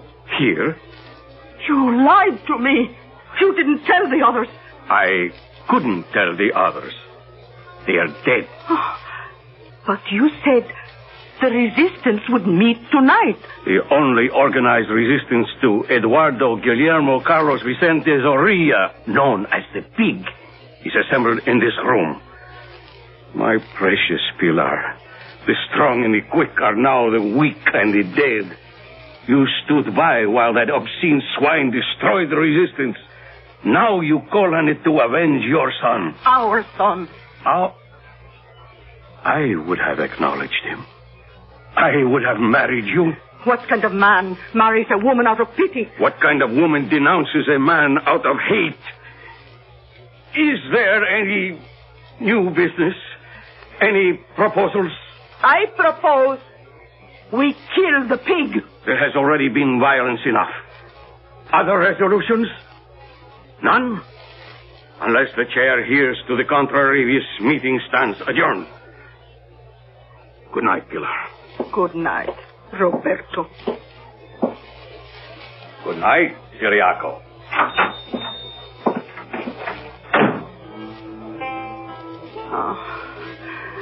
Remember, Siriaco, the little American girl who read me the letter? He looks like a pig, she said. Just like that. A skinny little girl looks at his picture and says, pig. You know what makes her so wise, Siriaco? She thinks. Oh, there you have it. She and Roberto, thinkers. They would say, we have a problem. What is the most effective way to kill a pig? But what do they know about killing pigs? They are thinkers, philosophers, aristocrats. Oh, no, I know how to kill a pig. Tell me, Siriaco, tell me, do I know how to kill a pig?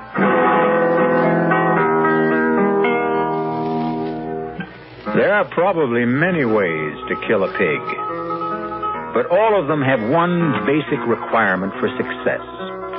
It is necessary first to have your pig firmly in hand. Till now, this has been Mama Pilar's fundamental problem.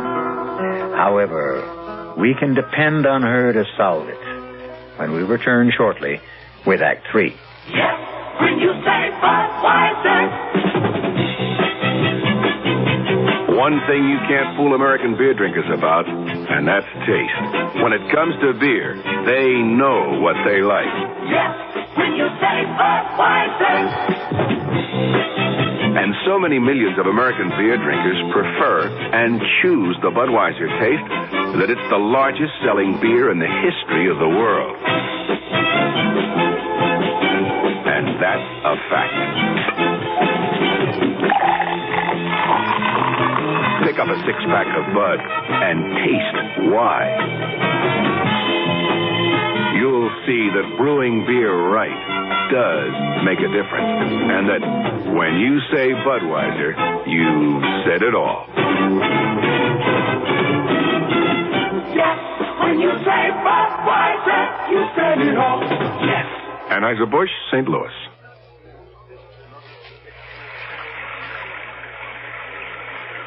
Sometimes a gentle rain in one place adds up to a raging torrent in another.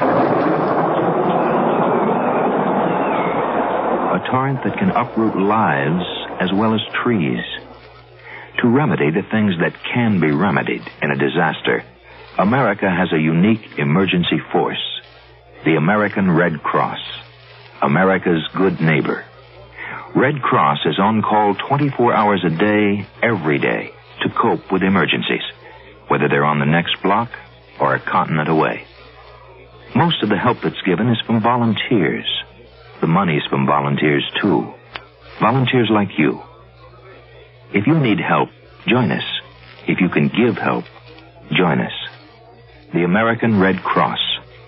Help us help people just like you.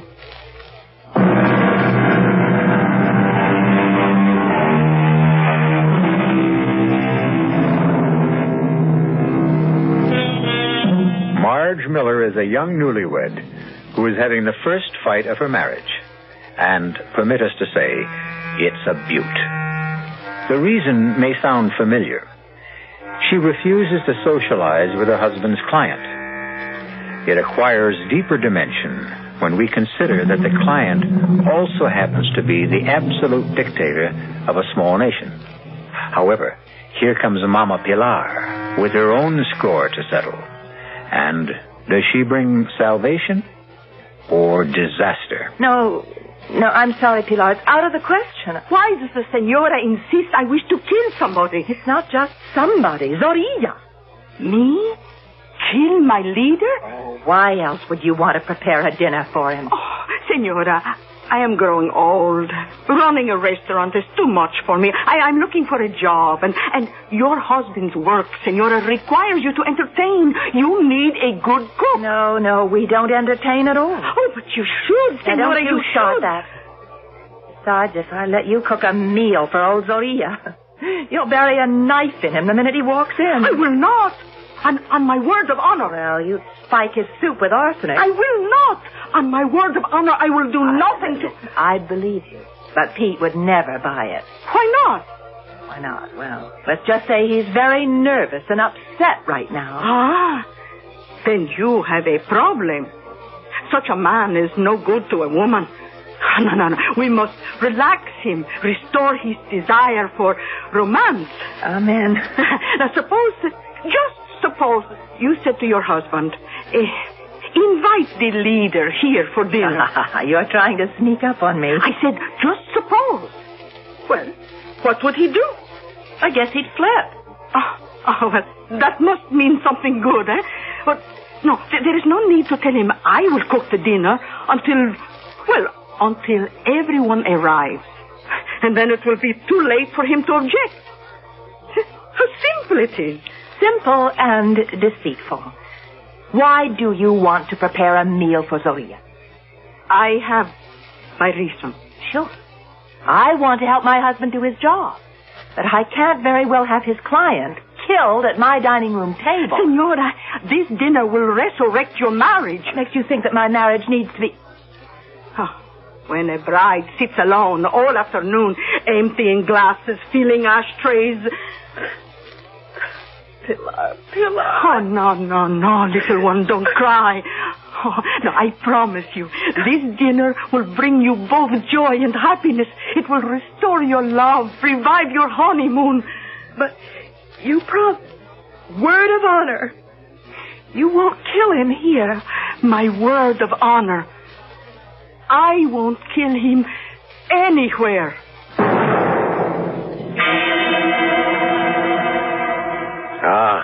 Mr. Miller, now I understand. If my wife were as charming as yours, I would also keep her hidden. Oh, thank you, Your Excellency. Well, we want you to share an important event with us, Your Excellency. This is to be Marge's first home-cooked meal. Oh, now, dear, I didn't say I would cook the dinner myself. I hired some help. We even have music.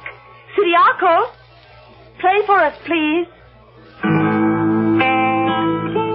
Excellency, your eating schedule. Oh, yes. Yes, Escobar. Thank you.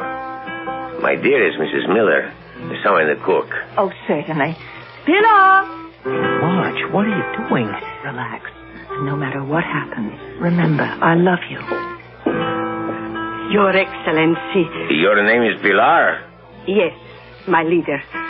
You are not from the city. I would know that hill country accent anywhere. Now, don't tell me. Puerto San Jorge. I was born there, my leader. That's the real country. Those are the real people. Now, my good Pilar, prepare for me 2 boiled eggs, 3 minutes. You tell the time? Oh, yes, my leader. 3 minutes, no more, no less. Tea with 1 teaspoon of skim milk. Toast. 1 dry slice thin. But, Your Excellency, I am on the strictest diet, my dear. Oh, forgive me. Please, forgive me. I didn't know. Pilar, you'll serve all of us eggs, tea, and toast. I forbid it! No, you are so sweet, sympathetic, sensitive, my dear, but I must forbid it. Pilar, you will serve your master, mistress, and Captain Escobar the prepared meal. Yes, my leader. But, Your Excellency, we have no right to enjoy something I must learn to live with. It's for the best. What is food? Merely a fuel. And with me, it was once a passion. And now that passion is spent, it is burned out completely. May I serve now, Senora? Well, yes, I suppose so. The true passion stuck, that one.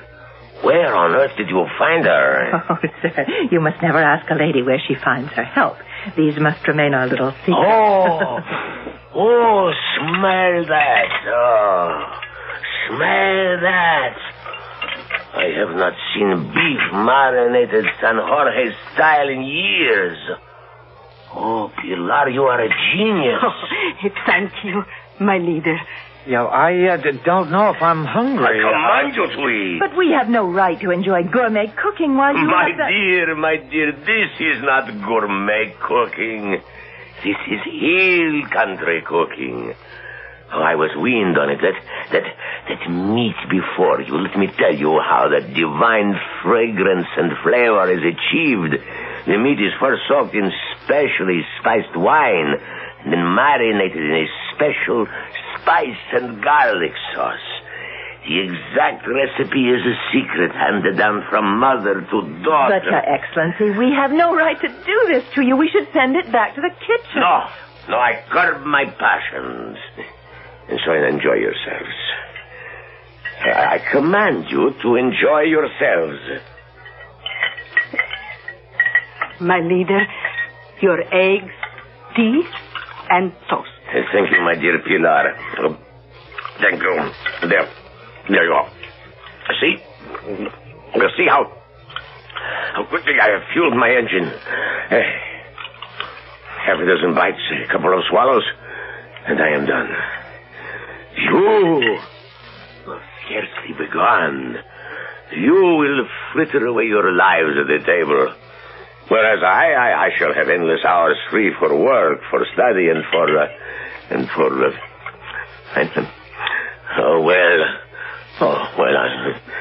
I don't see how just perhaps the tiniest piece of that meat could do me any real harm. Pilar. Yes, my leader.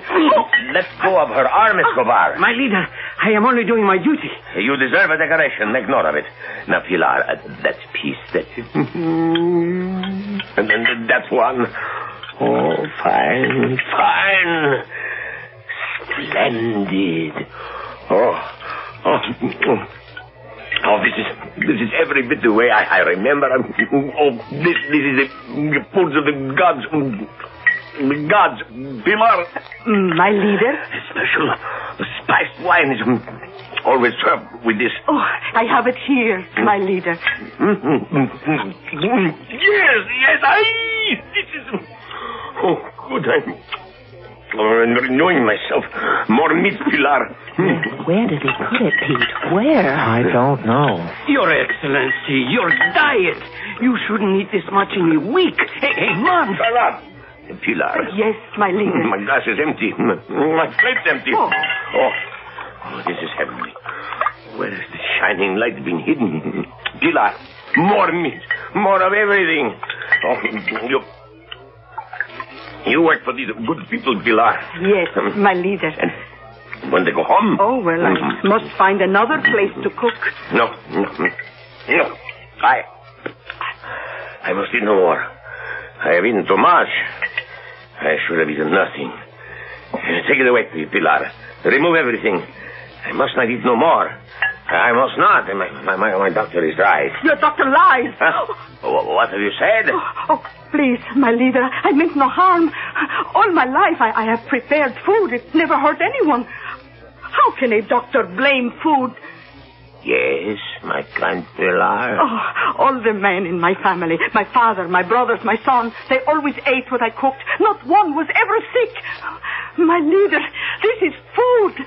This is life. It was so good. So good. My leader, whoever heard of doctors at the hill country? My father died at 95. My father was drowned at 86. He was trying to swim the San Jorge River to visit the most beautiful widow in the province. Mr. Miller, Mrs. Miller. Yes, sir. You have made me aware of something I seem to have forgotten. My roots.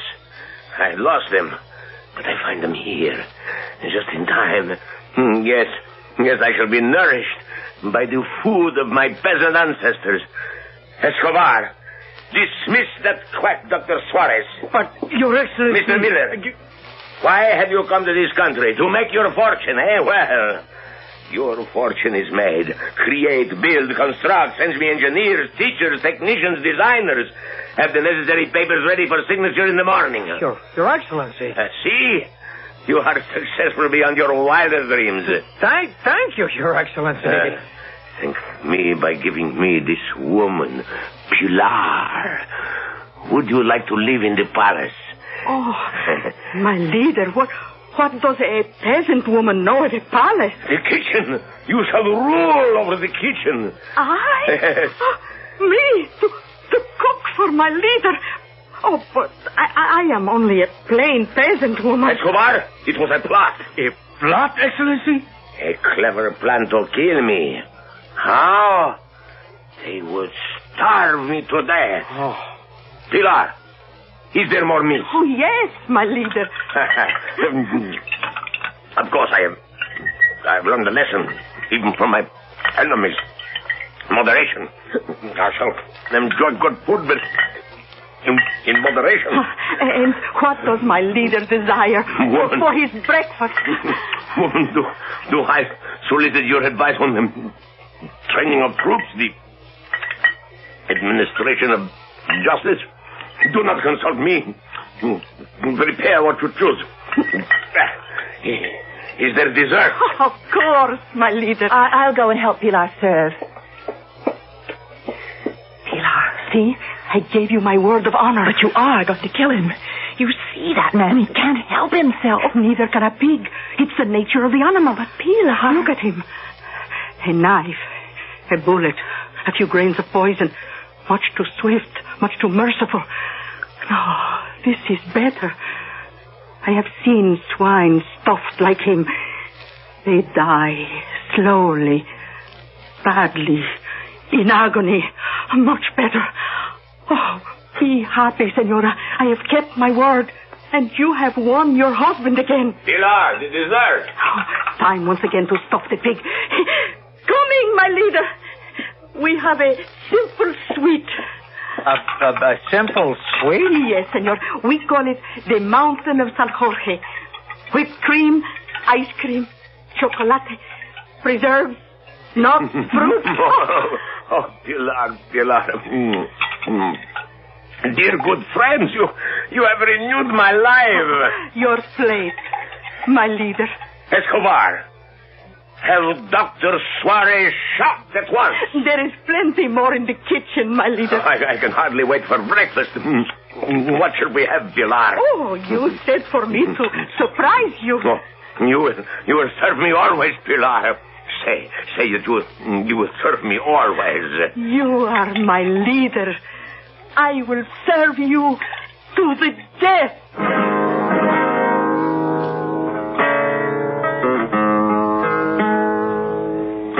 As some people might say, what a way to go. But this is something the Mama Pilars of the world understand. If you can't get to a man's heart with a knife, another way, and a better way, is to get there through his stomach. I shall return shortly.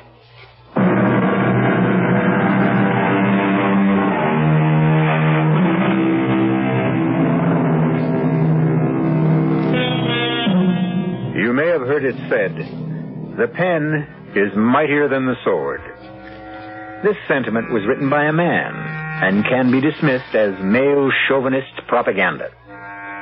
What every woman knows is that mightier than the pen or the sword is the knife and the fork. If you don't believe it, just ask Mama Pilar. Our cast included Bryna Rayburn, Marion Seldes, Jack Grimes, Leon Janney, and Gil Mack. The entire production was under the direction of Hyman Brown.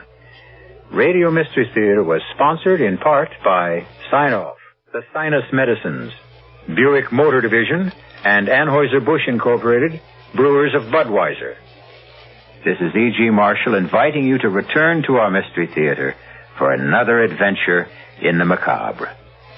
Until next time, pleasant dreams.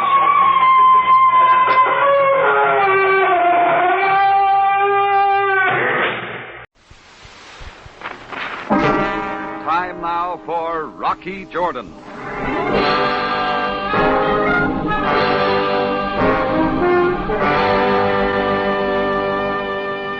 You can't always be right, but with the practice I've had, it doesn't take long to spot a phony.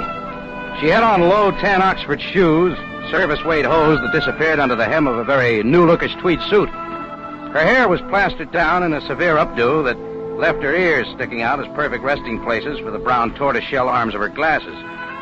She was carrying a brown leather briefcase, and the end of her nose was tilted just a little as if something smelled. I thought so, too.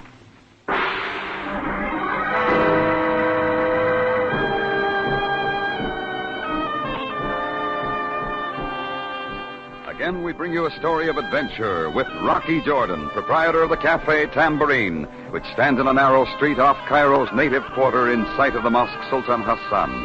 The Cafe Tambourine, crowded with forgotten men of the waterfronts, alive with the babble of many languages. Now, Rocky Jordan, and tonight's story, Up in Flames.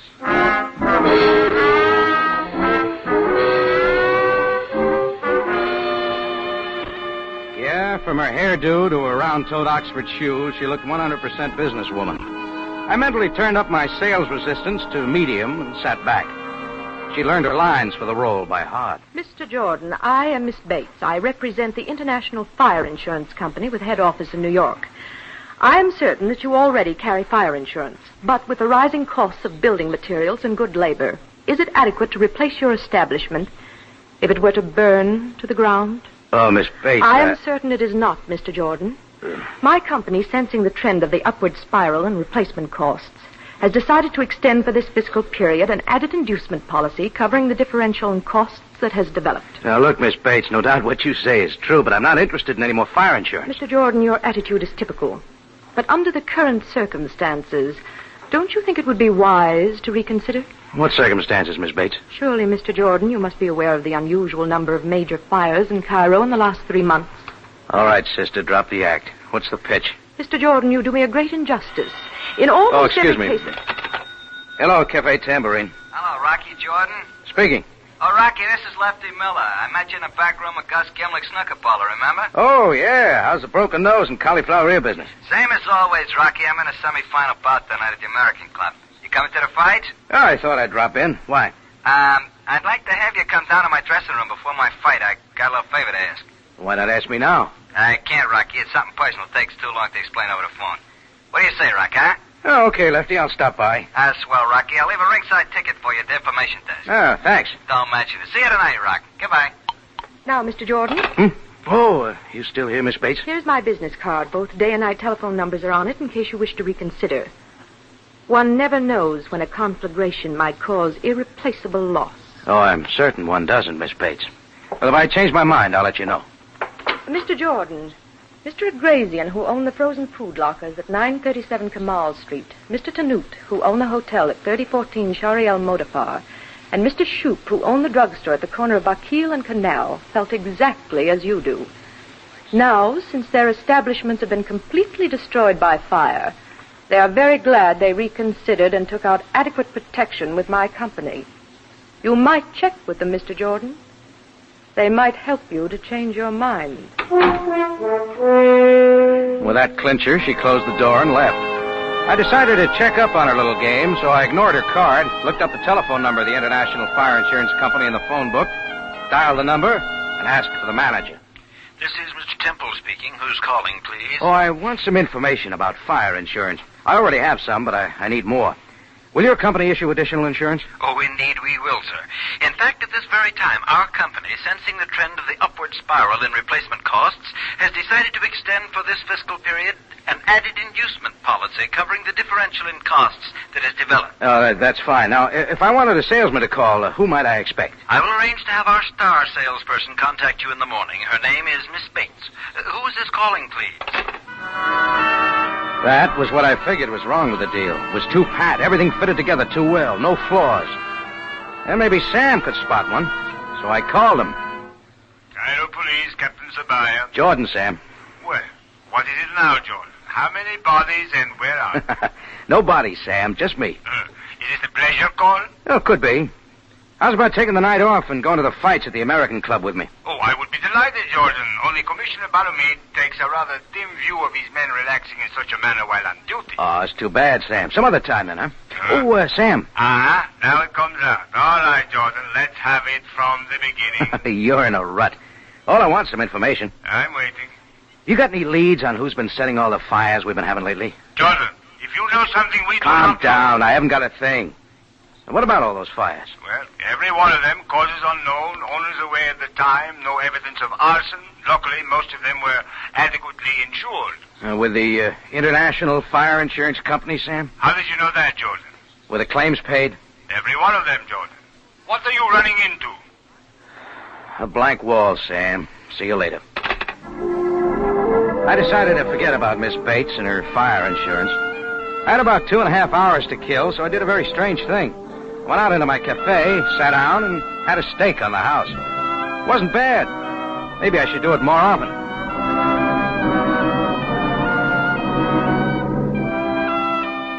I picked up my ringside seat ticket at the information desk of the American Club.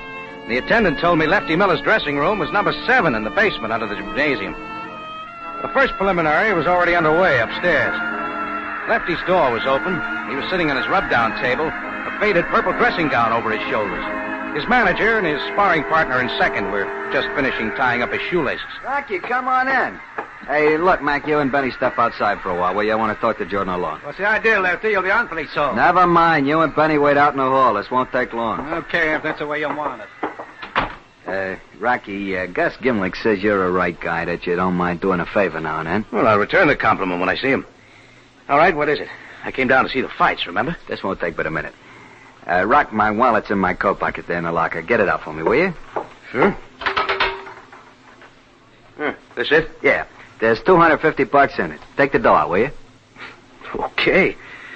Now what? Quick, stick the dough in your pocket. They might come back in. Now, here's the favor. When you go back upstairs, I want you to bet it on tonight's... Oh, get the phone for me, will you, Rock? I got my gloves on. Hello? Hello, Jordan. Yes, sir. How'd you find me? I called the information desk to have you paged on the loudspeaker. They said you were in Lefty Miller's dressing room. That's how. I'll buy that. What do you want, Sam? Jordan, if any of my men stop you as you are hurrying back to the tambourine, tell them you are going to a fire. What's that? I'm trying to tell you, it just came over the teletype machine. The tambourine, your cafe, is on fire. Thanks, Sam. I'm on my way. Hey, Jordan, where you going? I ain't finished. No time to explain, Lefty. I didn't get to use Sam's advice. Nobody stopped me. I pulled up in front of the tambourine. Business was going on as usual, so I wheeled around to the back. There'd been a fire, all right. Seemed the trash barrel had caught on fire and smoked up the back wall of my cafe a little. If this was a practical hint to buy more fire insurance, I didn't like it. I went inside. Miss Bates' card was still on my desk. I called the night number. A man answered, but I didn't hang up. Hello, this is Mr. Temple speaking. Oh, I called earlier today for some information. Oh, you're the gentleman who called. We must have been cut off or disconnected. Yes. Would you please give me the phone number or the address of your star salesperson, your Miss Bates? Who is this, please? And may I ask why you want that information tonight? Well, never mind, Temple. Just give me your phone number or her address. Who is this speaking, please? My name is Jordan. I run the Cafe Tambourine. I want to talk to you, Miss Bates, about a little fire. Mr. Jordan, can't the discussion take place tomorrow? Miss Bates is asleep now. What, at this hour? Wake her up and get her to the phone. Mr. Jordan, I am seldom abrupt with a prospective client, but I am afraid you're overstepping your bounds. This apartment is my home. Miss Bates is my wife, and she's worked very hard today. If I do not choose to awaken her, that is my prerogative. Good night, sir. Well, that was that. It was too late to go back to the fight, so I tore up my ringside ticket and went out into the cafe. About 45 minutes later, Lefty Miller's fight manager, Mac, walked in, spotted me, and came over. Jordan, I want to talk to you. All right, go ahead. Let's go in your office. Oh, real private, huh? Okay, come on. Hey, Jordan, why did you come to Lefty's dressing room tonight? I'm an admirer of muscles. Smart guy. What went on in there? Look, if it's just $250 you want, here. He said he wanted me to bet him on the fight, but I left the club before I could make the bet. Well, what's sticking in your craw? You wouldn't be knowing that Lefty took a dive in the third round and didn't even make it look good. What? Look, Jordan, I don't appreciate guys getting to my boy. When I find out for sure it was you who did it, I'm coming back. Time's up. End of bout. Beat it, Mac. Take Lefty's dough with you. Mac took the $250, gave me a dirty look for a receipt, and slammed the door behind him. Now, things had been jumping all evening. I hoped they'd quiet down, but they didn't. They started happening 2 at a time. Come in. Hello? Hello, Mr. Jordan. Jordan, this is Savaya. Oh, hello, Sam. His name isn't Sam, Mr. Jordan. It's Timothy. Keep quiet, will you? What's that, Jordan? Oh, not you, Sam. No, go ahead. Oh, wait, dear Mr. Jordan's Perhaps on the you did phone. not know, but since I talked to you last, there has been another fire. Why tell me? Well, you seemed so interested earlier tonight. Is this a pleasure call, Sam? Indeed it is not. The American Club Gymnasium has burned down and your prizefighter friend Lefty Miller is lying dead. Lefty's dead? Burned to death in dressing room 7. I am calling from the main building of the club. I want you to come down immediately. Okay, Sam. I'll be right over. Now, you there. What are you... Good evening, Mr. Jordan. When my husband, Timothy, here, told me how agitated you sounded on the telephone earlier this evening, I realized you must have reconsidered. So we got dressed and hurried right over. Now, Mr. Jordan, just how much additional fire insurance do you think you will need?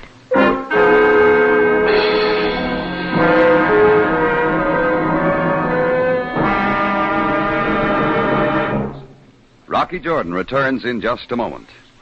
On New Year's Day, CBS will devote every facility to accurately bring you the happenings in Pasadena, all the beauty and color of the parade, and the thrilling play-by-play description of the Rose Bowl game.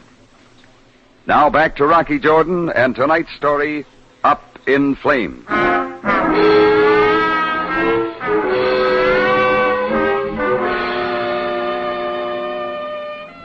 It all started when Miss Bates, tweed suit, horn-rimmed glasses, and briefcase had tried to sell me some extra fire insurance. I didn't like the deal. I couldn't put my finger on the spot where it left the straight and narrow, so it still bothered me. Item 1, the prize fighter named Lefty Miller, who took a dive in the 3rd round of his fight, and his manager blamed me. Item 2, a fire in back of my cafe tambourine. Item 3, and this is where things started happening 2 at a time, Sam Sabaya called me on the phone. And at the same time, at 11 o'clock at night, who should walk into my office but that certain Miss Bates and her husband, Mr. Temple. Subject, fire insurance. I said, Mr. Jordan, how much additional fire insurance do you think you will need? Well, look, something has just come up that's going to delay my decision. But, Mr. Jordan, you see... The American Club gym is burned down. Oh, good Lord, another one. And a prize fighter was burned to death in his dressing room. Oh. And Captain Sam Sabaya wants me to come right over, so if you'll both pardon me... We'll do more than pardon you, Mr. Jordan. We'll drive you down there. Come on.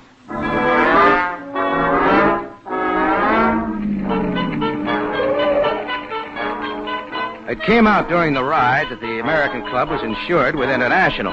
I had a feeling it would be. There was still some equipment and a lot of people around when we arrived. Mr. and Mrs. Temple went looking for Bert Johnson, the manager of the club. I went looking for Sabaya. I found him with some of his men in the basement of the gym. He turned his flashlight on me as I came up. So, Jordan, you finally got here. Yes, Sam, now that I'm here, why were you so anxious for me to come down? I thought perhaps the atmosphere here might induce you to tell me what is going on. Sam, believe me, I would if I could, but I can't. You mean you will not? Very well, Jordan. Look around you. Sam began pointing things out with his flashlight. They weren't pretty, especially the body lying beside the burned rub-down table. Sam played his flashlight on the lockers, then over to the wall in the back. He held it steady for a moment on the electric light fuse box. A little metal door was hanging open. Is that what caused it, Sam? No. If there had been a short circuit, the fuse would have burned out. I checked them. None of them is burned out. Any ideas? Perhaps you would like to explain what you were doing here earlier this evening. Lefty Miller phoned this afternoon, said he wanted me to come to his dressing room before the fight. He wanted to ask me a favor. Yes, go on. It turned out he wanted me to bet $250 of his money on the fight. You called before he could do it. That's all, Sam. Thank you, Jordan. I might have known you would not tell me the truth at this time. Sam's like that. This was once I didn't blame him. That didn't make much sense to me either. I knew I should get to Lefty's manager, Mac, before Sam did. I wanted to clear up a few things, so I took off. On the way downtown in the taxi, I figured Gus Gimlick would know where I might find Mac. I checked my watch. If things were running normal in the back room of Gus Gimlick's snooker parlor, they'd be getting the results of yesterday's races short way from the States. Now, we finally pulled up in front of Gus's place. I told the driver to wait, walked on in and through to the back room. Things were running normal. They were waiting for the results of the fifth, the Tanforan. It wasn't hard to spot Gus, even in the crowd. He was all Greek and a yard wide. He weighed a little over 300 pounds. He looked up from a form chart as I walked over. Hello, Rocky. You'll have to hurry if you want to get the bet done.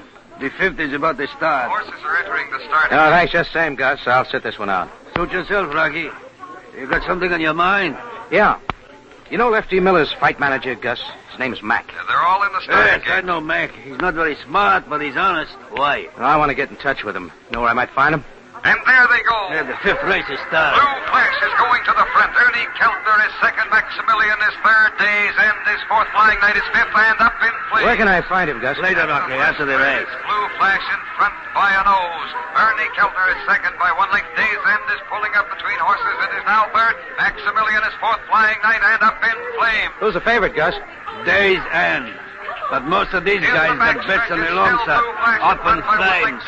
Up in flames. Ernie Keltner is third. Flying Knight is fourth. Maximilian is fifth. And up in flames. Up in flames. They said it was a hot tip, Rocky. Days End is second by half a length. Flying Knight is third. Ernie Keltner is fourth. Up in flames is fifth. And Maximilian. And there goes Up in Flames. He found a hole in the rail and is moving up between horses. Yeah, Gus, your bankroll's going up in flames. It's Blue Flash, Days End, and Up in Flames. Now it's Days End and Blue Flash and Up in Flames. They're in a drive and coming down to the line of finish. It's Days End and Up in Flames. And Up in Flames gets up to win it by a nose. Days End is second and Ernie Keltner is third in front of Blue Flash. Yeah, too bad, Gus. You can't win all the time. Don't worry, Rocky. I'll get it back. There are still 2 races to go. Now they'll all bet on the long shots. I hope they do, Gus. But to get back to where I can find Mac. Oh, yes. I don't know where he lives, but he hangs around Lefty's apartment all the time. It's 847 St. George Street. 847 St. George Street turned out to be a medium-sized apartment house in a middle-class neighborhood.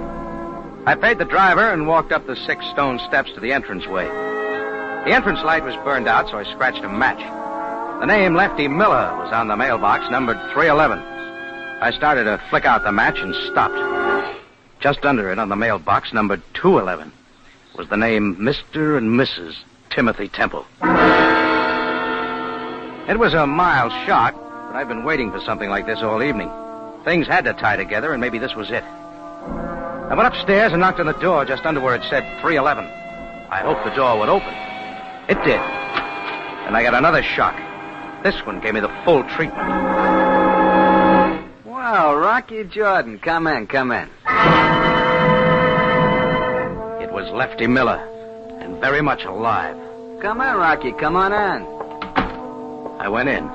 Lefty seemed glad to see me. While I stood there trying to believe my eyes, I noticed on a long table about 5 or 6 radios with their parts scattered all around them. I'm glad you dropped by, Rocky. Did you get that bet down on me to lose? This may come as sort of a mild surprise, Lefty, but not more than an hour ago. I left your dead body lying in 3 inches of sooty water in what was left of dressing room 7 after the fire. My dead body? Fire? What fire? You don't know that the American Club gym burned down? Well, no, Rocky, but what do you mean? There was a body in your dressing room that everyone figured was you.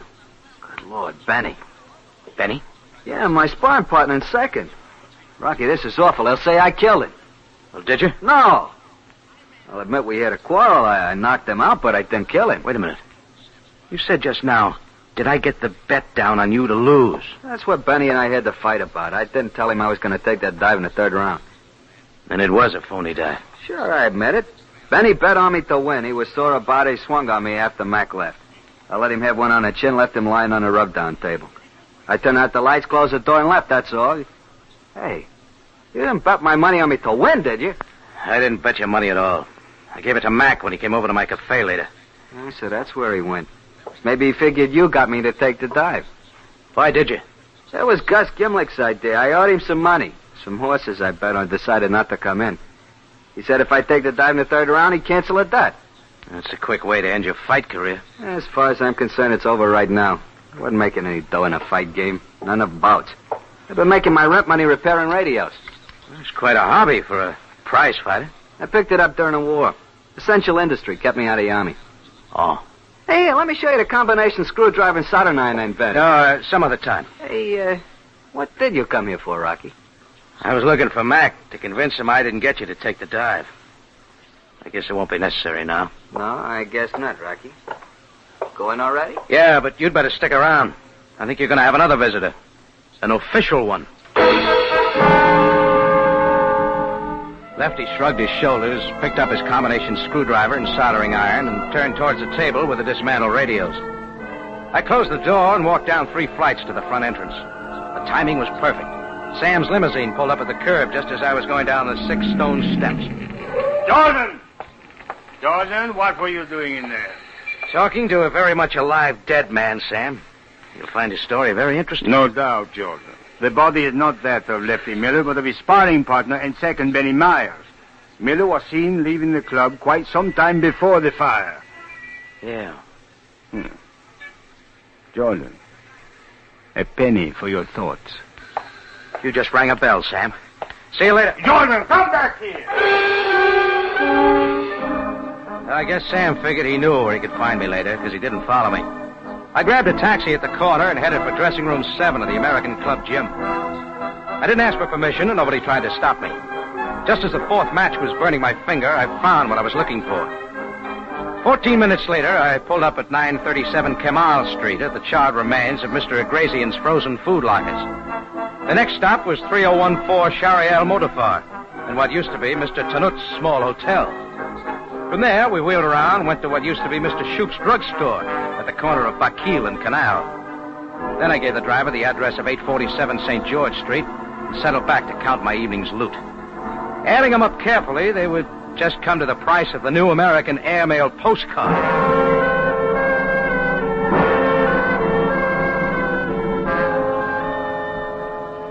I told the driver to wait, ran up the 6 stone steps and went inside. This time I knocked on the door right under where it said 211. I figured when the door opened, it'd be Timothy Temple. It was, and he was in a bathrobe. Mr. Jordan. Thanks for asking me in, Temple. What do you mean by forcing your way in like this? What do you want, Jordan? I'm onto your game, Temple. Did you ever see these before? You're asking me to identify 4 American pennies, Mr. Jordan? They're yours, aren't they? How would I know? Look, will you please go? Mrs. Temple and I were about to go to sleep. Who is it, dear? What is going on? Oh, Mr. Jordan. Well, you look quite different without your glasses, Miss Bates. Mrs. Temple. Mr. Jordan, I don't know why you forced your way in here like this, but will you please go? We would like to go to sleep. With that radio on in the bedroom? Sounds more like you were dancing. Mr. Jordan, that radio is not in our bedroom. It is in the apartment upstairs. That awful man plays his radio day and night. And what is more, he is a prize fighter, and when Timothy reprimanded him, he offered to knock my husband's block off. We're going to move just as soon as we can find another apartment. It's just possible I could be wrong about you two. What are you getting at, Jordan? Why did you want me to identify those 4 coins? Let me ask one, friend. Who besides you and your wife would know to whom you had sold extra fire insurance? It is odd you ask, Mr. Jordan. My husband and I have tried to keep that information a secret between us, discussing it only here at home. The number of our clients having fires is alarmingly high. The head office is quite disturbed. Well, what would happen if you could prove those fires were deliberately set just to collect the insurance? Why, we could force them to return the money and put the guilty persons in prison. But what makes you think the fires were not accidental? There's no proof. I've got the proof, Temple. Wait a minute. You stay right here. I've got an idea. I left Mr. and Mrs. T looking at each other without saying a word. I didn't count the steps between 211 and 311, but there weren't many. I tried the door of 311. It wasn't locked, so I opened it. And here they are. Lefty was gone. The music was coming from one of the radios. I walked over and turned it off. Timothy, why do you think Mr. Jordan came here? My dear, I haven't the slightest idea. He asked me to identify... Mr. and Mrs. Temple's voices were coming out of a pair of headphones lying on Lefty's work table. It all fit now. I had my answers. I walked over to the phone and called Sam. Cairo Police. Captain Zabaya. Jordan, Sam. Any of your boys around this time of night? Certainly. Why? If they want to know where you're taking them, tell them you're going to a fire. Jordan, what are you talking about? No time for details, Sam. Meet me at my cafe as soon as you can. Maybe we can catch the guy red-handed. I think somebody's getting ready to set fire to the tambourine. Hurry, Sam.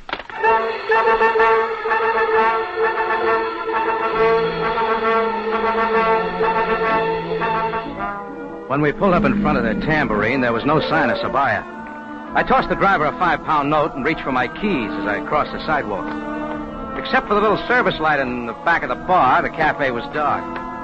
I opened the front door, started for my office. I figured I'd find him there. I was just about even with the foot of the stairs going up to my room over the office when the upstairs door opened and he was framed in the light. I started up the stairs after him. He met me halfway and proved the theory that what goes up must come down. We untangled at the foot of the stairs, and I swung on him. I should have known better. He was a trained fighter. He caught me right on the button, and I went backwards against one of the service tables full of glasses and silverware. I got up and shouted for him again. His back was to the front door. Just then, Sam, with full siren, pulled up out front. My opponent turned. His chin was silhouetted against the glare on the headlights, and I let him have it. For the second time in one night, Lefty Miller took a dive. Only this time, it wasn't fate.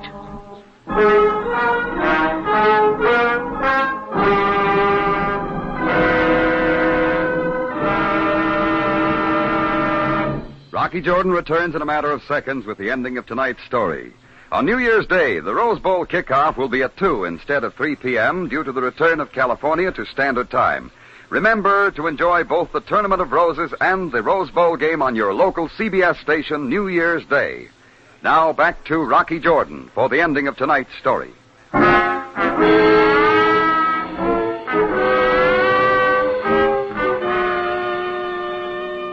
Well, I'll say this for Sam. When you really need him, he's right there.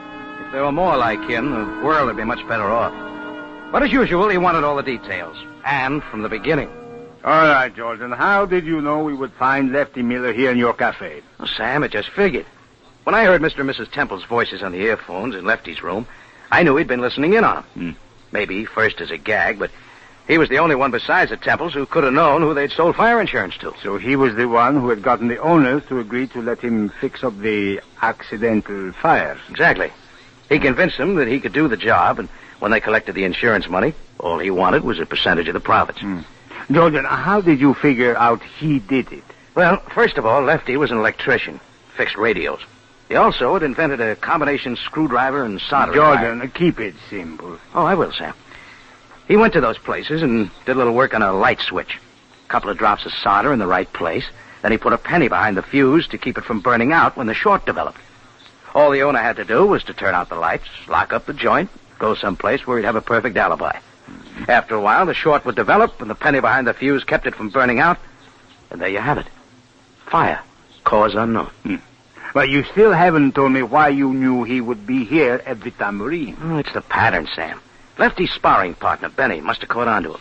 So after Lefty knocked Benny out, he fixed the light switch in the dressing room, put the penny behind the fuse, turned off the lights, closed the door, and left. Perfect alibi. But the Tambourine, George. Well, that follows, Sam. He'd fixed the light switch in my bedroom. I'd come in and figure I'd forgotten to turn the light off. Finally, I'd turn it off and go to bed. Then when I was asleep, the short would develop.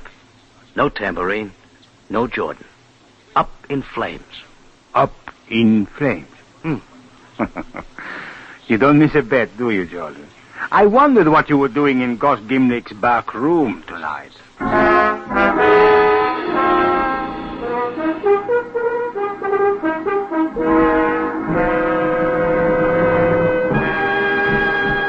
Rocky Jordan is presented from Columbia Square in Hollywood and stars Jack Moyles in the title role. Tonight's story was produced, written, and directed by Cliff Howell with original music by Milton Charles. This is CBS, the Columbia Broadcasting System.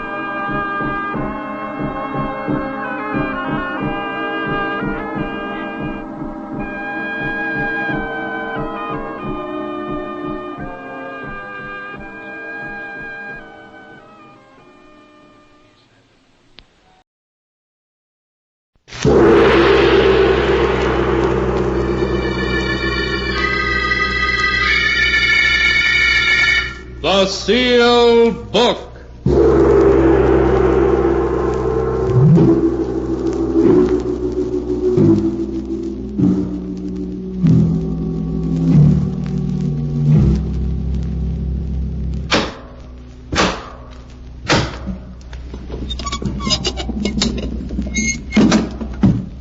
Once again, the keeper of the book has opened the ponderous door to the secret vault, wherein is kept a great sealed book, in which is recorded all the secrets and mysteries of mankind through the ages. Here are tales of every kind, tales of murder, of madness, of dark deeds strange and terrible beyond all belief. Keeper of the book, I would know what tale we tell this time. Open the great book and let us read. Slowly, the great book opens.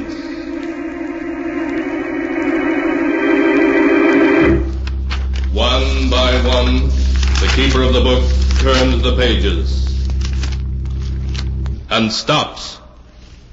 Ah, the strange and terrible story of a man who returned to his birthplace and found himself treated as though he were truly a ghost. A tale called Welcome Home.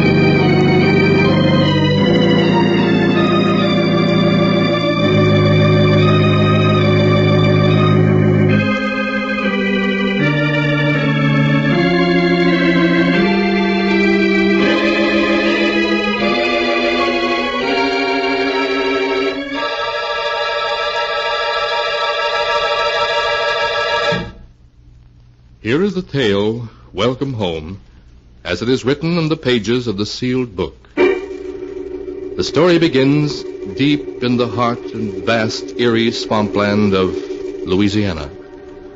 It is late in the evening and the moon is bright, when an automobile containing a man and a woman stops in a weed-grown driveway before a great lonely old mansion, crumbling now into ruins.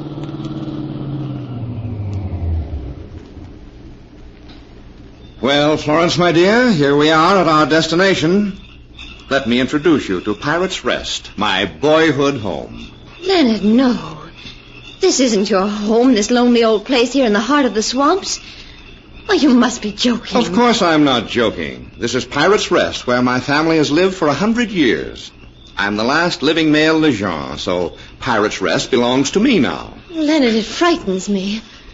That little white building over there through the trees down by the water looks like something in a cemetery. As a matter of fact, it is. That white building is the family mausoleum. Oh. Most of my ancestors are buried there, including my notorious great-grandfather, Paul.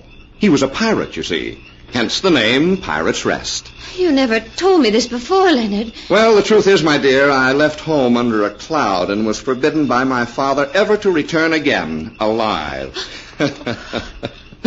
Oh, you'd have enjoyed dear father. He had the odd notion that someday he would be buried alive. You mean he was crazy? Not at all. You see, his father, my grandfather, was buried alive. Oh, Leonard, you're just making this up. Oh, it's quite true.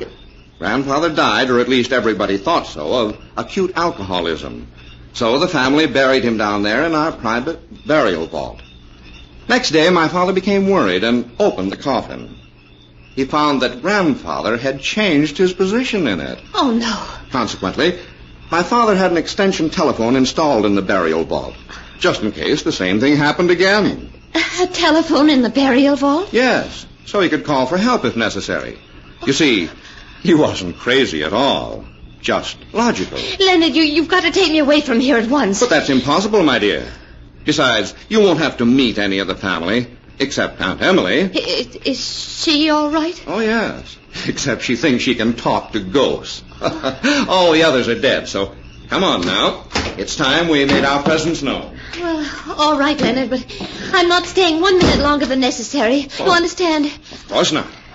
As soon as I've sold the place and raised a little money, we'll be leaving. Well, here we are. I should warn you in advance. Dear Aunt Emily hates me. Hates you? Why? Oh, it's a long story. Who there? What you want? Why, it's old Martha. Open the door wider, Martha. That's it, and we'll come in. Why, it's Mr. Leonard. Miss Emily? Mr. Leonard, he's come back. Leonard? Oh, it can't be. Leonard's dead. Last year, Tom said he'd heard Leonard was killed in a holdup. I'm happy to say he was wrong. Aunt Emily, let me present Florence, my wife. How do you do? Birds of a feather, I see. What do you mean by that? Be quiet, Florence. Leonard, if you are alive as you claim to be, why have you come back to Pirate's Rest? I've come back to get my inheritance, of course. So you know your brother Tom is dead, then? Yes, I know. Every time a Lejean has died, I've known it. And now they're all dead, you dare show your face again. But you'll get nothing here, you understand? Everything was left to me. Everything. Indeed? Well, we can discuss that tomorrow. Flo and I have come quite a ways, and we're tired. Will you have Martha show us to a room? And at least make us think we're welcome home?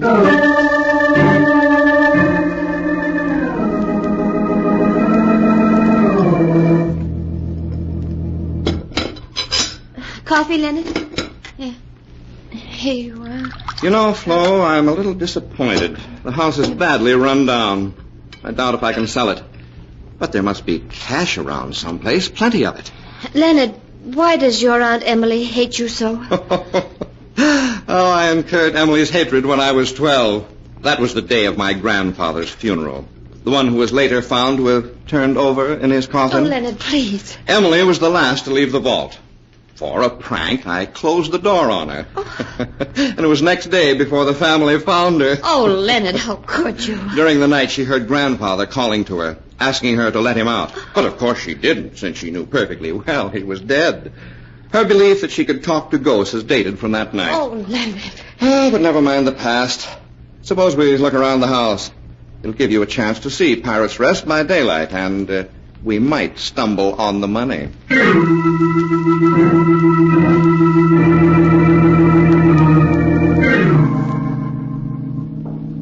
And this is the ballroom. Those chandeliers were imported by my great-grandfather from Italy. So dusty now. Cobwebs. Carpet stained. And these are the ancestral portraits. Here is Father, the one who so logically had a telephone installed. I asked you not to talk about it anymore. Now, that reminds me. Father's safe used to be behind his picture. I wonder if the combination has been changed. If it hasn't, 3, 17, 21. It's open. So it is. Let's see what's in here. Lots of papers. But I don't see any cash. Leonard, why have you opened the safe? To see what's inside, of course, Aunt Emily. You won't find anything in it to steal this time, Leonard. Steal? I hardly think taking one's own property would be stealing. You have no property, not according to your brother Tom's will. Oh, yes, his will. I've been meaning to speak about that. Aunt Emily, where have you been all morning? I've been down to the graveyard, talking to your brother Tom. Talking to Tom? Tom's dead, and you know it. Yes, Leonard, but I can still talk to him. You know, they don't leave right away, and until they go... Oh, Leonard, make us stop. Don't pay any attention to her. I talked to your grandfather while he was waiting, and I talked to your father, too. And today I was talking to Tom. Maybe someday I'll talk to you, Leonard, then you'll see. Oh, make her stop. Aunt Emily, you've talked enough nonsense. Now I want some straight answers. Here's a very interesting document that says Tom received $300,000 in cash for some property only 6 months ago. $300,000? That money is someplace around the house, isn't it, Aunt Emily? If there's money in this house, Leonard, why don't you look for it? I'm sure if it's here, you're clever enough to smell it out. You always have been. All right, I will. But if I don't find it, Aunt Emily, then you and I are going to have a little heart-to-heart talk.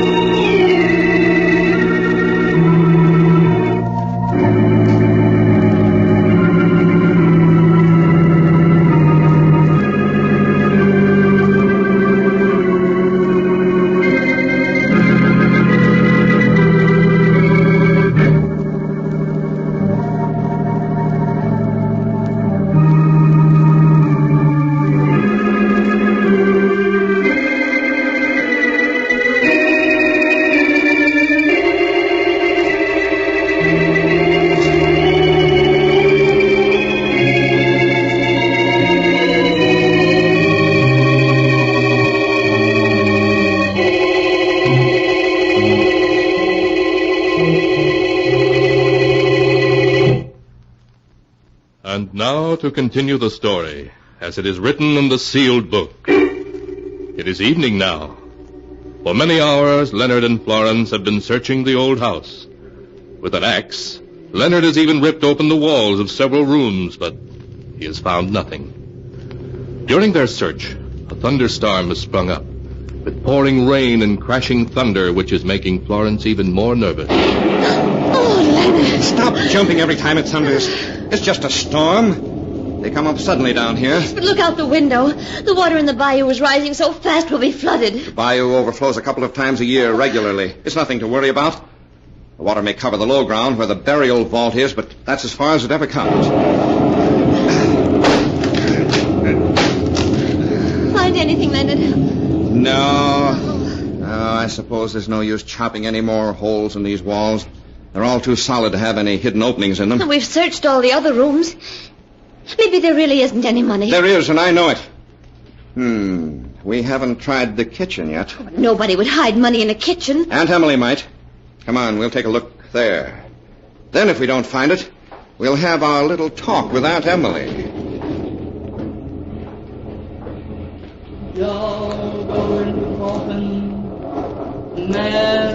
What is it, Leonard? Why are you stopping out here in the hall? Martha's in the kitchen. She's up to some mischief. What? She's playing with a little doll. Putting it into a box. She's up to one of her conjure tricks. But I'll put a stop to them. Man go into grave. Doll go into Martha, coffin. what do you think you're doing? Mr. Leonard. Give me that box. No, you stay away from me. Give it to me, I say. Oh. There. Now, let's see what you're up to. It's a doll. Dressed just like you are. And it's got adhesive tape over its nose and mouth. It's supposed to be dead. And the box is supposed to be a coffin. Well, we'll fix that. There. That takes care of the box and the doll. You too late, Mr. Leonard.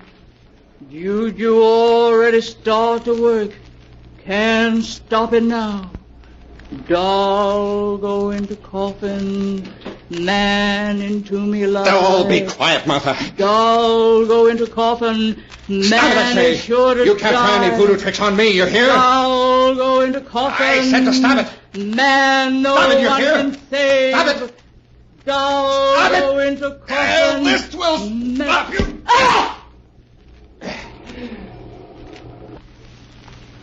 She's dead. The axe. Oh, you killed her. I told her to stop. She asked for it. Leonard, what are we going to do? Nothing. I'm master here. Nobody's going to tell the police. If Emily tries to... Emily tries to what, Leonard? Aunt Emily. What are you doing here in the kitchen, Leonard? Where's Martha? Martha. Stay away from her. She's dead, isn't she? Yes, of course she's dead. So you killed her, Leonard. Yes, Aunt Emily, I killed her. Leonard, what are you doing? Just gathering up these towels, Flo, my dear. Now you and I and Aunt Emily are going into the living room. I'm going to tie Aunt Emily to a chair. Then I'm going to persuade her to tell us where that money is hidden.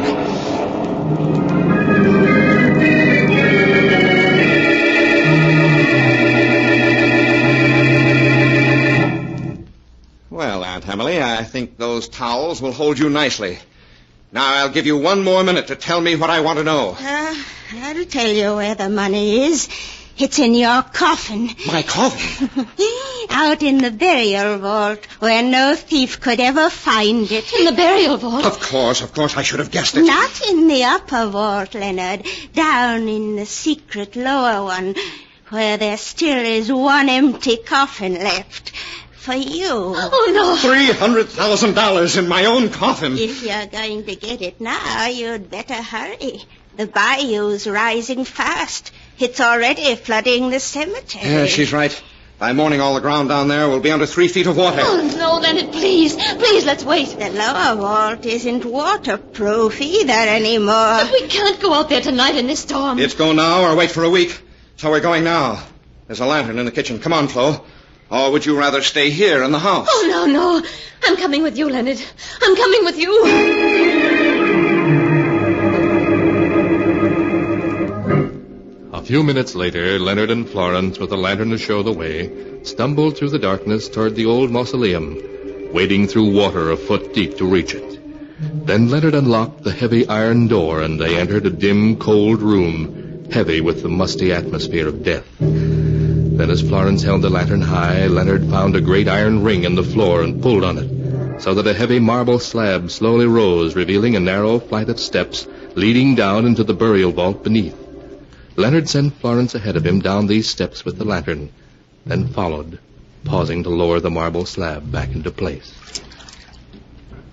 Oh, Leonard, there's water down here. It's over my ankles. It won't hurt you. Leonard, I'm frightened. Aren't you coming down? Just as soon as I let the slab down. There. Now, let's find that money. Leonard, the water's rising. I can feel it. Wet feet won't hurt us. Just make sure the lantern doesn't get wet. Oh, please, Leonard, hurry. All right. Hold the lantern over here so I can see. All right. Here we are. Here's great-grandfather Paul's coffin in its niche. Yes. And grandfather's. And father's. And Tom's. And here's mine. Oh. With my name on the nameplate. Leonard Lejeune. Born May 17th, 1890. Died March 12th, 1930. Leonard, that's today. Yes. The last part has been scratched in with a knife. Oh, that's some of Aunt Emily's nonsense. Oh, but it doesn't matter. This is the coffin she said the money was hidden in. I have a screwdriver here. I'll get this lid off. It isn't screwed on. Oh. And look! It's here! The money! She was telling the truth. $300,000. At least, maybe more. There's a dozen big packages of bills here. Now do you feel better? Yes, but please let's take it and go. The water's still rising. All right, I know. Hold the gunny sack open and... What's the matter now? I think I heard somebody up above us. Oh, nonsense. You're just imagining things. No, I heard footsteps and a sliding noise. Maybe it was your Aunt Emily. She's safely tied up in the house. Oh, but those towels, she wasn't tied very tight. Hold that sack open, I tell you. Oh, all right, Leonard. 6, 8, 10, 12. That's all of it. Now we can get out of here. You hold the lantern. I'll carry the money and go up first. I'll get the marble slab up. And you can follow me and...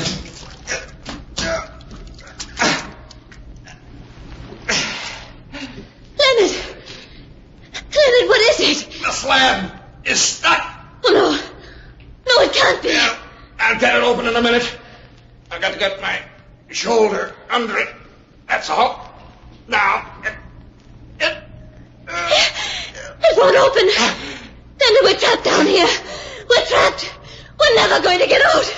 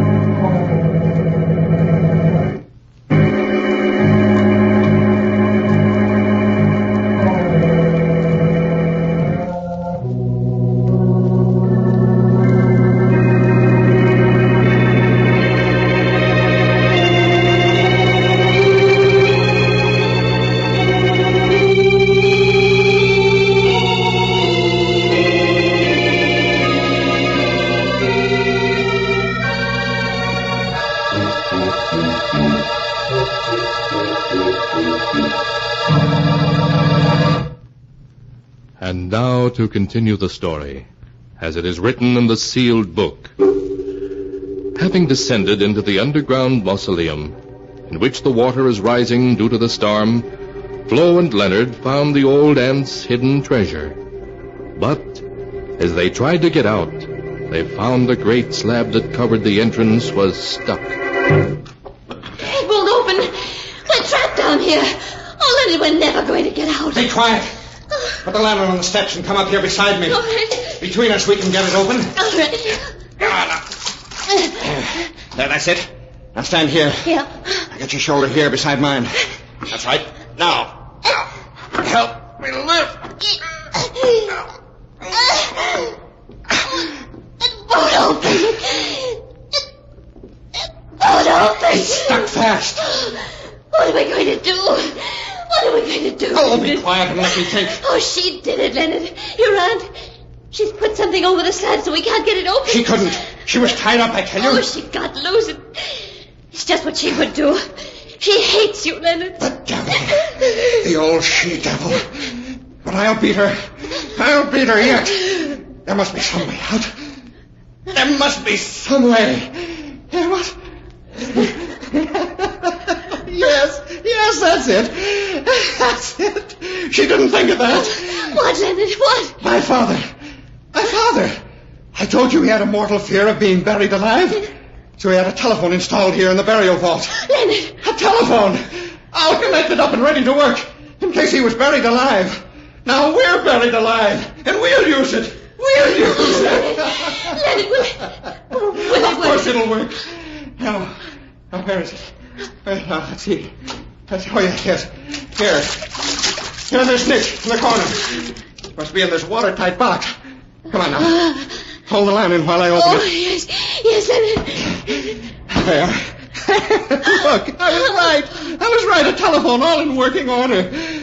Father never thought when he drove me out of the house that someday he'd save my life. Use it, Leonard. Use it and get us out of here. Oh, yes. I'll have to call the sheriff in the village. Have him come rescue us. I'll tell him a story, some kind of a story. It won't matter. Hello. Operator. Hello. Operator. Hello? Operator, give me the sheriff, quickly. Oh, thank heaven it worked. The sheriff? Why do you want the sheriff? That telephone you're using only connects with the house, Leonard. Emily. Of course. How does it feel to be dead, nephew? And Emily, listen to me. I'm not dead, do you hear? You've got to come let us out of here. Of course you're dead, Leonard. That's why I had to fix it so you couldn't get out again. Because the dead have to stay where they belong. Oh, no. Aunt Emily, listen to me. Come let us out of here, and I'll let you keep the money. I won't bother you again. I'll go away. You'll never see me again, only come let us out. I know it's hard to get used to the idea of being dead, Leonard. Tom found it hard, too. And so did your father. But you'll get used to it. And your wife will get used to it. And I'll come talk to you, Leonard, every day. Just as I talk to them. No. Because now that you're dead, you're both welcome back. And the family's all together again. So, welcome home, Leonard. Welcome home. No. Emily.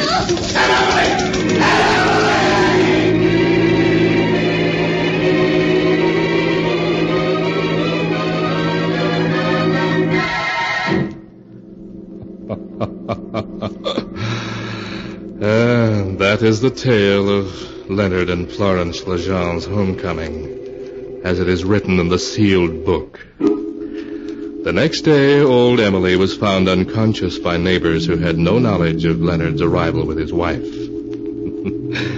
They took Emily to the hospital, where it was several weeks before she could speak coherently. Then they decided to keep her there, to look after her. For the doctors observed that Emily carried on long conversations with a nephew named Leonard and his wife, Florence, whom no one else could see.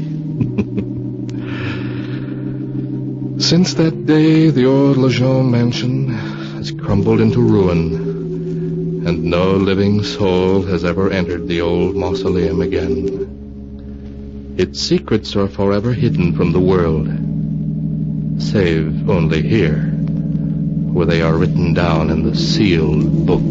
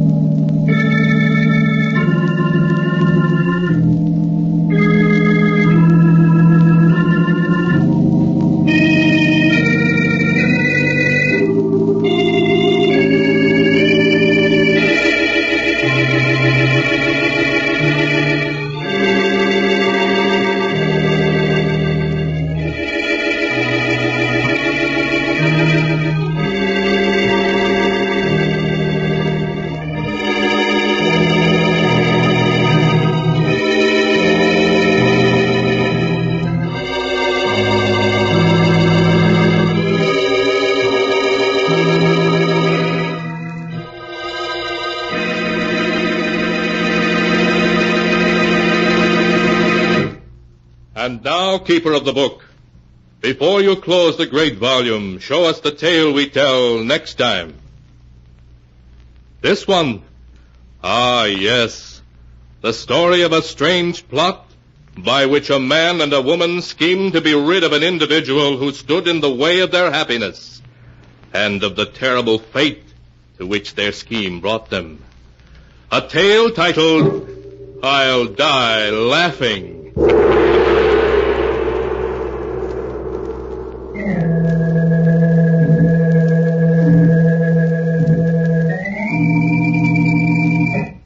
Be sure to be with us again next time, and the sound of the great gong heralds another strange and exciting tale from The Sealed Book. The Sealed Book, written by Bob Arthur and David Cogan, is produced and directed by Jock McGregor.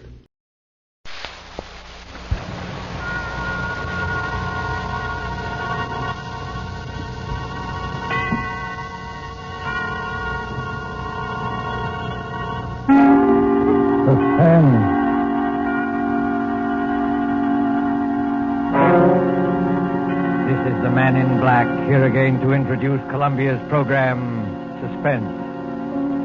In our starring Hollywood cast this evening is Mr. Peter Lorre, who appears as a mysterious gentleman called George Ravel. Miss Wendy Berry plays our worried heroine, Marjorie. Mr. George Zuko is the lawyer, Alex Stevens. The story called The Moment of Darkness is tonight's tale of suspense. If you have been with us on these Tuesday nights, you will know that suspense is compounded of mystery and suspicion and dangerous adventure. In this series are tales calculated to intrigue you, stir your nerves, to offer you a precarious situation, and then withhold the solution until the last possible moment. And so, with A Moment of Darkness, and with the performances of Peter Lorre, Wendy Berry, George Zuko, and our other players, we again hope to keep you in suspense.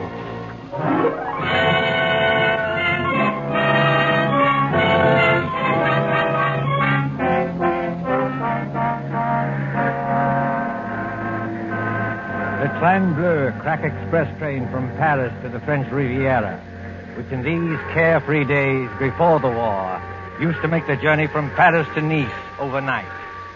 At the Gare du Sud, on this particular mild spring evening, the train with its glistening wagon-lits or sleeping cars waits in a station filled with smoke and the iron coughing of engines. You can hear the excited crowd and the slamming of compartment doors. You can see the guard standing by with his watch in hand, with his horn ready to blow as a signal. En voiture, messieurs les voyageurs, en voiture! You better get in, Emily. The train's just about ready to start. Commotion there. The last moment just before the signal, a girl in a light summer dress carrying a small suitcase, hurries along the platform towards car number 10. The girl is blonde and evidently English. And as she hurries towards the guard... En voiture! Dépêchez-vous, mademoiselle. Hurry up, please. Oh, yes, of course. Is this carriage number 10? Oui, mademoiselle, numéro 10. Hurry up, please. Thank you. I'll get in. Et maintenant...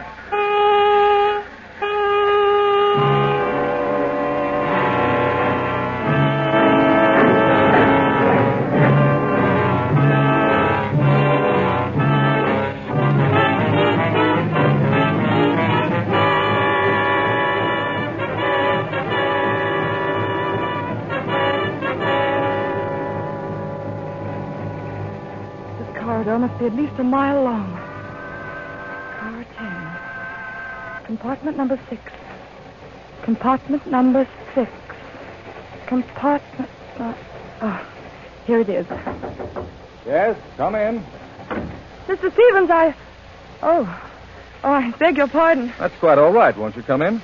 I thought this was Mr. Stevens' compartment. It is his compartment. I'm sharing it with him. He is on the train, isn't he? Oh, yes. He's going to look for some luggage that failed to turn up. In the meantime, won't you come in and sit down? Thank you. As an old friend of Toby Stevens, why do you smile? Nothing. It's just odd to hear a dignified man like Mr. Stevens called Toby. That's all. Well, it suits him. As an old friend of his anyway, may I introduce myself? I'm Ken Blake, on vacation from the American consulate in London. How do you do? My name is Gray, Marjorie Gray. I most particularly wanted to have a word with Mr. Stevens. Miss Gray, will you pardon my impertinence if I ask... Ask what? Whether it's about your Aunt Hester at Monte Carlo and the man who seemed so determined to scare her to death. You know about that? Yes, a little. After all, that's why Toby's left his law practice and come all the way from London. He said... Mr. Stevens. Marjorie. Hey, Scott, what are you doing here? I came up from Monte Carlo especially to see you. I thought I'd find you in Paris, but when I got to your hotel, they told me you'd gone. Cook said they'd reserved a compartment on this train for you. So, well, here I am. But why? Before you see Aunt Hester, Mr. Stevens, I want to know what you meant by that letter you wrote me. I meant exactly what I said, Marjorie. I'm going to expose this faker, George Bell. Excuse me, if you two want to talk, I'll just clear out of here. No, Ken, stay where you are. Really, Mr. Stevens? You made an impression on her, Ken. When the girl suddenly becomes thoroughly British after spending half her life on the Riviera, well, you made an impression. Don't talk like that, Toby. She won't get annoyed with you for saying it. She'll just get annoyed with me. Margaret, this is Ken Blake. We've met, thanks. I asked him to come along with me, and for a very good reason. Indeed? Ken was for years at the American consulate in Paris. He knows all the heads of the Sûreté Générale, that's the Scotland Yard of France. And in particular, he knows the great detective Flamand, who's the chef de Sûreté. I thought Ken might be very useful when we nab Ravel. But I tell you, Ravel is dangerous. Dangerous, my eye. Something's going to happen. I know something dreadful's going to happen. Now, let's face the situation, Marjorie. Your Aunt Hester is middle-aged, wealthy, and... Oh, if only Uncle Paul hadn't died. He was the decentest person I ever knew. But he did die, my dear, and Hester can't be consoled. She can't eat, she can't sleep, she can't think of anything except getting in touch with his spirit. Along comes this faker Ravel to give seances. I wonder if he is a faker. You're not falling for this Tommy rot, surely? Really, Mr. Blake? If I'd asked for your advice in this matter... I beg your pardon, Miss Gray. When we get to Nice, I'll take the first train back to Paris. No, wait, please. I didn't mean to be rude. It's nice of you to help us, but it's the whole atmosphere of Monte Carlo. That's quite all right, my dear. We understand, of course. There's Aunt Hester in that villa over the Mediterranean. There's Ravel, all thin and quiet and swarthy, with those somber-looking eyes of his. He seems to dominate her, just as Mr. Stevens used to. Dominate her, my dear? That's rather a strong word for an easygoing old buffer like me. The things Ravel does at those seances are terrifying. I don't know whether he's an impostor or not, but I am sure nobody else can do what he does. Now, there, Marjorie, is where you're wrong. I can. You can? Yes. I promise to duplicate in front of your aunt every single trick Ravel ever performed. Oh, but that's impossible. Is it? Wait and see. I'll put it up to Mr. Blake. It isn't merely that Ravel is tied hand and foot in a chair, while these horrible things are going on. I know there are people who can get out of ropes and back into them again. But Ravel lets you take one precaution that shows there can't be any trickery. Oh? And what is that precaution? Just before the lights go out, He takes a piece of white paper. Well? He puts one under each foot. You take a pencil and draw an outline around the shoe on the paper. If he moved the millionth fraction of an inch, it would show in the outline later. But it never does. Well, look here, Toby. That's a bad one. Why does it strike you as being so funny? Because I can do it, too. Just give me a moment of darkness, that's all. You mean he gets out of his shoes or something like that? No, he could hardly get out of his shoes and back into them without disturbing the outline. Then he doesn't leave his chair after all. On the contrary, he can be all over the room. Well, how in Satan's name does he do it? My dear fellow, there's nothing simple.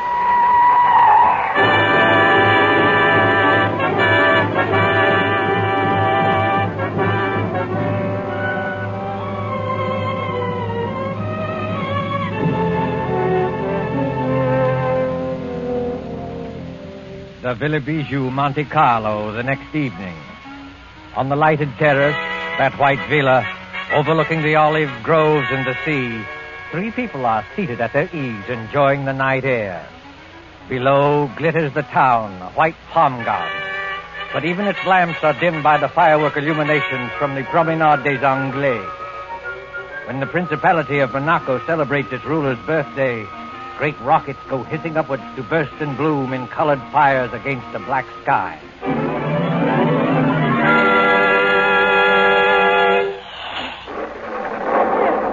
I don't like those fireworks. The noise upsets me. I wish they'd stop. Never mind the fireworks, Hester. You've heard my proposition. Give me an answer. Oh, what's more, you spill broth on your jacket at dinner. You're the clumsiest eater I ever saw. Here. Let me take a handkerchief to it. Please, Aunt Hester. Won't you answer Mr. Stevens? Why don't you two let me alone? Both of you. We're only trying to help you. Don't you believe that? Oh, yes, I believe it. But I'm happy. I talked with my husband twice last week. Now, look here, Hester. This has got to stop. Why? Ravel's a fraud, and I can prove it. If Monsieur Ravel is a fraud, what is he gained by this? Has he not asked for money? I don't know, has he? No. Not a penny. You haven't changed your will by any chance. People do queer things sometimes that even their solicitors don't know about. Oh, no, dear, I haven't changed my will. When I die, Marjorie inherits everything. I am a lonely woman. I'm getting old. I haven't got much to look forward to. Now, why don't you go your way and let me go mine?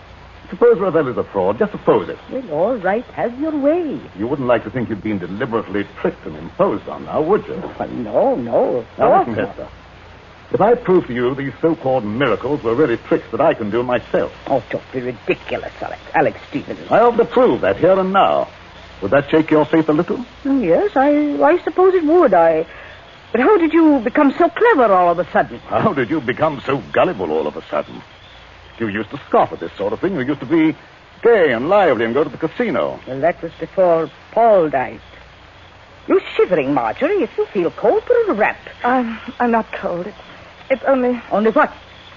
Got a kind of presentiment that there's something dreadful hanging over us. I can't tell what direction it's taking or who's in danger. But I'm sure it's going to burst. Just as sure as By George, look at that rocket. Yes. Red and gold stars. And a deathly white blaze like the life we're living. You can see every leaf in the garden. Every blade of grass. And we can also see, look there, Ravel and Ken Blake coming up the path. This Ken Blake, Mr. Stevens. Are you sure he's quite honest? My dear Marjorie, Ken's all right. I've known him for years. I thought he came here to help expose Ravel. But he and Ravel are as thick as thieves. What sort of game is going on here? Game, mademoiselle? You spoke of a game? Yes, Monsieur Ravel, I did. So did I, friend Ravel. Are you ready for my demonstration tonight? Demonstration? In the seance room upstairs. You claim you can bring back the dead. Pardon me, monsieur. I claim nothing. When I'm in trance, I cannot tell what happens. But I can. I'm going to make ghosts walk by perfectly natural means. You know, Monsieur Stevens, I don't understand your logic. Logic? Yes, you wish to, how do you put it? Expose me? But how will you expose me by these childish tricks? If I show you a counterfeit 10-pound note, does that prove there's no Bank of England? I'm not going to argue subtleties with you. You can always beat me there. I'm a plain, ordinary man with a little common sense to back me up. No. Come on, my friend. Not an ordinary man, surely. Just exactly what are you hinting at? Yes, I'd like to know that, too. Oh, Madame Hester, believe me, I didn't mean to upset you. I wouldn't upset you for anything. No, I'll bet you wouldn't. Well, I kiss your hand, madame. I'm all apologies. Well, let this gentleman do what he likes. But I warn him. It is dangerous. Dangerous? How is it dangerous? That's the first time you've spoken, Mr. Blake. Why have you been so quiet? Please, Marjorie, please now. Be a good girl and stop interrupting. Oh, I'm sorry, Aunt Hester. But he's been muttering to himself and moving from one foot to the other and looking guilty. Confound it, I'm not looking guilty. Aren't you? No, it's a hot night. I don't like this business at all. Why will a seance be dangerous? Why? Because we shall be tampering with evil forces. Evil forces, my foot. Oh, you doubt it? Yes. This brave Monsieur Stevens is challenging the unseen world. He's mocking at forces he does not understand. Believe me, monsieur, they are not mocked without danger. I'll risk that, thanks. Well, up in the seance room, with a door bolted on the inside, we shall be at their mercy.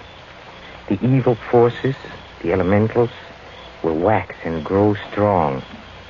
They can take us in their grip, as I take this walking stick and... You've got strong hands, Monsieur Ravel. The hands of evil spirits are stronger, much stronger. I'm afraid. I wonder if we ought to do this. I've been wondering the same thing. What does your aunt say? I don't know what to say. I'm so confused. And I want to break down and cry. I suppose we'd better do it, or Alex Stevens will never let me hear the end of it. For the last time, monsieur, will you be warned of danger? No. Very well. Oh, Madame Hester. Yes, Monsieur Ravel. Do you believe that I am an impostor?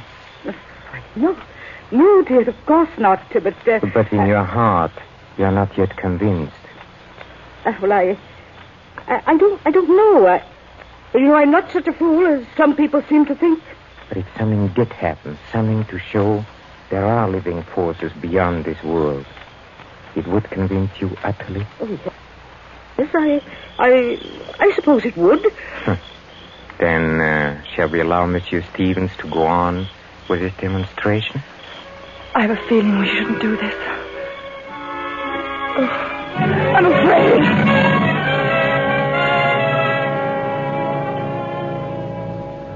Upstairs at the Villa Bijou, there is a small, bare, deeply carpeted room.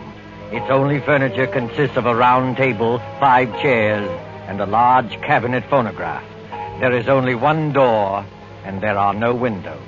In one chair, a little way back from the table, sits Mr. Alexander Stevens. He is tied hand and foot, the outline of his shoes drawn with pencil on pieces of paper, so that he cannot move. Now then, friend Ravel. Have you quite finished tying me up? Oh, yes. Yes, and I bet you won't get out of these knots, sir. Well, we'll see about that. Are the rest of you ready? Yes, all right. Oh, dear, I wish I'd put some smelling salts in my handbag. Well, what do you want us to do now? You'll have conditions exactly as they are for Mr. Ravel. I'll sit in this chair back from the table. You 4 sit round the table, clasping hands to form a circle. All right, let's get on with it. Ken, will you start the gramophone? I believe it's customary, Mr. Ravel, to have hymns played at the beginning of the seance to establish the proper frame of mind. Yes, monsieur, that's true. You fool. What did you say? Oh, nothing, monsieur. Please continue. Start the gramophone, Ken. When you've done that, turn out the lights from that switch by the door. Then join the circle. Clasp each other's hands tightly and don't let go unless... Unless what? Well, unless something gets me. Be careful, monsieur. Go on, please. Start the gramophone. All right, here goes.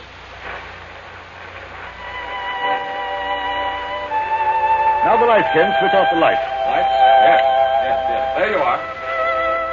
It's pitch dark. I can't see my way back to the table. Here, Ken. Here's my hand. Thank you. Mine Thanks. on the other side, Mr. Blake. Thank you. I've got my bearings now. Are all of you clasping the hands of the next person? Then quiet and wait for what's going to happen.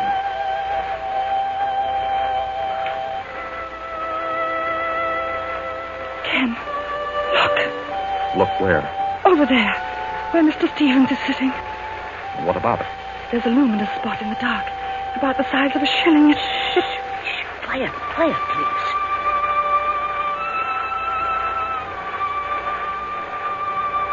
Did anything touch the back of your neck? No. What was that? Where's Alex Stevens? I know it. This was not on a program, madame. Break the circle and get those lights on. The luminous spot is still there. Oh, hurry, Ken. I can't see my way in the dark. I don't know which direction the lights are. Wait a minute. Here's the wall. If I grope along here, I ought to find the switch. Yes, here it is. Lights.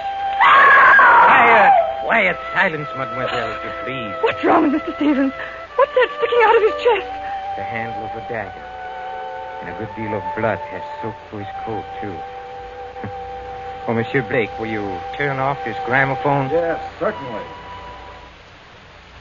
But you're not saying that Toby Stevens is dead? I'm afraid he is, my friend. That's a direct heart wound. Perhaps 10 seconds of intense agony, and then the end. Oh, is the door still bolted from the inside? Yes. Then we are all alone, here. The 4 of us. This rash gentleman, one imagines, did not kill himself. He's too well tied up. I know who killed him. Mr. George Ravel. You did, with luminous paint. I killed him, mademoiselle?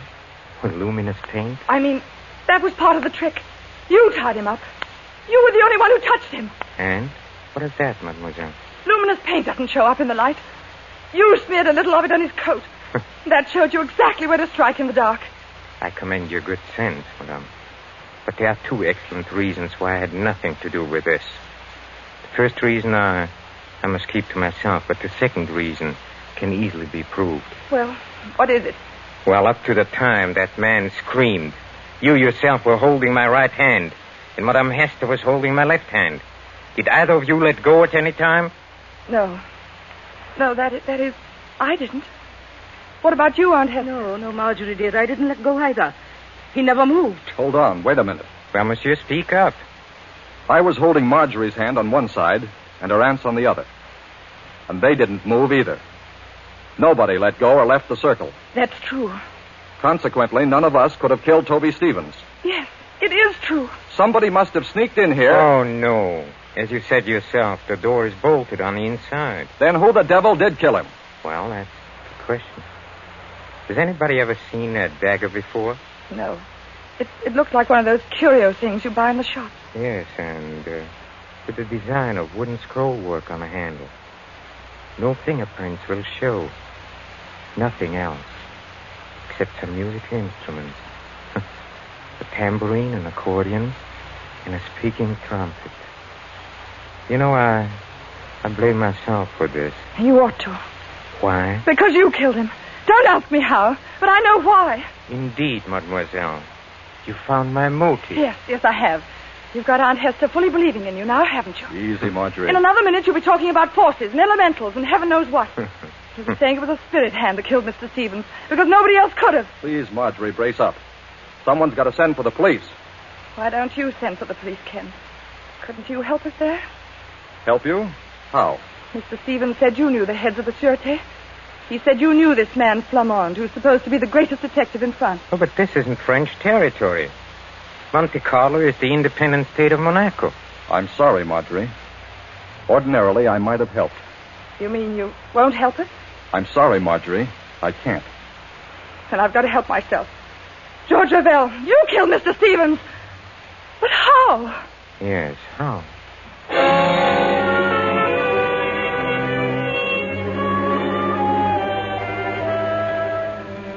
24 hours later, 24 hours of blind puzzling. In the railway station at Nice, 9 miles from Monte Carlo, the night express for Paris is already underway. The guard has blown his signal, and the great wheels grind. A young man, hatless and worried, pushes through the crowd past the already moving train. Non, monsieur.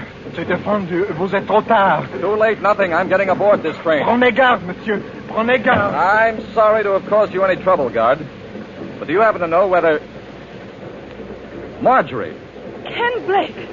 What are you doing on this train? Exactly the question I wanted to ask you.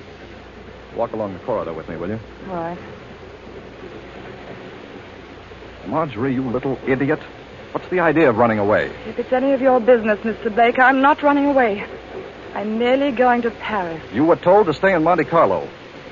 Don't you know you can land in jail for this? They'll put you in jail, too, won't they? Yes, I suppose so. But what's the idea of going to Paris? First of all, I had to get Aunt Hester away from that man Ravel. She really thinks he can call up ghosts now. Is your aunt on this train? Yes, in that compartment there. Second, I'm going to Paris for some real help. I'm going to the Sûreté. I'm going to see this man, Flamande. You won't find Flamande in Paris, Marjorie. And you'll certainly never get him to arrest Georges Ravel. Oh? And why not? Because, my dear idiot, Georges Ravel is Flamande. What are you saying? The man who calls himself Ravel is really Flamande, the head of the whole French Detective Bureau. He made me promise not to tell anybody. Oh, then that's why you've been looking so guilty for 2 days. Yes, I tried to tip you off today, but the police were with us all the time. So he is a fake spiritual medium. Mr. Stevens was right about that. And I still say I'm right about the other thing. Whoever he is, Ravel killed Mr. Stevens. But how and why? Oh, I don't know. This alleged detective. Did he tell you why he was masquerading as a medium in Monte Carlo? No. All I know is that we're in one sweet mess. We've left town without permission. They'll probably stop the train and send us back in a patrol wagon. Oh, no, my friend. That won't be at all necessary. Ravel! Yes, mademoiselle. Ravel or Flamande. Well, since you know me as Ravel, call me that. You knew that I was on this train? Oh, naturally. Look here, old man. I kept quiet about you because you swore it was a matter of life and death. But will you answer a couple of questions now? Oh, with pleasure. Why did you pose as a medium? Because the Moroccan government employed me to trap a murderer. So I had to work hard, undercover. All right. Why was Toby Stevens killed? Stevens was killed because he was a blackmailer. A blackmailer? Yes, mademoiselle. Does that surprise you? Yes. Oh, yes, of course. Very much. I tried to warn Stevens, but the fool wouldn't listen. And then, well, I wasn't quick enough. Stevens was murdered, of course, by one of us four in a seance room. Oh, that's impossible.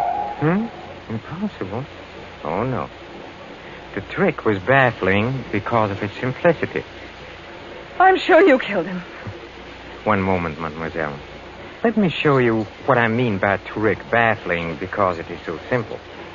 Take, for example, the pencil outline drawn on a paper around the medium shoes. Did Stevens tell you how I did that? No. On this train 2 nights ago, he started to tell us. Then he just stopped in the middle of it and laughed. You see, the medium leaves his chair. Well, he makes tambourines rattle and ghost forms appear. Yet the pencil outline is not disturbed. Now, how does he manage it? Well, how does he manage it? Well, quite easily. He returns to his chair. He turns over the 2 pieces of paper. He takes another pencil and draws an outline of his shoes on the reverse side of the paper. Well, you look at it. And imagine it's the same outline we drew. Precisely. So easily are people misled. And it was the same way with a murder. But there couldn't have been any trick about the murder. None of us left the circle. We were all clasping hands when we heard that scream. Don't you agree? Oh, yes, I agree. I can't stand this any longer. When we heard Mr. Stevens utter that horrible scream... What makes you think it was Stevens who uttered that scream? I beg your pardon. What makes you think it was Stevens who screamed? Well, wasn't it? Oh, you assumed it, yes. Well, we all assumed it. But up to that time, Stevens wasn't even hurt. Wasn't hurt? You see, the source of sound cannot be located in the dark. It was the murderer who uttered that appalling cry.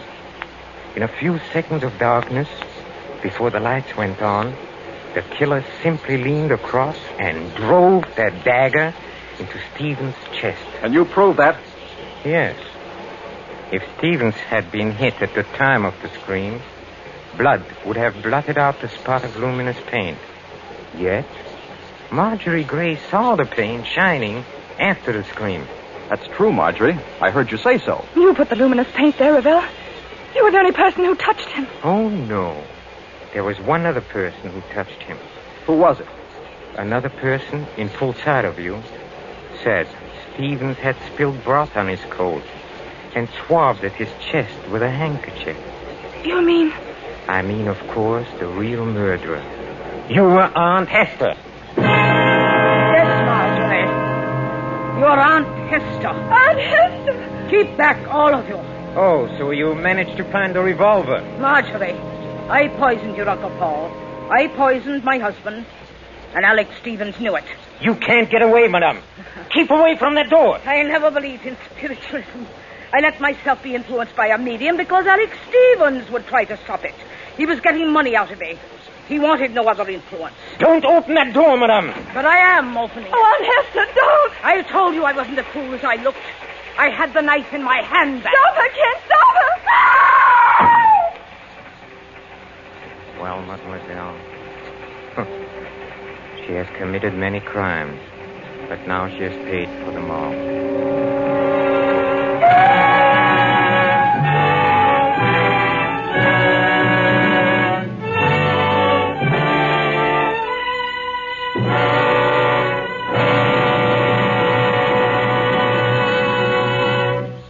And so closes The Moment of Darkness, starring Peter Lorre, Wendy Berry, with George Zucco.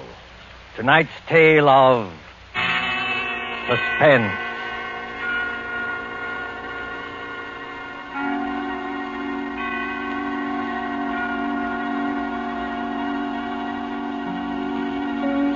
This is your narrator, the Man in Black, who conveys to you Columbia's invitation to spend this half hour in suspense with us again next Tuesday, when Agnes Moorehead and Ray Collins will star in a study in terror titled The Diary of Sophronia Winters. The producer of these broadcasts is William Spear, who with Ted Bliss, the director, Wilbur Hatch, and Lucian Morowick, conductor and composer, and John Dixon Carr, the author, collaborated on tonight's Suspense.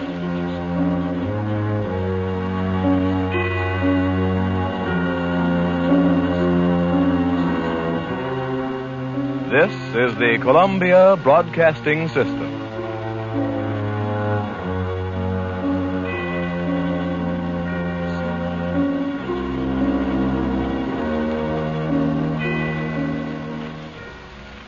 Let every go signal remind you that you do go farther with Signal gasoline.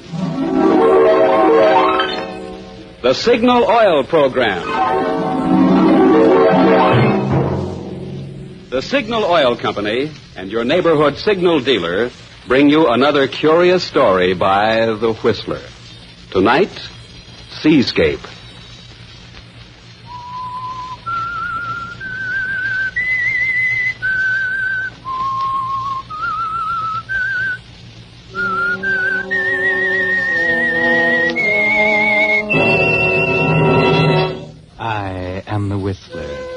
And I know many things, for I walk by night.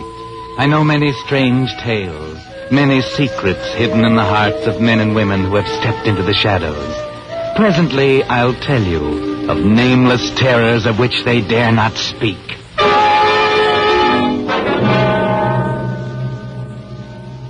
But first, Signal Oil Company wants to pass along this timely warning. During 1943, according to the National Safety Council, 97,800 persons were killed right here in America in accidents. Of the deaths caused by autos, 1 out of 5 occurred when roads were wet or slippery, 1 out of 5 when drivers' vision was obscured. Fortunately, precautions can be taken to help prevent these two types of accidents. For instance, tires that are worn smooth tend to skid more readily.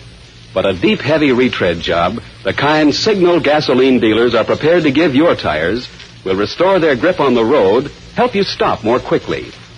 And if a worn windshield wiper is leaving streaks across your vision, Signal gasoline dealers will install a fine new Rainmaster blade while you wait.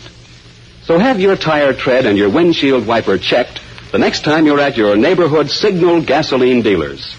You'll feel a lot better knowing your car is prepared for the wet weather driving ahead. And it may help save a life. Possibly your own. And now, The Whistler.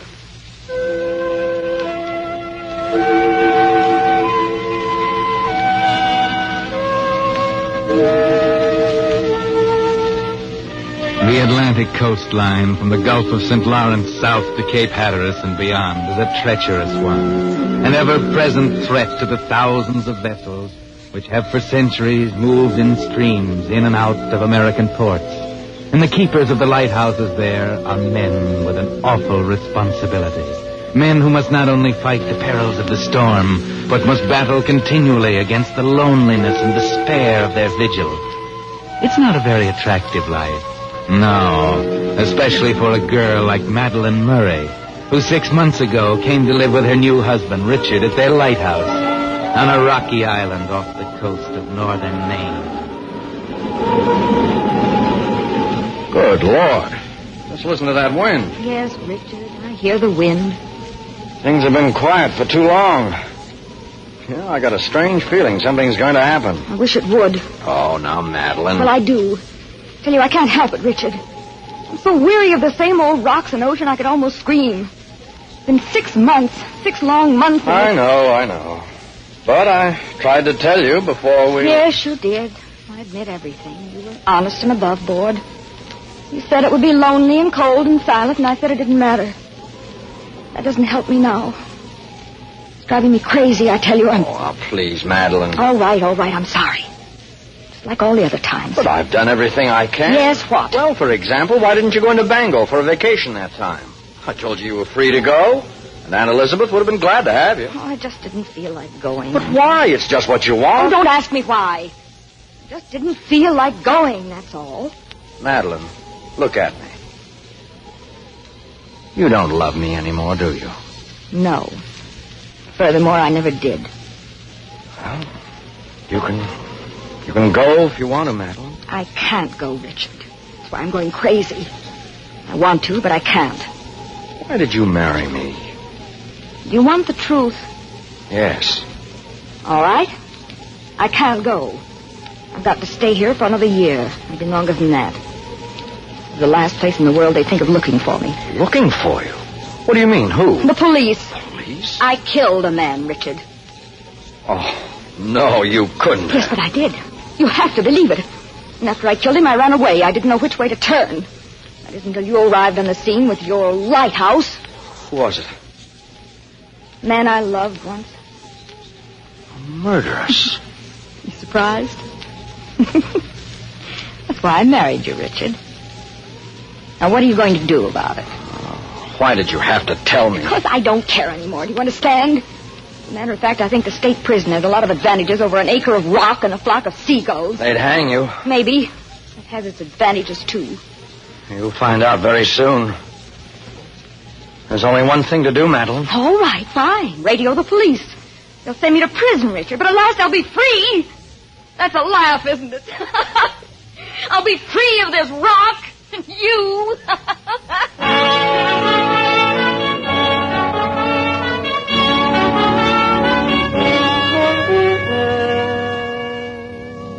Yes, Richard. There's only one thing to do. Radio for the police to come and get her. That's the law, Richard. To do otherwise would be to shelter a fugitive from justice. That's what you're thinking as the long hours tick away in the stillness of your bedroom. You remember a lot of things now. The night you wandered into the Staghorn Inn 6 months ago and found her there at a table, looking as if she'd been crying. And how you had tried to comfort her without much success until, at last, you had explained your lonely existence at the lighthouse. It was a different story then, wasn't it? Almost as if she'd suddenly got an idea. She was interested then, yes. Enthused about the paintings you brought to town. The seascapes you'd painted during the long, lonesome days there at the top of the point. Remember how she said she was tired of the city and longed to get away from it all just as you did. And it didn't take her long, just 2 days to be exact, before you were sailing back to the lighthouse with your new bride. But that was 6 months ago. And now you know the truth. Madeline is a murderess. It's the next day. The nor'easter hits with full fury, but you hardly hear it as you sit and stare out of a window at the top of the tower. Hello, dear. Lonesome? Madeline, please. Oh, why so gloomy? After all, I'm the one who's going to prison. I still can't believe it. Oh, you will in time. Now, if you were a good husband, you'd be bustling around the house arranging a going-away party for me. You're not going away. You mean you didn't send the radio message? No, I couldn't. Oh, you love me. That's why, isn't it? Isn't it? Go away, will you? Why, certainly that's it. You couldn't bear to see me go. You couldn't take it, could you? All right, so I couldn't. But nobody else will get you, at least. You'll be mine. Look! Up there off the point. Good Lord. There's a man out there in a skiff. He won't last 5 minutes in that surf. What's he doing? He's waving an oar. Give me that megaphone. He needs help. Take the lee side! You can't land on those rocks! That wave! Yes, he's going to get it. I'm going down there. Maybe I can help.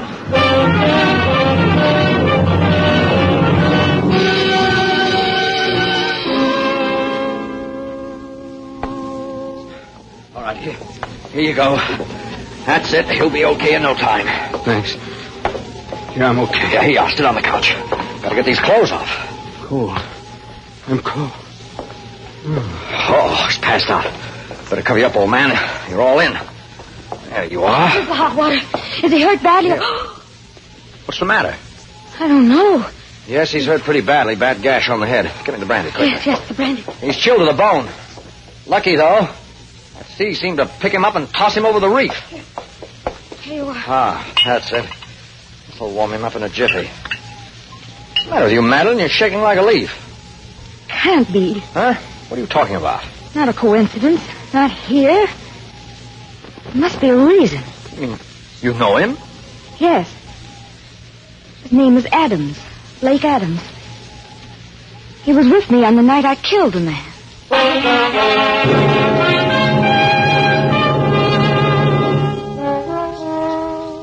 Yes, Madeline, the night you killed the man was a night neither you nor Blake Adams will forget for a long time. You're thinking now, as Blake lies there unconscious, of the afternoon the wire came from Maxie, saying he was just passing through town. Casual he was, just as if he hadn't run out on you, as if nothing had ever happened, just as if he were looking up a dear old maiden aunt. And when you told Blake about it, you were glad you couldn't read your mind, because it was full of murder.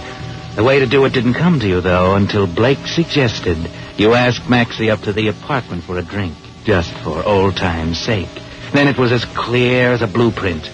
Maxie was strictly a one-drink man, but this time one would be enough.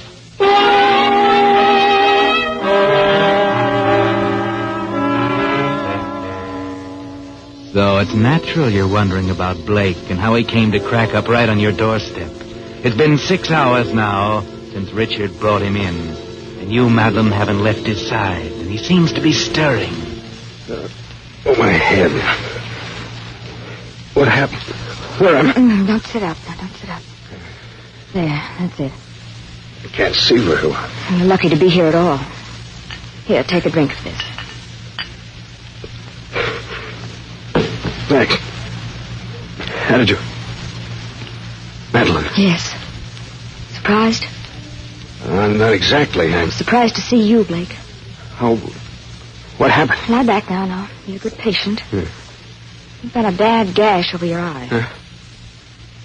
Yeah, the rocks, now I remember. That skiff. You must have been out of your mind to go out in a storm like that. I had to see you, baby. It's about Maxie. That's it, isn't it? They know about Maxie. What do you mean they know about Maxie? He died of indigestion, that's all. Maybe. Maybe not. I hope that's what they think. I don't know whether poor Maxie could stand a post-mortem. Wait a minute. I remember now. You mixed the drinks that day. Yeah, the glass with the red ring on the top. I was to make sure he got it. Who examined him? Doc Cranston. He treated him before for indigestion. Same symptoms, same everything. So you poisoned him. In the drink. What's so funny about that? I'm sorry, baby. I couldn't figure out why you ran away. Yeah, it's funny. I didn't see you do it. You poured all of our martinis out of the same shaker. There were olives in the glasses already, weren't there? Yeah. I get it. Poison in the olives. So that's why you're here. And you don't think it's because I like lighthouses, do you? You tell me why you're here. What happened? Did you get on the wrong streetcar or something? There's no use telling you, baby. You wouldn't believe me. You try me and see. Okay, here it is. I traced you here through the guy who sold your house for you. Mm-hmm. Why? Well, with Maxie gone, I mean, Well, come on. You're making it tough. We were pretty good pals once after he ran out on you that time. Wait a minute. Are you trying to tell me? Yeah. I'm trying to tell you that I love you, baby. Since way before you met him, I tried to tell you a couple of times, but I guess I'm not the Charles Boyer type. It's twice as hard now. It was all my fault, Blake. I couldn't see very well in those days. I know. I don't know what to say. I know I'm not much of a prize, Madeline, but you could do worse. Blake. Yeah? This is on the square. What can I do to show you? Honest, baby, I'll do anything. Oh, if this is another blind alley, I'll die. It's not a blind alley, honey. It's a 4-lane highway. There's one thing you can do. What's that? You can kiss me.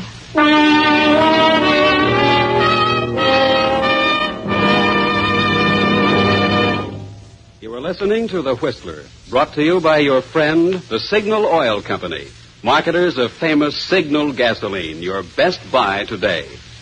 Remember to let every go signal remind you do go farther with Signal gasoline.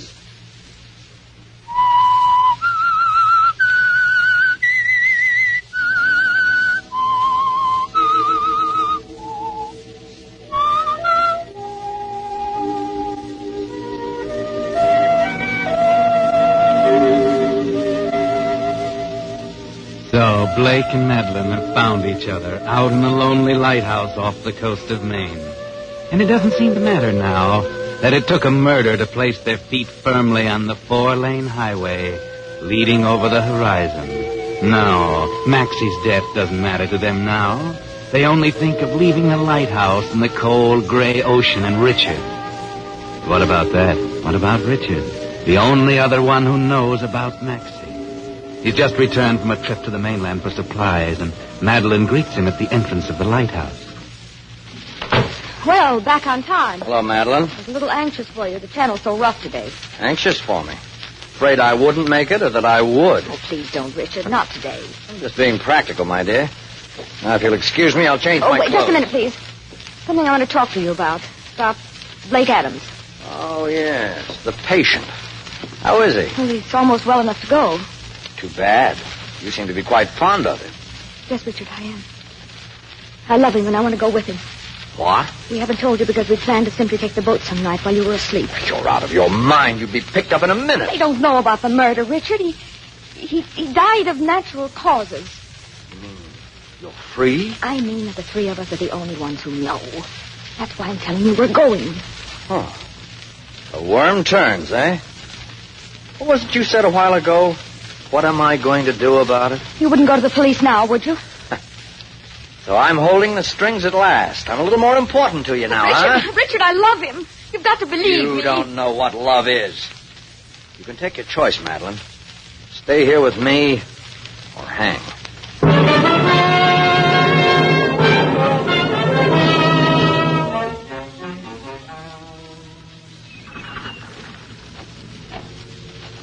Nice, huh? What? It's hard to believe today that I cracked up right out there, just like a mill pond. What's thinking, Madeline? I don't know. Maxie, I guess. Oh, forget it. You know, we ought to take off tomorrow. I'm feeling pretty solid. What about Richard? I'll leave him here with his lighthouse. He'll never miss you. I told him about us. Doesn't want me to go. So what? What can he do? Well, he could tell the police what really happened to Maxie. What? You mean he knows? I told him about it the night at the wreck. He says if I leave, he'll go to the police. Did you see, dear? How could I know you were coming? It didn't seem to matter whether I lived or died. He couldn't testify against you, but... Listen, does he know you poisoned Maxie? I didn't tell him how. Good. He won't be suspicious of his coffee, for instance. What do you mean? Yeah. It's a gamble, but we got a chance. We need 24 hours. Listen, it's about 3 hours from the dock on the mainland to the airport. I got a pal over there with a plane. We can make Miami in 9 hours with luck and catch the Clipper to Rio. I'll leave tonight and get everything set up. I ought to be back here by 8 in the morning. That's where you come in. You mean Richard? Yeah. You gave me some sleeping powder when I first got here. Is there any left? Yes, I think so. It's in the medicine cabinet. Okay, you take care of his breakfast. A good long doze won't hurt him when he wakes up. We'll be halfway to Rio. Just one thing. Don't give him too much. He's got to live.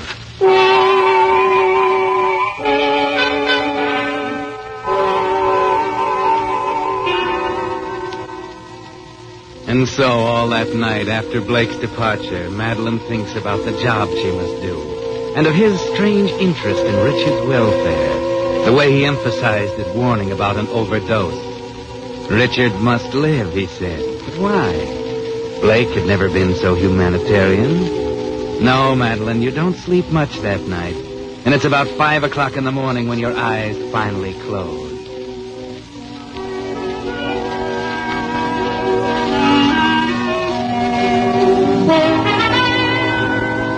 Suddenly you wake.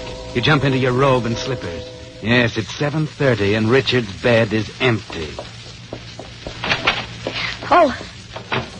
Good morning, Richard. Oh. Hello. The door is missing. Our good patient has left. Or am I telling you anything? Are you sure? Yes, I'm sure. Don't try and play innocent, sweetheart. Just what have you got up your sleeve? Well, he must have left after our talk yesterday.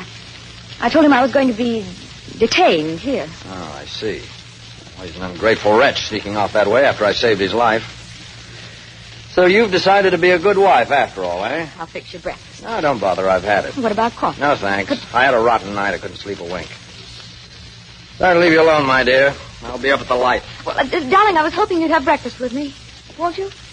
Well, aren't we considerate? I'm sorry about everything, Richard. You know, I could almost believe you. If I didn't know you better. I was so wrong, Richard. I lost my head, I guess. Very well. Have your breakfast and come up to the light. There's something I want to tell you. And if you're still bent on being the perfect wife, you can mix me a bromide for this headache. Yes, Richard. Right away.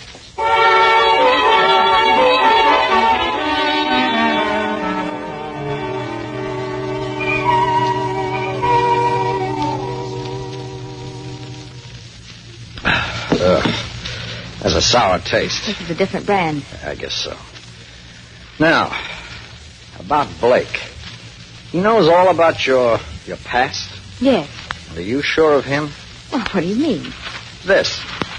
Well, an article's been torn out. Now, off the front page. You can still make out the tips of the top headline. Go on, look at it. Well, what about it? It said reward offered. Does that suggest anything to you? I don't know.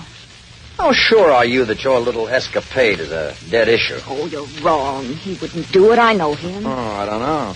People do strange things for money, Madeline. For instance, at this very moment, he could be telling some interesting things to the police. You brought that paper yesterday. What did the article say? Unfortunately, I hadn't got around to reading it. You know, it wouldn't surprise me a great deal to discover you might be a bit hotter than you think. Well, I think I'll go down and take a short nap. Wake me at 10, will you?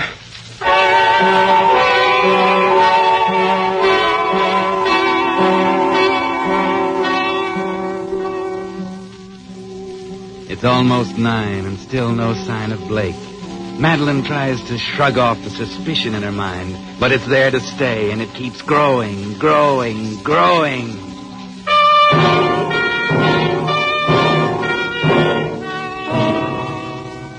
It's 10 now, and while Richard sleeps downstairs, you pace the floor. No, he wouldn't do that to you, but where is he? What could keep him this long? It's a double cross. It must be. Yes, or why did he warn you against the overdose? Richard is precious to him, that's why. They don't pay rewards on arrests. They pay off on convictions. And Richard knows enough to convict you. Blake isn't coming back. The next thing you will see is a boatload of police. Yes, that's it, the launch down at the landing. Your only chance. Maybe you can make it before they get here.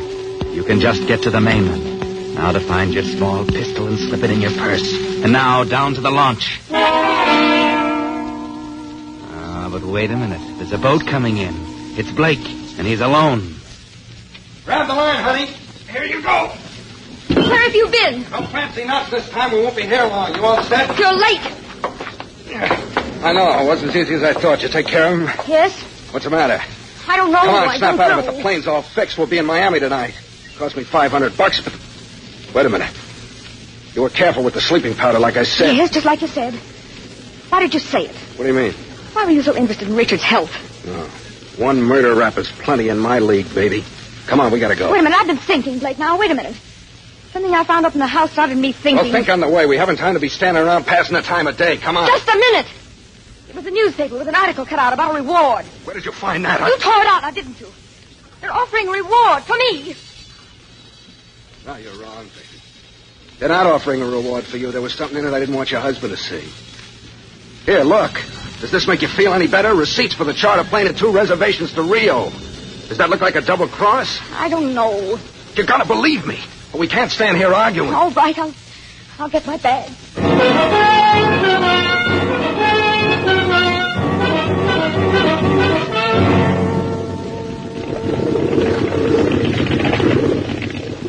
He's meeting us down the coast a few miles with a car. I thought it'd be safer. What's that boat back there? Where? Oh, fishing boat, I guess. It's following us? No, it couldn't be fun. Holy smoke! Oh. For sure. That's a Coast Guard cutter. Oh, I was right, wasn't I? What do you mean? You thought you could lie your way out of it, didn't you? I've heard of some rotten tricks, but this one takes the prize. You think you're all set now with the police moving up and your star witness back at the lighthouse? Madeline, you're wrong. Listen. Put that gun away. You're way off the beam, I tell you. I'm straight, baby. I'm for you. Oh, you're for me, all right. For the money I can bring you in court. Look, I have nothing to do with this. Look, I'll tell you now, it won't make any difference to either of us. That article, you're making a big mistake, baby. Just give me a minute. I'm fed up with your lying, Blake. You and your 4-lane highway to Rio. Come alongside there. They won't need a detective for this one. You're a lying rat. Right under the nose of the Coast Guard. Madeline!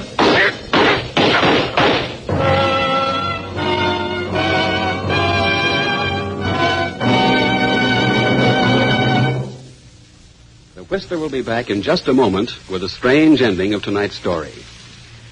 Meantime, here's the answer to a question many drivers have asked. Does motor oil have any effect on gasoline mileage? The answer is yes, definitely.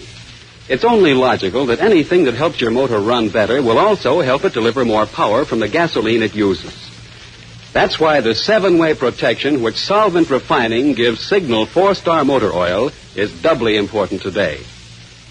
You see, because of Solvent Refining, the latest, most costly process known to oil engineers, pure paraffin-based Signal 4-Star Motor Oil has triple-strength film that clings to motor surfaces, seals in power, retains its lubricating quality for longer miles, and actually forms less carbon. Best of all, while you're enjoying this improved performance, you're profiting in 2 extra ways. 1, in longer motor life, and 2, in helping your gasoline go farther.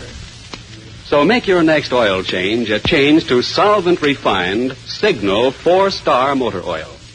It's one of the famous Go Farther Signal products featured by that lubrication specialist whose permanent business is helping cars go farther. Your neighborhood Signal gasoline dealer.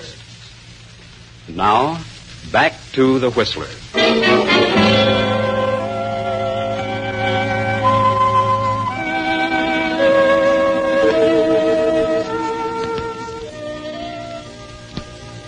It was too bad that Madeline didn't wait a few seconds longer, or she would have saved herself a great deal of trouble and a long term in the penitentiary. But that's the way Madeline always did things. Jump first and think afterward. That's why she ran away a few minutes after poor Maxie took the drink and died, before anyone noticed that he had drunk the martini, but had left the olive she had poisoned untouched. And that's why she shot Blake, before he had a chance to tell her that it was he the police wanted for Maxie's murder. Yes, he had had the same idea that day, and he put poison in Maxie's martini, too.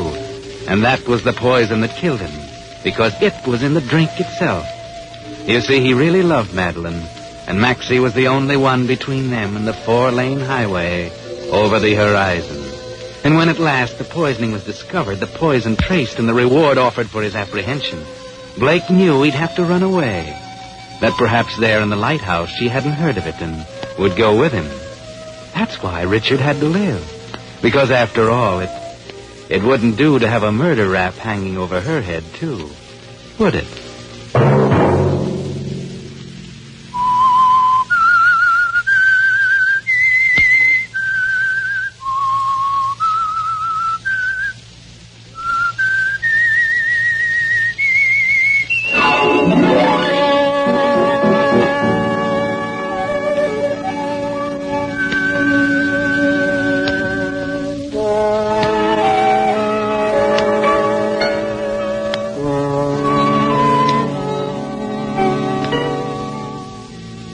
Next Monday at 9 o'clock, the Signal Oil program will bring you another strange tale by the Whistler. The Signal Oil program is broadcast for your entertainment by the Signal Oil Company, marketers of Signal's famous Go Farther gasoline and motor oil, and by your neighborhood Signal Oil dealer, who is at your service daily to keep your car running for the duration. The Signal Oil program, produced by George W. Allen, with story by Vic Kushner, music by Wilbur Hatch, is transmitted to our troops overseas by the Armed Forces Radio Service. Bob Anderson speaking for your friend, the Signal Oil Company, and suggesting once again that you let every go signal remind you that you do go farther with Signal gasoline. This is CBS, the Columbia Broadcasting System.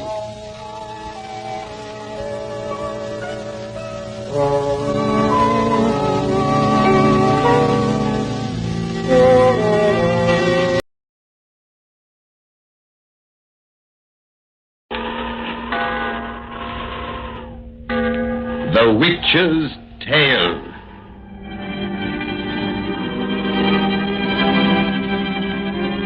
The fascination of the eerie, weird, blood-chilling tales told by old Nancy, the witch of Salem, and Satan, her wise black cat. They are waiting for you now.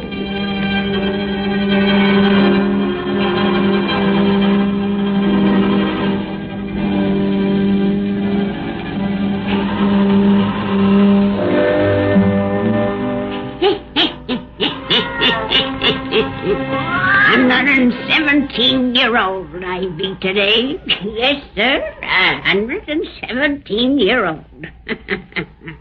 Well, Satan, let's get down to our yarn spinning.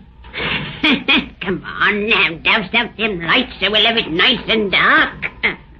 And draw up to the fire so that you can gaze into the embers. You'll need a fire to warm your blood as you listen to this pretty tale. You gaze into the embers deep, and soon you'll see a big railway depot in the town of London, England. You hear them funny little engines the English people got? Soon you'll see a funny little coach, like the ones they pulls behind them, and soon you'll hear our yarn about the puzzle. The puzzle!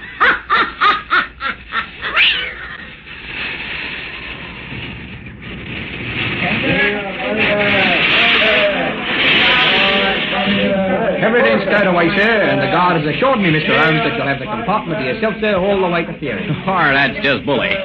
This chauffeur of yours is a born fixer, Cecil. Yes. You know, since I first came to England, I've learned to appreciate the privacy of your railway compartment system. And today, I take it, you're especially appreciative. The chap who's on his way to meet the parents of his prospective bride for the first time will want privacy for the examination of his conscience. Our Julia hasn't much respect for her stepmother's opinion. I really have only my future father-in-law to worry about. You know, it's funny you haven't heard of him. I'm told he's one of the most successful attorneys in London. Well, his name's vaguely familiar. Ormeroyd.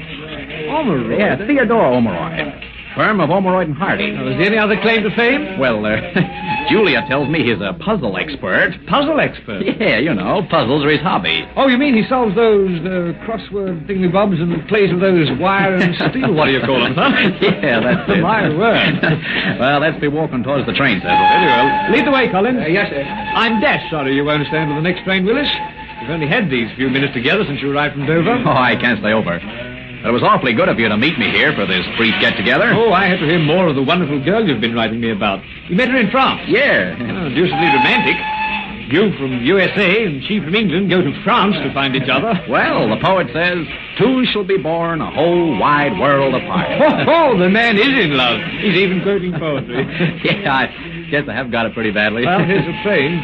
Nearly ready to start. I'm very anxious to rejoin her. Why did she leave Paris just ahead of you? Our stupid conventions. Julia Chaperone couldn't get away, and she maintained it wasn't proper for engaged people to travel unaccompanied. Oh, I say. I'm sorry I didn't tell the old dodo to go jump in the Seine with the Victorian notions. Julia shouldn't have made that trip alone. She was too badly upset. Oh, upset? Well, you see, she was called home by a telegram from her stepmother. It was one of those vaguely worded, "Your presence is required immediately" messages.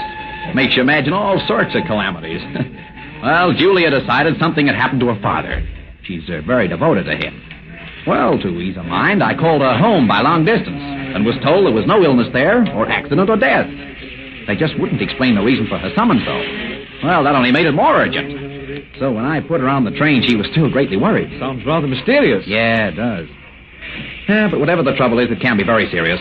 Illness, death, and accident have been definitely ruled out. All aboard! That means me.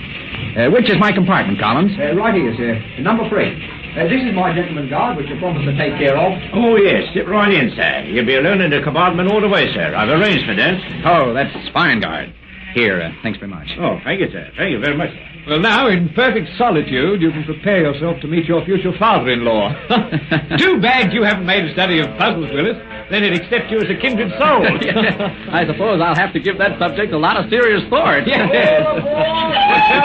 Toodaloo, old thing. So long, Cecil. Goodbye, Collins. Bye, Mr. Collins. Best of luck, Willis. Thanks. I may need it. Well, I'm off.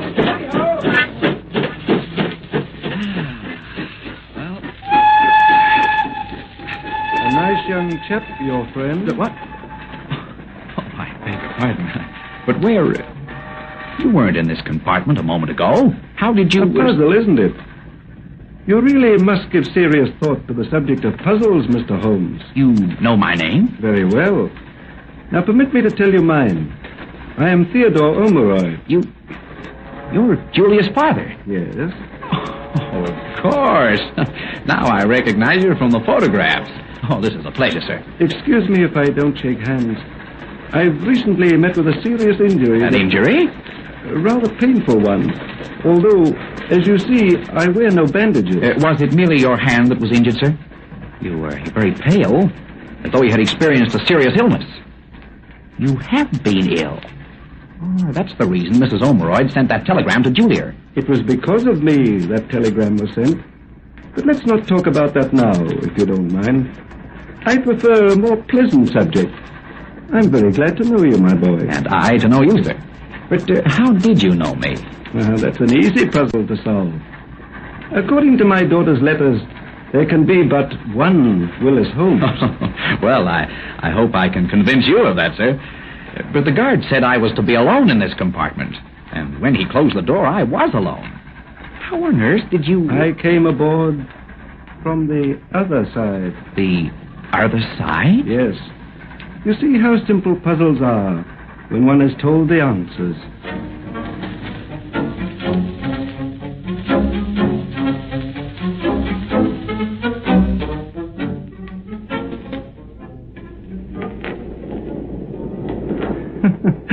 My gracious. Here I've been talking of puzzles for a solid hour. I hope you'll forgive me. You see, to me, all life is an endless succession of intricate problems, which the successful man must solve for himself, and which the good man, the man who loves, must solve for others. I wanted you to know my philosophy. And now, I won't bore you any longer. Oh, you haven't bored me at all, sir. I've been intensely interested. Ticket, please, sir. Oh, good Lord, conductor, not again. Sorry to bother you, but it's rules, sir. All right, sir. And thank you. Well, one puzzle I'd wish you'd solve for me, Mr. Omeroyd, is why that conductor never asks to see your ticket. He's looked at mine 4 times. I ride free, my boy. Are you a stockholder of this road? No. I'm well acquainted with the chairman of its governing board, though. Mr. Travers. My firm handles his legal business. The last time I rode this train, I carried 50,000 pounds of his money. In currency. In currency? 1,000-pound notes. That's rather dangerous, isn't it? Men have been murdered for a great deal less. It is a dangerous business. But when one is accustomed to handling large sums, one grows careless.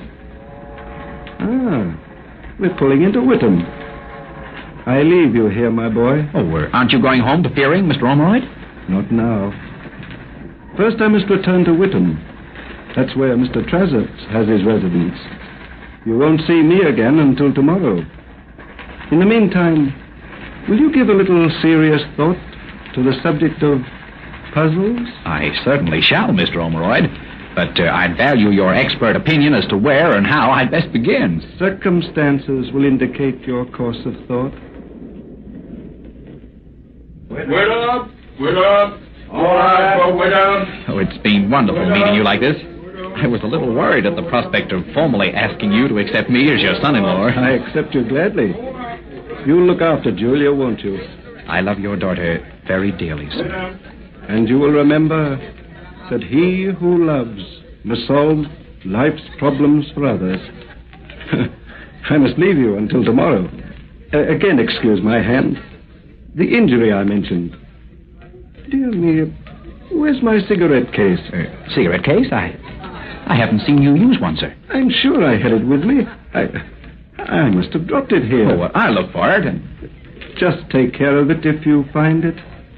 You and Julia, take good care of it.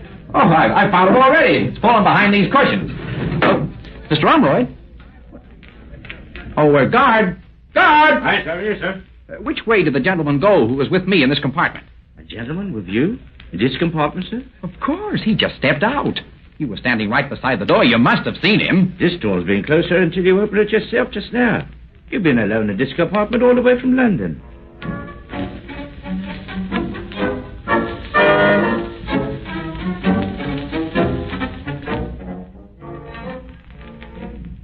The gentleman we've been expecting has arrived, Mrs. Ormeroyd. Mr. Willis Holmes. Show him in, Barker, and then inform Miss Julia that he's here. I'll fetch Julia if you wish, Mrs. Ormeroyd. Well, perhaps you'd better, Mr. Toms. You're going to let Julia tell the young man our bad news? Naturally. He's her affianced husband at present. You think he'll break the engagement when he learns? Well, then what would you do if you were in his place, Mr. Hardy? Mr. Willis Holmes. Oh, come in, Mr. Holmes. Julia will be here directly. I am Mrs. Ormeroyd. Oh, this is a great pleasure, Mrs. Ormeroyd. Julia has told me so many things about you, I feel I already know you. I'll wager she never told you many nice things about me. Agatha, control yourself. Really, Allow me to present these gentlemen. Mr. Hardy and Mr. Holmes. How do you do, young man? Mr. Hardy, you're Mr. Ormeroyd's partner, I imagine. I'm the junior member of Ormeroyd and Hardy. And this is Mr. Justice Rowley, Mr. Holmes. How do you do, Justice Rowley? Justice is a difficult title, isn't it? In America, I believe you would call me judge, although I'm merely a provincial justice of the peace. Julia will be down directly, Mrs. Ormeroyd. Oh, excuse me. Oh, this is Mr. Toms, Mr. Holmes. How do you do? Pleasure, old chap. Charms and all that, you know. Mr. Toms is my husband's personal secretary. Won't you all sit down? Oh, thank you. Mr. Holmes looks rather uncomfortable. I don't imagine he expected to encounter such a large gathering. Of course he's uncomfortable. Poor chap. Comes to pay a visit to Miss Ormeroyd's family and finds the house party in full swing about the place. House party? Agatha, you must control yourself. I don't understand. Well, there's nothing you need to understand, old man. Not now. I'm told you're an American. How do you like England? I have learned to like it very much, Mr. Toms, with some exceptions. Oh, what are they? Well, one is the type of guard employed on your railway train. You don't approve of our railway guards? Well, I've just had a very ridiculous experience with one. A chap either afflicted with blindness or a very faulty sense of humor. It's a rather silly story, but if you care to hear it, Willis! Julia! Oh, Willis, I'm so glad you're here. So glad. Darling, what's the matter? Julia, control yourself. Things are already bad enough, Julia. If you wish to tell him now of our disgrace, at least wait until I can leave the room. Disgrace? What do you mean? Julia, dear, I talked to your father on the train an hour ago, and he didn't mention any trouble here. What did you say? You talked to my father? Yes, we traveled from London together as far as Witham. I don't believe it. He wouldn't have dared. Quiet. Willis, you're sure it was my father? Of course I am. Why, Did he say where he was going when he left you? Did he say when he'd be home? Yes. He was on his way to a place called Witham. And he said he'd be home tomorrow. Tomorrow? Oh, thank God. I knew everything would come out all right. That Father would come back and explain. Mr. Holmes was mistaken in the man he talked to. Yes, Ormeroyd couldn't have travelled on that train as far as Witham. The police would have arrested him before he got aboard. Police? Yes, and if the bobbies missed him, every guard and conductor on that road has his description. Well, I haven't the faintest idea what any of you were talking about. Though I'd never met him before, I've seen his photographs. And I was neither mistaken nor the dupe of an imposter. What did he say to you, Willis, besides the other things you've told us? Well, he talked mostly about puzzles. It was, Father. He's coming home to explain everything. Won't someone please explain to me what all this is about? Perhaps that's my painful duty, Mr. Holmes. Through powerful influence, we've thus far kept the story from the newspapers. But 2 weeks ago, Theodore Ormeroyd disappeared. with £50,000 belonging to a client of our firm, a Mr. Travis of Whittam.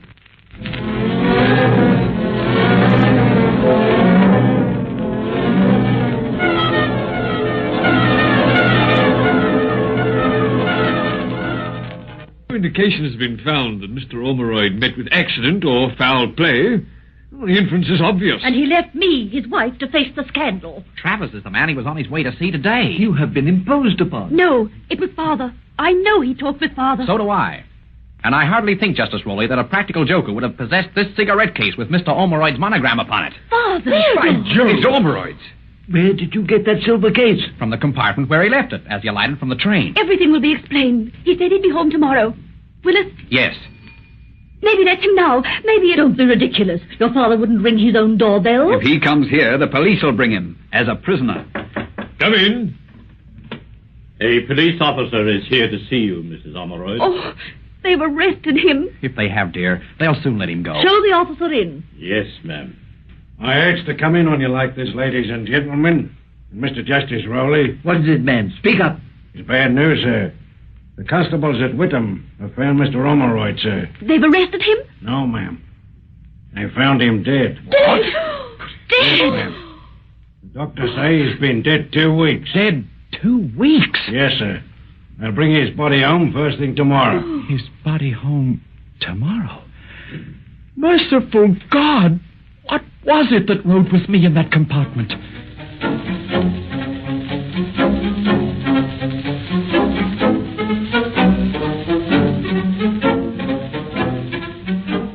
But, my dear Holmes, it's been established conclusively that my partner was lying dead in that pit where they found him, the very time you insist he was with you on that train. Nevertheless, he, or his spirit, was with me, as I said.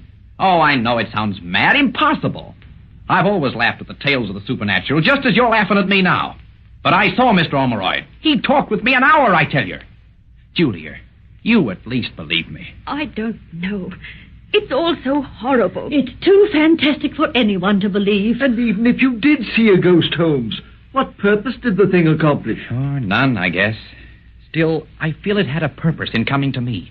One I can't grasp. Seems to me the traditional storybook phantom would have been of more practical service, Mr. Holmes. They always accuse their murderer. And such an accusation seems the only means by which the killer can ever be brought to justice. We know now that poor Ormeroyd was struck down for that large sum of money he carried. But other than that obvious conclusion, we of the law haven't found a single clue. The ghost should have known his murderer had left no trail, but instead of dropping a helpful hint, Mr. Holmes says his spectre merely talked of puzzles. That would have been my father's way. Julia, you're not going to become a champion of this young man's mad delusion. If your father's spirit could return to Earth, he'd appear to you or to me, rather than to your fiancé whom he'd never met in life. Father always said, the man who loved solved the problems of others. That's what he said to me. Oh, this is asinine. You've had a dream, my boy. Better forget it. No, for it wasn't a dream. It was real. And it had a purpose. Only I'm too blind to see it. I didn't dream this silver cigarette case. Isn't that tangible proof? I'm afraid that now I must shatter your illusions. I was advised today that the coach in which you travelled from London, by a strange coincidence, was the one in which 2 weeks before Mr. Ormeroyd took his fatal journey to Whittam. Lying in idleness, the car had not been cleaned carefully. So you found that case where the unfortunate man had mislaid it. Then he returned to put it in my hands. That was his purpose. I see it now. Somehow in this cigarette case is the solution of the puzzle. Willis! Since you regard the case in that light, perhaps you'd better give it into my keeping as a possible clue for the police. No, I give it to no one. For now I know a guilty conscience has been keener than my wits. A guilty conscience? Are you accusing... I accuse no one yet. Oh, what do you mean? I mean that now everyone in this room, at different times with a different excuse, has asked me for this case.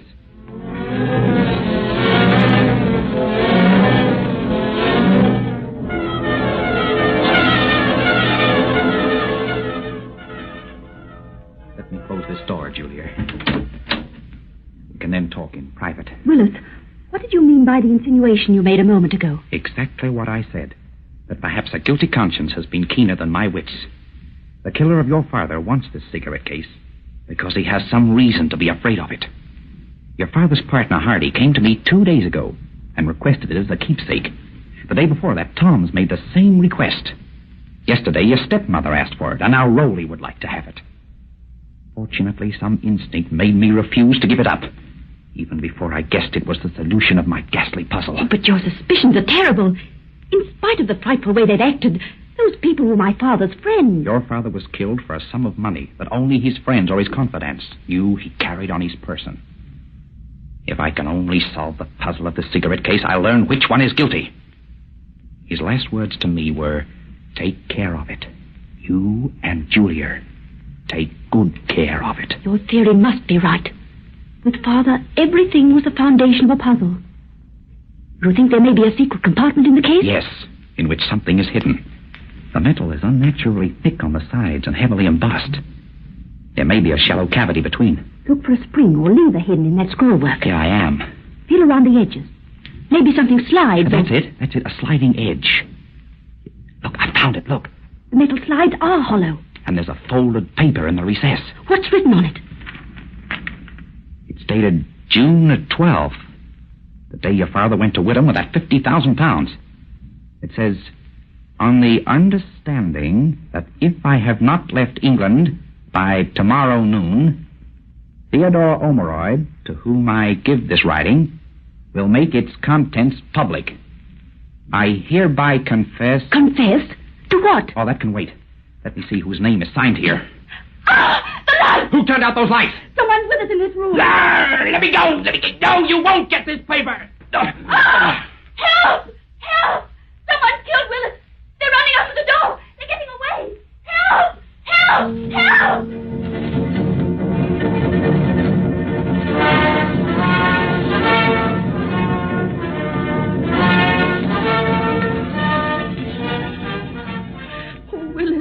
Willis! Is he going to be all right? Of course, he's coming to now. Nothing wrong but a bump on the head. What happened in this room before you screamed, Julia? Yes, for heaven's sake, what happened? One of you know what happened as well as I do. For one of you came in that door while our backs were turned. One of you turned out these lights. One of you struck Willis, then seized the paper we'd found and ran. And the one of you who did it is the one who killed my father. The girl's insane. Mad. How dare you accuse one of us? Your father's friend. Because one of you is guilty. Oh, nonsense. Julia. Oh, Willis, darling, are you all right now? Yes. Whoever hit me got away with the paper before we saw the name upon Yes, it. they got away. I failed your father. Where you failed, I may succeed. As my father came to you, perhaps he'll come again to me. What are you doing, Julia? I have locked the one door leading from this room. Why? What have you done? She's turned off the lights. Stop that! Turn on those lights. Oh, I say, you're going too far. No. Only one of you need fear the dark and this locked room. But if my prayer is answered, that one must face the man he killed. Oh, Lord, I pray thee, send my father from the dead to bring justice. Open the door. Turn on these lights. Are you afraid? No, I didn't kill him. Father, come to me from the grave. This nonsense has gone far enough. Are you afraid? I have no cause to be afraid. Lord, send my father here to bring justice. Oh, I'm not going to be made a fool of by a sick-brained girl. Think what you like. I'm going to leave this room. Yes, we'll all leave. Open that door. Come on, quickly. Open, turn on the light. Stay where you are. That voice, Mr. Omeroyd. Theodore. Good heavens. Father, God has let you answer. Some puzzles are too difficult for men to solve alone. Let me out of this room. Oh, don't be afraid. That's not Ormerod's voice. You see, Holmes and the girl are playing a trick upon us in the darkness. No. There's something awful here. A hazy light is growing in this room. Omeroyd's face is taking shape there. Keep him away! Keep him away! You help us with our puzzle, Rowley. I'll do anything you say, only don't come near me with your cold, dead hands. Keep away. I'll tell them. I'll confess. But keep away. Rowley! Yes, I killed him. Tell them why. He learned I'd taken bribes. He made me sign a confession that would send me to prison if I stayed in England. I waited for him on the road to Travis' house. I didn't know about the money he had with him. All I wanted was the paper that I didn't find. The paper in that cigarette case that I never found until tonight. Here it is. Use it to send me to the gallows, but don't come near me with your cold, dead hands. Don't come near me with your cold, dead hands. I have the paper. His confession. You and Tom's hold on to him. I'll phone for the police. Oh, I won't try to get away. There's no escape from the dead. The dead. Father! Father! Willis! His form is fading. Goodbye, Julia. My task is over. We will not meet here again. Father! Julia, dear. Take care of her, my boy. And remember, he who loves must solve the puzzles of life for others.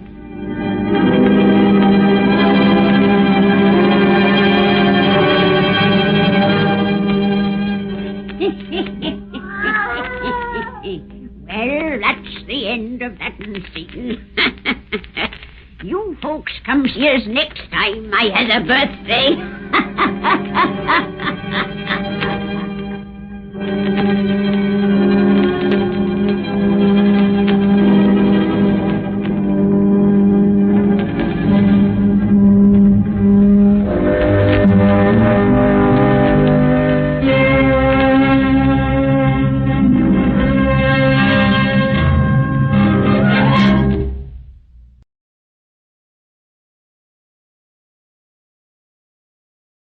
From Hollywood, it's time now for... Johnny Dollar. Ralph Kearns, Johnny. Great Plains Guarantee. Oh, hi, Ralph. Johnny, you're 52 years old. I am? 8 months ago, you married a lovely 27-year-old girl. Now I'm with you. A month later, you took out a $50,000 life insurance policy on a chief of police's salary. I did, huh? And who did I name as beneficiary? Your beautiful wife. Who else? So? So, 3 days ago, you were shot to death. I had a feeling it wasn't going to last. And 24 hours later, your wife files a claim on the policy. My friends tried to warn me she was fast. Well, there's the setup. What do you think? The same thing you probably do. In that case, you got just 56 minutes to catch the plane. The town is Greensport, Missouri. And watch yourself. What do you mean? From what I hear, Johnny, it's a wide open town.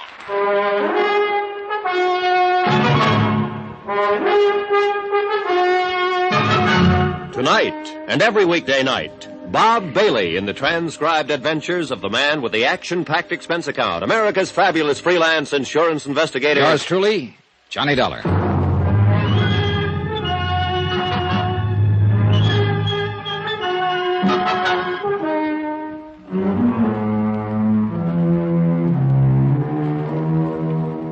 From Special Investigator Johnny Dollar to the Home Office, Great Plains Guarantee Company, Hartford, Connecticut. The following is an accounting of expenditures during my investigation of the Open Town matter. Item 1, $84.60, transportation and incidentals, Hartford to Greensport and taxi to the Townhouse Hotel. I was hoping for a chance to shower and change, look around long enough to get my bearings, and then edge into the case gradually. But it didn't work out that way. The case was already there and waiting for me right in the lobby of the hotel. All dressed up in a shiny black suit, squeaky black shoes, and a neater-than-neat little black bow tie. Oh, am I glad to see you, Mr. Dollar. Are you? Oh, indeedy, yes, I am. I just breathed a great big sigh. Relief, you know, when I heard you tell the clerk your name. That's how I know you're you, you know. You mean there's been some doubt? But of course you'll want to know I'm me, so... I'll swear I had a card in one of these pockets. Well, maybe you could just tell me who you are, Mr. Potzer, Averill P. Potzer. I ought to have a card, though, to make it more official. Oh, never mind. I believe you. I must have given them all away. Don't worry, though. I'll get some more printed and see that you have one before you leave. Well, thanks a lot, Mr. Potzer. And now wait, Mr. Dollar. You want to talk to me, of course. Will I? Yes, I'm the agent here for the Great Plains Guarantee Company. I'm the one that sold that policy to the fellow that's dead. Oh, so that's it. Of course. He wasn't dead then, you understand. Oh, I'm glad to hear it. Feeling pretty lively, as a matter of fact, what with the new young wife and all that. I imagine so. But now just... Mr. Dollar, you've got to do something about that woman. Oh? Oh, she's driving me crazy. She wants her money, she says, $50,000, and she seems to think I'm carrying it around in my pocket. She's, kind of anxious, huh? I'll tell you how anxious. Chief Blake was shot about 2 a.m, and at 3 that afternoon, Marty, that's Mrs. Blake, was down at my office after a claim form. Yeah, I understand it was sent airmail special delivery. Well, she insisted on it. Made me take it straight to the post office as soon as she'd signed it. Pretty cold-blooded about it, huh? Well, I've heard Marty Blake called a lot of different things in this town at different times, but never cold-blooded. You follow me? I think I'm ahead of you. You'll know what I mean, all right, when you meet her. I can hardly wait. Man, oh man, wow.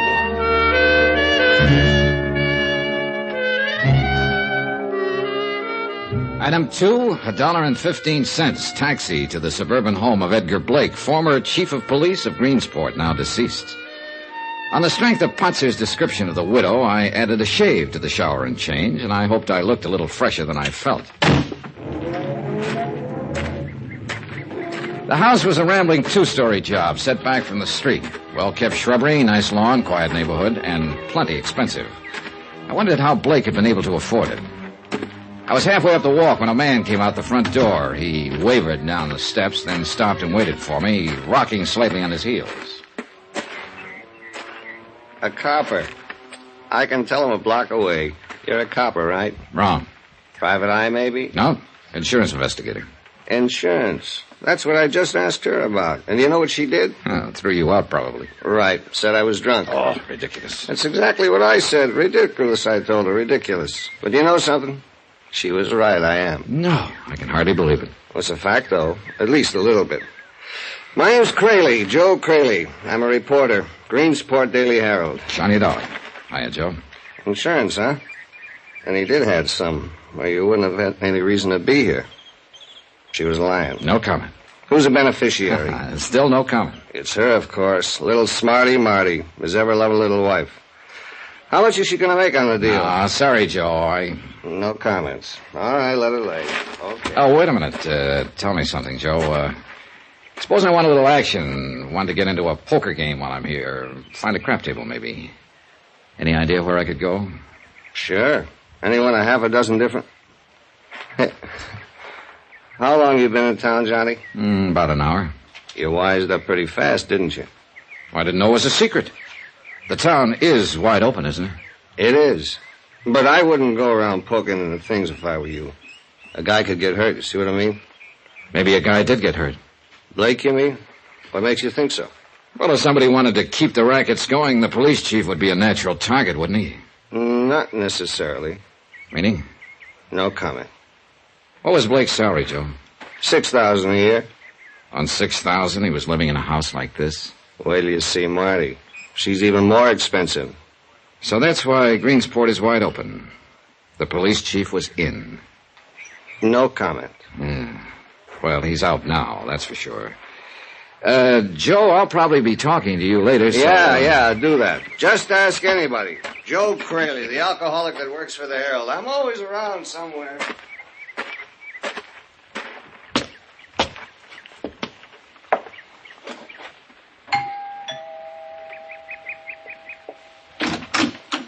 Well, how do you do? Mrs. Blake? Yes, what can I do? Johnny Dollar. I'm representing the insurance company. Oh, come in, Mr. Dollar. Thank you. Come this way. I'm a little surprised, really. I hardly expected them to pay off so promptly. Well, in that case, you won't be too disappointed. Disappointed? What do you mean? I mean, I didn't come here to pay you anything. Then why did you come? I'm a special investigator, Mrs. Blake. What does that mean? The company would like a little more information about your husband's death. I told them all about it in the claim I sent to them. I know, but sometimes it's necessary. So that's the pitch. They're trying to squirm out of it. Why do you say that? Because they sent you here, that's why. And because they always do. I know how those companies operate. Oh, you've had experience with them before. No, I haven't. But I'm a real smart girl, Mr. Dollar. And I know a fast shuffle when I see it coming. And a smart girl ought to know better than to yell before she's hurt. Why else would they send out a special investigator? I told you why. They want some more information. What information? What is it they want to know? The details, that's all. Exactly how your husband was killed. I told them all that in the claim. I know. He was shot to death with his own gun right here in his own house. Do you mind showing me how it happened? Oh, for the love. Now, look, there won't be any payment until I file my report, Mrs. Blake. All right. You win. When you go after something, you really go after it, don't you? Well, that's what I get paid for. Oh. And what about something you personally wanted? Well, that would depend on how bad I wanted it. I see. Would you like a drink? No, thanks. You won't mind if I have one. Right ahead. Looking at you. Right. Now, if you wouldn't mind. Yeah, I know. Stick to business. All right, come on. Happened over here, by the stairway. Mm-hmm. Let's see. Right here. This is where he fell. This is where he died. His gun was lying on the floor beside him. Middle of the night, wasn't it? About 2 a.m, we'd been asleep. Why did he come downstairs? I heard a noise of some kind. It woke me up. I shook Ed and told him about it, and he came down to see what it was. He was armed? No. His gun was there on the hall table by the front door. Is that where he usually left it? Yes. Whenever he came home, he always took it off and put it there on the table. Then anyone who knew him would probably know they could find it there. Yes, I suppose so. All right. So, what happened? Well, like I said, Ed went on downstairs, and I walked out of the bedroom into the hall. Were there any lights on? Well, not down here. I turned on the hall light upstairs. Did you hear your husband say anything? No, all I heard was the shots, 4 or 5 of them. Then I heard someone run out the front door. And what did you do? I called out to Ed, but he didn't answer. Then I ran downstairs and found him lying here, dead. Did you get a look at the prowler, or whoever it was? No, it was too dark. And he ran out as soon as he fired the shots. How did he get into the house? The detective said he forced the lock on the front door. I guess that was the sound that woke me up. And then he used a gun that was inside the house that he may or may not have known was inside the house. That's what the police figure. All right. What do you figure, Mrs. Blake? The same thing, I guess. I don't know any more about it than they do. Well, I thought you might have some theory of your own. I'll string along with them. Uh-huh. Just an accidental prowler who got panicky and snatched up a gun that happened to be lying around handy. I guess that's about it. Any idea at all who the prowler might have been? Of course not. Do you suppose it could have been somebody besides a prowler? Somebody who came here for the express purpose of murdering your husband? Oh. Ed had a lot of enemies, of course, because of his job. But what about his friends, Mrs. Blake? What do you mean? Do you suppose one of his friends could have done it? I don't know what you're talking about. I've been admiring your watch. Real nice. Set in diamonds, emerald band. Must be worth around $2,000. Very nice. Well, thank you. And this house, the furniture, that car out there in the driveway. On a police chief's salary, Mrs. Blake. I wouldn't know anything about Ed's financial affairs. Who runs the rackets here in Greensport? What rackets, Mr. Dollar? Was your husband in on them? Sure you won't have that drink? All right, Mrs. Blake, play it your way. I thought the insurance company was probably convinced that I was the one who killed him. They're not convinced of anything yet. But they think I did it, don't they? No, but they think 24 hours is pretty fast for a grief-stricken widow to shoot a claim into the office. I am not grief-stricken, Mr. Dollar. So I've noticed. Do I have to be? Is there some clause in the policy? No, you don't have to be. You think I did it, don't you? I think there's a strong chance you did. Then I think you need a little straightening out. I'm listening. Why should I make it easy for you? Go see Dave Sherman. Talk to him. Dave Sherman? The city attorney. See what he says before you get all lathered up. See if he thinks I'm guilty. All right, I will. And then we'll talk. And if you're nice enough to me, maybe I'll even cooperate. You never know. Do you?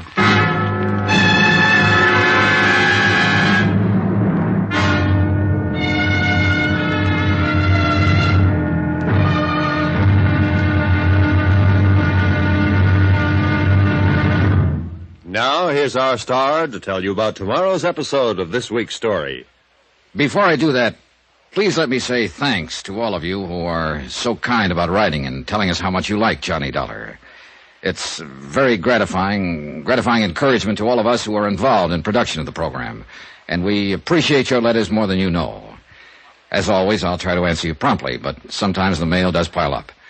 In any event, thanks. Thanks very much for writing.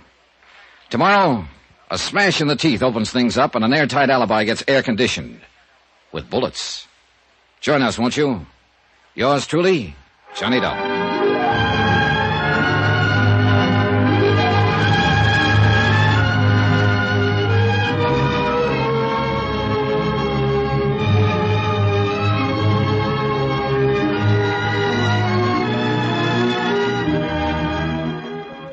truly, Johnny Dollar, starring Bob Bailey, is transcribed in Hollywood. Written by Les Crutchfield, it is produced and directed by Jack Johnstone. Be sure to join us tomorrow night, same time and station, for the next exciting episode of yours truly, Johnny Dollar. Roy Rowan speaking.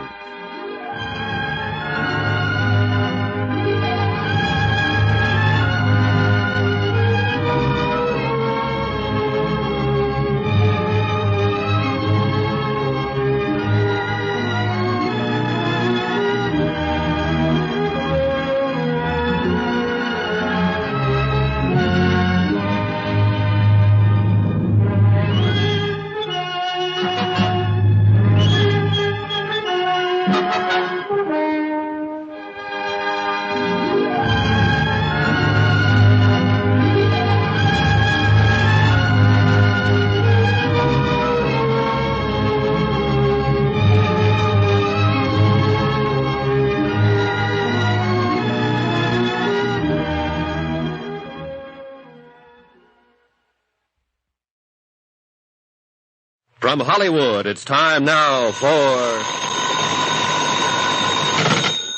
Johnny Dollar. This is Dave Sherman, Mr. Dollar, city attorney. Oh, yes. I've been trying to reach you, Mr. Sherman. Yes, so my office tells me. It's the Ed Blake case, I suppose. That's right. Well, I've already told my secretary to make all the records available. It's not the records I'm mainly interested in, Mr. Sherman. I want to talk to you personally. Oh, why? Because I've been informed that you're able to furnish an alibi for my number one suspect. Marty Blake, huh? That's right. Who informed you, Mr. Dollar? Marty Blake. The lovely widow herself. Right. Well, I guess we'd better have a talk. That's exactly what I was thinking. Yes, if you're dead set on lighting a fuse in this town, I may as well give you some matches. Come on over to the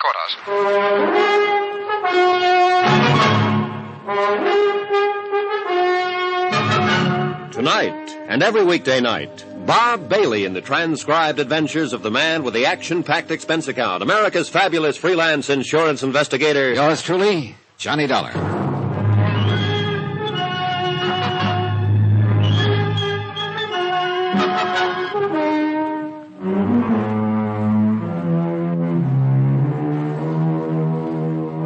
From Special Investigator Johnny Dollar, location Greensport, Missouri, to the Home Office, Great Plains Guarantee Company, Hartford, Connecticut.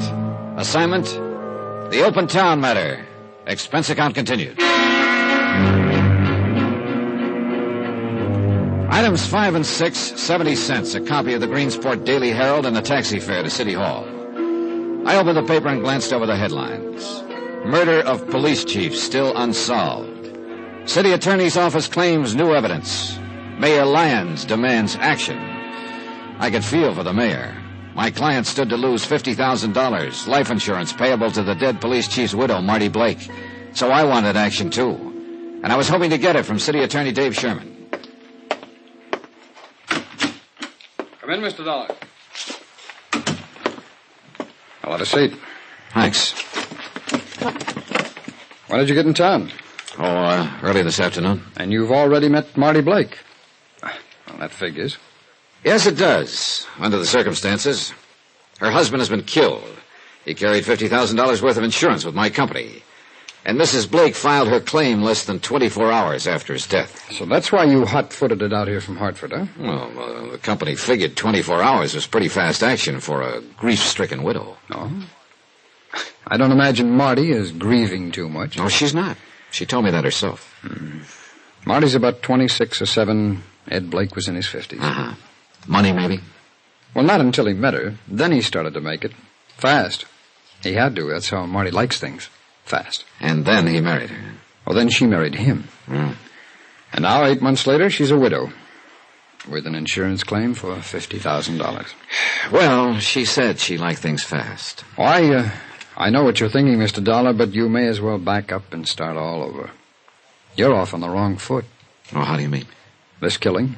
Oh, sure, it worked out perfect for her, made to order. A man could build a pretty good case against her, especially with that 24-hour insurance claim. Yes, that would really cinch it with a jury. I pointed that out to her. Well, I figured as much. Would you mind telling me what happened? Well, her first move was to start turning on the charm. Well, that's one of the easiest things she does, if she thinks it might pay off. And after all, with $50,000 in the offing... Sure. Did she give you any of the details, of the night it happened? It bored her to death to even talk about it. Oh. And you thought she was putting on an act to maybe throw you off? What would you think? Oh, she wasn't, Mr. Dollar, any more than she was sorry that Ed Blake was murdered. Then she's pretty cold-blooded. Well, that's a moot question. Figuratively, yes, I suppose she is.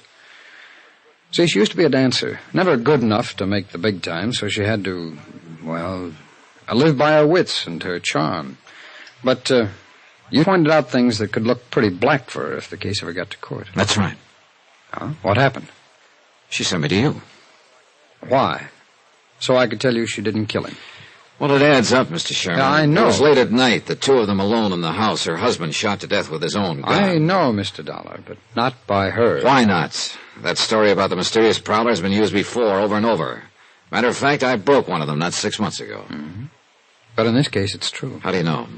Because you were wrong on one point. They weren't alone in the house. Well, what do you mean? Who else was there? I was. Oh, I see. She's as pure as the driven snow. Well, at least so far as Blake's murder is concerned. Yeah, kind of a neat setup, isn't it? Huh? Instead of prosecuting attorney, you're the star witness for the defense. Yes, I suppose if it came to that, I'd have to be. I was there when it happened. So that's why she sent me to you, so I could hear it straight from the horse's mouth. That's about it. Well, she couldn't have a much better alibi than the city attorney himself. Thank you. Well, she's in the clear, Mr. Dollar. How did you happen to be there at 2 o'clock in the morning? I was spending the night. Ed and I were planning to leave early on a fishing trip. Oh, I see. Like to tell me all about it? Certainly. We'd all gone to bed around midnight. It was a few minutes before 2 I woke up. I heard Marty and Ed out in the hall just outside my room. I opened my door, and just then Marty snapped on the hall lights. A second later, the shots blasted downstairs, 5 quick ones. Where was she standing at the time? By the door of her room, not 10 feet away from me. So you see, Mr. Dollar, she couldn't have done it. So, that's that. She can thank her lucky stars you were there. Oh, Marty's always been lucky. Have you known her a long time? 3 or 4 years. Ever since she came here to Greensport. You and Blake were pretty good friends, I suppose, huh? No, as a matter of fact, we didn't have too much use for each other. Oh? Oh, I know it doesn't make sense, going fishing together and spending the night in his home, but... Well, I know what you're thinking, Mr. Dollar. Do you? Yes, you're thinking maybe I need an alibi as much as Marty does. Well, it is that kind of an alibi. It works equally well for either of you two. Yeah, only I don't need an alibi. Blake and I had our little differences, that's true, but they weren't serious enough to be a motive for killing him. Maybe Marty herself could be a motive. In what way? How old are you, Mr. Sherman? 33. Why? And Marty Blake is 27. And a beautiful girl. Her husband was around 52, I believe. Wrong guess again, Mr. Dollar. I've known her too long, and what's more important, I know her too well. Meaning? Well, sure, she's a knockout. I was nuts about her once. She's, summer night, wild honeysuckle and a handful of stars, but there's one great big catch to it. And that is? She's got a built-in jukebox, hidden way inside of her, and when you put in money, it plays real pretty music. When you don't, nothing. Ed Blake found out. And still went on putting in money? He liked the music. And that's why he got mixed up in the rackets. Police chief's salary was... Well, Mr. Dollar, you do get around, don't you? Was Blake running them, or just taking orders? Now, what makes you think there are any rackets here? Maybe it was just a guess. Oh, who told you about them? It's funny, I can't seem to remember at the moment. I just bet you can't. Suppose you answer my question, Mr. Sherman. Who's behind the rackets here in Greensport? Just a minute. Who did Blake get his orders from? Or was he the one who gave the orders? Wait a minute, Mr. Dollar. Just take it easy. Dave, I wonder if you'd mind going over that report on... Oh, sorry, I didn't know you had... No, that's all right, Will. Come on in. This is Johnny Dollar. Mr. Dollar, it's Mayor Lyons. Mr. Dollar? Mr. Dollar's an insurance investigator, Will. He's here to look into Ed Blake's death. Terrible tragedy, Mr. Dollar. We'll appreciate all the help you can give us. Well, so far, Mayor, I'm afraid that doesn't amount to very much. The only theory I had just blew up in my face. Oh? What was this theory? Well, Mr. Dollar suspected Marty Blake of the killing. Well, Dave, didn't you tell him that you... Yes, he told me, Mayor. That's when it blew up in my face. Well, at various times in the past, Mrs. Blake might have been, as one might say, a bit indiscreet. But to consider her capable of cold-blooded murder is utterly unthinkable, sir. Particularly when she was standing just 10 feet away from the city attorney at the time. Well, yes, that's true, of course. Just what is the official theory on the shooting, gentlemen? Well, at the moment, I'm afraid we haven't any. I'll tell you, Mr. Dollar. When we find Shorty Wells, we'll have the killer. Shorty Wells? A local hoodlum. Blake got him sent up the river a couple of years ago, and Shorty swore that he'd get Blake for it if it was the last thing that he ever did. Oh, well, now that's a fairly common threat, though, for a criminal to make. And usually it's nothing but talk. But Shorty was paroled just last week, Mr. Dollar. He was seen around town the morning before the killing. And we haven't been able to locate him since. I see. Wells did it all right. There's not the least doubt in the world. Yeah, it seems to add up, doesn't it? Yes, and we've got every available man on the lookout for him, but so far no luck. There's not even a trace of him. Tell me something, Mayor. Would Marty Blake know anything about the rackets her husband was tied in with? Rackets? Why, that's the most preposterous thing I... Well, it's no use. Mr. Dollar's been talking to somebody, and he's found out that our little city isn't as lily white as we'd like to pretend. Indeed. It's true, isn't it, Mayor? As I hear it, Greensport is a wide-open town. May as well admit it, Will. He knows it already. There's no point in trying to lie about it. All right. It's true, Mr. Dollar. But it's not wide open, as you put it. But there are rackets, as unpleasant as it may be to admit it. Do you have any idea who's back of them? I wish to heaven I did. What about you, Mr. Sherman? Well, if I had an idea strong enough to talk about, I'd be talking about it in court. What about this Shorty Wells? Was he in on them before Blake sent him to prison? Yes, supposedly, but he wouldn't spill a word about the setup at his trial. Afraid to, maybe, huh? Probably. Wells is the key to this whole thing, Mr. Dollar. The rackets as well as the killing. Find Shorty Wells, and we can wrap this thing up in 10 minutes. Then I guess we better find him.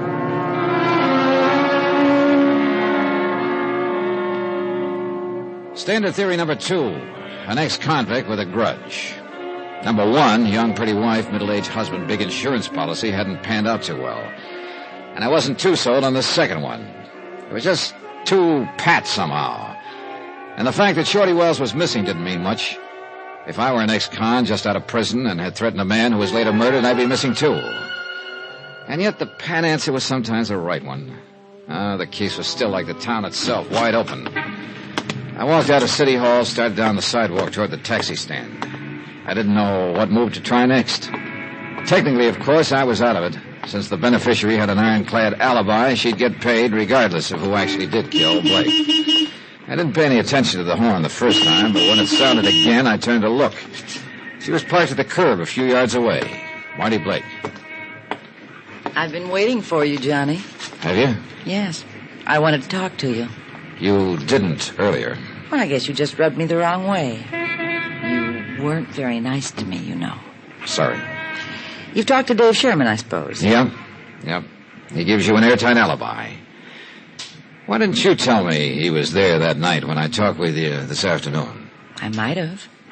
If you'd been nicer to me. Oh, I see. You'd have checked it with him anyway. Yeah, I suppose I would have at that. Well, now that you know I'm not a murderess, maybe we can get to be friends, Johnny. You think so? You're still not being very nice.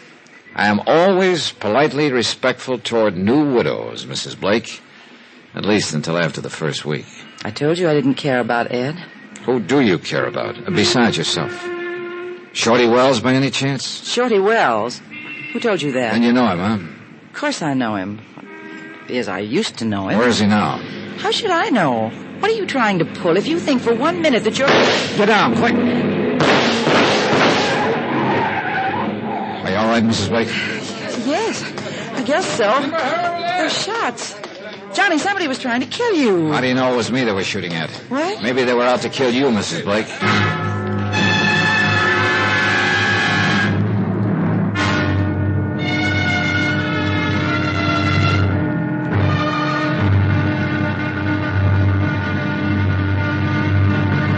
Now, here's our star to tell you about tomorrow's episode of this week's story. Tomorrow, an old flame and a new one, and 2 men get burned. One becomes an alcoholic, the other a human torch. Join us, won't you? Yours truly, Johnny Dollar.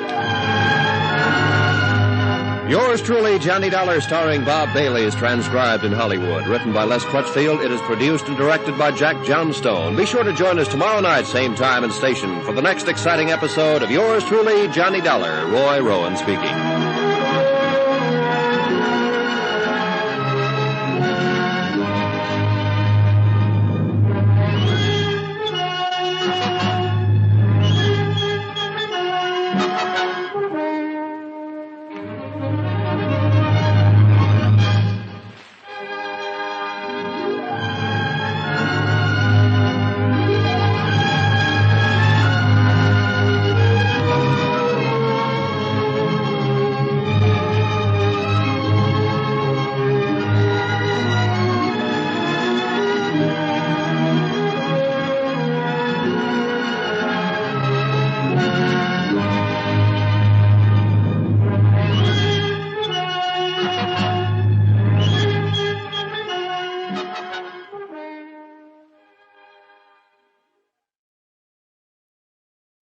From Hollywood, it's time now for... Johnny Dollar. How you making out, Johnny boy? Who is this? You disappoint me, Johnny. You ought to recognize the condition, if not the voice. Joe Craley? Yeah, the drunken reporter on the Daily Herald. I want to talk to you. Where are you? Oh, no, you don't. Not tonight. Why not? In 10 minutes, you'd have me shooting my big mouth off. About the rackets here? And the murder of the Honorable Chief of Police, and the peculiar morals of his lovely young wife, and... Joe, listen. And last but not least, the ethical and philosophical problems of an intellectual lush, a reformed idealist who once or even twice Joe, tried... an hour ago, in front of City Hall, somebody fired 5 shots at me. Joe, are you there? Beat it, Johnny. Grab a plane, train, bus, or walk, but get out now. When they put the finger on it, sticks. Greensport, boy, is a wide-open town.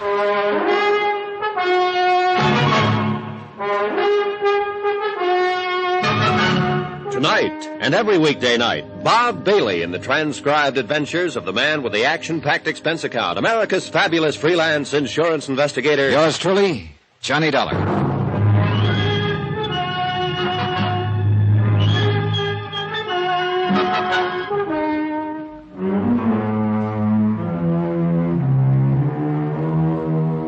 From Special Investigator Johnny Dollar, location Greensport, Missouri, to the Home Office, Great Plains Guarantee Company, Hartford, Connecticut. Assignment, the Open Town Matter. Expense account continued.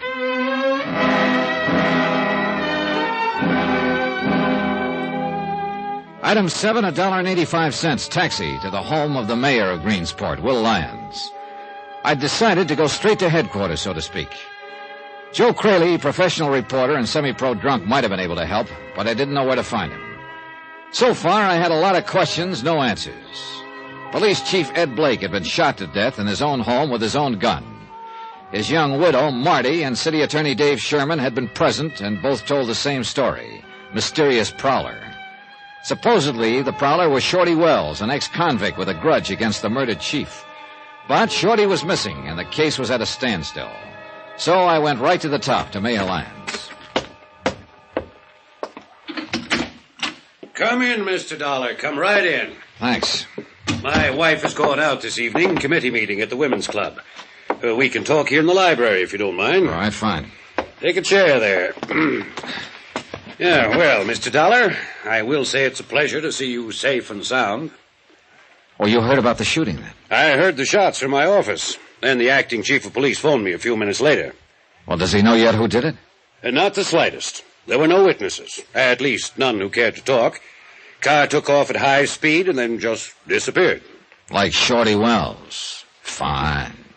I sympathize with your feelings, Mr. Dollar. I'd feel the same way if I'd been made a target of. But you can rest assured, sir, that every facility of law enforcement in this town is working round the clock to bring the culprits to justice. Yeah, well, that's very comforting, Mayor. But actually, I'm not sure I was the target. What do you mean? Well, when I left you and Dave Sherman and came out onto the sidewalk, Marty Blake was waiting for me in her car parked at the curb. She'd been there about 20 minutes, she told me. Yes, but whoever fired those shots had the setup planned, worked out. And I don't think they could very well have planned it for me. Why not? My schedule wasn't predictable enough. They didn't know when I'd leave City Hall, whether I'd be alone or not, or what I'd do when I stepped outside. That's a point, all right. Marty, on the other hand, had been there for 20 minutes. Plenty of time to arrange the thing. But why? Why should anyone want to kill her? Well, there you got me. I don't know. After the shooting, of course, I had a police officer assigned to guard duty at her home, but I regarded it as merely a routine precaution. I was certain that the attempt was made on your life, Mr. Dollar. Well, those bullets came too close to both of us for very much peace of mind. Well, at least Mrs. Blake has protection now. Oh, yeah. Unless that police officer himself knocks her off. Well, you're joking, of course. Mayor, that's the worst thing about this whole case. I don't know whether I'm joking or not. But surely you don't think... And are you certain of which ones you can trust in the attorney's office, the police force, in your own department even? Not entirely, no. With the rackets as wide open as they are here, some of the men around you are bound to be involved. I know. It stands to reason. Every raid we've ever attempted has been tipped off before we even got started. Blake tried while he was alive. Dave Sherman tried. I even organized 2 myself. Told nobody about them. Brought in state police to carry them out. Same result. Say, what about Blake? He must have been in with the mob to live on that lavish scale he did. I suppose so. Dave and I suspected him at times, but we could never turn up any actual evidence. Were he and the city attorney friends? Ed and Dave? No, they couldn't get along at all. And yet, the night Blake was shot, Dave Sherman was staying overnight in his home. Yes, I know. I've thought myself it was a little odd. Dave says Blake had asked him to. Invited him to go on a fishing trip the next morning. A fishing trip. And yet they couldn't get along. I know. I can't explain it any more than you can. Any chance Dave Sherman was the intended victim that night instead of Blake? I really don't see how, Mr. Dollar, in view of the circumstances. Blake was killed when he heard a prowler and went downstairs to investigate. No one could have expected Dave to do something like that. No, I guess not. It was just an idea. I've thought of all kinds of outlandish possibilities myself, but it always comes back to the same thing. Shorty Wells. Yeah, the ex-convict who swore he'd get Blake when he went to prison. He was paroled just the week before, Mr. Dollar, and he was seen in town the day before the killing. And nobody has found hide nor hair of him since. Yeah, it adds up all right. But somehow I still can't buy it. Maybe it just adds up a little too well. 3/4 of the criminals who are sentenced make threats like that, but it's a rare one who carries it out. Rare, yes, but not unknown. Oh, true. I admit he's a strong possibility. But when I hit town this afternoon, I thought Marty Blake was a strong possibility, until the city attorney himself came up with an airtight alibi for her. Why did you suspect her, Mr. Dollar? Insurance. A $50,000 policy on Blake's life. His wife's the beneficiary. Well, I don't imagine $50,000 will last Mrs. Blake very long. Hey, tell me something, Mayor. Are she and Dave Sherman close friends? At one time, yes. In fact, Dave was pretty serious about her. But after she married Blake last year, Dave turned against her completely. I see. I don't think he'd risk an alibi for her out of friendship, if that's what you're thinking. Oh, I don't know exactly what I'm thinking. Mostly I'm just guessing. I've been doing that 2 years now, Mr. Dollar. Guessing, figuring, trying to spot the leader behind these rackets. Not knowing which officials I could trust. Mayor, is Dave Sherman one of those you can trust? I'm not sure.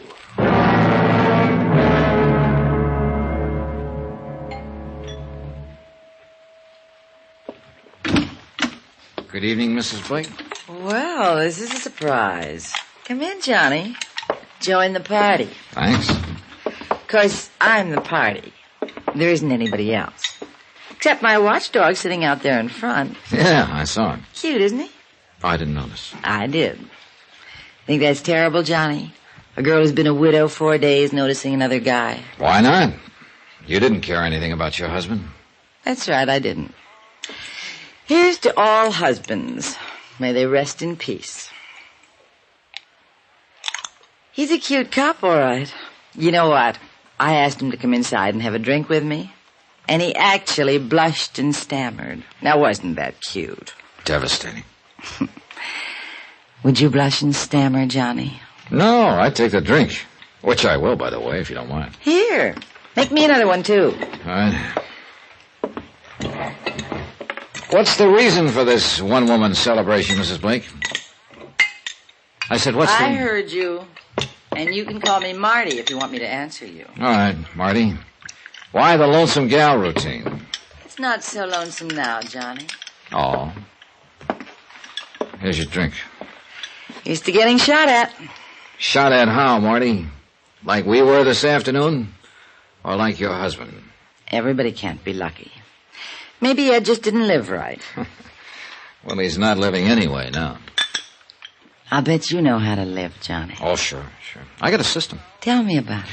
Well, the first thing I do is hook up with the rackets so I can buy my wife lots of expensive gifts. Why don't you lay off that stuff? Why don't you try being nice for a change? Well, that's not part of my system. I didn't kill him. You know that now. So why don't you relax and be human? Oh, the last time I relaxed around you, I caught the breeze off of 5 bullets. You're breathing, aren't you? I might not be, if they'd been after me instead of you. So you're still on that kick? Oh, it figures, Marty. I'm no threat to anybody, not yet. I don't know enough about this mess. And you're saying I do, I suppose. I think so. Now, who'd want to get you out of the way, Marty? To keep you from talking, maybe. Don't you ever give up. All right, tell me this. Did Dave Sherman really see that shooting? Or is he just giving you an alibi? Why don't you ask him? Or is he giving himself an alibi by any chance? You're crazy. Maybe. Where's Shorty Wells? What? I said, where is Shorty? I heard what you said. Well, then suppose you tell me. Get out. What are you so upset Get about? out of here right this minute. Get out, or so help me, I'll throw Take it easy, Marty. What's that cute cop going to think? I don't care what anybody thinks. You get out of here and get out fast. Item 9, $14.40. Drinks, tips, and transportation for a local expedition in plain and fancy pub crawling. I was looking for Joe Craley, disillusioned idealist and erstwhile reporter on the Greensport Daily Herald. I found him on my 3rd martini. He was on his 7th. How, Johnny? How'd you do it? Do what? How'd you find me? Called your paper. They gave me a list of your hangouts. I had 4 more to go. A reputation is a wonderful thing. Keeps you from staying off the straight and narrow. He's looking at you. Right. Joe, tell me about Marty. Tell you what about her? Everything you know. What for? She's got an alibi. Oh, yeah, I know all about it. But you still won't give up. Well, she hates champagne, but she always orders it. Why? Because it costs more. I see. She's every man's dream, Johnny. A pink and gold doll in spangled tights, and she's a 4-star tramp. She's an ex-dancer, isn't she? She's an ex-lot of things. Ex-girlfriend of Shorty Wells. Ex-girlfriend... Girlfriend of Shorty Wells? Sure. Ed Blake took her away from him. That's why Shorty threatened to kill him. Said Blake was framing him. Maybe he was, I don't know. Anything could have happened with the police they got in this town. Crooked? Is that what you're trying to say? Some of them are that. The rest of them are useless. Like that business with the gun. What gun? That Ed Blake was shot with. They found it lying beside his body, his own gun. They just assumed he'd shot it out with the killer. It was 2 days before they realized he'd been shot with that gun. That Blake hadn't used it, the killer had. Wait a minute. Do you think Shorty Wells and Marty could have planned the thing together? Johnny, I wouldn't put anything past that dame. Why do you hate her so much, Joe? Guess again, my friend. I don't hate her. I'm in love with her, always will be. Joe? Yeah, before she met Shorty Wells, she used to be my girl. Gives you something to think about, doesn't it, Johnny?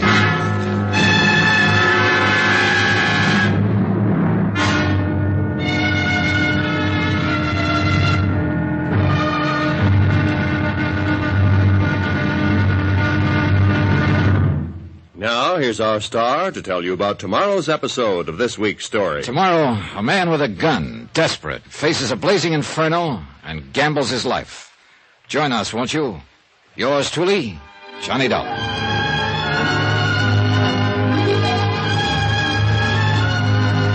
Yours truly, Johnny Dollar, starring Bob Bailey, is transcribed in Hollywood. Written by Les Crutchfield, it is produced and directed by Jack Johnstone. Be sure to join us tomorrow night, same time and station, for the next exciting episode of Yours truly, Johnny Dollar. Roy Rowan speaking.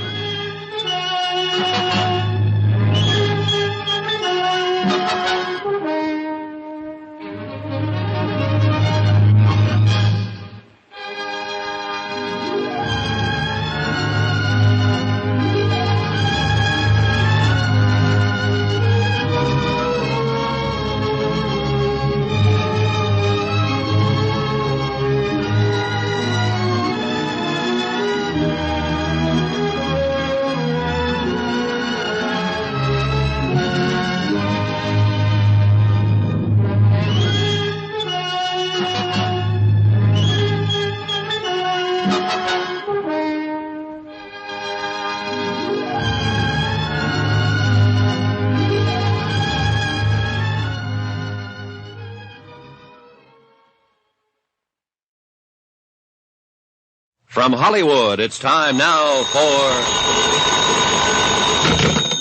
Johnny Dollar. Hello? Hello. Johnny? Yeah, who's calling? Hello? Hang on a second, Johnny. Look, what the devil... Is that you, Joe? Joe! Sorry to keep you waiting, Johnny. I was trying to get all the dope on another phone. What dope? And how did you sober up so fast? There's a big story breaking, boy, and lush or not, I'm still a reporter. Then go somewhere and report. I'm going to bed. You want to bet? Now, look, Joe. Nobody sleeps in Greensport, Johnny. It's a wide-open town. Racket, shootings, a murdered police chief with a lovely widow. Sure, fine. So what's the big story? A fire, boy. House burning down. Flames 50 feet high. 3 alarms. Put your clothes on and let's get going. You get going. The only big story I'll be interested in is when Marty Blake is charged with murder. Johnny, that's where the fire is. At Marty Blake's.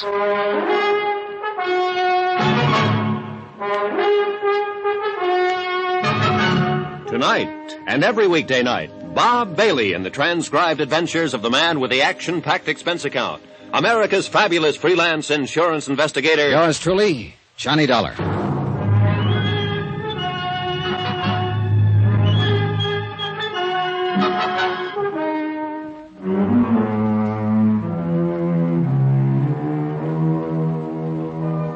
From Special Investigator Johnny Dollar, location Greensport, Missouri. To the Home Office, Great Plains Guarantee Company, Hartford, Connecticut. Assignment, the Open Town Matter. Expense account continued. Item 10, $1.50 for a breakneck taxi ride to Marty Blake's home. Its location marked against the night sky by a pillar of flame visible for a mile. The fire didn't make sense, so it fit in nicely with the rest of the case. None of it made sense. Police Chief Ed Blake, Marty's middle-aged husband of 8 months, had been shot to death in his own home with his own gun. And less than 24 hours later, Marty had filed claim on his $50,000 life insurance policy. She didn't love him and admitted it. Good case. Except for one thing. The city attorney himself was present at the time of the shooting and backed up Marty's story of a mysterious prowler, supposedly ex-convict Shorty Wells. But Shorty was missing, and the whole thing was just a little too convenient, too pat, especially in a wide-open town.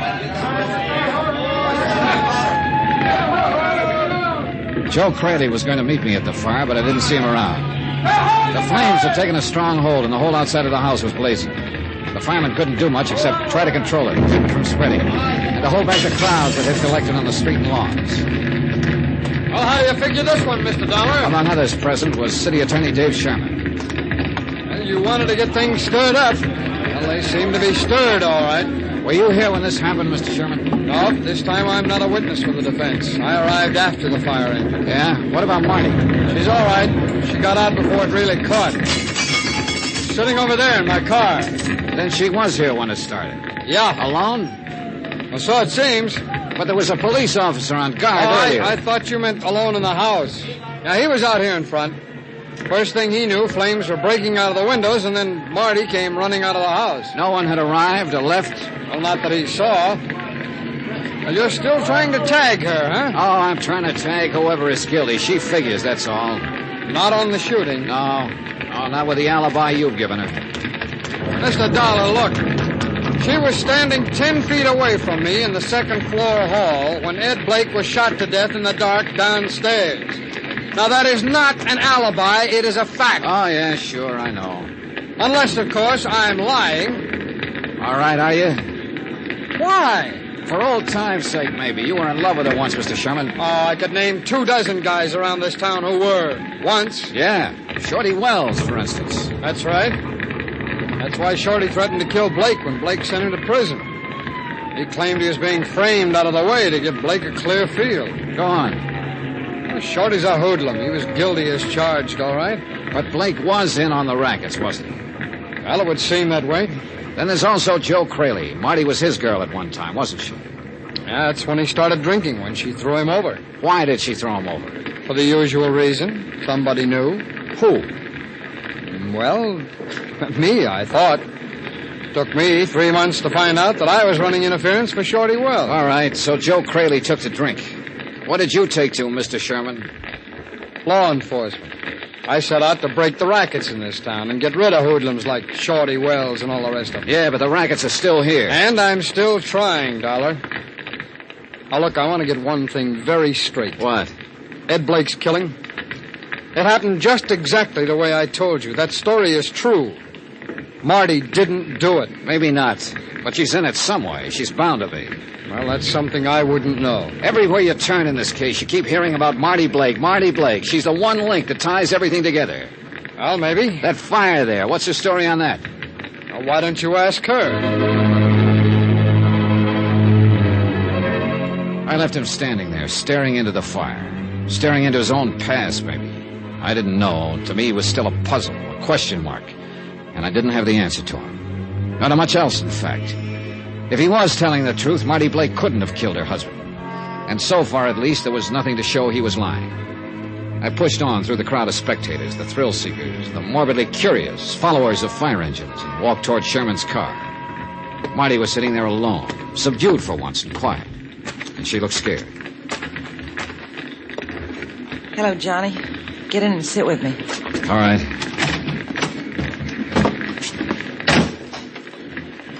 Just look at it. Isn't it terrible? Yeah, it is. It'd be worse if you were in it. Well, I was when it started. Just how did it start? I don't know. I think you were right, Johnny, about that shooting in front of the city hall. Oh? I think it was me they were after, not you. Now they've tried again. Possible. There's no other reason for burning down my home. Who do you mean by they, Marty? Who? I don't know. Whoever killed Ed, I guess. If you know, you'd better tell me while you still can. If somebody is out to get you, if that's what's behind all this, then they obviously mean business. I don't know, Johnny. I told you that. Well, how about a guess, then? Well, maybe Shorty Wells. I don't know. Why? Why? The man he threatened is already dead. Why would he go after you? Maybe to get even. He told me he hated me when I broke off with him. It's just the kind of thing he'd think of doing. Or didn't you know he was in love with me once? Oh, I knew. I'm asking you, how did the fire start? I don't know, really. After you left this evening, I lay down on the sofa. I'd been drinking, as you know, and I guess I just, went to sleep anyway. No one else had been there after I left? No.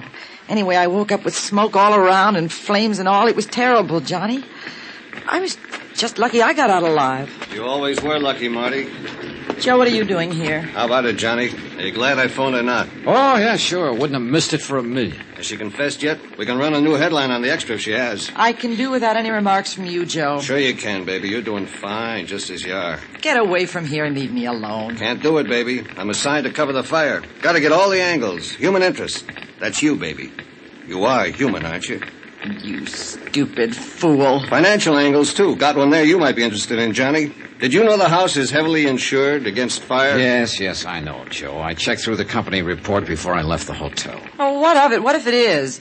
Most houses are insured against fire, aren't they? Sure they are, especially by prudent people like you. People who think of everything. Oh, take it easy, Joe. Get him away from here, Johnny. Only you didn't think of everything, baby. What? It's too bad your car wasn't in the garage instead of sitting out in the driveway. Then all your assets would have been converted into cash. Nice, green, bloody cash. Get away from here. Get away and leave me alone. Why, baby? You can afford me now. You couldn't a couple of years ago. That's why you're tied up with all the other... What the devil? They came from the house. Well, there couldn't be... Ammunition, maybe. Yeah, your husband must have kept boxes of cartridges around the house. Look. There by the cellar door. Somebody's staggering up out of the basement. Johnny, look.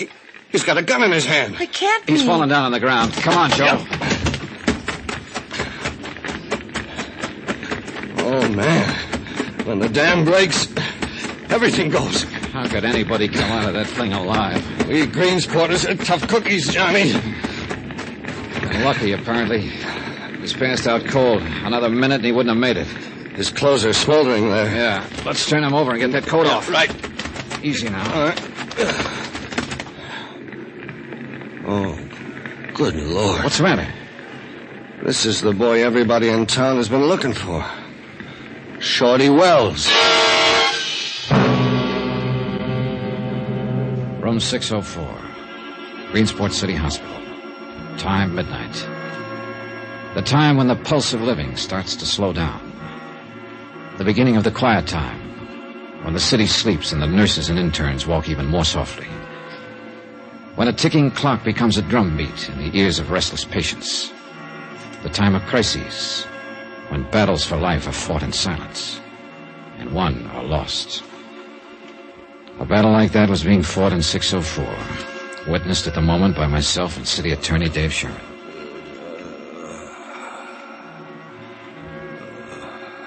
Well, this is always the tough part. The slow part, the waiting it out. Maybe a long wait, Mr. Sherman. Nearly 3 hours, and he still hasn't regained consciousness. You know, I can't understand where he's been hiding out since Blake was shot. Yeah, well, it's hard to tell. I've turned this town upside down, I tell you. I just can't understand it. Oh, I can't understand a lot of things. It's just another one of a lot of things about this case that are hard to figure out. Well, it's tied up with the rackets, that's what I'm sure of. I'm not sure of anything about this mess. Yes, if we could just tag the person behind them, we could wrap it up. If we could only... Oh, excuse me. I'll get it. Dave Sherman speaking. Oh, yes, Mayor. Oh, Dr. Morton says he may hang on for a day or two, but as far as pulling through it, he hasn't got much chance.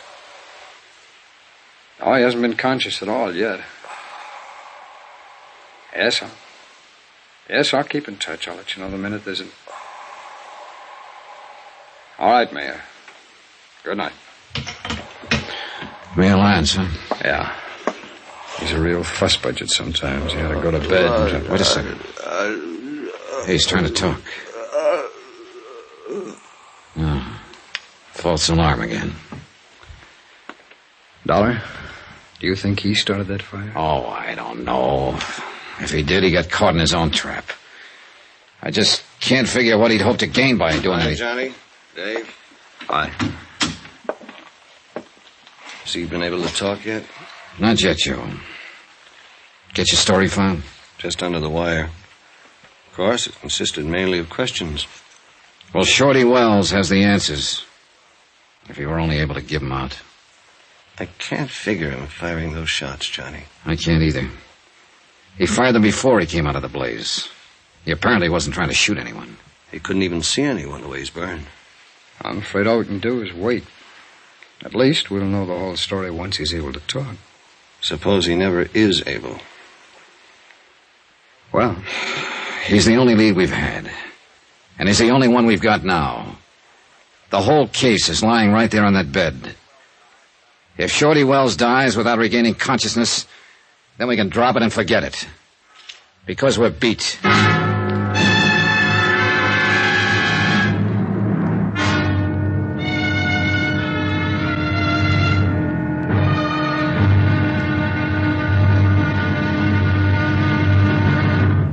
Now, here's our star to tell you about the final episode of this week's story. Tomorrow, death strikes again, lashes out violently, and mistakes its target. And a wide-open town blows sky high. Join us, won't you? Yours truly, Johnny Dollar.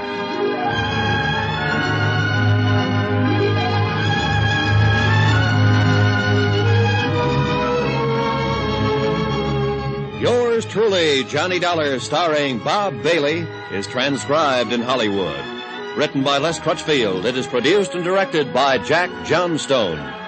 Be sure to join us tomorrow night, same time and station, for the next exciting episode of Yours truly, Johnny Dollar. Roy Rowan speaking.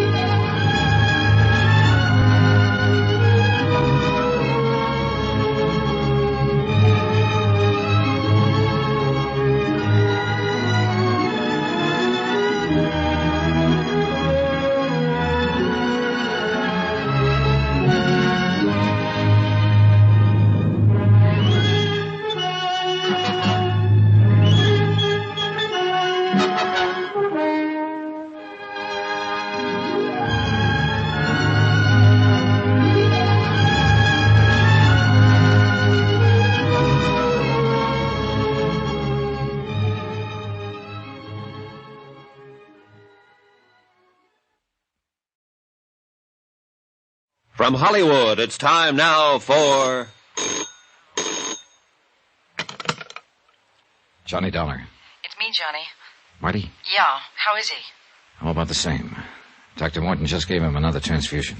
Has he been able to say anything yet? He hasn't even been conscious. Why, Marty? Well, who's there with you? Joe Crayley and the city attorney. Johnny, I've got to talk to you. Right away. All right. Go ahead and talk. No, not on the phone. All right, it's room 604, City Hospital. Come on over. Not with them there. Why don't you come meet me?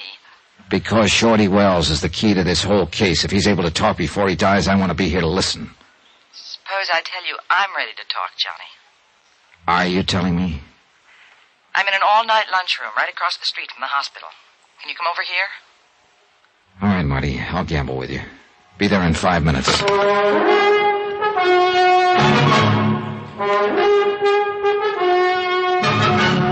Tonight, and every weekday night, Bob Bailey in the transcribed adventures of the man with the action-packed expense account. America's fabulous freelance insurance investigator. Yours truly, Johnny Dollar.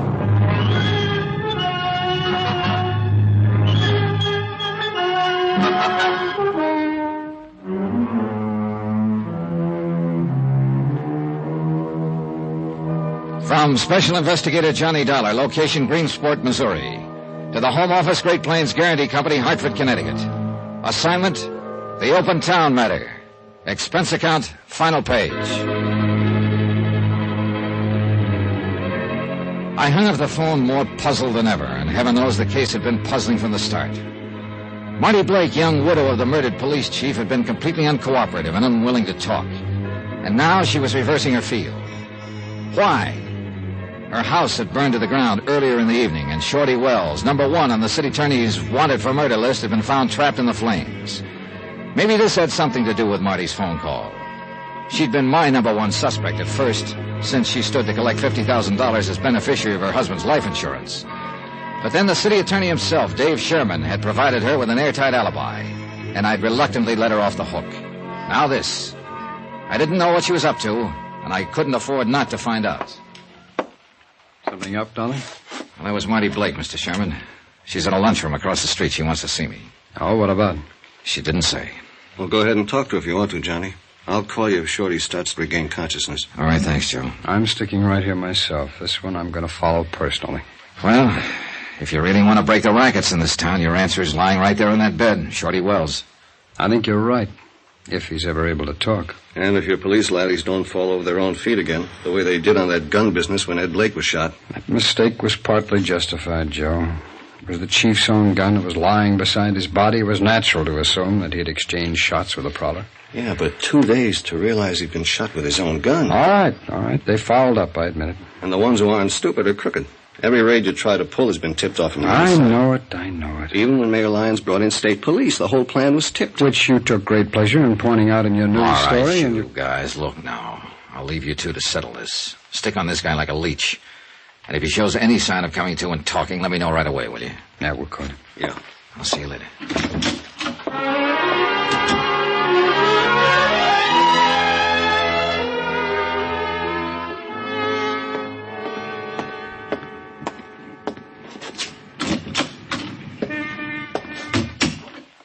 Back here in the booth, Johnny. Right. Well, what's on your mind, Marty? Sit down, Johnny. Here, come on. Well? The waiter's in back if you'd like some coffee or something. No, thanks. Okay, now what is it? What is what? You had to talk to me right away. How I talk? Johnny, I'm not too hard to take, am I? No, you're a pink and gold doll. Wild honeysuckle and a handful of stars. At least that's what a couple of guys said today. I don't care what a couple of guys said. What do you say, Johnny? I guess the description fits, as far as looks are concerned. And if that's all you want to talk about... No, wait, Johnny. I'm in the clear on this. You know that. The night my husband was killed, I've got an alibi nobody could shake, right? Well, I'm pretty well convinced you didn't pull the trigger, if that's what you mean. And you could convince the insurance company, too, couldn't you? If you would. Oh, yeah. Yeah, they'd go pretty much on my reports. But I don't see... Why don't we get this settled and over with? Why don't you be nice, Johnny, and turn in a real good report? Oh, so that's the pitch. Well, it's not a pitch. I didn't do it, so why can't you tell them so? Why don't we get some more answers first to a lot of questions? Explain a few odd angles, maybe. Like what? Like the fact that you heard the noise and woke up, that you sent your husband downstairs, that you turned on the light behind him and made him a perfect target for whoever held the gun. Johnny, Like the fact that you filed your insurance claim less than 24 hours after your husband was killed. Suppose we hear what Shorty Wells has to say before I make any report. What if Shorty dies without talking? Well, in that case, I guess you will be in the clear. Because right now, he's the only lead I've got. Now, if you'll excuse me. Johnny, make that report. Make it now. Sorry. I'll give you $10,000 out of the insurance. Oh, you are anxious, aren't you? I just want to get it settled. Sit down, Johnny, and let's talk about it. Yeah, Joe, what is it? Firemen I know just came by the hospital, Johnny. They found out why Shorty fired those shots just before he ran out of the blazing house. Why? That cellar door was padlocked on the outside. He had to shoot the lock off to get out. Then he probably didn't set the fire after all. Not if he was locked in the basement. What about that, Marty? Was he the one who was supposed to die in the fire? If he was hiding out in my cellar, I didn't know anything about it. Just another one of those odd angles, huh? Oh, stop it. Johnny, by the way, what you want to see me about? See about? What do you mean? Well, yeah, the nurse said you phoned the hospital. Said you wanted me to meet you here. You mean you didn't? Come on, Joe, let's get back there.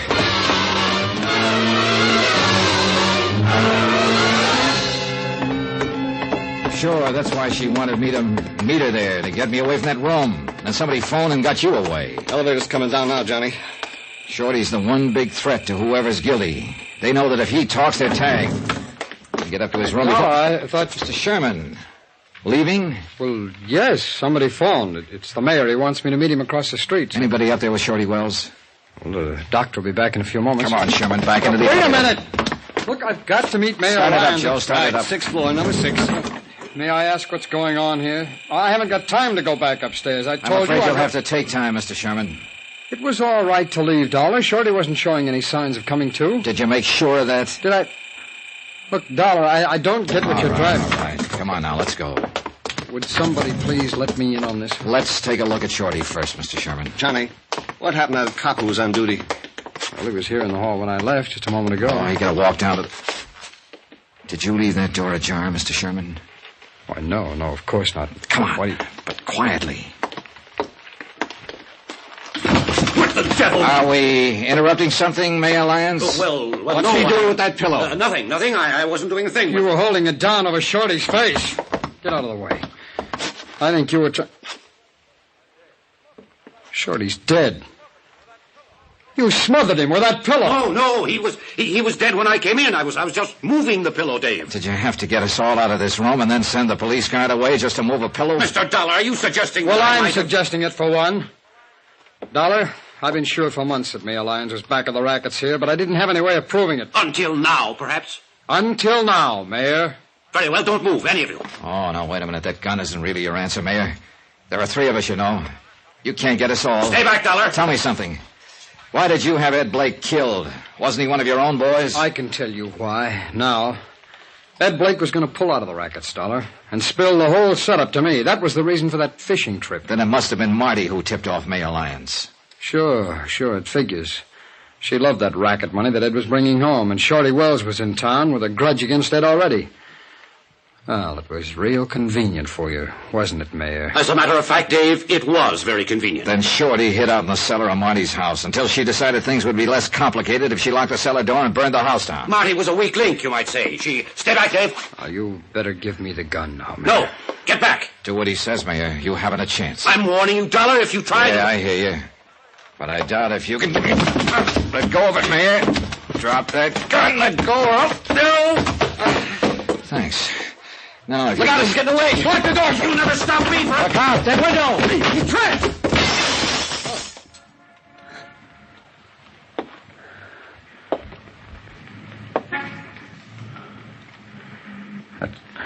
That's 6 floors down. Yeah. Well, he got out of being prosecuted. As a matter of fact, there's nobody left to prosecute. You want a bet?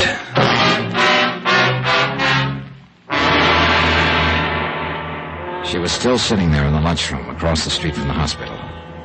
And she'd heard what had happened. I knew it the second day when I walked in, from the half-smile of triumph on her face, and from the way she greeted me. Too bad, Johnny. You should have taken my offer because I don't need your help now. Your company's going to have to pay off. I'm really in the clear now. You are, huh? And poor Dave, with nobody left to prosecute. He still has you, Marty. Accomplice to your husband's murder. Johnny. Shorty died without talking. Mayor Lyons is dead. No witnesses, no case. Sorry, Marty. There is a witness. Oh? Who? You. What are you talking about? What's that paper? Well, you intended it to be an insurance claim. But actually, it's more of a confession. Signed and witnessed. What? You were over-anxious, Marty. And you filled it out in complete detail. It says, we found my husband's body at the foot of the stairs. That's right. That he'd been shot and killed with his own gun. Well, it's true, isn't it? That's what happened. Yeah. But this claim was in the main office of the insurance company less than 24 hours after your husband was killed. The police didn't find out he'd been shot with his own gun until 2 days later. Real neat confession, huh, Marty?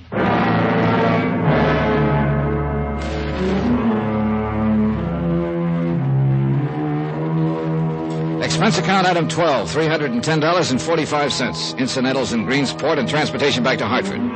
Expense account total, $516.20. End of account, end of report. Remarks? Marty Blake never was able to explain how she knew about that gun. She sure tried. Yours truly, Johnny Dollar.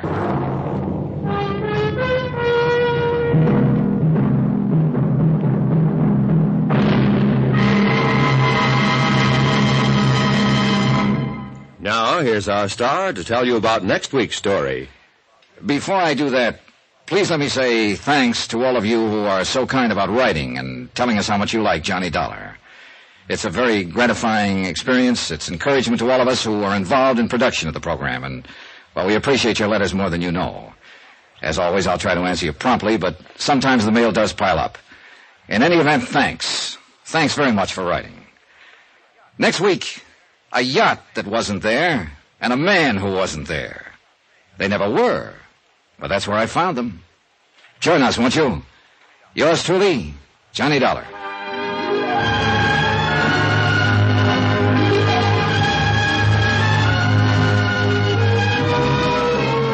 Yours truly, Johnny Dollar, starring Bob Bailey, is transcribed in Hollywood. It is written by Les Crutchfield and produced and directed by Jack Johnstone. Heard in this week's cast were Gene Tatum, Paul Dubov, Joseph Kearns, Stacey Harris, and Russell Thorson. Musical supervision by Amerigo Marino.